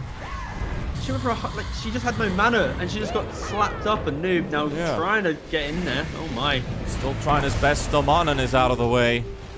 Mitch coming in with a buyback. Skylark, no ulti. He's got that cheese. Troll. He's going to try and go man mode. Oh, the swap combo. Not what you want to see, Chief. Oh, they're taking so much damage here. They're still holding. Skylark's just hugging him. Take the cheese, my friend. Take the cheese. Heal yourself. Go back to full HP. Nicely played by Skylark. You could see that brotherly love come in as he hugs his friend. Take the cheese. LeBron is just going to die. Oh, body box on DNZ. Here comes Spartan. DNZ can't get anywhere here, can he? He's got one block. Oh, Spider Legs. They tried to force off the tree in front of him. Okay. But I honestly thought Spider Pigs were going to crush that fight, but then I realized that as I said it, I was like, uh-oh. They may have got the initial kills, but they just haven't been able to protect them. We still haven't got the fight recap from the previous fight because apparently he's still going because they're hacking the wolves. Meanwhile, Skylark trying to get his ulti off and he's trying to get out, but he's going to get stunned and he's going to die. Meanwhile, Focus, BKB pop once again, is going to be a dieback on the CK. He's out. 13 seconds for the Medusa to respawn, but they're going to finish off this bottom lane. Get the melee racks, get the hell out of there. Brame, they score a success. Get your blessing right now, Chief. Get that push going. And also, let's not forget, that was a fight where this DP didn't even use exorcism. She just died at the very start of the fight. Do you see fight recap? I do. 15k to 25,500 damage. 25,500 damage and still losing it. Wow.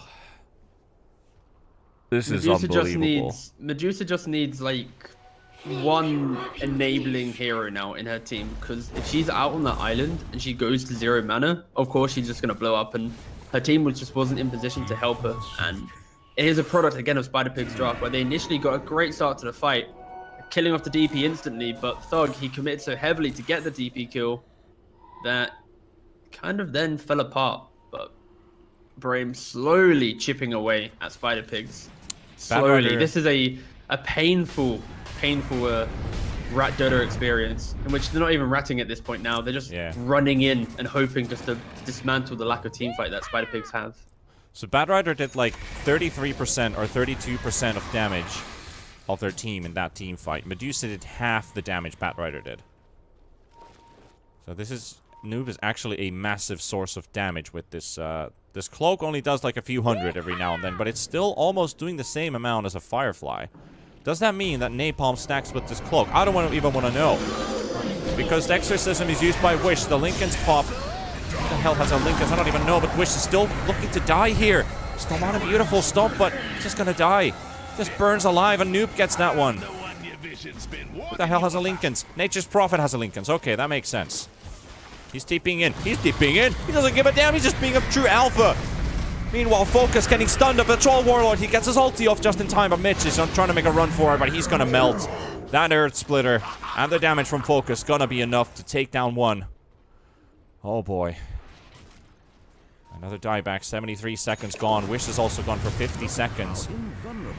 Spell Prism for Skylark. DNZ's chased up by tier 3. Sorry, Necro 3s. Slowly falling. Spartan's here as well. The heck is happening? Thug is finding Skylark, but it's getting disarmed. Noob. Where's it cancels? Don't have it. Skylark finishes DNZ. What a game. It's like Brain were winning the game. They have that one poor fight. Medusa suddenly gets propelled into getting to play Doa. And now it's like, how do we ever go high ground, guys? It's Medusa, she's just too tanky. The idea of Brain's lineup is to punish the farm needed for a Medusa to come online. She is one of the best counters to, you know, push and aggression, but it's very rough. And Spartan has a Lincoln's completed now. Noob. Ghost Scepter comes out in time. Misses but with no Dispel. He gets the throwing axis to connect, but he's still moving at 550 movement speed. Now it gets purged up. Nice blink. LeBron. Skylark is really bullying him here. Lycan does enough damage to finish off LeBron, and now Medusa with the Batrider. 2 versus 3. Bash is coming out from range hits from Focus. Spartan she's quickly force Staffs away, but Staff doesn't get anywhere. There's more illusions. There's so many illusions. There's nowhere to go. Finally pops the Stone Gaze because the panic mode hits, and I have to get the heck out of here. This is just Medusa v the world right now. Like, you can see that the way that Brain approached Medusa, it's like, maybe we don't want to. And then the way that Thug plays these fights is like, guys, I don't really want to join it. If I die, we lose. So good luck, bye. It just feels like Medusa's not really doing any damage as well onto these specific targets, because Troll's got 22 armor, NP's got 17 armor, Lycan's got 5 plus 18, making it 23 armor. You've got DP with the Siphon Shard to get more armor. So that Rapier, it has to pay off for Thug. It has to, absolutely has to pay off. Yeah, like the idea here now is that Rapier, they can at least try and leave base and just push the Medusa into the fight and go, all right now, good luck, bye, have fun, boop. And then if the Troll wastes ultimate, if the DP does get caught by an AO, you know, the Lycan oversteps his mark, they will just die. But Brain have got over that initial hurdle.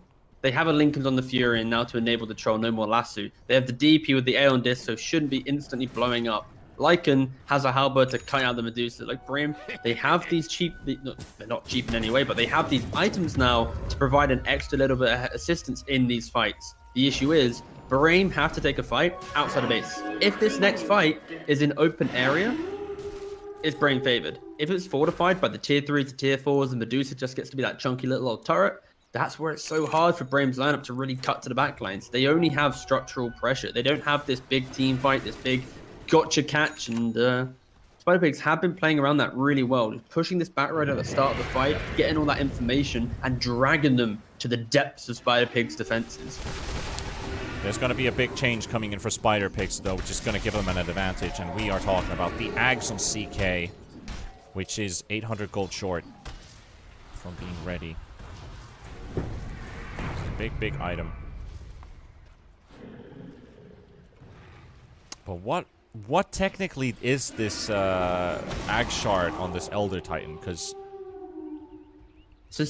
put it simply, when he finishes using his stomp, it allows him to teleport to where the stomp came off, which basically allows you to toggle which natural order you're using, because the spirit is magic and the hero is physical. All right. Okay, I thought that auto cast meant that you can just, you know, like rapid fire stomps, like boom, boom, boom, you know. No, like, no, no. Just it's keeps more on like channeling. no, it's more like, oh look, surprise. I'm now on top of you, and you're not being blown up by this magic nuke. It's now 0 armor type strategy. That would be straight up WTF. Cool. Dota WTF moment if that was just a free spell, basically. Anyway, DP, not sure if that courier spotted that there's napalm flying into the pit, because 13 seconds for Roche. Spider Pigs wanted to contest it for Firefly. They see it. They know something's up. Brave instantly backing themselves away, back behind, or in front of the tier 2 tower. Meanwhile, Spider Pigs. Roche is spawning right now. It's spawning right now. It's spawning right now. Do they see it? They don't see it. The vortex is like 1 pixel away. They can't see it. That's unfortunate. They don't know Roche is up. Quick point though, Troll actually has completed his own blessing. That's going to be plus 60 attack speed to his entire team when he uses Battle Trance. So the ET will be slapping, Lycan will be slapping, Furin will be slapping. Yep. When they want to lock down that one hero. I'm happy he built that, because that's what I was looking at the early game. Like, does he want to build it? It was like, not like right away. But let's see it in action. Yeah, the thing is with these blessings, they're always good in theory for some heroes after like 3 or 4 items. You know? It's like, it's the poor man's axe, right? And well, there goes Roshan, there goes the cheese, and was that an Aegis or was that a shard? Because I missed that one. The axe. That was an axe which went on to... Nope, Lycan... Yeah, Lycan has the axe. Lycan has the axe? Yeah. The difference is now, because you have see the buff. Yeah, you have the visual now on your axe, so Lycan just ate it. Yeah. But that's going to be very scary. The troll with the okay, Spider Pig's taking the fight right to Brain, though. Spartan will be the one to be spotted. He will die, but he can always just buy back right in, though. Skylark pops his ulti. There's Mitch. He's going to get stunned up. He's got 4k HP, but that Earth Splitter, he's lost all of his HP. Just one quick crack. As Skylark comes in as well, LeBron in the front line. There's the AA blast coming too, but it's not really going to do enough here. Lycan just might live through it. Medusa, he stopped at the same time as he gets a Stone Gaze to connect onto 3. Troll also just popping his ulti right away, getting lassoed up at the same time by Noob all the way in front of the fountain. He's also been bitten by a wolf, and he's just running at max movement speed, but the Aegis goes out. He's got no ulti, he's got no BKB, he's got no save for himself, and Brain ain't even nearby. They're going to lose this Troll Warlord right here, right now. I'm so confused at the start of that fight where Spartan doesn't get out. He does. Like, they were so out of their base on Spider Pigs. The entire team was being slowed up by this ET, stomped, and then potentially that fight could have started. But the Lycan, he actually decided to commit to the fight. He does it to get the CK kill, but this could have been a mid-Rax. This could have been the hardest Rax to siege on the side of Brave Fallen. And against the Spider Pigs lineup, you just need to slowly chip at the base. Make it slightly harder. Force the Batrider to defend. Force the Medusa to think about it. But no, they actually tried to go for the fight. And then the best thing of all of that, the bitten Troll, aka Wolf Form on Troll, he pressed Battle Trance, got lassoed, and he was all the way back at the bleeding fountain. He nearly just killed himself. And Spider Pigs, what do they do with this rapier now? And Medusa, Skylark has popped his ulti. He just popped it and he's waiting. Oh, Spartan's now trying to wrap awkwardly. Yep, he's drawing attention. Skylark was... Okay, this was some kind of combination of the Greeks are talking. Spartan TPing top, and at the same time, you saw the Lycan ulting in bottom. They don't really go anywhere because there was nothing to go to. But right now, he sees Noob, he might actually go for him at the same time. There's a lot of pinging going on. The Lycan's he has no shapeshift, he can't. Yeah. I know shapeshift lasts a long time, but it doesn't last that long. It doesn't last that long, yeah. No. Still 40-second cooldown. Not that much of a downtime, so to say. However, let's get a new item check going. Do we have any new items built? We got the rapier and Medusa in the last fight, but no, I meant like literally patch new. Oh, patch new items. Well, is there anything quickly toggling through all the numbers? Sorry, viewers, it's going to be looking very hectic. No, I don't see patch. any. No. Also, you know you could just open up the scoreboard, right? Technically, yeah. I mean, F5 does the same thing. But I want to look at quick buys. I want to look at quick buys. That's something that. Oh yeah, that's true. F5 doesn't show quick buys. Very smart, very smart. That's why you're the lead production man. Yep. That's why I've observed maybe. All right, well, way over 1,000 games. Yeah, you have to fucking flex on me, aren't you? Jesus Christ, man. Panda, but neutral items. Get it. You're neutral a caster, items. Panda. We have a penta-edge sword. We have a penta-edge sword, and it's picked up by Troll. Let's talk about this. Damage, attack range, melee only. So it's just a maim. That's the key thing. It just slows down the Medusa. It provides that kite to come into play, that 20% move speed. Slow. can be melee Dragon pretty Lance. cute. And attack speed as well. Wow. Oh my god, it does both. That's really good. That's really good. Yeah, especially if he's the one hacking the Medusa. That's like a big punishment right away at the start. Oh wow, and it also increases attack range. That's nice. Yeah, wow. That's really cool. Yeah, the attack range is like a melee Dragon Lance, as I thought it might be. So that's interesting. Anything else on the Spider Pig side? I saw them have an Elven Tunic or whatever that was called. Yeah, Elven Tunic, but it's now picked up by the Venge. And then they have the Cloak of Flames has been removed now. So Batrider is holding on to a Flicker. Yeah. You want to have that. I rate that. I rate that too. I like that. I dig that. Buyback status, everybody else except NP, CK, and Venge. So nothing too special there. Continue watching net worth. I know you guys love buyback status, but right now there's nothing to it. Yeehaw! I request a 1v1 duel of Troll v Venge. Troll v 32k v 6k. Damn. Is that fair? Nope. I mean, the Venge stun is pretty good these days, but it's not that good that it beats a Troll. Unless you keep swapping him around for an eternity.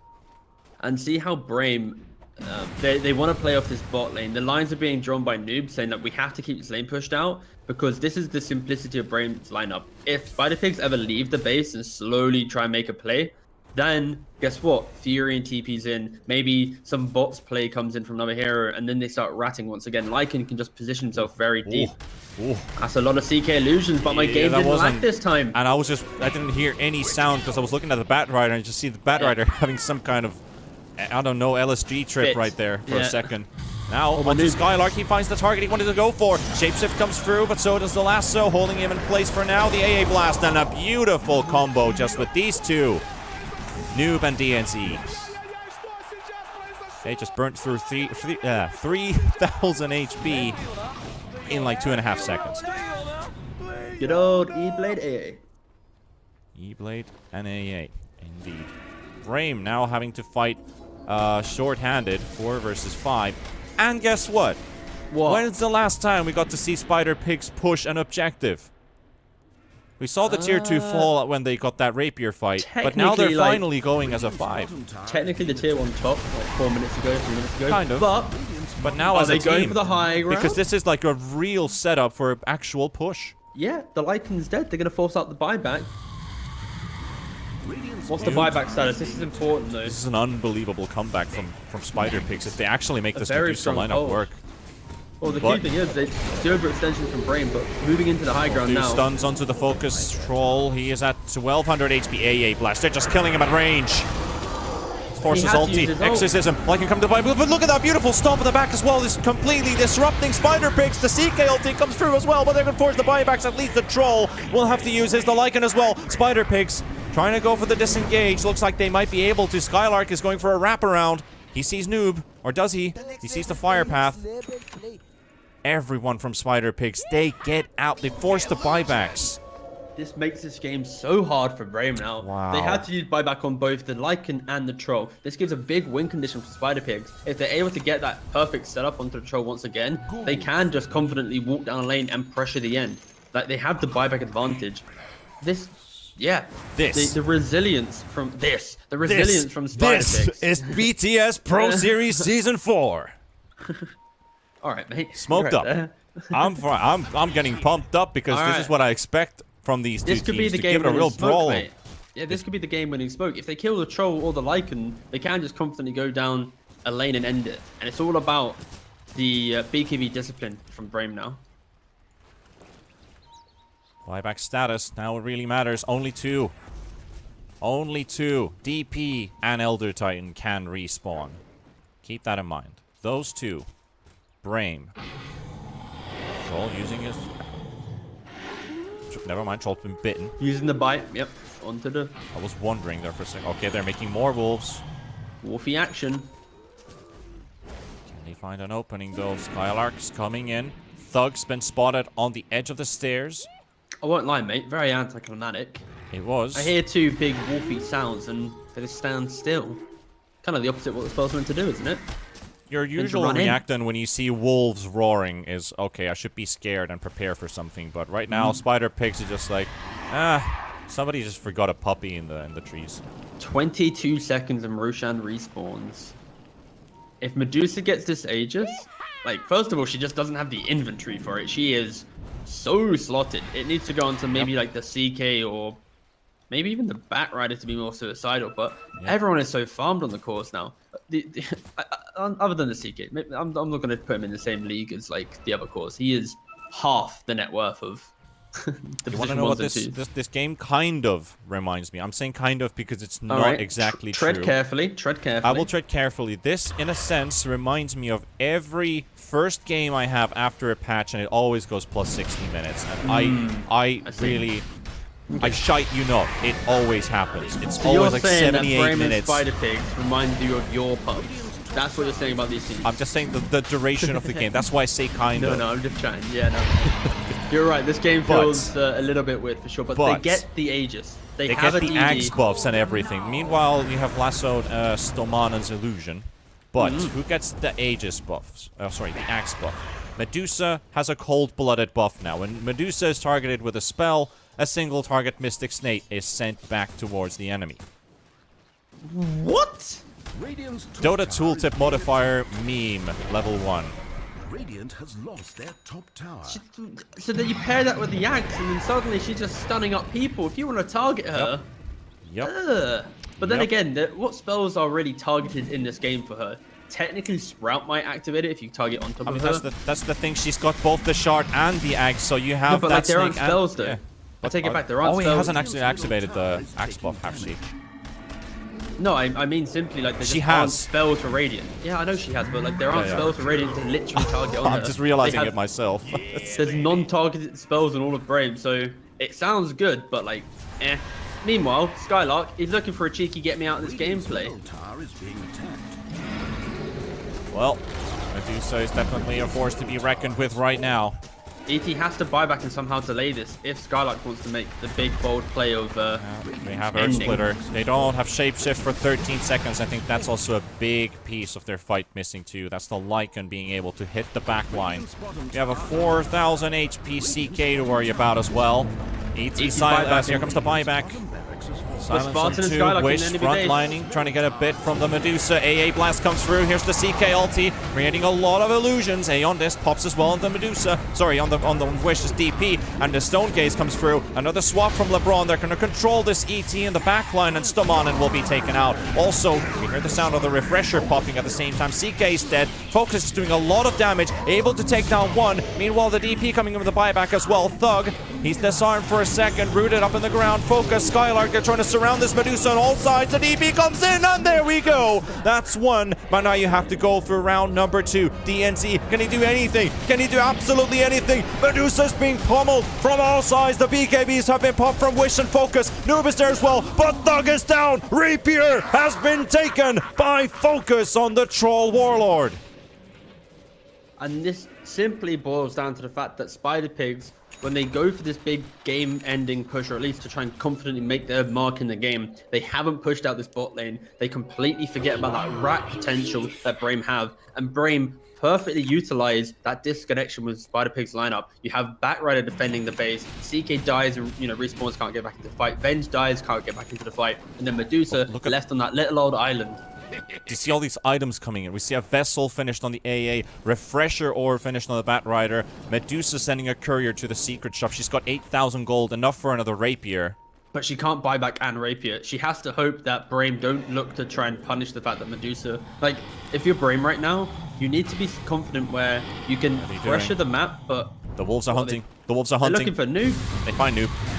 1, 2, 3, 4, 5, 6 hits. Oh god, he's just dead. 6 hits to pummel through a 3.2k HP Batrider.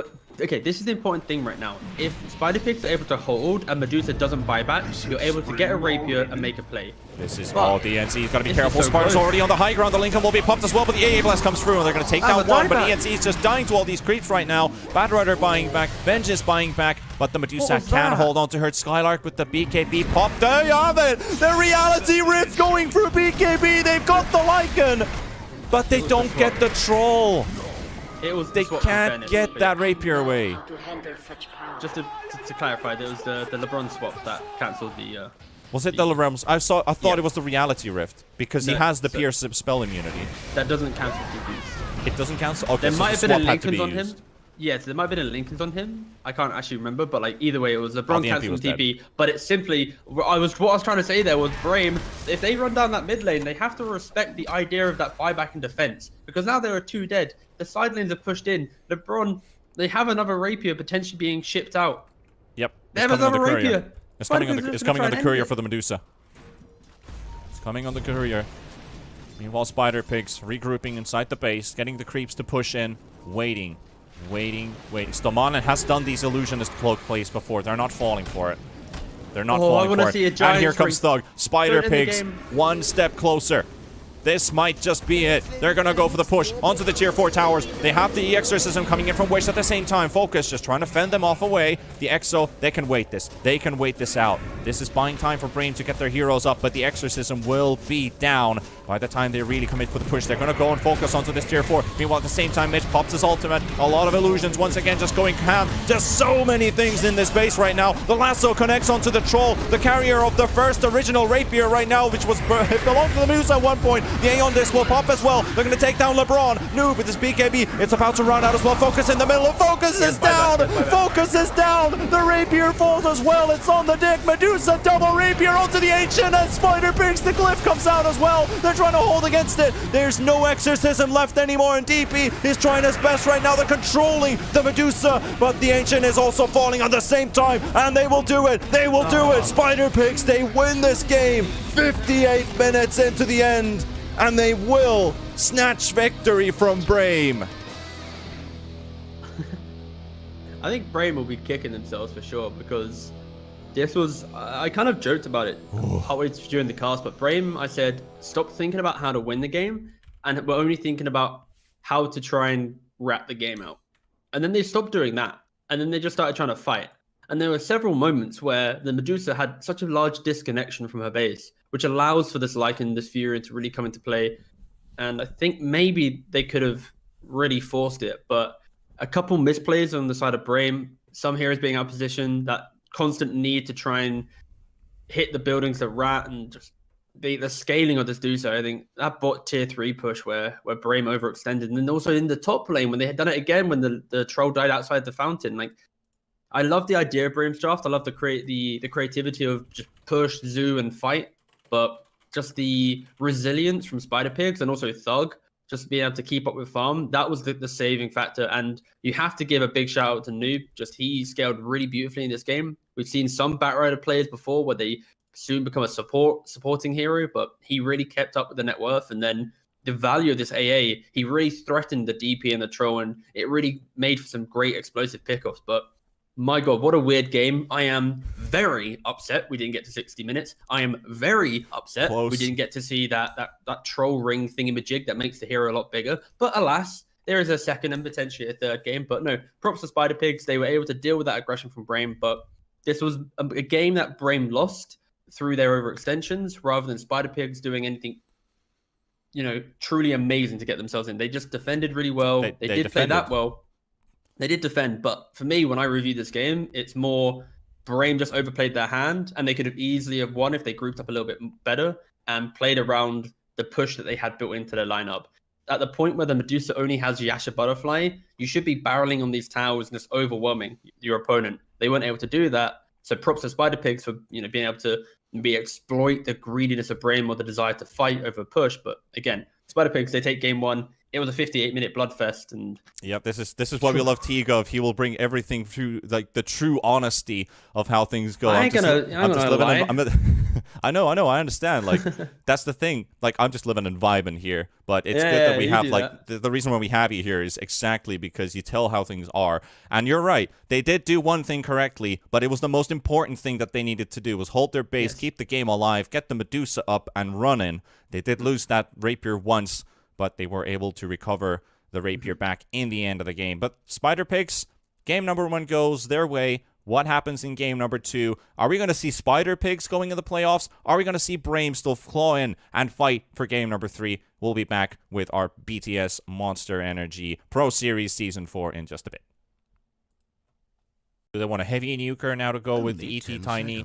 Or do they go for tankiness? Do they have like magical damage advantage and go early game like Leshrac, something like that?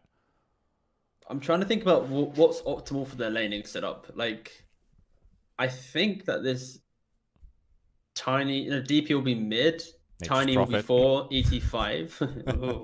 So they need an offlane and a carry still, and they go for the Morphling. Morphling, okay. It doesn't really get too blown up by the PA. You have decent armor, you fare pretty well. I will do an obligatory control F on the water boy. Anything changed? Not really. His shard is now... His adaptive strike has a multi-shot. So he has a talent change then, I guess. Yeah, and it also removes the cooldown between the two, the Agi and the strength adaptive. So he can quickly blow someone up, shift down to strength, and instantly, throw out a stun in the same instant. So that's kind of cute. Very, very late game. We're not going to be seeing that picked up realistically. It's very naff. It's going to offset a lot of his timing. So yeah, we can segue away from that. But for Brame, they have, kind of a weird lineup where they don't have big team fight control. Sure, they have ET and the Sleep, the Tiny with that one pickoff, but when PA gets to like Deso BKB, there's nothing stopping her from running around and killing off the supports. Last phase bans Venomancer. So this is another squishy-ish hero. Though now it's starting to look like the Morphling is looking to be a mid instead of a carry because of the Veno is not actually a counter to the Morphling in lane. It's just the idea of the Veno being that constant threat, that constant jungle presence. And we've seen a lot of these offlanes, especially in the previous patch. They'll play their lane, take that tower, and just occupy that jungle, close out the map, and then it allows for this big carry to farm behind. So, no, I fully respect that ban for sure. It's the idea of just, wait, we can never play our own jungle. How do we invade on the PA? Oh, we can't. There's an Ench and a clock defending it. So, yeah, it's very good in that idea. But I love Spider Pigs. They're 2 games in a row now. They've respected Wish. Wish is a very renowned Tinker player. And in the first game, it would have been very annoying. And in this game as well, they're like, you know what? Let's not try and deal with a Tinker. Let's not try and deal with the threat of him always being annoying around the game. So they ban him out. They ban out Tibasaur, a very strong lane dominator. And they don't really know. They're respecting that flexibility in Brame's draft because they're banning out a mid and an off lane. They don't really know what's happening with these heroes. Unless it's your Wish Timbersaw mid, which can also be a thing. Though it does not kind of look like Morphling is more the safe lane pick. And the Veno was just a preemptive, not a direct lane counter idea. So they're happy with the Morphling going up against anybody, pretty much.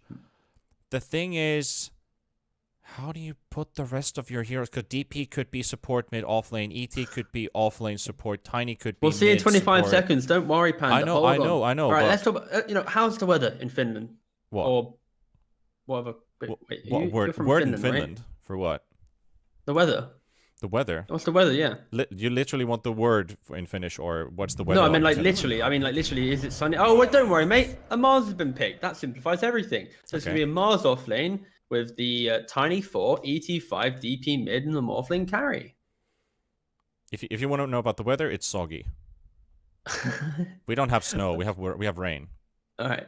Also, when I say what's the, and then I say like, I mean literally, not like. Can I have a definition, please, of? But also, what is the Finnish word for weather? Sää. Sää. Sää. That's easy. It's literally sää. Yeah. So how do I say what's the weather in Finnish? What's the weather like? Yeah. Millainen sää on? Millainen sää? Yeah, millainen sää. Oh damn! All right. I have no ability to pronounce that, but sounds good. It's fine. Again, I can teach you some great Finnish. little segue. Why not? It's gonna really help me in the esports when Finland rises up and owns the world. Oh man, that would be something if we actually got like a big esports event here in Finland, like even in Dota, because we have like StarCraft events. There's I think like StarCraft and CS:GO is the only things that are actually happening here. So if we had Dota, you're very welcome here for a good tour around the good places in Finland, what to do in here, and especially learning some of the language. You always need some survival language in every place where you go, so you're more than welcome. However, Darkseer, the One Punch Man Darkseer for Mitch, That is. Oh my god. Oh, are we gonna see it? Are we gonna see it? Are we gonna see it? Are we gonna see it? I think that is the question we should be answering instead of the weather. Oh. Are we gonna see the Darkseer shard? If we do, I'm not sure if I'm gonna react to it in any way, but I just want to see it. All right, no. So okay, so what we need to do is you have to just overreact to it, right? So when he gets the shard and you know he has it and he's running up to a hero, you're like, oh, way! And then it's like, oh, it doesn't do anything. It's just as anticlimactic as you see a Tusk walking in with Walrus Punch and you hear the whoosh, but you don't see anybody flying in the air because he missed. Exactly. You're like, he punches like, well, or like he uses it, but he's not moved anywhere. So it's just like, what are you doing? You're meant to move to be able to do it. But ladies and gents, the important game, at least for Brame, to keep the series alive. For Spider Pigs, a win means a playoff spot and $4,500 secured. For Brame, a victory means a game 3. So the series stays alive, and good luck, have fun has been given in the chat. Of course, LeBron. And PA has lined up a fluffy hat. Okay. 125 HP. No more Ring of Tarrasques are remaining. No, she's doing the play. She's doing the play. So Fluffy Hat, Orb of Venom, and Blightstone create the Orb of Corrosion, which basically gives you a little bit of everything. For 825 gold, you get a bit of HP, you get the Blightstone effect, and the Uve effect, all for one item. And for PA, it's a very, very good item in the idea of you're playing off your daggers, and that's going to really enable this Enchantress. Wow, that is, pretty cool. It's a nice combo. I kind of, when I talked about like the one of the three items, or one of the three things that I wanted this patch to deliver was with the, if it was a Windlace instead of the Fluffy Hat, that would have been like every +4 hero's dream. Slow, armor reduction, and movement speed. But instead they replaced it with HP. Dandy. I love the name of the Fluffy Hat. Just, it's just a fluffy hat. It's a very fluffy hat. What do you want to buy? Fluffy hat. How are you gonna buy it? Gold. When are you gonna buy it? Soon. Skylark leveled up Bonk level 1, so he already had it. Stomanen is here. Bounties. Okay, might have actually had to. You could have actually stolen the bounty rune momentarily there, but instead he was more interested in like, oh, they're gonna dive tower. Yeah, he was looking for the toss play. I respect that for sure. Like the amount of HP he'd have wasted getting that bounty rune, it wasn't worth it. Like, going for the cheeky little toss shenanigans was better. But we haven't even mentioned the Darkseer too much in the idea of what it brings to the team. I mentioned earlier that lack of real fight that Brame had. They did cover that with their final pick, which was the Mars. Very good against aggressive lineups because you slap down that arena, you force the fight into a contained area, and then suddenly, you know, your ET effect, your tiny effect, Morphling really come into play. But Darkseer, when Spider Pigs get to that PA timing, they're going to be so relentless in their ability to get in and out of the fights, poke, and just really catch the backline. So I hope to see Darkseer do well. Here we didn't see too much in the previous patch, but it's always fun seeing a good Darkseer player really getting in and out of these fights, and maybe we get to see a normal punch. A very clearly labeled normal punch. Normal punch, indeed. Nothing more, nothing less. What I'm also kind of waiting for is that how do you wombo combo with no real big ultimates, actually. So you just use Vacuum into a big LSA stun is something that can look very good. Also a hook shot, because they're both AoE stuns, and they go along really well with Darkseer's basically main ability, so to say. Forced movement. This hero is basically forced movement with Surge, and you've got Vacuum. Lines it up pretty well, though. LeBron just doing Enchantress stuff, bullying the Tiny, bullying the Mars. Skylark's very low on HP as well. It's level 2. Come on, Mitch. Even Focus is joining the brawl. Wants to make sure he farms this easy camp while Spartan is keeping Mitch away. Iron Shell doesn't really do that much damage. The Darkseer ends up taking more. Yeah, the key thing here is the ET, he gets the additional move speed and right click, and Darkseer needs that +1 buddy. A level 1 Iron Shell does tiddly twat pretty much, unless two of them stacked up on the same hero. So yeah, it's for sure going to be pretty interesting to see how Mitch really can get the most out of this lane, because Morphling is not counted in any way to a Darkseer. Morphling thrives in this lane. There's no real pressure. So What about this And mid already matchup? level 3. Classic DP versus Lina. Very classic 2 range heroes in mid battling. 2 wave clearing intelligence heroes that can just spam out the wave, and both can take each other's tower if either of them rotates early on. But it will just be a very much trader farm as you see them both taking the aggro on the tower. Both equal net worth. Yeah, very 50-50-ish type of lane. Skylark takes a lot of damage as Thug and LeBron combine forces. 1 dagger slow. No enchant was needed there. And now Stomanen is gonna have to deal with this heartbeat. Another heartbeat. Oh, look at that. How much damage does that do? Initial damage 140. Okay. Might be enough for Skylark though. He can cast it one more time. Let's look at Mars. He's at 450. He's regenning up. Trying to get that spell off. Really wants it. DNC is trying to focus meanwhile. And there... Nope. Still nope. There we go. Yeah, and that's Mitch like... dies in the top lane. Yeah. So meanwhile, we're looking at completely irrelevant Harpy action. Focus just picks up a double kill. Okay. I see how it is. I see how it is, Focus.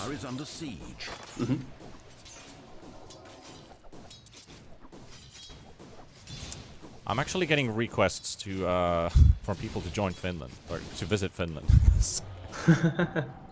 Unless there are Finns in chat. If there are any Finns in chat, then you probably already know what to do in here. Noob will get killed off in mid. Wish with the chase and Stomanen just following right next, basically just running next to the Lina, like, hello, how you doing, sir? Hopefully, we've learned from Radiant's career how not to welcome the dark tide of evil into your Very deep thoughts about how this game is I agree. I won't lie, mate. I was just thinking about Noob dying in mid. Just yeah, sad to see, you know. Poor old Noob. Yeah, I think like what's actually the consensus of this? Like all these early kills, like 4 kills so far in 4 minutes. Do they actually mean anything right now? Is there any dramatic purpose to anything? What's the meaning of this Dota game's life right now? Well, for Brame, it's about getting this Morphling to maybe a quick E-Blade timing, so they can start looking to punish the PA pre-BKB, just keep blowing her up. Does he, though? Does he want to go E-Blade, or does he want to go right-click build on Morphling this game because of the PA? Well, the thing is, the E-Blade does really well. It's like the PA jumps you and you're not ready, you can E-Blade yourself. If you jump her, you suddenly blow her up, especially if the ET Spirit's on top of her. So I think E-Blade is the way to go. Okay. Especially because you don't ever buy True Strike on a Morphling, so it is your way to deal with her for sure. But again, it's about propelling this Morphling to have a good game. He's having an amazing game, level 5. Spartan's done a really good job of just not leeching any XP.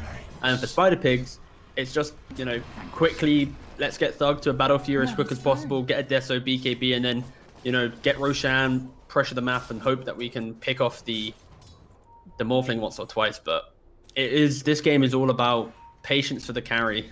Which carry just gets to their timing first, and can that team utilize that timing and just own the entire map? Exorcism will be used by Wish. This is the classic hide in the trees DP. Okay, perhaps tower aggro right away. While the NT comes from the side. Noob is there. Laguna Blade's available. Gotta be careful with the DP. Well, you ain't gonna live too long, are you? It's gonna soak away DNC, and fighting against Noob will lose his life in the end. Spartan and Stomanen, they tried their best. It's a 1-for-1 trade, but it's a much more worthy trade for Noob because he lives and the enemy mid doesn't. We may forget Radiant's career, but most importantly, he halts. Wait, hang on. Focus snipe Mitch's courier. Alright. Oh, okay. Do you see on the map? Do you see on the map? Like, Mitch is just... He's farming up here, and he's called his courier this way, and it just walks into the hands of the Morphling. Like, oh, free money. Easy dead. money. Thug. He's got LeBron. With gratitude. And we're still chasing him up. Crypt Swarm. Cancels the south. Alright. And there's the Orb of Corrosion. Still have that around, Wish. And they're still going. HP. Yep, they're still going because the NT's coming in as well. The LSA stun connects on Wish. They're going to get the dagger slow. The damage is going to be sufficient. Stomanen also forced away. Scarlark's just going to have to observe. He's only level 3 on Mars. He's absolutely destroyed this game. 9 CS, 7 minutes in. This Mars ain't going to have an impact in a long time. This Orb of Corrosion plus the Enchantress factor really does completely remove Skylark from the game. Like, it was so hard for him to ever appear. Look at this. Boom. How does he get to play Dota like this? It's actually so bonkers, but again, the idea that Wish, he rotates bottom, he tries pressuring and just oh, this is he's just stalking deadly. in And front Noob. of the tier 2 tower. Hello. Yes, Skylark, he's just not getting to play Dota. I can only imagine what's going in his head right now. Like, this is a last pick. This is a last pick Slark out of all things. Darkseer dies in top for focus, but still, they last picked this Mars. The key concern here right now is the disparity in offlaners. Darkseer will always find farm. He often is a hero that will lose lane unless he has like the perfect matchup, but he recovers with his ability to Iron Shell jungle. Mars, on the other hand, if he doesn't get to that soul ring, if he doesn't have some levels, he doesn't have that free, you know, comeback mechanism. So the disparity in offlane, it will favor Spider-Pigs. Even though both offlaners had a hard time, Darkseer will thrive in this type of environment. Skylark, he needs to find a lane, he needs to hit some creeps and just pause his game for like 5-10 minutes. Yeah, the Mars doesn't really fare well in jungle farming. He's 7th in net worth, below the Enchantress of LeBron. And the Clockwork is also closing up. Well, now he gets some farm at least in this lane, but still, I think we need to direct our attention away from the Mars for now because we know he's in recovery mode. For Spider-Pigs, that means it's a technically 5 versus 4 scenario for a few minutes. How do they use this advantage? They're rotating towards top. The cogs have been used. Focus is going to go in on DNT. Avalanche comes through as well. Now they finally found the clock with the toss. The right clicks coming out from Focus will be enough. Thug going in, finds the quick kill onto the Tiny. The stump comes out from Spartan. And this Centaur, can he catch this morph? He's got a waveform. Should be able to escape. Looking for the stun. The waveform to safety. Even gets the enchant off, but it's not going to be enough. Radiant's middle tower is And then Wish, in the meantime, is able to pressure that mid lane. Yep. Gets himself that down. tower. Yep. And that's the perfect thing for Wish. Utilizing that space on the map, getting that tower. But the line is drawn from Spider-Pigs like, okay, we can't just lose a tower like this. We need to be able to actually cross-map pressure here, so... Stomp in top, trying to get a kill on the Enchantress. Should be enough for the waveform. There we go. Nice. Turning into a PA himself as well. Blurring in melee range. Focus does not have mana. Doesn't really. He's got blur, but... Can he become the PA and then blink strike out? How many hits can he tank? Because Noob is also here. There we go. I thought he could just become the PA again and blink out, but... He didn't. Oh well. He's dead. He's dead. He's gone. And those are some crazy lines on the map right there. They were drawn by, I think, Wish. It's either Wish or DNZ. Yeah, I think it was Wish. Yeah, they're a bit too not so. Yeah, they were like a lighter shade, so it has to be. Yeah, what was the that? olive color. Minimap analytics. What was that? Ah! My carry's dead. That's what it translated to, I think. Non-vocal rage. In comms, he's like, yeah, don't worry, man, it's going great. Look at the minimap, it's just on fire. Yeah.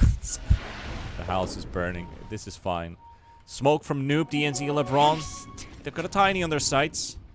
Stillmanen on the other side. They will reveal himself with the Dragon Slave. LeBron, alright, he's got some idea. Stillmanen nicely popping up these smokes here, but finally gets spotted. Noob and DNZ, they won't make a move.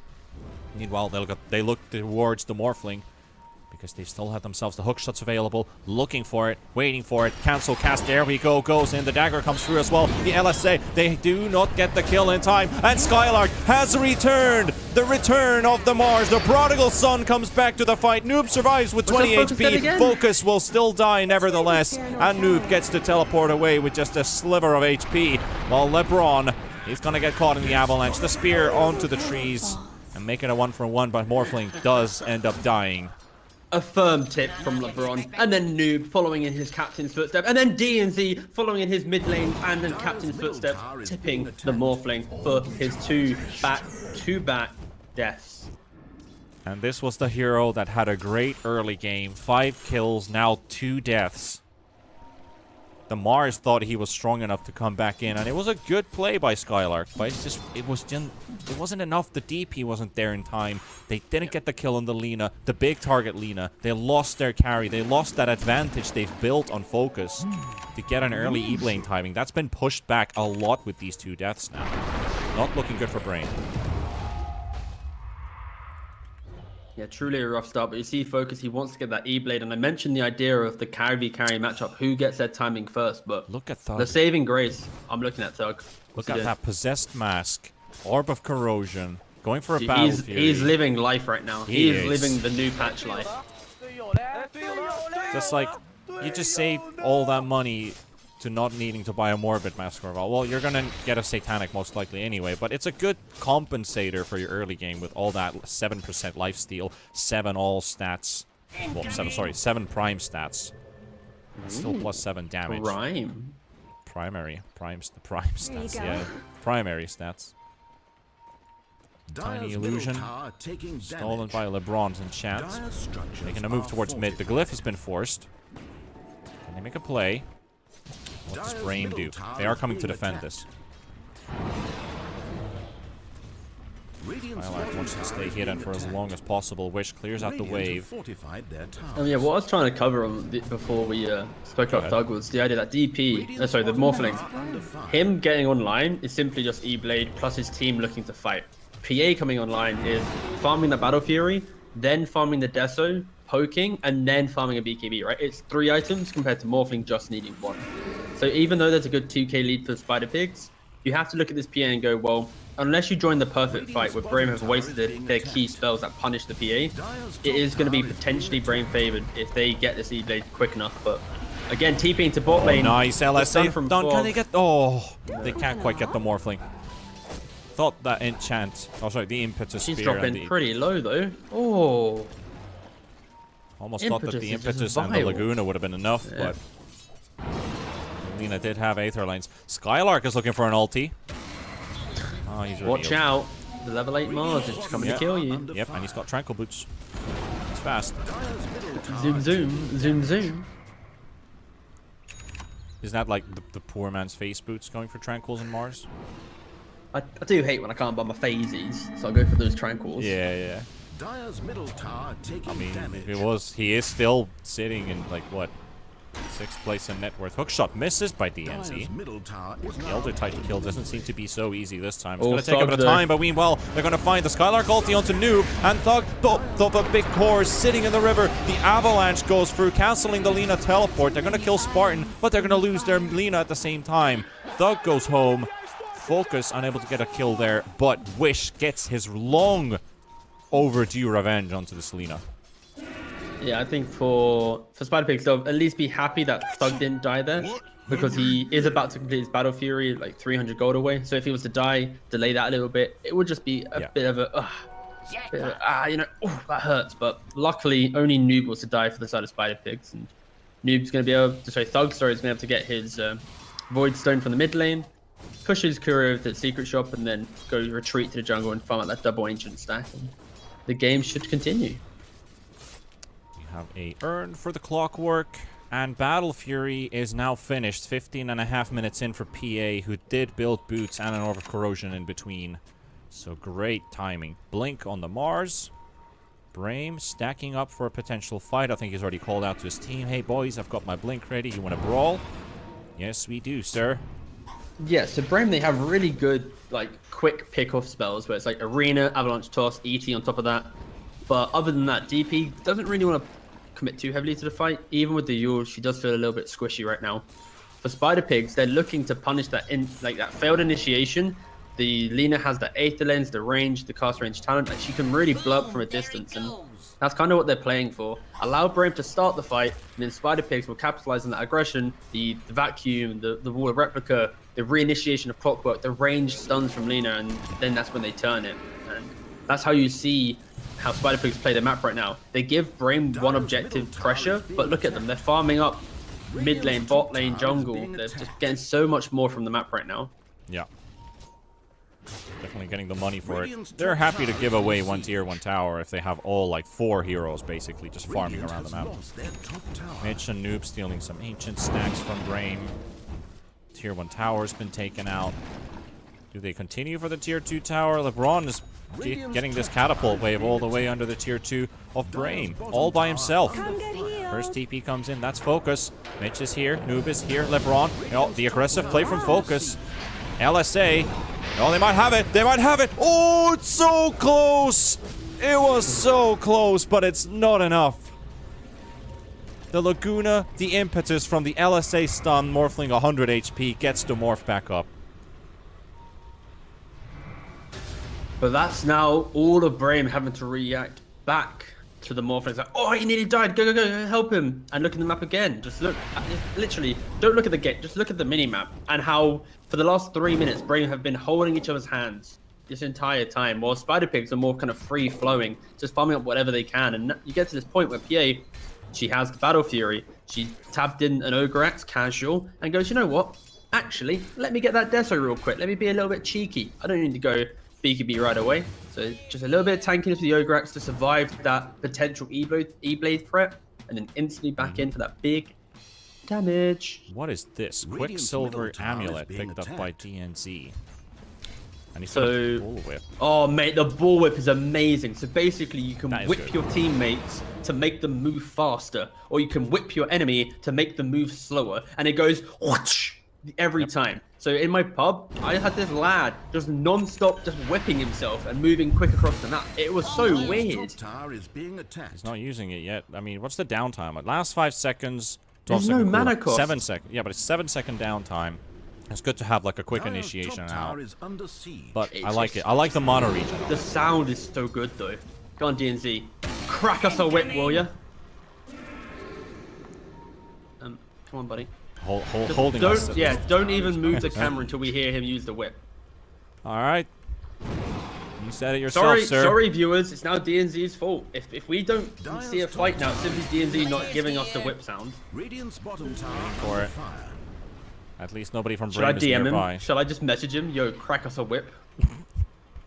He might use it now, or now. That would be so rude if we just wrote in-game chat right now. Give us a whip. Alright, I'm giving up. I'm looking at Why are you buckling under the pressure? I'm locked in. Don't worry, I'll tell you when he uses it. Okay. He hasn't yet. It doesn't matter because we can't hear the sound anyway unless we're locked in. But we can look at this push into this tier 2 tower at least. As they're trading objectives. They're not actually trading objectives because they gave up the push on this bottom tier 2. And Spider Pigs, they find a free objectives for themselves. So they get the tier 2, they get to keep their tier 2. They have their teleports available for the defense. They've got the outpost. They can technically take a fight and buy back with their supports if they need to. They have something to teleport to. And they're just going straight into Roshan. That's what I always loved about stealing outposts and fighting in the enemy jungle is technically it's just the worth of buying back as a support because it doesn't cost you almost anything. But if we can get that one big ability from you in that team fight, it can change the tide of everything. Very, very clutch, normally. And there goes the Roshan. Yep. PA currently is really can't decide what she wants to buy. Is it the Deso? Is it the BKB? She might even decide just to go actually for the BKB. Now she has the Aegis and the value of the Orb of Corrosion. Like, yeah, maybe I don't want to go for that Deso. You know, maybe I want to be kind of content. But either way, great play there. Go top. I think Brame, they're kind of in the awkward part of the game where their Mars doesn't have any tankiness. So if he commits to a fight, he has to have the perfect arena. The Tiny needs that perfect initiation, doesn't even have a blink yet. Like, it's so hard for them to start a fight against this Lina from range, the Clockwork, the Darkseer. It's really, really rough for them. Well, also there's another side to that is the Morphling Lincolns that's going to be ready. Spider Pigs have 4 abilities that are point target.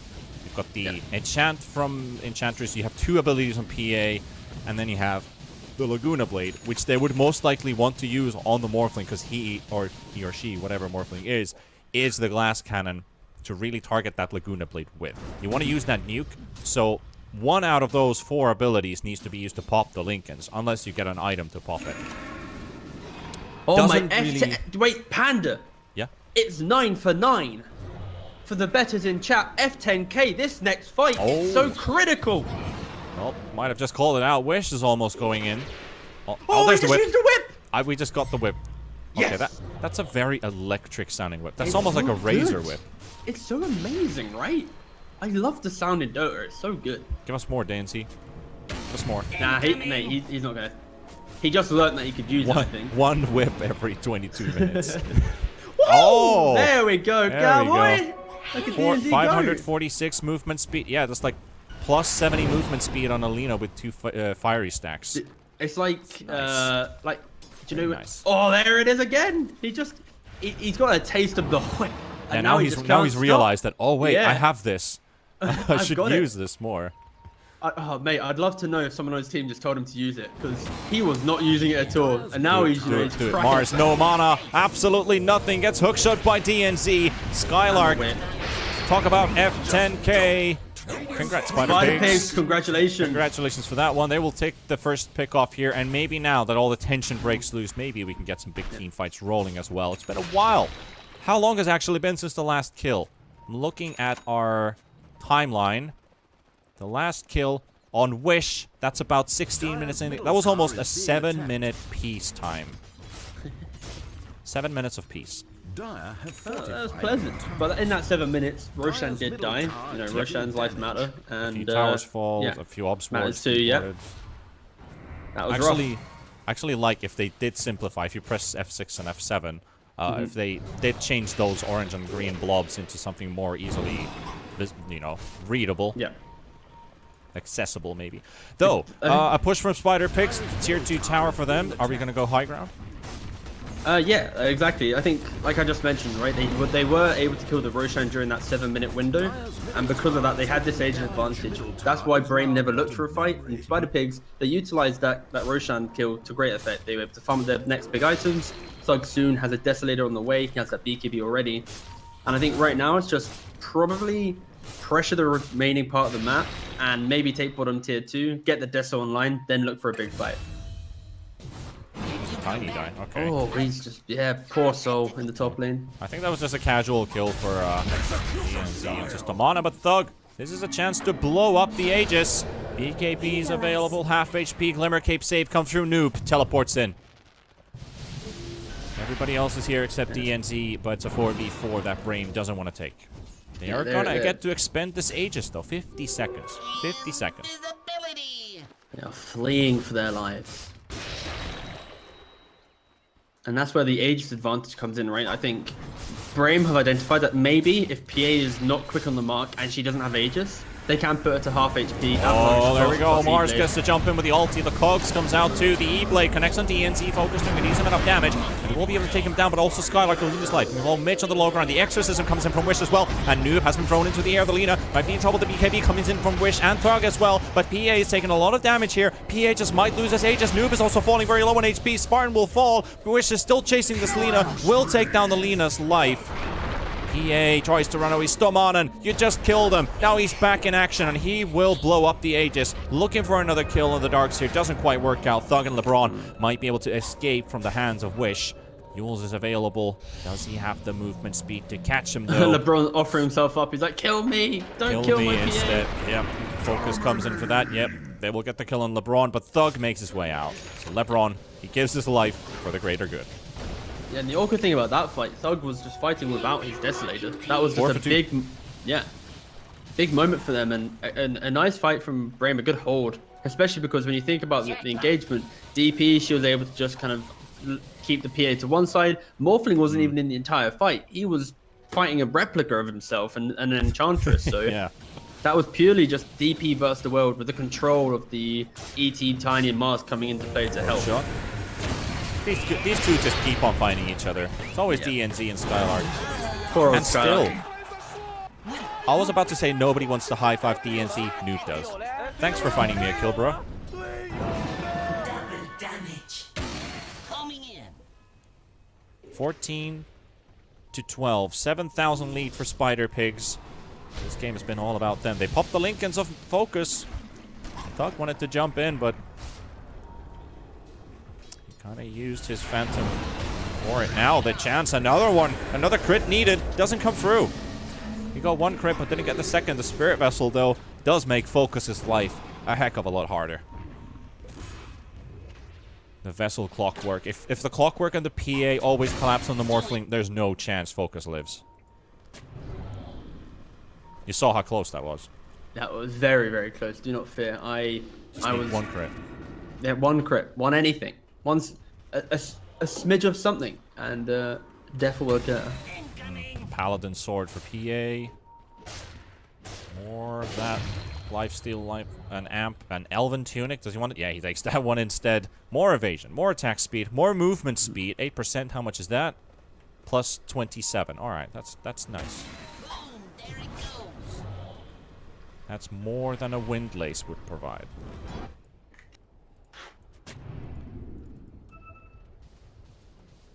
The game's kind of slowed down a little bit there because SpiderPig's identified the fact that they can't go too all in because this DP can kill the PA. This E-Blade plus jump from Tiny can kill.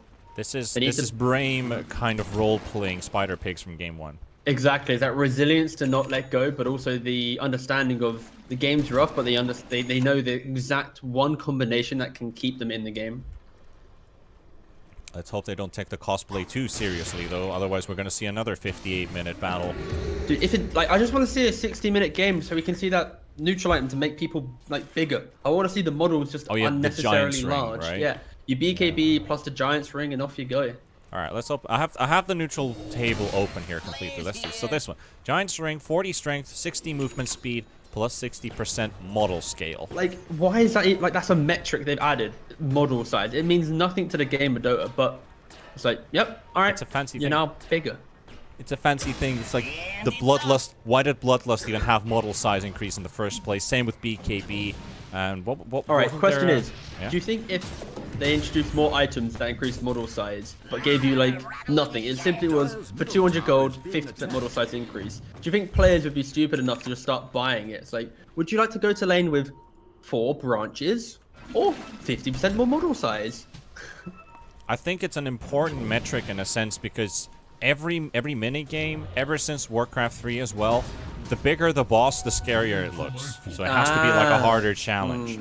So it's a psychological factor. Like, oh crap, this guy's big and he's gonna block all of his teammates. Have you seen how big a DK looks like with that? However, perfect jump. Thug's gonna be the target for a BKB. The vacuum comes through from Mitch and it's a massive amount of damage. Thug, he just deletes so far and he also deletes Skylark out of the way. Wish with a BKB. He's got nothing to give, nothing to provide. Trying to run away from Thug. The Spirit Vessel connects and there's another jump coming in. Stomanen buys some time for his teammate to run away, but he's only got 70 HP. He might be able to run away. DNZ misses and Stomanen gives his life for the greater cause, and Focus is dead. Brame have lost 4 heroes, and DP's punished so hard, she had to flee the completely different direction. And SpiderPigs, to the high ground we go. It's a completely different story to the game, though, because you have that initial jump, but the PA just doesn't die. You have the pipe on the ducks in next to the PA, so even without the BKB, very tanky. Mars doesn't get any of his spells off, and there isn't the morphling there to chuck in the E-Blade as well. Getting hookshotted by DNZ, pushed backwards, a freebie provided. But with no exorcism, they might be even more aggressive. They might look top. Oh, the tree. I was like, wait, what? They haven't called you yet? They no way. Trying to bait it out. That's almost like this is a bait really here, putting that tree down. They're respecting Brame a lot here. Some teams would even go top. Like when you have the BKB up and you're not really locked into cooldowns on SpiderPigs. Other teams in this position would probably look to threaten that top tier 3, but they respect this arena, they respect the toss back combo to the tier 4, and they reset, they go again. And at this point, it could just be a good old classic fake back arena, holding the high ground, cracking the whip. Thank you. Blur from Thug, getting closer to Focus. DNZ, hunting, stalking, rocket into the mid lane, okay. Creeps are in the way, so you can't get the hook shot through. Wow. Okay. I'm just gonna say okay. I don't know why Spartan was there. And alright, 31 minutes in. Let's take a quick glimpse at Ag Shards. We have one. Lina Laguna Blade. Laguna Blade. 150 extra cast range, and then you get the fissure-like Laguna, so it just goes through every target. You can cast it on the ground, right? Yeah, it can be ground targeted. It's very fun. And that works beautifully with the vacuum. That could be... I think it's bugged, though. I remember seeing it on a Reddit thread. It's one of the items that is bugged. So if Noob has checked it, tested in the lobby, don't hold me to that, but when I checked the bug thread, Fox does die. Yeah. Same with, like, Bane's Blessing. You're meant to be able to walk around, I think, with the illusion. There's some like interaction. Like on the video, it shows that you can grip and the illusion then becomes the gripper, and then the main Bane can run around. But in practice, if you move, the illusion dies and you stop the cancel, so the channel, Oh. sorry. Yeah, There's a lot of bugs within this brand new release, unfortunately. But alas. Yeah, I'd those love are things that that'd be might still amazing. work, but Maybe that's the play. Noob buys it and goes, no, I can't use Laguna anymore. What? Because it's bugged, and then they lose the game because of it. That's kind of hype. Yeah, We haven't still, had any bug-related losses yet. I mean, I think that still connects on the primary target, nevertheless, but it might have something to do with model locations, where do the collisions go, where are the hitboxes. So technically, if you miss with like 1 pixel, it looks like it's going through a model, but because of the Giant's ring, your model size is too big that it kind of like... We're not at 60 minutes yet, Panda. We can't use those excuses. We can't. There's no bloodlust. Why am I looking at hero level? I don't know. I don't know how long we've been looking at hero level. I might have misclicked on that. My apologies. Might have been for a few seconds or a few minutes. I don't know. Yeah, it's not been too long. Anyway, I can Thug confirm that. stalking for Wish. He was stalking for a Spartan kill. He's waiting for he's some gonna backup. maybe get Wish. He's got Enchantress coming. He's gonna go straight onto Wish. And look at the crits coming through. And the BKB to save him so that there's no Yules going through to cancel the PA. Thug finds 1,000 gold for himself. 1,000 gold for a team. Oh, a player. He all chats. Ha. Thug all chatted to Smiley. What? Oh, it's because. Oh wait, it's his friends. It's the Greeks. It's the Greeks. He's just having fun He with did his kill. friends, surely, He did yeah. kill Wish, who is not a Greek, but the Greeks are responding back to each other. Now we know how they work. We know how they work. However, this does open up the top lane completely because there's heroes dying everywhere. Frame has lost 3. Spider Pig's able to take down the second lane of Rax. And this means Spider Pigs will be going to the playoffs if they get Brave to tap out. If they get Brave to tap out. He's trying to do anything to blow up this PA. Morphling with a Dagon. This is some desperate measures. This is some really desperate measures. And this is only... No, okay. Goes in. Can't find him. Tiny's already dead. The hookshot comes through. No hit connects on the creep. Doesn't hit onto focus at all. And here comes Thug. E-Blade to save himself, but the Spirit Vessel is ticking. He can't morph himself at all. He's dropping low on HP, and then he finally gets to the fountain. The stun does come through onto 2. Skylar trying to push them away. The Ancient is also is completely exposed. The BKB from Wish, there's a decent amount. There's also the Arena from Skylark, but he's only gonna die inside it instead of kill anybody else in it. 3 versus 5. GG is called. Brame are knocked out of the tournament, and Spider Pigs, your playoff finalists. Oh, Thug tipping and then hitting with the Smiley. I really hope that this is some inside joke, because from a viewer's perspective, this looks very toxic. But I truly hope that there's some pre-game dialogue that we're not aware of. Don't worry. They know these guys have been playing each other's with and against for such a long time. There's definitely some banter going on. I mean, Thug was unkilled this game, and they did kind of recover from that game 1. Maybe it's a reference to something that happened in there. Maybe it was just the pristine performance Spider Pigs had in game number 2. Yeah. Nevertheless, it felt like there was only one team on the field after the events of game 1's mid game. Yeah, I think in this second game though, when you look at how the game was going, Brame was aligning himself to maybe have this timing that they could play around, but Skylark just didn't have a game. 0-8 and 4. He barely had a blink. Tiny had like a 23-minute blink. Spartan, he's just a casual ET.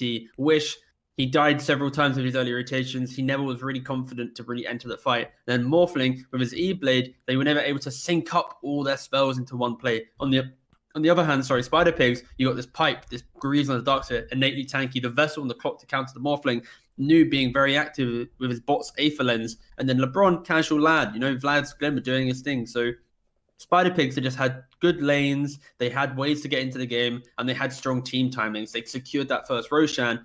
But for Brame, they never really ever exited the laning phase. They were just forever just hitting creeps, and they never looked proactively on the map. They were always just defensively reacting to Spider Pig's aggression, and that doesn't win you games. So props to Spider Pigs. Really enjoyable game 2, but it is so upsetting to see Brame lose, because yesterday in the previous series, they looked quite enjoyable to watch, but maybe just this new patch, they haven't clicked yet with it. They're trying to still do old philosophies, and maybe that's the key issue here. But again, really good game from Spider Pigs, and they were just playing heroes that they have played for so long. And Mitch on the Darkseer is one of his best heroes, so happy to see him on the Darkseer once again. I agree. Like, Brame did look good yesterday when Spider Pigs didn't look that good at all, pretty much. Exactly. So I feel like now maybe Spider Pigs are starting to play up to their level they're supposed to. Maybe. And good measures as well. Your next opponent ain't gonna be easy, because if we do a recap on our tournament so far, Cascade 4th place, Brain coming in 3rd, Live to Win and Spider Pigs will advance to the playoffs. So tomorrow, our schedule is as follows. We have Viking GG versus Spider Pigs. And then in our second series of the day, we have Yellow Submarine versus Live to Win. The first one is a real challenge for Spider Pigs. Viking GG, strong team, been looking really solid lately. How do they adapt to the new patch, the new meta? Do they start building the meta? Is there anything to build really? And what is the form of Spider Pigs tomorrow? They don't have any time to rest except for now. This is the only series of the day.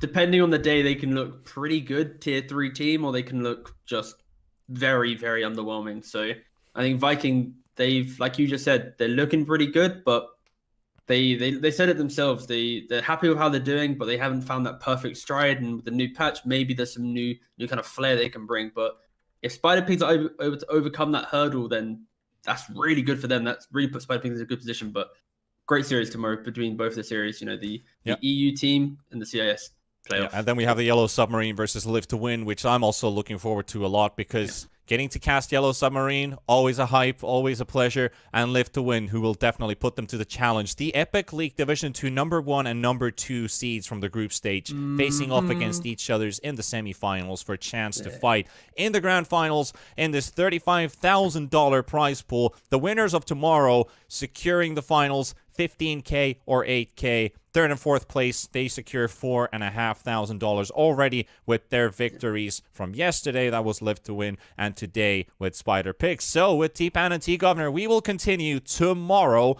with the action, and it's going to be an interesting day. We've already talked about the series. We want to see you there, because obviously there's no other tournament in EU running at the same time, so you better write that down in your calendar. 16 CET, the action kicks off with Europe and CIS here, sponsored by Monster Energy with the BTS Pro Series Season 4. Europe and CIS, we'll see you guys tomorrow.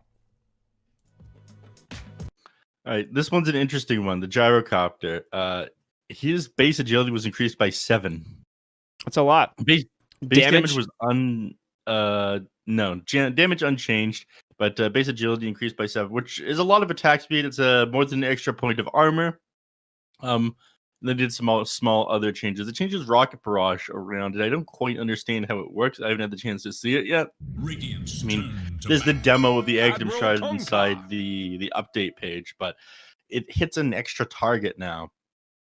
So does that mean that if there's 2 people beside you, it'll do full rocket barrage damage to both of them? I don't know.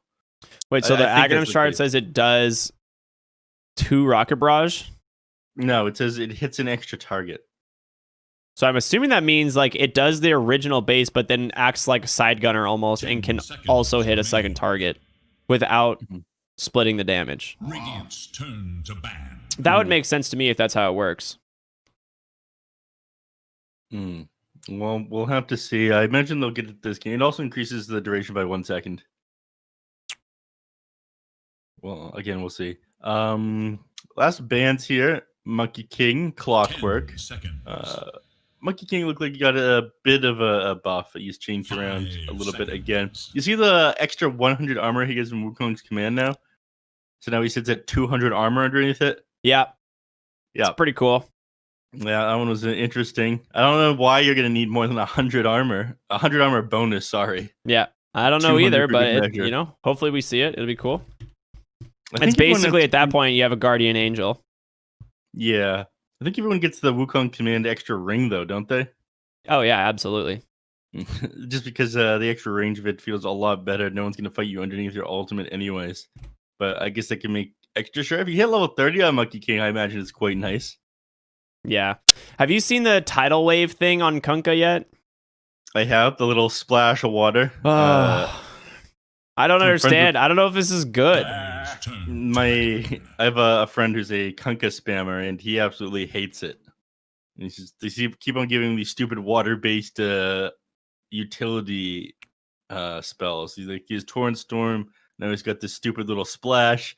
He was losing it. the Dude, other night. Imagine last night. Kunkka with like the boat fleet, Aghanim Scepter, and Shard. There's just like it would literally melt everyone's computer because there's so much crap happening. You'd go from like 100 FPS to 5. Yeah, I imagine that's what's going to happen in this game. That in fact might be one of Team Brazil's strategies. Unfortunately, Beastcoast they keep everybody well stocked with the latest computer upgrades. Fun fact. Oh, nice. That's convenient. Mm-hmm. But yeah, apparently, real talk. Apparently, the organization is quite good to them. So I believe it. I am friends with Mr. Coast myself. The guy, I don't know how he's an actual businessman, but powerful memer. I'm not sure if you've ever had the chance to speak to Mr. Coast. I have not. I have not spoken with the Mr. Coast himself, but I have seen him around, you know? Mm-hmm. You'll get the opportunity, I'm sure. CM last picked here. So this has happened a lot this tournament. Yeah, I was gonna say we keep seeing the CM last pick, and they did change her around a little bit, but she's nothing like too drastically. Just some big stuff on the Frostbite. Let's see it. Anything? The Aghanim Shard improving the Frostbite, making so she can use it on herself and reduce damage that she's taking. If you could use it on your allies, it'd be a little bit better. But I think it's only self-targetable, right? It is only self-targetable, yeah. Yeah, a real shame. Then one more pick here for Beastcoast that they have available. I mean, the Aghanim Shard, you have what 3-second uptime, 2-second downtime on the the Frostbite. So, I mean, if you can spam that stuff onto any of these heroes, it's wonderful. I mean, Gyrocopter just barely able to move. Yeah. 1 second goes a very long way when the cooldown's only 6 seconds and it lasts 3 with that shard. But I'm curious if this is going to be the new mid Tide Hunter, because I would like to see mid Tide and have them pick something in the offlane that can really dominate this Phantom Assassin. I think they're debating it. Mid Tide, it's possible. When I was watching, it looks like it could be Death Prophet to the offlane, probably. You could run it offlane, but it's very likely to be Tide Hunter off. The reason why Tide Hunter was run into the mid lane in the game I was watching last night is because the other team had last picked Broodmother, and I said, okay, well, we'll just throw Tide mid. That seems pretty good. 1 point Kraken Shell, your Spiderlings aren't going to do anything because the Spiderlings do 18 damage, the Spideids do 9, right? Yeah, and they just buffed Kraken Shell to do exactly 18 damage block at level 1. Correct. So that's a convenient matchup. Yep. So Tide Hunter really ended up popping off that game. There was nothing that they were able to do. I believe it was DLG taking down Megma, who a pretty strong team. They ended up winning Perfect World Season 2.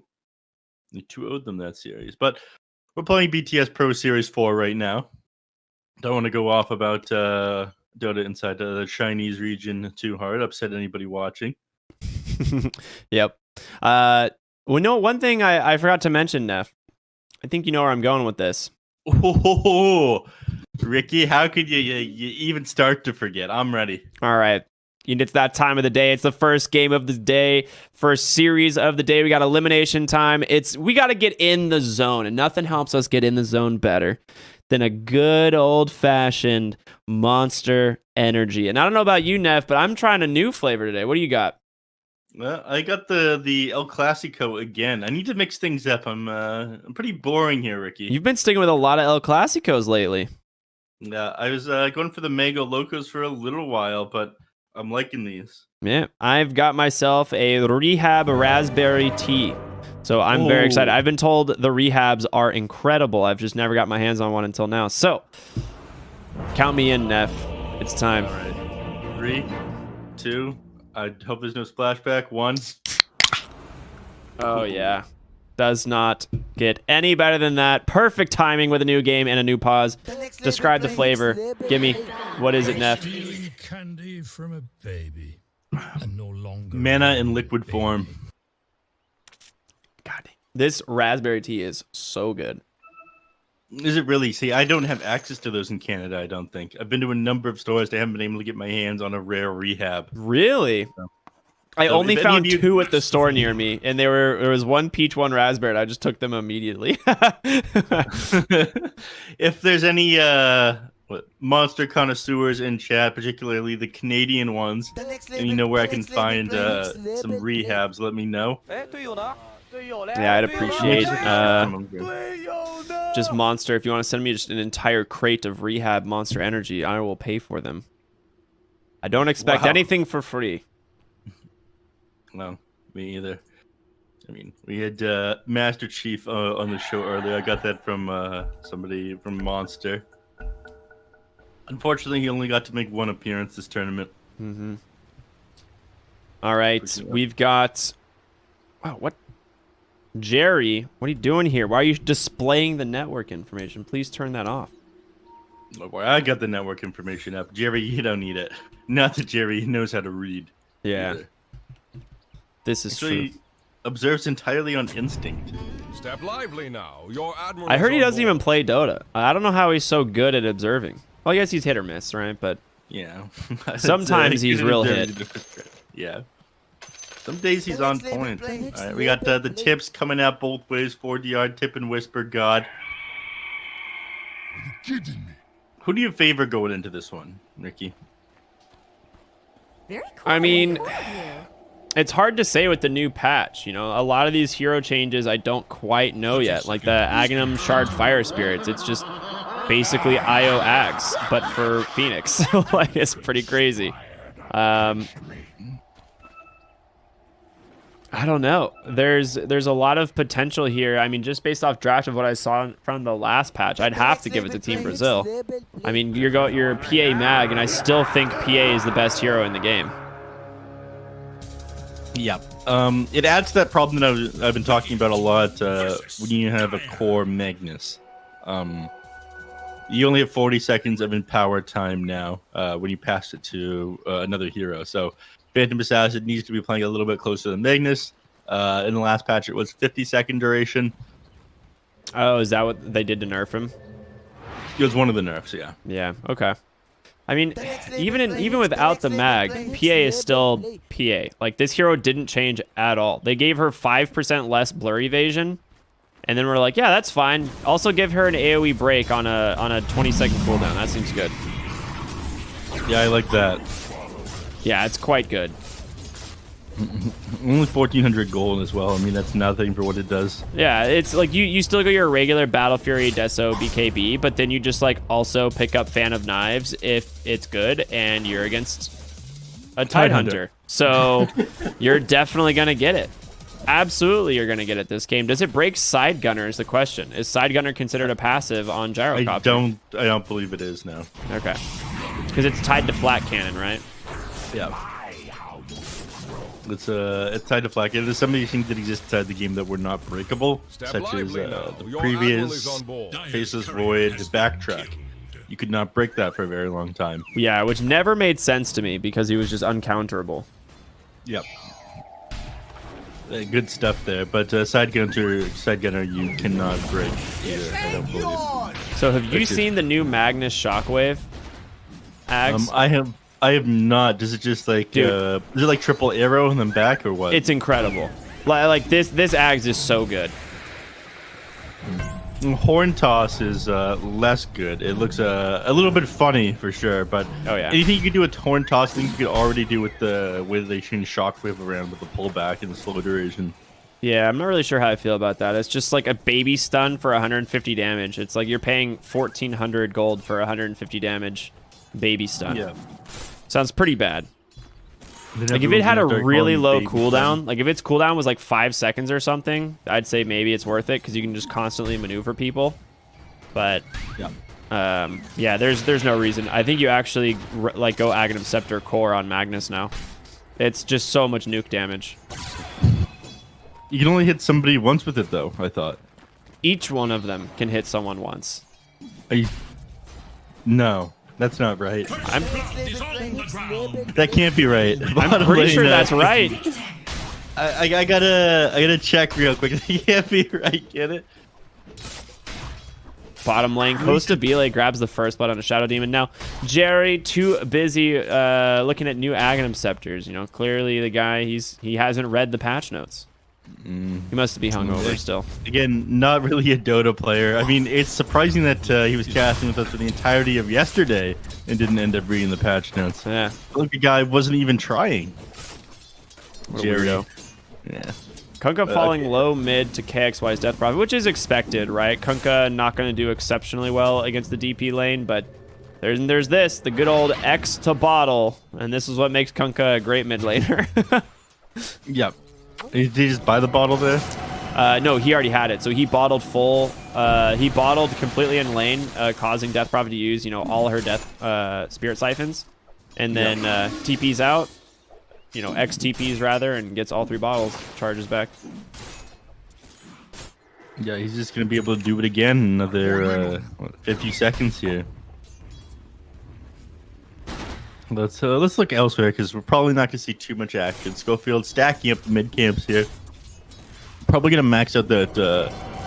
I'm curious if he's gonna max out the Crypt Swarm or the Spirit Siphon. You usually max out the Crypt Swarm, even though you're against Mag and Kunkka. They have a lot of control on those heroes that can break the Spirit Siphon, and I think you're better off just having Crypt Swarm for the nuke. So the nuke scales really well. Yeah, the nuke is quite good. You are in a matchup against a melee hero, though. Yeah. Color me stupid. I like that one. I'm stealing that later. But you're in a matchup against a mid hero, so Spirit Siphon goes a lot further here. I think if you're against a range hero, you want to max out the Crypt Swarm. But here they want to be able to zone Kunkka from the lane, so 3 charges as well as the... Oh, I didn't know it went up in charges. Is that a new thing? Nope, that's been in the game for a long time. Yeah, well... 1 charge per level. For some reason, I always thought it had the max charges the whole time, or that it started at 2 or something. Bottom lane, Costabile is just getting slapped by Whisper on this Tidehunter. Yeah, he's up to go multiple points in the Kraken Shell. I like that they improved it to 18 damage block at level 1 rather than the 14. It was 14. Yeah, I went up by 4 at every level. Yeah, because you had the 50% chance of damage block at 16 damage, so you'd end up blocking less with Kraken Shell than you would with... Than just passive being a melee hero. Yeah, exactly. You're like, wow, thanks. Great ability. Yeah. So you don't really want to invest the point into the ability. Yeah, until you're ready to put 2 in, and then... Oh, nice snipe there from Schofield. Grabs Steelacore's Courier, and he's got no spells left. He's going to kill it. Wait. Is he afraid? Is he actually afraid? Oh, he's going to get him. Yep. You been got, bird. I mean, he's trying to hold the disruption. Yeah, there you go. The 5 points. Doesn't have to commit the disruption for sure. Oh, bottom lane, you lose Tidehunter. That's a big death. Yeah, it looks like Seam just ran him down. That's all it really takes. Curious if he's going to max out Frostbite first. Some people have been doing, given the fact that at level 20 you might want that Aghanim Shard. He's holding the point for now. I mean, they've got a lot of disable here between CM, Kunkka, and Magnus. Even Phoenix. They have ways of keeping people off this Phoenix. I actually like Kunkka and Phoenix together quite a bit. The Torrent, the boat, everything is just so good. They're going to dive Schofield here, kind of punishing his positioning. He's just been really deep here, trying to make space for KXY in the mid lane. KJ rotating over a great Crystal Nova, and with that Frostbite, they should be able to take him down, but the Exorcism, my lord, from KXY, just easy kills for him. Yeah, the Exorcism to get some damage into the tower. The Fortified came out, and then Death Prophet decided just to continue to dive there. So she doesn't get the tower, but they bring it pretty low. Fight recap shows that things obviously a little bit in favor of Team Brazil after that one. 422 gold going their way and 438 XP. Look down here to bottom lane again. Whisper, he's just by himself while PA in the jungle. RP top lane committed. They're going to try and just go real heavy on this Gyro, and he is not fast enough to get away from the Crystal Maiden plus the Skewer. That's a fantastic kill, just using the RP as soon as he got it. Yeah. Great communication, right? You have to set that one up with the team. You're like, hey, I have RP on this creep wave. Come. Now. Doesn't happen in pubs, You'd be like, hey guys, come, we can kill this hero, and they're like, oh, hold on, let me finish farming this creep camp. And then also the one beside me, because I might as well since it's here, then the opportunity for the kill is long gone by the time they get there. And then they're like, well, I don't see the hero there anymore. It looks like we can't kill him. Like, I'm going to go farm another creep. Why'd you call for me to gank in the first place? I don't get it. Yeah, we've all been there before.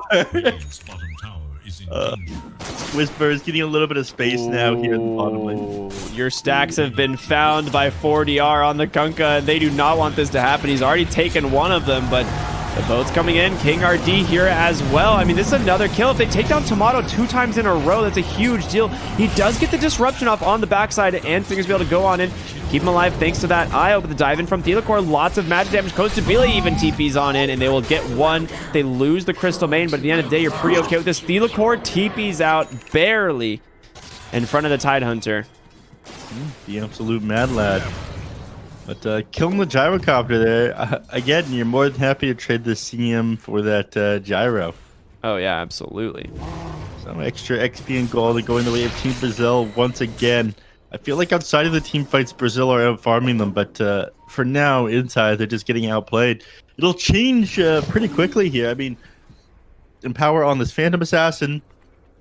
You gotta farm up very fast. You got the Mask of Madness build. Kostabile is no joke either. This guy is an incredible carry player. He really is. Every time we've seen him in this tournament have just a little bit of space, he just comes out of nowhere. The Fairy's Trinket, pretty good item. Great on spellcasters for sure. So I'm a big fan of this one. So did we figure out why it's called spell damage and not spell amplification? No, not even a little bit. I see. Possessed Mask and Broom Handle drops for the Tidehunter. I'm not really sure how I feel about the Possessed Mask. 7% lifesteal is pretty good, but I don't know. Yeah, it's hard to say. I think it's good on Ursa and Luna. I'm not sure about other heroes. Oh my, Schofield. He's just gone. That's the RP. Used off a cooldown again. Yep, he just skewers right in, RP's the boy, and PA blinks forward with that extra empower damage, and he's just super dead. And he's got that Mask of Madness, obviously the build that you typically go when you have a Magnus on your team, and it's allowing you to farm incredibly fast. And she's going to rush the Desolator. Everything checks out here. Bottom lane, KJ goes down to the IO Tidehunter. Dude, he slaps. Oh, baby. Yeah, that's a Vladimir's offering on that boy. He runs into any trouble, he's just going to heal up to full HP instantly. The spirits expire before they find Thelacore, and he gets the TP off. That was so close. Nice escape there, very clean. King RD sweating a little bit, I'm sure. Sorry, Thelacore sweating a little bit, I'm sure. King RD already up here providing the power with the DI. Has to play close to Phantom Assassin this game. It's funny, I've been looking through a lot of the Aghanim shards for like, basically I just, last night played a bunch of games with friends. We just made an in-house lobby with like 15 people and just rotate in and you know, play the game, experiment new heroes. Our agreement was no one's allowed to play Hoodwink. I see. Yeah. Why is that the agreement? Because everyone wants to play her, right? Everyone wants to play the hero, but she's so broken that it just makes the game not fun. So we wanted to, you know, figure out what changes there were. And there's some pretty wild changes. I think Underlord might be the most slept on hero right now, in my opinion. That hero is now a magic damage tank. Like, yeah. Is the new Firestorm really that good? The 15% heal doesn't seem great, but it following you around. It has 100% uptime. Ah. It has no cooldown. I see. So it's pretty good. I did not consider the 0 cooldown. Yeah, no cooldown on Firestorm is pretty good, and it follows you around. Obviously, you still have the option to not have it follow you around, so you can just deep-push waves with it, but I mean, in fights, you just drop Pit of Malice and run at people, and your 15% spell amp, you get the 20% spell amp off of the Eternal Shroud, and then you just build like regular tank items. I went like phase boots into Eternal Shroud, Kaya Sange, and then like Radiance. It was just like running around and no one could hit me. It was stupid. I mean, you don't even have to right-click people. You just M-click them with your. Oh yeah, I bought a. They had a troll who would just like try and kill me, so I bought an E blade and was just like, yeah, I dare you. Yeah, it was good stuff. onto him after you E-blade him, or yourself for that matter. If yeah, I would just E-blade whoever. But it's one of these things where I think Underlord was so static as far as his builds in previous patch, right? Because he didn't really, you just built him as like this annoying person that D-pushes, and he's just a big tank, right? And I think now you can legitimately build him as a damage core, and it's like that's something that's pretty cool. Yeah. But we'll see. There's a lot of potential in some of these heroes. Ricky's sleeping dart, pretty interesting. He's not a support. I was completely wrong, by the way. Let's see. Did you get the chance to play him, or did somebody turn the tables on you? No, I got a chance to play him. It's really bad. I see. So he's not a support or a core, is what you're trying to say. He's still a core. They just made his utility better. So he like gets a buff from the core aspect because now it's like Smokescreen is just better. But yeah. Lots of weird stuff that came out. I'm just watching Whisper slap creeps in the mid lane here. Level 9 on the Tidehunter. He's just got these phase boots, the Vlads like you pointed out, and now he's going to go back for, I'm assuming, Hood of Defiance and a Medallion. Telecor might just die here. Yeah, he's pump faking the Ravage. He's like, do it. Oh my gosh, the dive forward. Oh, if that hit, you might have died on the Phoenix, but you're going pretty heavy in here on the Tidehunter, and they should have the damage. He's going to commit the Ravage to cancel out that Sunray, keep himself alive. 5 heroes come out into the mid lane. Whisper nearly dying to that Tidebringer, but he's going to survive. Yep. Again, did have to commit the Ravage, though, so that is down. I think they're just going to shove mid tower here. They'll get back and go to farming. And we're talking weird things that Costa Bile actually... the team of Team Brazil actually not pulling ahead on net worth despite the fact that they're farming up with Magnus PA. Still neck and neck with them here thanks to that IO Gyrocopter combo on Beastcoast. Doing pretty good themselves. So IO has the fluffy hat, one of my favorite new items. Fine and functional fauxpery for, I don't know, fashion forward something. KXY found in the river. Schofield ends up disrupting the enemy. He's not able to get a single Spirit Siphon off. He just goes down, and Egg on the high ground committed, but 2 fantastic kills opening up that mid lane tower as well. Yeah, and again, without the Ravage that the Tidehunter had to expend to get out of there earlier, there's absolutely no way for them to take the fight. RP is still up as well. It looks like King RD, he's out for blood. Yeah, he really is. I mean, he's pretty strong right now on the offlane mag. I love this build. He just has Arcane Boots into a Hood of Defiance, finishing the pipe. Probably see a Guardian Greaves come out eventually, too. I mean, he knows his PA is going to have all the damage in the world to kill any hero. He doesn't have to go this damage build. He just needs to keep his team alive and enable the PA here, and that's, pretty much what she's doing. She's got a Deso completed before the 15-minute mark. Yeah, Beastcoast is playing a little bit slower than I'm used to seeing them. Usually it's a bit of a bloodbath with the 4 protect one, but given the fact that Stinger is on this IO, it must accelerate Tomato's farm here. They're playing a bit more defensive and farm oriented this game. I'm surprised that this ward has lasted the entire duration, essentially. The Observer here. Yeah, the Observer sentry on the high ground. Yeah, I think he's going to deward it now, maybe. No. Doesn't look like it. What are you up to here, Schofield? They're pinging him out. They're like, guys, he's got 3 wards. Where's he going? Doesn't find the one on the high ground there. He wanted to catch both of the high ground sections, but they got a ward over here. He might find... Oh, he has no other sentry. Oh, God. They're going to see him place the ward. Oh, that feels so bad. Bottom lane, they did find Telecor on the Phoenix, trying to dive himself away, able to make it to the trees. Has a TP available, and I really doubt they commit a rat. Oh, they don't need to. The 4 points in Crypt Form finds the kill, and on the other side of the map, Shadow Demon ends up going down since they did see him just rotate over. And KJ just drops a sentry. Out of there, KJ. You can't underestimate those PA illusions, sir. Yeah. Don't forget about how strong Costa Bile is. Whisper's got Ravage, but there's no way they find Costa Bile. Not going to give himself up until he gets that BKB online. Yeah, I mean, he's going to go Deso BKB and then pick up those Fan of Knives, I'm pretty sure. So good at breaking the Tidehunter if they have any form of stun.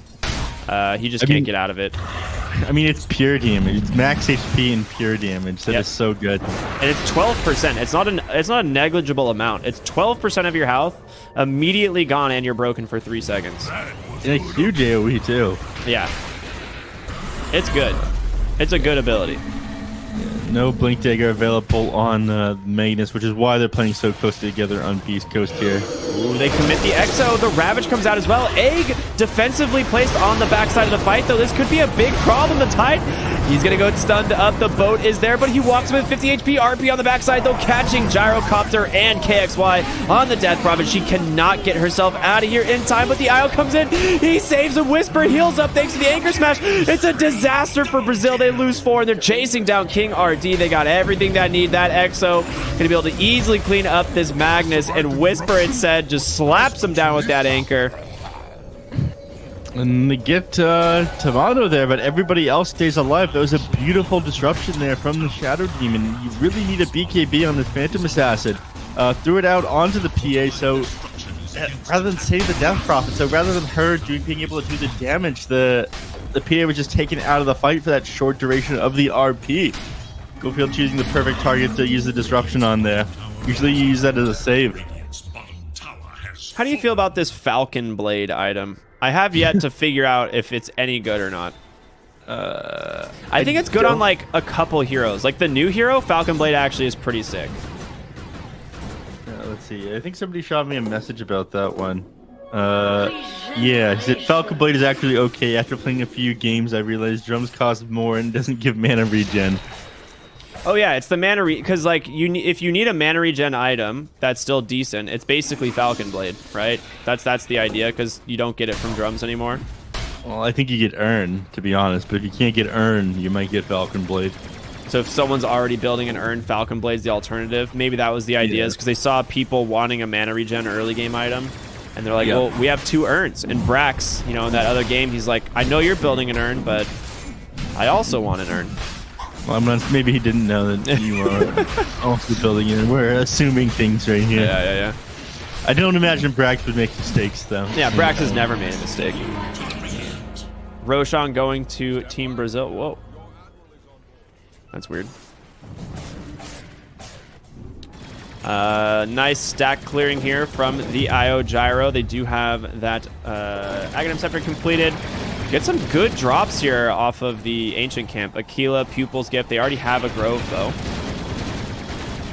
Both teams having a Grove Bow. They picked them up at the same time. It goes a long way on Gyrocopter. The extra attack range, attack speed, being able to buff the damage that you do with Rocket Barrage. And Call Down. I mean, it makes your whole kit really good. Yeah. He's not gone the Aghanim Shard for the Rocket Barrage upgrade on the Gyrocopter, and this doesn't surprise me.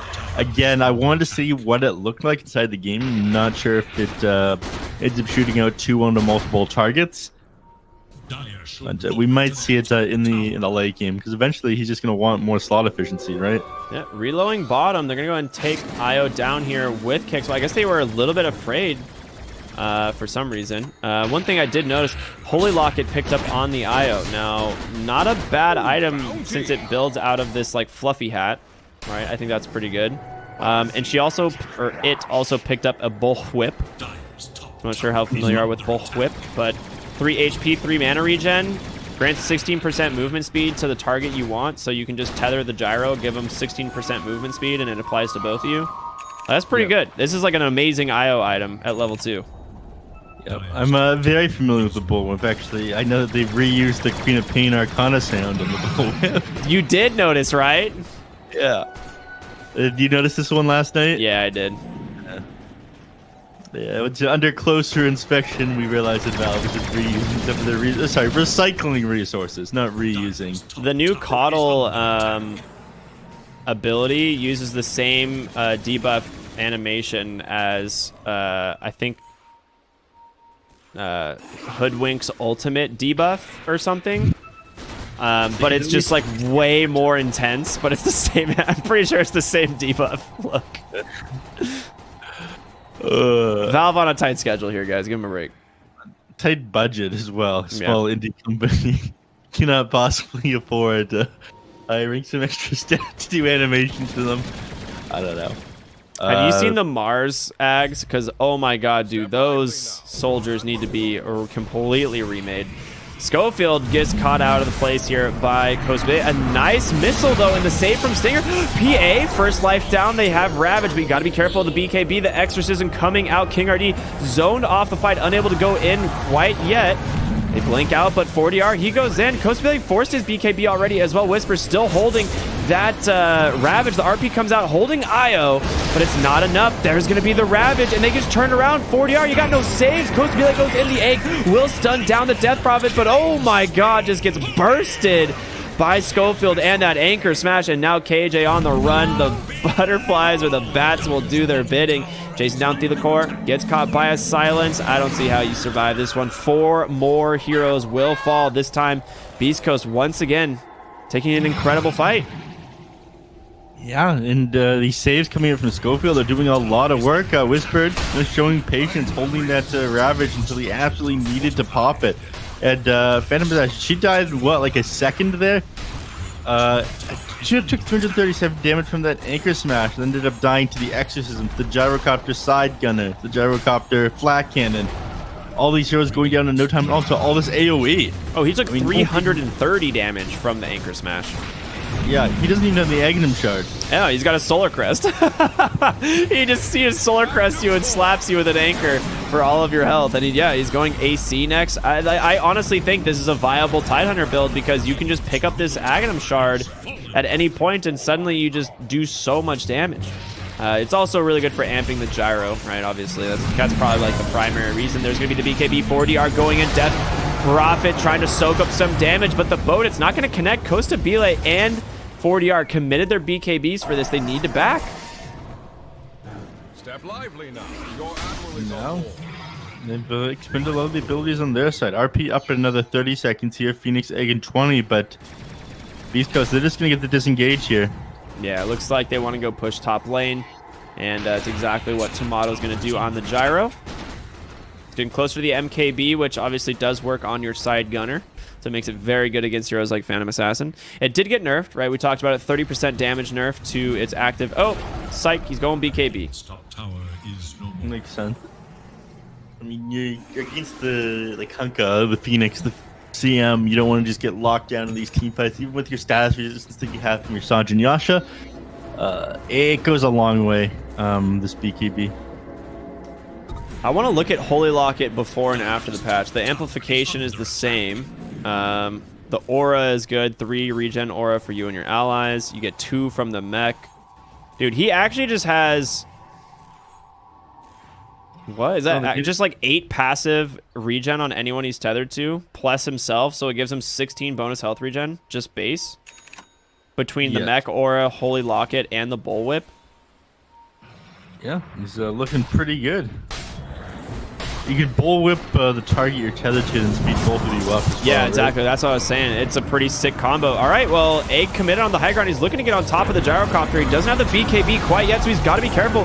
Stinger, you can relocate your boy out, but it looks like they're feeling comfortable to stand their ground. Schofield just throws him under with the disruption, and there's going to be the heals. They turn it around. They have Ravage available, chasing down 4DR on the Kunkka, the backside of the fight. Here comes KXY on this Death Prophet. They grab 2 on the Ravage. Delacor and KXY looking pretty rough here. 3 heroes go down, and Beast Coast take a 3rd favorable fight. And with that, the loosest tier 2 tower in no time at all. Once this fortification ends, oh my god, look at this Exorcism rip through the tower. Yeah. Did they change Exo at all? I don't believe so. Exorcism, I think, exactly the same. This Blink Death Prophet build is awesome. I'm about it. They force BKB. They get the RP Costa Bile. You gotta find something here. Get the kills.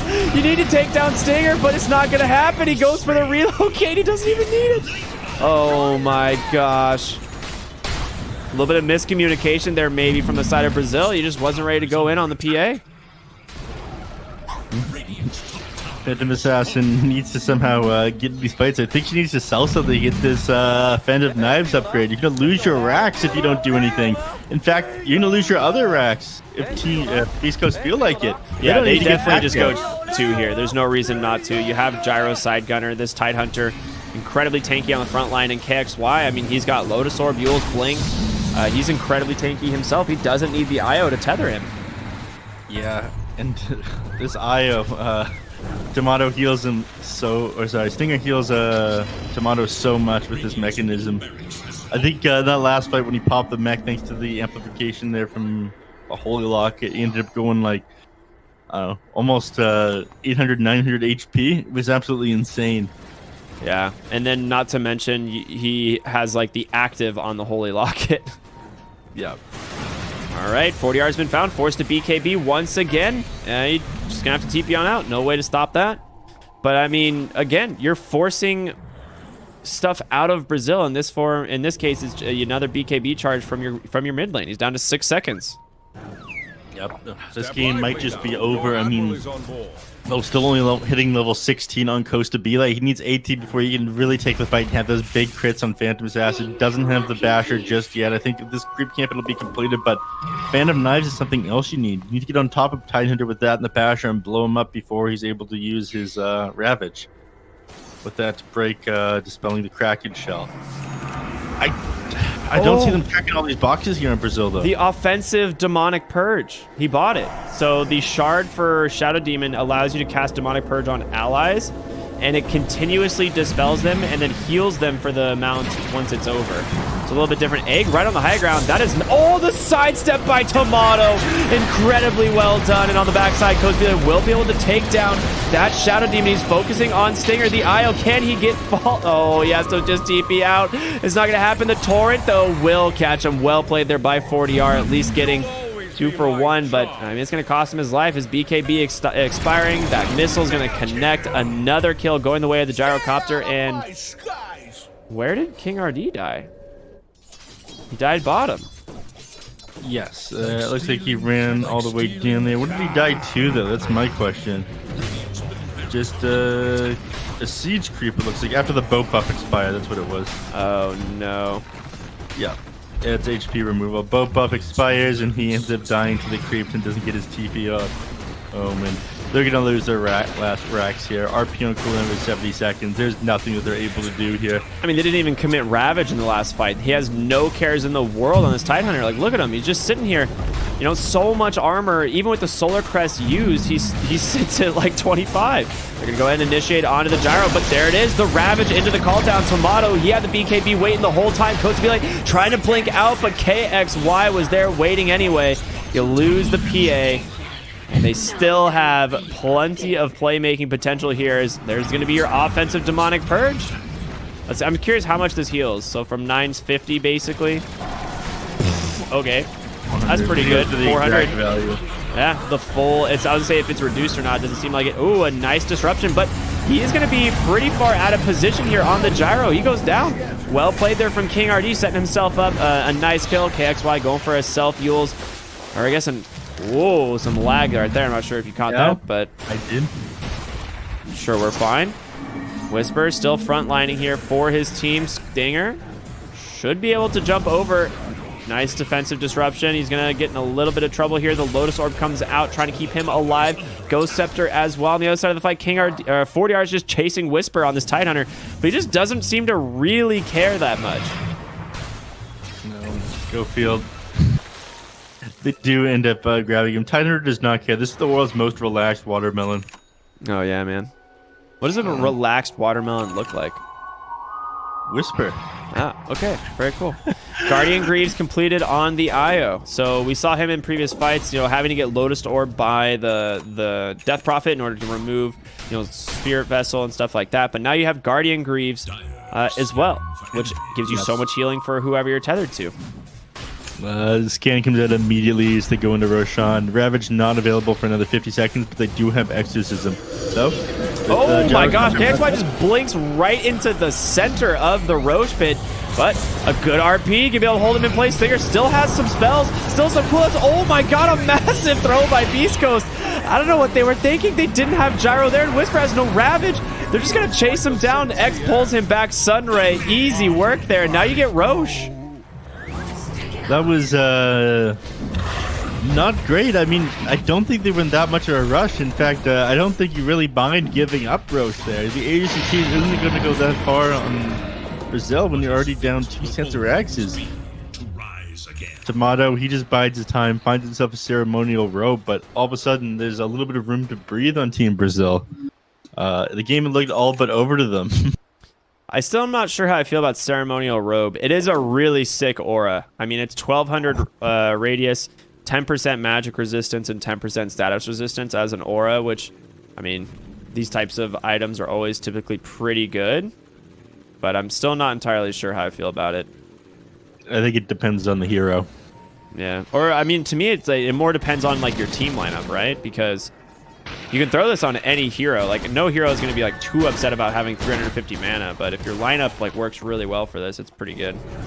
Oop, they've caught Shadow Demon. He's going to go ahead and just fall there to Costabile. An easy kill for him. PA queues up the Divine Rapier. Yeah, I was about to mention that. She managed to find herself an Orb of Destruction while she was in the shop earlier, and she's queued up the Divine Rapier. She's going to get the -3 Armor Corruption too, I imagine. So, finding some pretty useful tools here on Costabile. The game could turn around. It looked all but over for them, but now a small glimmer of hope. I'm not really sure how I feel about the Psychic Headband here on the Phoenix. That one seems pretty bad.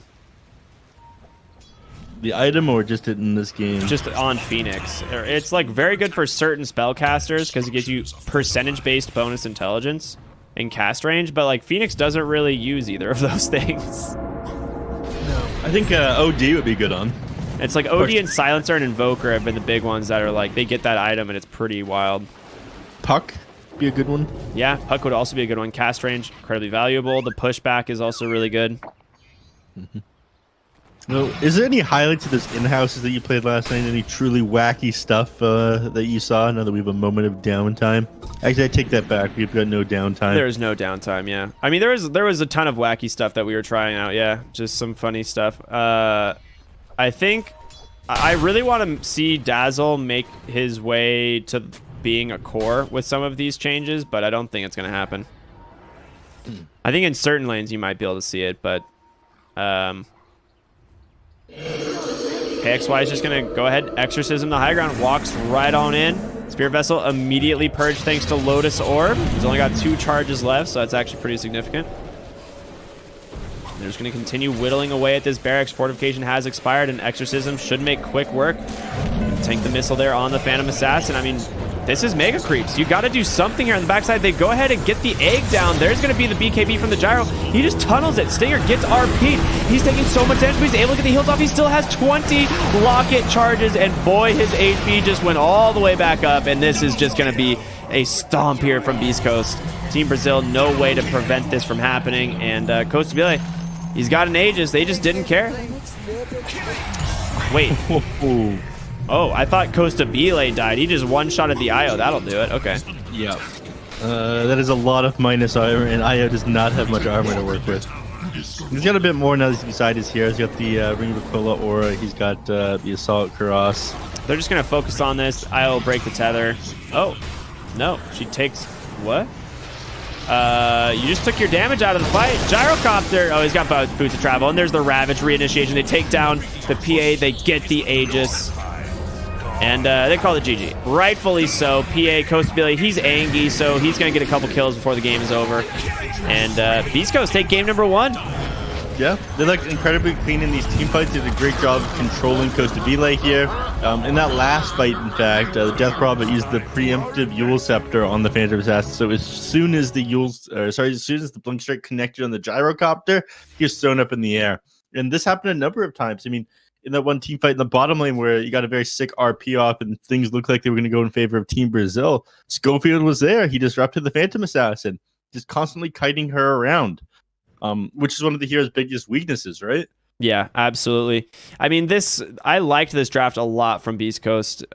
I thought Team Brazil had it just because PA Mag seems to be really strong, but, you know, didn't really consider the impact of this Death Prophet. Like, this build was perfect. You know, this Blink, Yules, the Lotus Orb, he just finished 12, 2, and 12. KXY, man, this guy has had an incredible tournament. Yeah, think you're doing an excellent job of standing for Chris Luck. Him and Tomato both, you know.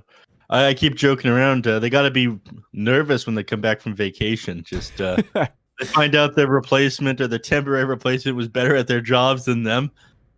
I'm half joking. Half joking, yeah. Half joking. You guys better watch out for Tomato and KXY. That's a clean game there for Beastcoast. Both of us, I think, thought that the game would go in the favor of Team Brazil, but the series isn't over yet. Definitely not. It is an elimination series here. We are in the lower bracket, round 2. So game number 2 between Team Brazil and Beastcoast going to be coming up in just a few minutes, everyone. So definitely stay tuned. We'll see you after just a short break. I think we'll see a lot of combinations with this hero coming out just because of that shard, which previously, it wasn't as you weren't like guaranteed to get a multi-man black hole, but now if you have anything that can get them close enough to the black hole, they'll just get pulled in constantly to the center. So that's pretty cool. Yep. Do you know what the AoE is on it? 1200. Okay. Rip is quite far. Take me back to Flux, man. When we get Flux in this game, you don't know. You're not Han trash. God damn it. No. When you say Flux, I think of the Arc Warden ability. Okay. Hero from Han named Flux. His ult was a global force staff, essentially. Either pull or push with his hero as the center of it. So wherever you were on the map in relevance to his hero, you get force staffed either away or closer. And you would just black hole and then flux everyone to the center of the black hole. It was some good stuff. Loved it. Oh, I see. Yeah. Well. So what you mean to say it is the diva path from the 6 Paths of Pain in Naruto? No? All right. I don't know. Take a swing. I don't know. I knew one word there, and that was Naruto. I did not get the rest of them. Well, it was worth a shot. He is the... You know what? I'm not even going to go into it. It's fine. Don't even sweat it. That's fine. Naruto fans in the chat will know what I'm talking about. Shout out to the Pain arc. They'll get it. They'll get it. I know what tuning exams are. That's as far as I got in that show, man. Yeah. The dead silence was incredibly impressive and hurtful, by the way, Ricky. If only you could have seen my face. So it's all right. You'll see it. You'll see it eventually. I'm sure it'll get clipped. Yep. Bat Rider banned out here on Team Brazil. I guess they're just worried about even the save potential from that one is pretty good. You saw the Agnum Shard change to Bat Rider, right? Yeah, it's really weird. Allied Force or Allied Lasso with a drastically reduced cooldown. Yeah, I mean that's got to be pretty good. You grab your ally, you're reducing the damage by 80%. You're pulling them to safety. It's the thing is do you want to rely on your Bat Rider to do that when you could just pick a Venge and not have to invest 1,400 gold onto who is supposed to be your initiator? Yeah, I mean, unless you're playing a 5 Bat Rider. Yeah, I mean, here's the thing with that one though. You grab the Bat Rider. It's 10 seconds remain. It's another tool in your kit, and that's why Earth Spirit is incredibly broken. He can do so many different things. That's true. So like the pole, I mean, it's a great silence. It's used for damage. When you used it before, that pole, you can pull your allies, and it's essentially adding another tool into your kit for a little bit of gold. 1,400 isn't exactly crazy, and that's why the Phantom Lancer Aghanim Shard is so good. It's one third of the cost of the previous eggs, and it does the exact same thing with the Spirit Lance bounces. It only bounces once, where previously it bounced to everything in range, which is what made it so good. And you just spawned illusions constantly. But it's still it's a... Oh, my boy. That's a mid. This has got to be a mid Underlord, right? No, it's going to be KXY. So Whisper's going to be taking the Underlord. They'll take Stinger on the Enigma. Interesting. Okay. I like this pick a lot because it's into the Spectre, which is already a good lane. And you now have amazing wave clear to deal with this Nature's Prophet, which they were definitely lacking. Mm-hmm. They need some catch for King RD. I mean, Invoker, Enigma, Underlord, all able to deal with King RD on this Nature's Prophet. Now, I'm interested in seeing how good this Underlord is. I said you wanted to see it as a mid. I wanted to see it as a position 2, maybe eating up a little bit more farm on the map. I think he is position 2. He can be played as a position 2 more frequently now, but he is still primarily a 3. Just because he's so good at denying the enemy offlaner farm, and that's what makes this hero so strong. You just slow down the core of the enemy team so much, and then you just take over the map, and they can't ever push into you. But like I said, I think he has a lot more potential in the mid lane now, and he has a bunch of different builds you can go. Because when I played him last night, I took him mid, and I was just like, I care about nothing now. This is great. Yeah. Well, I'm excited to seeing how this one goes. I mean, you've ranted and raved about it. It better not disappoint here, Ricky. Yeah, hopefully not. I don't want egg on my face. But we have King RD on Nature's Prophet. Now, this Nature's Prophet had a very interesting update to its shard. I'm not sure if you saw that. You can't Quelling Blade through anymore. You can't Quelling Blade through the trees. Does it just respawn the tree instantly, or does the Quelling Blade not work? As soon as you chop it down, it spawns a Mega Treant. Oh. So it's worse. It's like, if you chop down the tree, you're going to get slapped by like a 1400 health Treant. So you could chop down the tree and phase boots through, though. You could phase boots through it, yes. Let's see. Let me read this from my reading glasses. Yeah. First two trees destroyed will summon the greater treants. You can only have 2. All right, so you can destroy your own trees with Nature's Call and summon 2 additional Mega Treants as well. Yep. Okay. Now that's kind of neat. It's really good because I'm not sure how much, like if you remember how strong those things are. They have 3 times the stats of the regular trees, if I'm not mistaken. So, yeah, that's a lot. It's like almost 100 damage and like over 1600 health. Yeah, they are pretty crazy. I was doing some experiments with those and Clinks when they reworked Death Pact again. Oh, that'd been fun. It wasn't. It's interesting learning these mechanics, but you don't use them often enough in games for them to actually be useful outside of very niche situations. Much like the Psychic Headband. Looks worthless a lot of the time.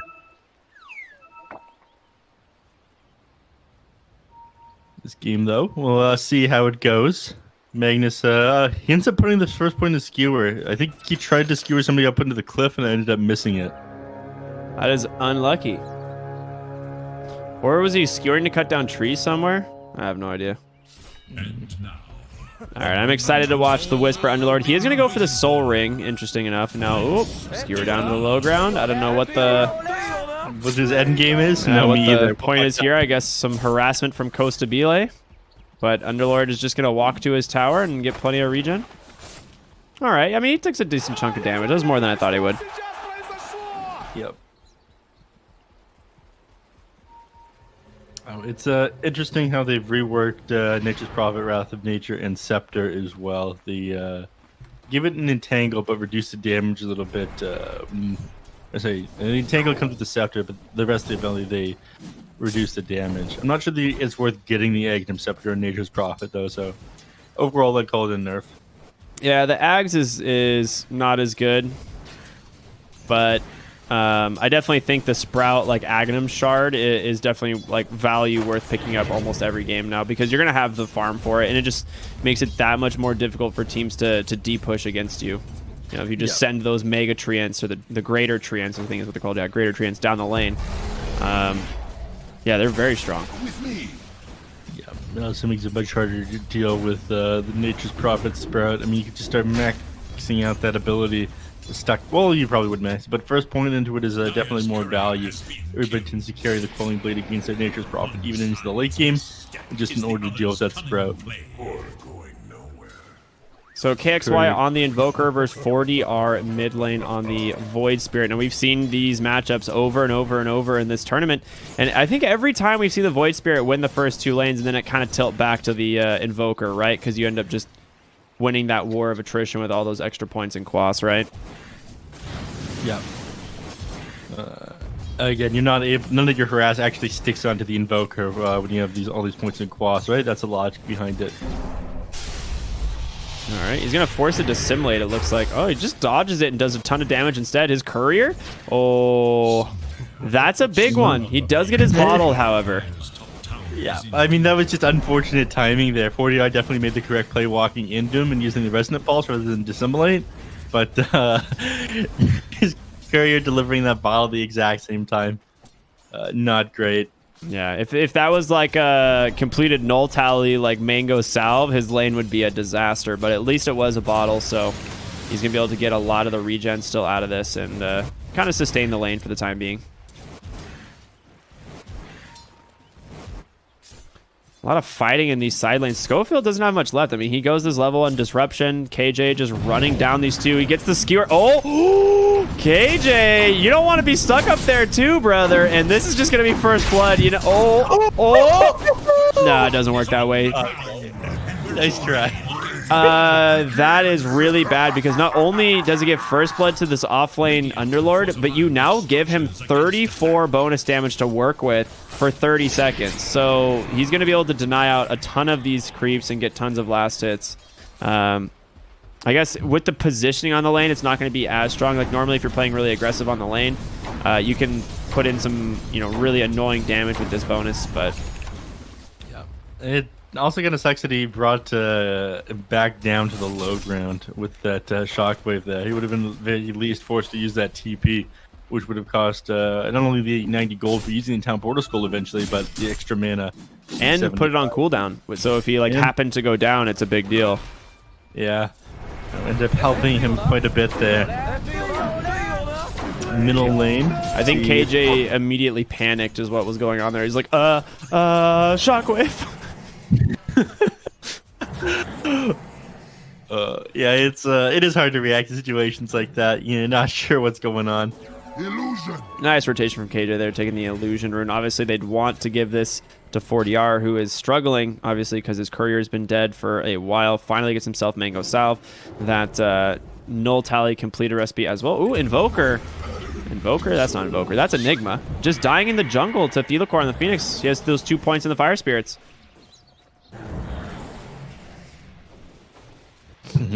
No. Whisper's actually taking some pretty heavy harass here. KJ, I think he's the ability to bring him down. One more dagger would do the trick if Costa Bile decided to continue to chase, but he looks like he is super dead here. Just pop him. You got 5 stacks. Why are you messing around here? All right. Schofield, the S God likes playing with his food. He does. That's true. All right, so 5-minute bounty runes. They are going to be able to be in position top lane here on the Magnus for it, and I don't think Whisper feels safe enough contesting the other one. Dude, where have these mag illusions are just from the rune? He just had them running at Whisper the whole time. That's so annoying. KXY is just going to go down here in the mid lane. Ooh, is that just King RD blocking him with the trance? Wow, there you go. Nice call. Jerry missing a kill, but it's all right. He's granted 1. He's granted 1 per day, and then we take the free banana that he gets away from him. I didn't know he was getting bananas. Well, we don't pay him, obviously, but we give him a single banana for lunch. Okay, that's good. If another kill, he's not going to get that, though. Ooh, Thelacore is going to find Ursa's courier. That is unfortunate. Bottom lane. He was looking for the Enigma, but I guess he'll take that. Bottom lane, King RD sprouts himself up, but Tomato will slap him down. Level 6 now on the Ursa. I mean, he's having a great start to this game. He's basically been left alone because Enigma's jungling, and they didn't really shove him out of lane. It's difficult to deal with him just by yourself now with any of these heroes, so... Going for these power treads. His courier is currently dead, so not able to send himself out or get any extra mana regen, but yeah, he's having the time of his life down here in the bottom lane. Now they're reacting multiple heroes here, but I feel as if it's too late. Yeah, I mean, King RD spent a lot of time down here, but he did TP mid lane once, and Thelacore has just been kind of zoning out the Phoenix, so when he's not here on the Phoenix, it's just Ursa versus the Nature's Prophet, and somehow Ursa has done really well. I really expected King RD to come out ahead in this lane, but these 4 points in the Earth Shock is just his new build. Yeah, I mean, they buffed it up quite a bit, reduced the mana cost and whatnot yet again, and the trance they weakened at the earlier levels. They've got less movement speed now. They scale. So before they started at 325, just like lane creeps, but now they go 300, 320, 340, 360. Wait, what is this? The trance protector, or sorry, the trance movement speed here from the Nature's Prophet. They scale at 40 per level. Wow, it's just not on the tooltip though. 20 per level. Yeah, definitely not on the tooltip. We talked about this yesterday before we got patch note updates below the abilities when they were changed around. But Gaben giveth, Gaben taketh away, as they say. Yeah, unfortunate. Oh, Oh, wow. He does end up just going down on King RD. Did KXY even do anything? I guess he hit Cold Snap. Yeah, that'll do it. Yep. No, Well, KXY none did even most of the snap, it damage. looks like. Oh, yeah, it was Cold Snap. It just doesn't count as a stun here. It was a tornado setting up the kill, allowing him to gap the distance with that Earth Shock, right? Yep. And with the super low cooldown, 8-second cooldown, it's a 40% slow for 4 seconds, 225 damage. Like, this is a good nuke. When they first, reworked Earthshock into its current form, oh my god, Schofield finds a haster and he's just gonna juke out these boys in the river. I remember how broken this ability was right away. King RD bottom lane, again, he's in trouble. He's just going to leap forward on Tomato. He has the Enrage. Just going to chew right through that tree, take him down. That's 2 deaths in a row for this Nature's Prophet now.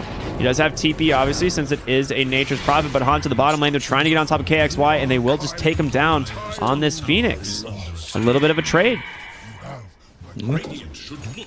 Stinger being brought down. I mean, he's not worth much. He's playing the position 5 Enigma, but the Invoker worth quite a bit more, sitting at level 8 here. So it ends up being almost 500 XP going their way and 150 gold. I'm not sure if you saw Whisper and Schofield just clear 2 giant stacks in the jungle, but I did not. Yeah, I don't know who those stacks were for, or if it's actually just been Schofield stacking them, the enemy jungle, to take them. But yeah, he just cleared like a penta stack on this camp. Penta stack, I like it. He's got the 3 points in Pit of Malice. Now, I really like Pit of Malice. Ooh, bottom lane, Ursa goes down. 4-man rotation, big commitment for that, but definitely worth it.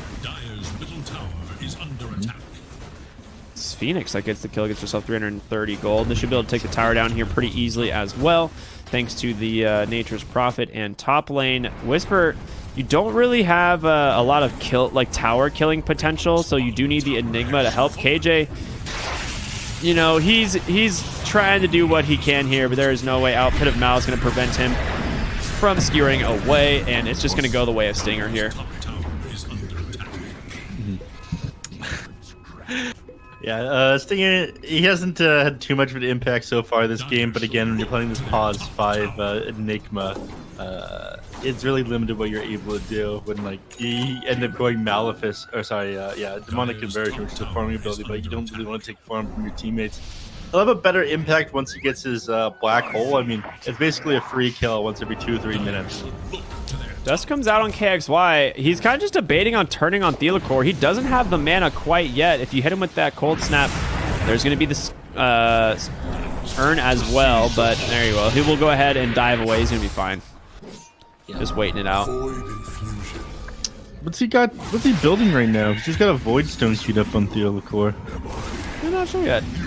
Too busy watching Stinger die once again in the top lane. Thelicore, Void Stone. I mean, you could go Meteor Hammer with Void Stone, right? Still an option. Meteor Hammer or Yules, probably. Yeah. He's, against the Ursa, just he enrages, he Yules him up. Falls back on the ground again. He'll decide later. I imagine that's why he doesn't have any particular item queued up. Costa Bile has the Possessed Mask and the Blade Mail. So lifesteal and a little bit of agility topping him up. The Blade. All right, mid lane. He's going to drop right into that root. The Atos is there. He's going to get caught again by that Pit of Malice. 40R. He's going to be able to survive, though, an RP on the backside, plus the egg will make quick work of that Shadow Demon. Now, the question is, can they get Whisper surrounded by all 5 heroes? He is left alone to die. Does get a lot of damage with the Fire Spirit. He's going to grab him. Now Invoker, good Ice Wall to slow these guys down. Enigma, he's still doesn't have Black Hole. Never mind. He's just coming over for moral support. He's going to cancel Costa Bile's TP. Oh, that's annoying. A lot of mana now, so you'll just go right back to the jungle regardless. You might send yourself out some conies, but you have Empower to work with. You have Blade Mail. You have the double ring of regen, the Possessed Mask. You'll heal back up inside the jungle. Oh yeah, I mean he's just gonna ferry himself like Mango Salve and just take Ancient stacks. You also have Empower. If Spectre didn't farm Ancients fast enough with Blade Mail and stuff. With a triple stack that he's doing at nearly no HP at only level 10 on Spectre. Yeah. This hero is absolutely ridiculous. And yeah, you think he can do this one without a care in the world. He'll finally pop his Fairy Fire, I feel. That's why he swapped it in. Oh, no. He just wanted the damage. Come on, please pop it, Costa Bile. I'm begging you. You're dying over here. Speaking of dying, Theo Licour. Yeah, caught out. No egg, no dive. Easy pickoff. I mean, these three heroes have so many ways of locking down this Phoenix, right? You have the Atos, the Pit of Malice, KXY. He's got, you know, tons of tools on the Invoker, and then you have even Shadow Demons, Disruption. Now, does the Purge cancel the dive is my question. I don't think it does, right? No, it does not. That is non-dispellable. Should have covered it. it. The debuff is dispellable, but the dive, is not. It's not like a Force Staff. Yeah, exactly. It is like movement, if that makes sense. Yeah, it makes sense. Mid lane, you are set up here on the side of Team Brazil. I mean, they're ready to go.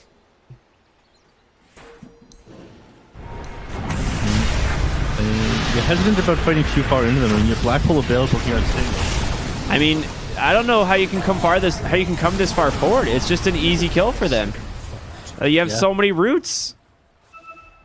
But Stinger's positioning in that last team fight forced all three of these heroes back because they don't want to get locked in by this black hole, right? Yeah, look how big did you see how big the barrier is that comes out onto Underlord from the Hood of Defiance? No. It's actually hilarious. I didn't realize how large that barrier was. They changed how it looks, didn't they? Yeah, they definitely did. It's like much more noticeable. Borealis now. Yeah. We saw it in the base last game. Ooh, Enigma caught out. Just drops a black hole, but there's an egg and no follow-up. The Hunt, and they're going to be able to choke onto this Shadow Demon as well. That's the Orchid reveal here, but the backside, what they really want is the Invoker, but he's ghost walked out. He's going to be fine. It's kind of just space made here is Tomato has a Battle Fear, and he's just casually farming the bottom side of the map right now. He's going to... It's difficult to outfarm the Spectre, who's got... oh, God. EMP, Cold Snap comes out. KJ, you've lost all King RD comes in, gets the Orchid onto the Invoker. He's super dead. Now Whisper in trouble as well, but finally Tomato, he's rotating on over, trying to find a big target, and they're looking for King RD. Just a few autos is all that's necessary. Now Schofield, ooh, you gotta stop this Void Spirit with this DD. Your Demonic Purge is gonna be necessary. He does scout him now, but now Void Spirit realizes he's like, okay, maybe I need it back here. Oh, they found Phoenix. He has dived, but he's not managing to get off inside that pit.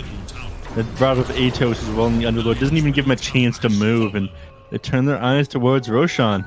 Whisper, he'd be able to tank this up while Tomato takes it. I mean, this guy's big.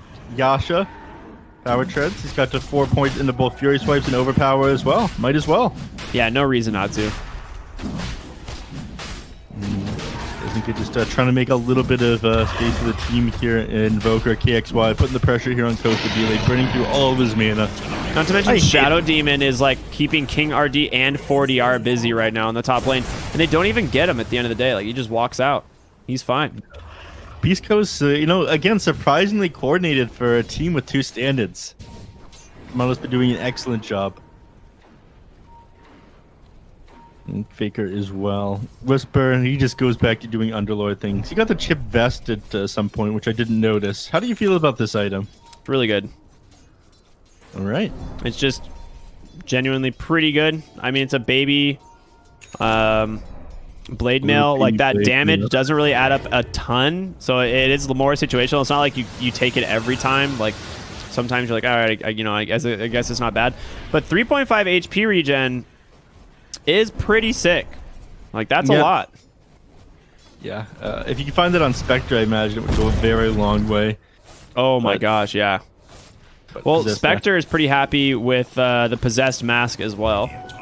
Yeah, 7 agility, 7% lifesteal. Ursa would like Possessed Mask too. I saw it one game. You can take Roshan pretty easily with it. Yeah. But they're pretty chilling right now. Not really worried. I love the Fairies Trinket on KXY's Invoker here. That's already done some serious work this game. I honestly really do like a lot of the new jungle items. They removed a few of them, like Woodland Striders, I believe, was removed from the game at tier 5, which It's kind of necessary that Adam was dumb. Shadow Demon goes down. They do see the Orchid come out, so they know King RD's on the high ground, but a great Sprout there holding him in place. And now KXY dusted up a nice egg. KJ, RP to follow, baby. This is going to be a great fight for Brazil, but Tomato, he got the enrage off, and KXY still survives all the damage. The roots, the ice wall. They're going to be able to finally bring down the Invoker, but it costs you 3 and now 40R. He's got no mana to go, and Tomato on this Ursa gets a triple kill. I think that that skewer cost them the entire fight. I'm going to be honest, they didn't need to drag him close to that Phoenix egg. It would have been great if they didn't get the rage off on the Ursa, but they did. Yeah, that cost them everything there. I think they were just like, hey, you know, bring him to the team, get the egg off right away, and you know, no big deal. But yeah, I think they just didn't anticipate the enrage. You're right. He just has that status resist, immediately pops overpower and takes down that egg. Yeah, the Sanjin Yasha as well, giving him even more status resistance. So the RP barely lasting any time at all, and thanks to that overpower, I think the worst thing he could have done was drag him to the egg there. KJ, his team is not going to be happy with him. Yeah. They do manage to find a Philosopher's Stone for the Shadow Demon. He's super happy about that, and he's closing in on his Aether Lens. Bottom lane, 40R is here, going to go and find Whisper on the Underlord, but this guy, I mean, he's the tanky one. He's got the pipe. They do silence him, a nice defensive disruption, able to dodge out that soul burn damage, and as a result, they turn it around. Nature's Prophet's dead. The Black Hole even committed. Why not? Tomato's just running him down. This guy's 9-1-2. KXY's looking for Thelacore. He gets on the Cold Snap, the Spirit Vessel. He does pop that Yules to try and give himself some space. But he's going to take a lot of harassment from those just those 2 spells. Oh my god, this Alacrity making this so much faster here to bring down this tower.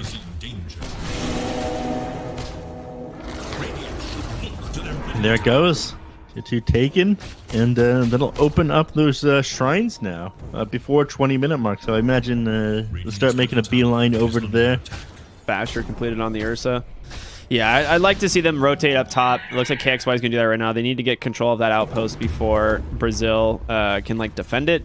There's no real reason to not. I mean, they still have the Aegis on Ursa. He's by far the strongest hero in the game, and we've seen, you know, they cannot kill this Underlord either. I mean, they commit heavily bottom lane on him, but the defensive disruptions keep him alive. He's got this pipe.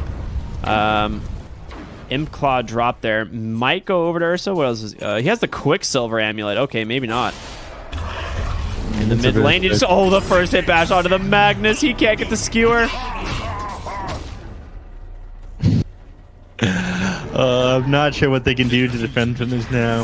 Schofield, he's actually not going to get the outpost in time. He's just kind of walking back. Thelacore into the Sunstrike. Oh my gosh, they got him. So this Quicksilver amulet is pretty crazy. Yeah, it is. What is it? Another 25 attack speed, 10 movement speed. When your abilities are on cooldown, the attack animation speed goes a long way as well. It just looks really good. Yeah, enraged in the mid lane. He's gonna be able to come on out. Tomato just toying with them. The Aegis perfectly timed and Haunt to cancel the regen, but I guess they're afraid to go back in. No, they're going to follow up onto Stinger, but oh, there's Whisper. He wants to just Atos that Magnus so he can't get the skewer. Oh my gosh. Oh, they managed to pick off the Shadow Demon. Nice find there on 40R, but mid lane KXY, you're underneath an Invis Rune. This is exactly what we saw yesterday. They just TP back to the mid lane. They're ready to fight. They've caught Magnus. He's going to go down. King RD, TP canceled by the Atos. A Sunstrike as well, and 2 more kills. Whisper. Oh my god, what the plays from the Underlord. Yeah, I mean, you talked about how buffed he was, but I'd say that the buffs haven't really come into play in this game. He's done an excellent job here with his Pit of Malice and his Atos, keeping heroes locked down, and Tomato's able to run a train on them if he's managed to get close to them. Yeah, and the main thing is just the Firestorm additional waves and the Firestorm cooldown by 15. Like, basically what this gives you is just so much damage in fights if you can play inside the Firestorm. His talents are going a long way. Schofield died a second time mid lane. Stinger, he's going to look for him. He doesn't have Black Hole for another 10 seconds, but guess what? KXY is here. This kill, it's not worth it. 40R on the backside. They lose KJ again to Tomato on this Ursa.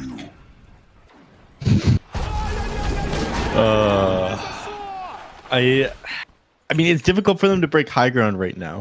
They have a Magnus, they have a Phoenix. Spectre has the Manta style on the blade mill, almost a diffusal blade done. They don't have anybody who can kind of sit in front and hit the towers just yet, right? Yeah. Ursa will get kind of heavily punished for that, especially once the Blink Dagger's done on Magnus here. But I think the net worth lead is just going to increase and increase for Beastcoast. They'll probably wait for the next Roshan. They'll take the Aegis and the cheese. Maybe wait for the tier 3 neutral items, keeping Brazil locked in the base. And they'll be so out-farmed, there's going to be nothing they can do, regardless of not being able to break the high ground just yet. Yeah, you just finished Abyssal here on the Ursa, though, and it's one of those things where, oh, he just goes up onto the high ground and claps him. Did he have vision there? Oh, he did. This deep ward, not one that you see all that often, barely sees that Magnus walk on up. Yeah, and that's thanks to the trees that they cut down around there. That's the reason they can plant that ward. They've got some up over here, but I imagine they'll de-ward them with staying once they fly them out. 40R hiding on his remnant, just kind of hoping the Ursa won't go for him. Carney gets the TP out. He's going to be fine, but mid lane, Spectre going to take a lot of harassment damage here. Might be forced to Manta. Yeah, she will. They just commit the black hole. You're kidding me. They have the damage. Potentially gets rooted again. Ursa drops in, but it doesn't matter. It gets the A. Can the RP protect it? It will this time, and it stuns down the whole side of Beastcoast. That's Sunray doing some serious work, and Whisper trapped on the high ground. They will be able to just lay into them. Tomato with an ultra kill. The Ursa just too damn strong, it seems, at this point in the game. The demonic perch comes out. Give him the rampage. He's got it. Tomato Ursa. The icing on the cake here for him this game. And Team Brazil, it feels like there's nothing they're able to do. This is an elimination match. They lose this for out of the tournament. They're not willing to call this one just yet, despite losing every hero. Tier 3. There's no doubt this one goes down. Rack's probably going to lose this one as well. Their heroes, they're only being saving grace right now is the fact that they're such low level to be able to respawn and take another fight, or they can get another set of racks here. But my god, this game was difficult. When you fight underneath both the Phoenix Egg and the RP and you get them both off and you can't win the team fight, I mean, it goes it looks a long pretty way. hopeless. Yeah, they do catch Ursa here, but I don't know if they're going to have the damage. He's going to have the Enrage in a moment. Oh my goodness, the damage from the Shadow Demon there is Thelocor. Super low. If he can get the shockwave off, not gonna be able to make it, but he's gonna be forced to chew through these trees. A lot of damage coming back out from the Phoenix Tomato. He doesn't have much left. They need to be able to close the gap and finish him off. In comes 40R. He's gonna be able to get the Ursa. The disruption. Can they save him? It's gonna be big. He gets force staffed out. The Ursa, the tornado. KJ, he's on the run. The shockwave doesn't come out, but King RD, he's not gonna be in a good spot. He's gonna get taken down. You're gonna survive. You're absolutely kidding me. Oh my goodness. And now 40R. The chase was not worth it. Tomato Ursa survives. They call the GG. This one is over. Mental in shambles here on Team Brazil. I mean, not being able to take down that Ursa if losing wasn't bad enough. My god, did they just get styled on in the end there. Amazing series out of Beastcoast, taking this in a very convincing 2-0. Yeah, that was a pretty incredible game from them. Tomato Ursa just popping off here. And this is kind of one of the first times we've seen this hero in the patch, right? We weren't really sure how the Enrage or the Shockwave changes were going to look, but I mean, oh my gosh, 850 GPM, almost 22,000 net worth on this hero, just destroying everyone he came in contact with on Team Brazil. Yeah, amazing game out of Beastcoast. Amazing game out of Tomato. Again, I was joking around about this. Hector, he's got to be sweating when he watches this kind of gameplay. The man a little bit worried about getting replaced. Dude, I mean, Beastcoast looking really good, keeping their tournament lives on the line. They did get 2-0'd by Sad Boys, but, you know, they're keeping it alive. They move on to the third round of the lower bracket as they eliminate Team Brazil from the tournament. So, you know, unfortunate for Team Brazil. Thank you guys, and congratulations for making it as far as you did. But we've got another series here today, Neph. Are you excited? You know who it is? Absolutely. This is the one, is it not? This is the... Oh, no, this is not the one. No, it's not the one. It's not the Boomers and Zoomers. That's tomorrow. That's tomorrow. We got Thunder Predator versus 5-Man Midas. So, these beasts of South America up against the open qualifier team from NA. Oh, Ricky, I'm looking forward to this one. Yeah. Can these absolute beasts of Dota players, can they take out the open qualifier team here? Leo Style looking very good lately, but I'm surprised they got knocked into the lower bracket. Yeah, I mean, they struggled in their series against the Zoomers, but 5-Man Minus also looked really good yesterday against Arkosh. I mean, definitely putting them in their place, just 2-0ing them out of the tournament very quickly.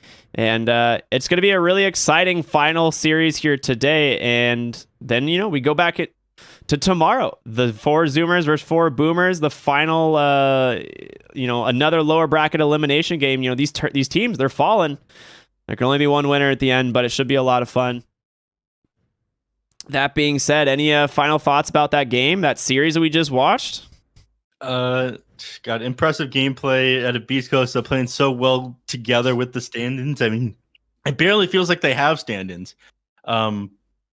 Again, they played to such a similar style. The only thing I kind of noticed that's different is Chris Lock has very specific heroes that he plays, and KXY, his hero pool seems to be a little bit more diverse. Yeah, that's true. Which is interesting. Tomato, he doesn't play as greedy cores, but he's been playing the strength heroes that Hector seems to favor quite well. So fitting in, being a very good replacement. I know everybody's spamming inside the chat asking if Beastcoast is having stand-ins today. Well, I would say it doesn't really matter. They're performing absolutely amazing. Yeah, they really are. Players. All right. Well, that being said, we're going to be going to a short break and into our second and final series here of the day. As we mentioned, it's going to be Thunder Predator versus 5-Man Midas. So stay tuned, everyone. We'll see you in a moment.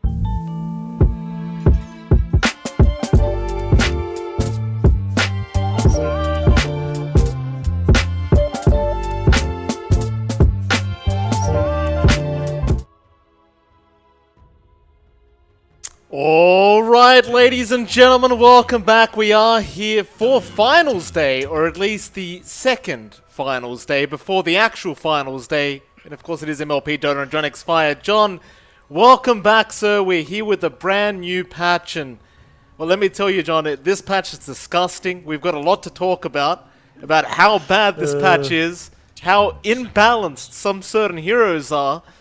But I'm going to ask you before all that, John, how the hell are you feeling? I'm doing great, Mike. Had 2 days off.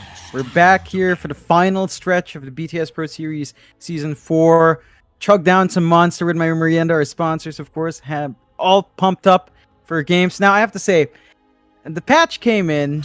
I believe the most recent matches, I think yesterday's matches, didn't actually feature not much of a deviation, if my short glimpses were right, unless the API is not sending out who bought shards. But and as far as I know, we didn't see shards come out just yet in a big way, and it hasn't really shifted too far yet. So it looks like teams right now in ongoing tournaments are opting to play safe. We've seen this happen before. At the same time, I think the patch, it's big, but it's so big that it needs a little bit more adjustments. Like the shards, which, you know, I think every hero it does have, and it's a mixed bag in some. I think you can think of it as like a level 20-minute talent, right? Like you're almost always going to have 1,400 gold from pause 5 up if you just save, if you just keep banking it until that point. All the supports would have a harder time, but it's something that you can choose to level up or choose to bypass. I think that so for some heroes it can bounce them back in, but we haven't quite seen the full ramifications of that kind of change. Overall, though, the map is the same. We haven't seen camp movements. We haven't seen new objectives added. We haven't seen too strong of economy shift beyond the stacking changes. So overall, whatever worked in the past patch still sort of works here as well.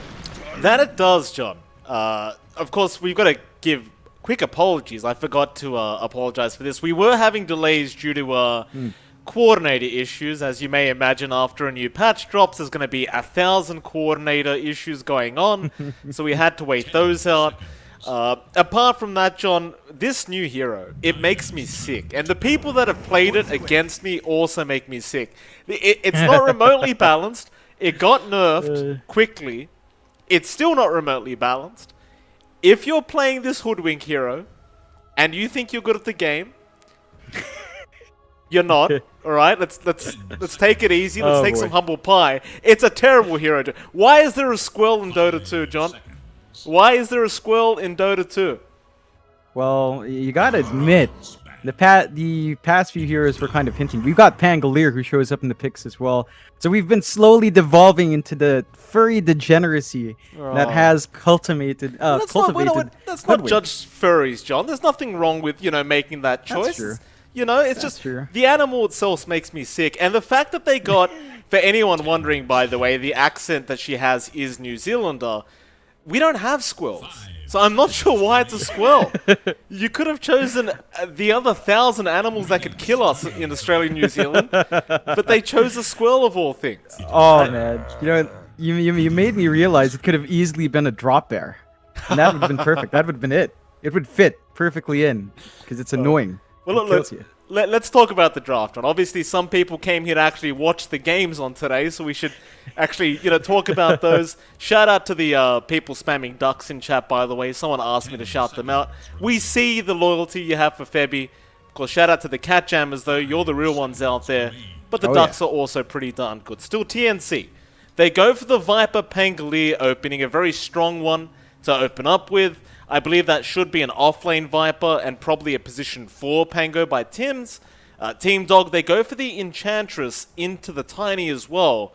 Which is fairly interesting because obviously the Enchantress is very lane dominant. Kind of useless after that, but before that point in the lane, she generally just wins you the lane outright. And of course the Tiny, it's just Tiny. It's always going to be kind of strong. And now it has Craggy Coat back, so we're back to Dota 1 we go. Yeah, it's an interesting shard, and all those shards that go back to these older skills are rather funny. Tiny in particular.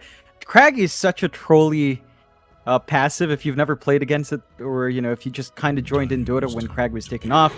You're lucky. Craggy is something to behold. Still, solid opening for Team Dog. Lane dominant, as you mentioned. Probably looking to lock in their supports, so these are more than likely the 4-5. You've got flexibility with perhaps running core inch off, which I believe we've seen in South America specifically. We could see Tiny mid, although picking up the Abed here doesn't tend to be what Team Dog does, but options are there. TNC, for their part, picking up the Undying now as well, so potentially seeing a Pangolier Undying support duo come true. Of course, Undying did get some adjustments to his kit, some minor mana adjustments and some minor adjustments to his laning, but overall it's still a solid hero. You've got great impact still with your Soul Rip. You're still going to be able to keep people alive. Issue here for TNC is this draft can run at you, but it does not have any solid lockdown, so we only really have Rolling Thunder so far to keep heroes in their place. That could be an issue down the line if their other picks don't rectify this. Compare that to what Team Dog has. They've got Enchantress with her creeps. Maybe you pick up a Centaur, maybe a Golem for control. She's got a good slow on top of that. Tiny has Avalanche Toss. So a little bit more control there from Team Dog, and maybe a bit easier to build off on. TNC, with this kind of opening, are looking to just run at you. Straight off the bat, they need to dominate their lanes. They need to win out their matchups. And if they don't, it can fall a bit flat if they fall too far behind. Well, there's the Morphling coming out now for Team Dog, and I suppose some things just never change, John. The Morphling's still a very potent kind of carry to have in the current meta, and Team Dog will happily take it. Of course, very good up against heroes like the Undying as well, because you can get your own Tombstone going. You can even Soul Rip yourself. Even the Decay's kind of nice to have as the Morph. So I do like this pickup here from Team Dog, and just naturally going to add to the team fight that TNC already kind of had with that Tombstone. Now as Team Dog, you can just take it for yourself. And I should preemptively tell people, by the way, that there probably will be a lot of, do I dare say, complaining about some certain changes that were made. There'll be, we will be pointing out very, very balanced things in Dota 2 right now with the new shard system. Very good stuff. Did I tell you, John, I had 8 games yesterday when the patch came out. I won 1 of those 8 games. 7 of those were losses. I had 2 Techies games, both of which were on my team. I had 2 games with the Squirrel on it that we lost somehow. I wasn't playing. And then the rest of the games, I was against Hoodwink. And we lost. It didn't feel good, John. It did not feel good at all. Yeah. Well, I'd have to say, you've fallen prey to the greatest mistake that a lot of us make. You never go into a fresh patch and expect anything good, and that's your fault. I have to say, we've been through this so many times, Mike. you should know better by now. If you want to keep your MMR, don't go in on fresh patches. Stuff happens, man. Stuff happens. All right. Well, the Void Spirit now comes out for TNC, which kind of makes me think now, is it going to be an offlane Viper, right? Because we've seen KP, he really does enjoy playing this offlane Void Spirit quite a bit, and I could see him going down that route. Otherwise, of course, you can throw it to Armel, and he'll take care of it. Either way, very flexible kind of mid and off lane now. And Void Spirit's one of the ones that kind of got a very interesting arcane, oh, excuse me, not arcane, but Aghanim shards. You get the extra portals now when you dissimulate, if I remember correctly. Which kind of makes it so now you have even more mobility, I would argue. As we do see Team Dog go back to the Arbed Storm Spirit, which is going to be very strong for them. And forgive me, John, I don't actually remember what Storm Spirit's shards do now. I haven't had the pleasure of playing against or with it yet. Do you happen to know? Have you got a browser up to check? Yeah, okay. Yeah, he's got the Rave. He's got the Rave, so he can give everyone a charge of Overload, 3 charges of Overload and an AoE around him, last 12 seconds, and it passively gives the Storm Spirit 40 attack speed. So it's a nice pickup. Probably not a rush item unless you really value like 40 attack speed. 3 Overload charges for your entire team is pretty nice though. So I'm not sure if you're going to slot that in immediately at the 20-minute mark as Storm. We tend to see the build-up into Bloodstone, so Kaya Bloodstone. You tend to see maybe an Orchid, maybe Yules, into usually a BKB. If not, if you bypass a BKB, you rush the Ags or something else. So it's a bit tight. Could be possible if you're off to a good start. Could be good to come back as well if your team can back you up. And here you've got Morphling who will benefit from it, Enchantress who can sort of benefit from it. So there are some good options there for that Rave. Not sure if you'd want it. Compare that to Void Spirit you pointed out, the Simulate with the Outer Ring. Much harder to catch that Void Spirit when he does the Simulate out. So it gives you more options for movement there. I'd say overall, the Storm pickup here from Team Dog on top of, the Shards coming into play doesn't have too much control to worry about. Like, what do you have in TNC? You have Remnant from Void Spirit, which isn't the most reliable. And this is a very slippery hero in the Storm. So TNC's got to put extra work in to catch Abed Storm out. Looks like he is very comfy picking it here now. You do see the banouts as well. TNC do take out the Darkseer and the Tide. And Team Dog are taking out more core safe laners. It's the Alk and AM taken out. So it's going to be an interesting way to close out these drafts. Team Dog looking like they still need their off lane here. Yep. And it should be the Ice hero. You know what I'm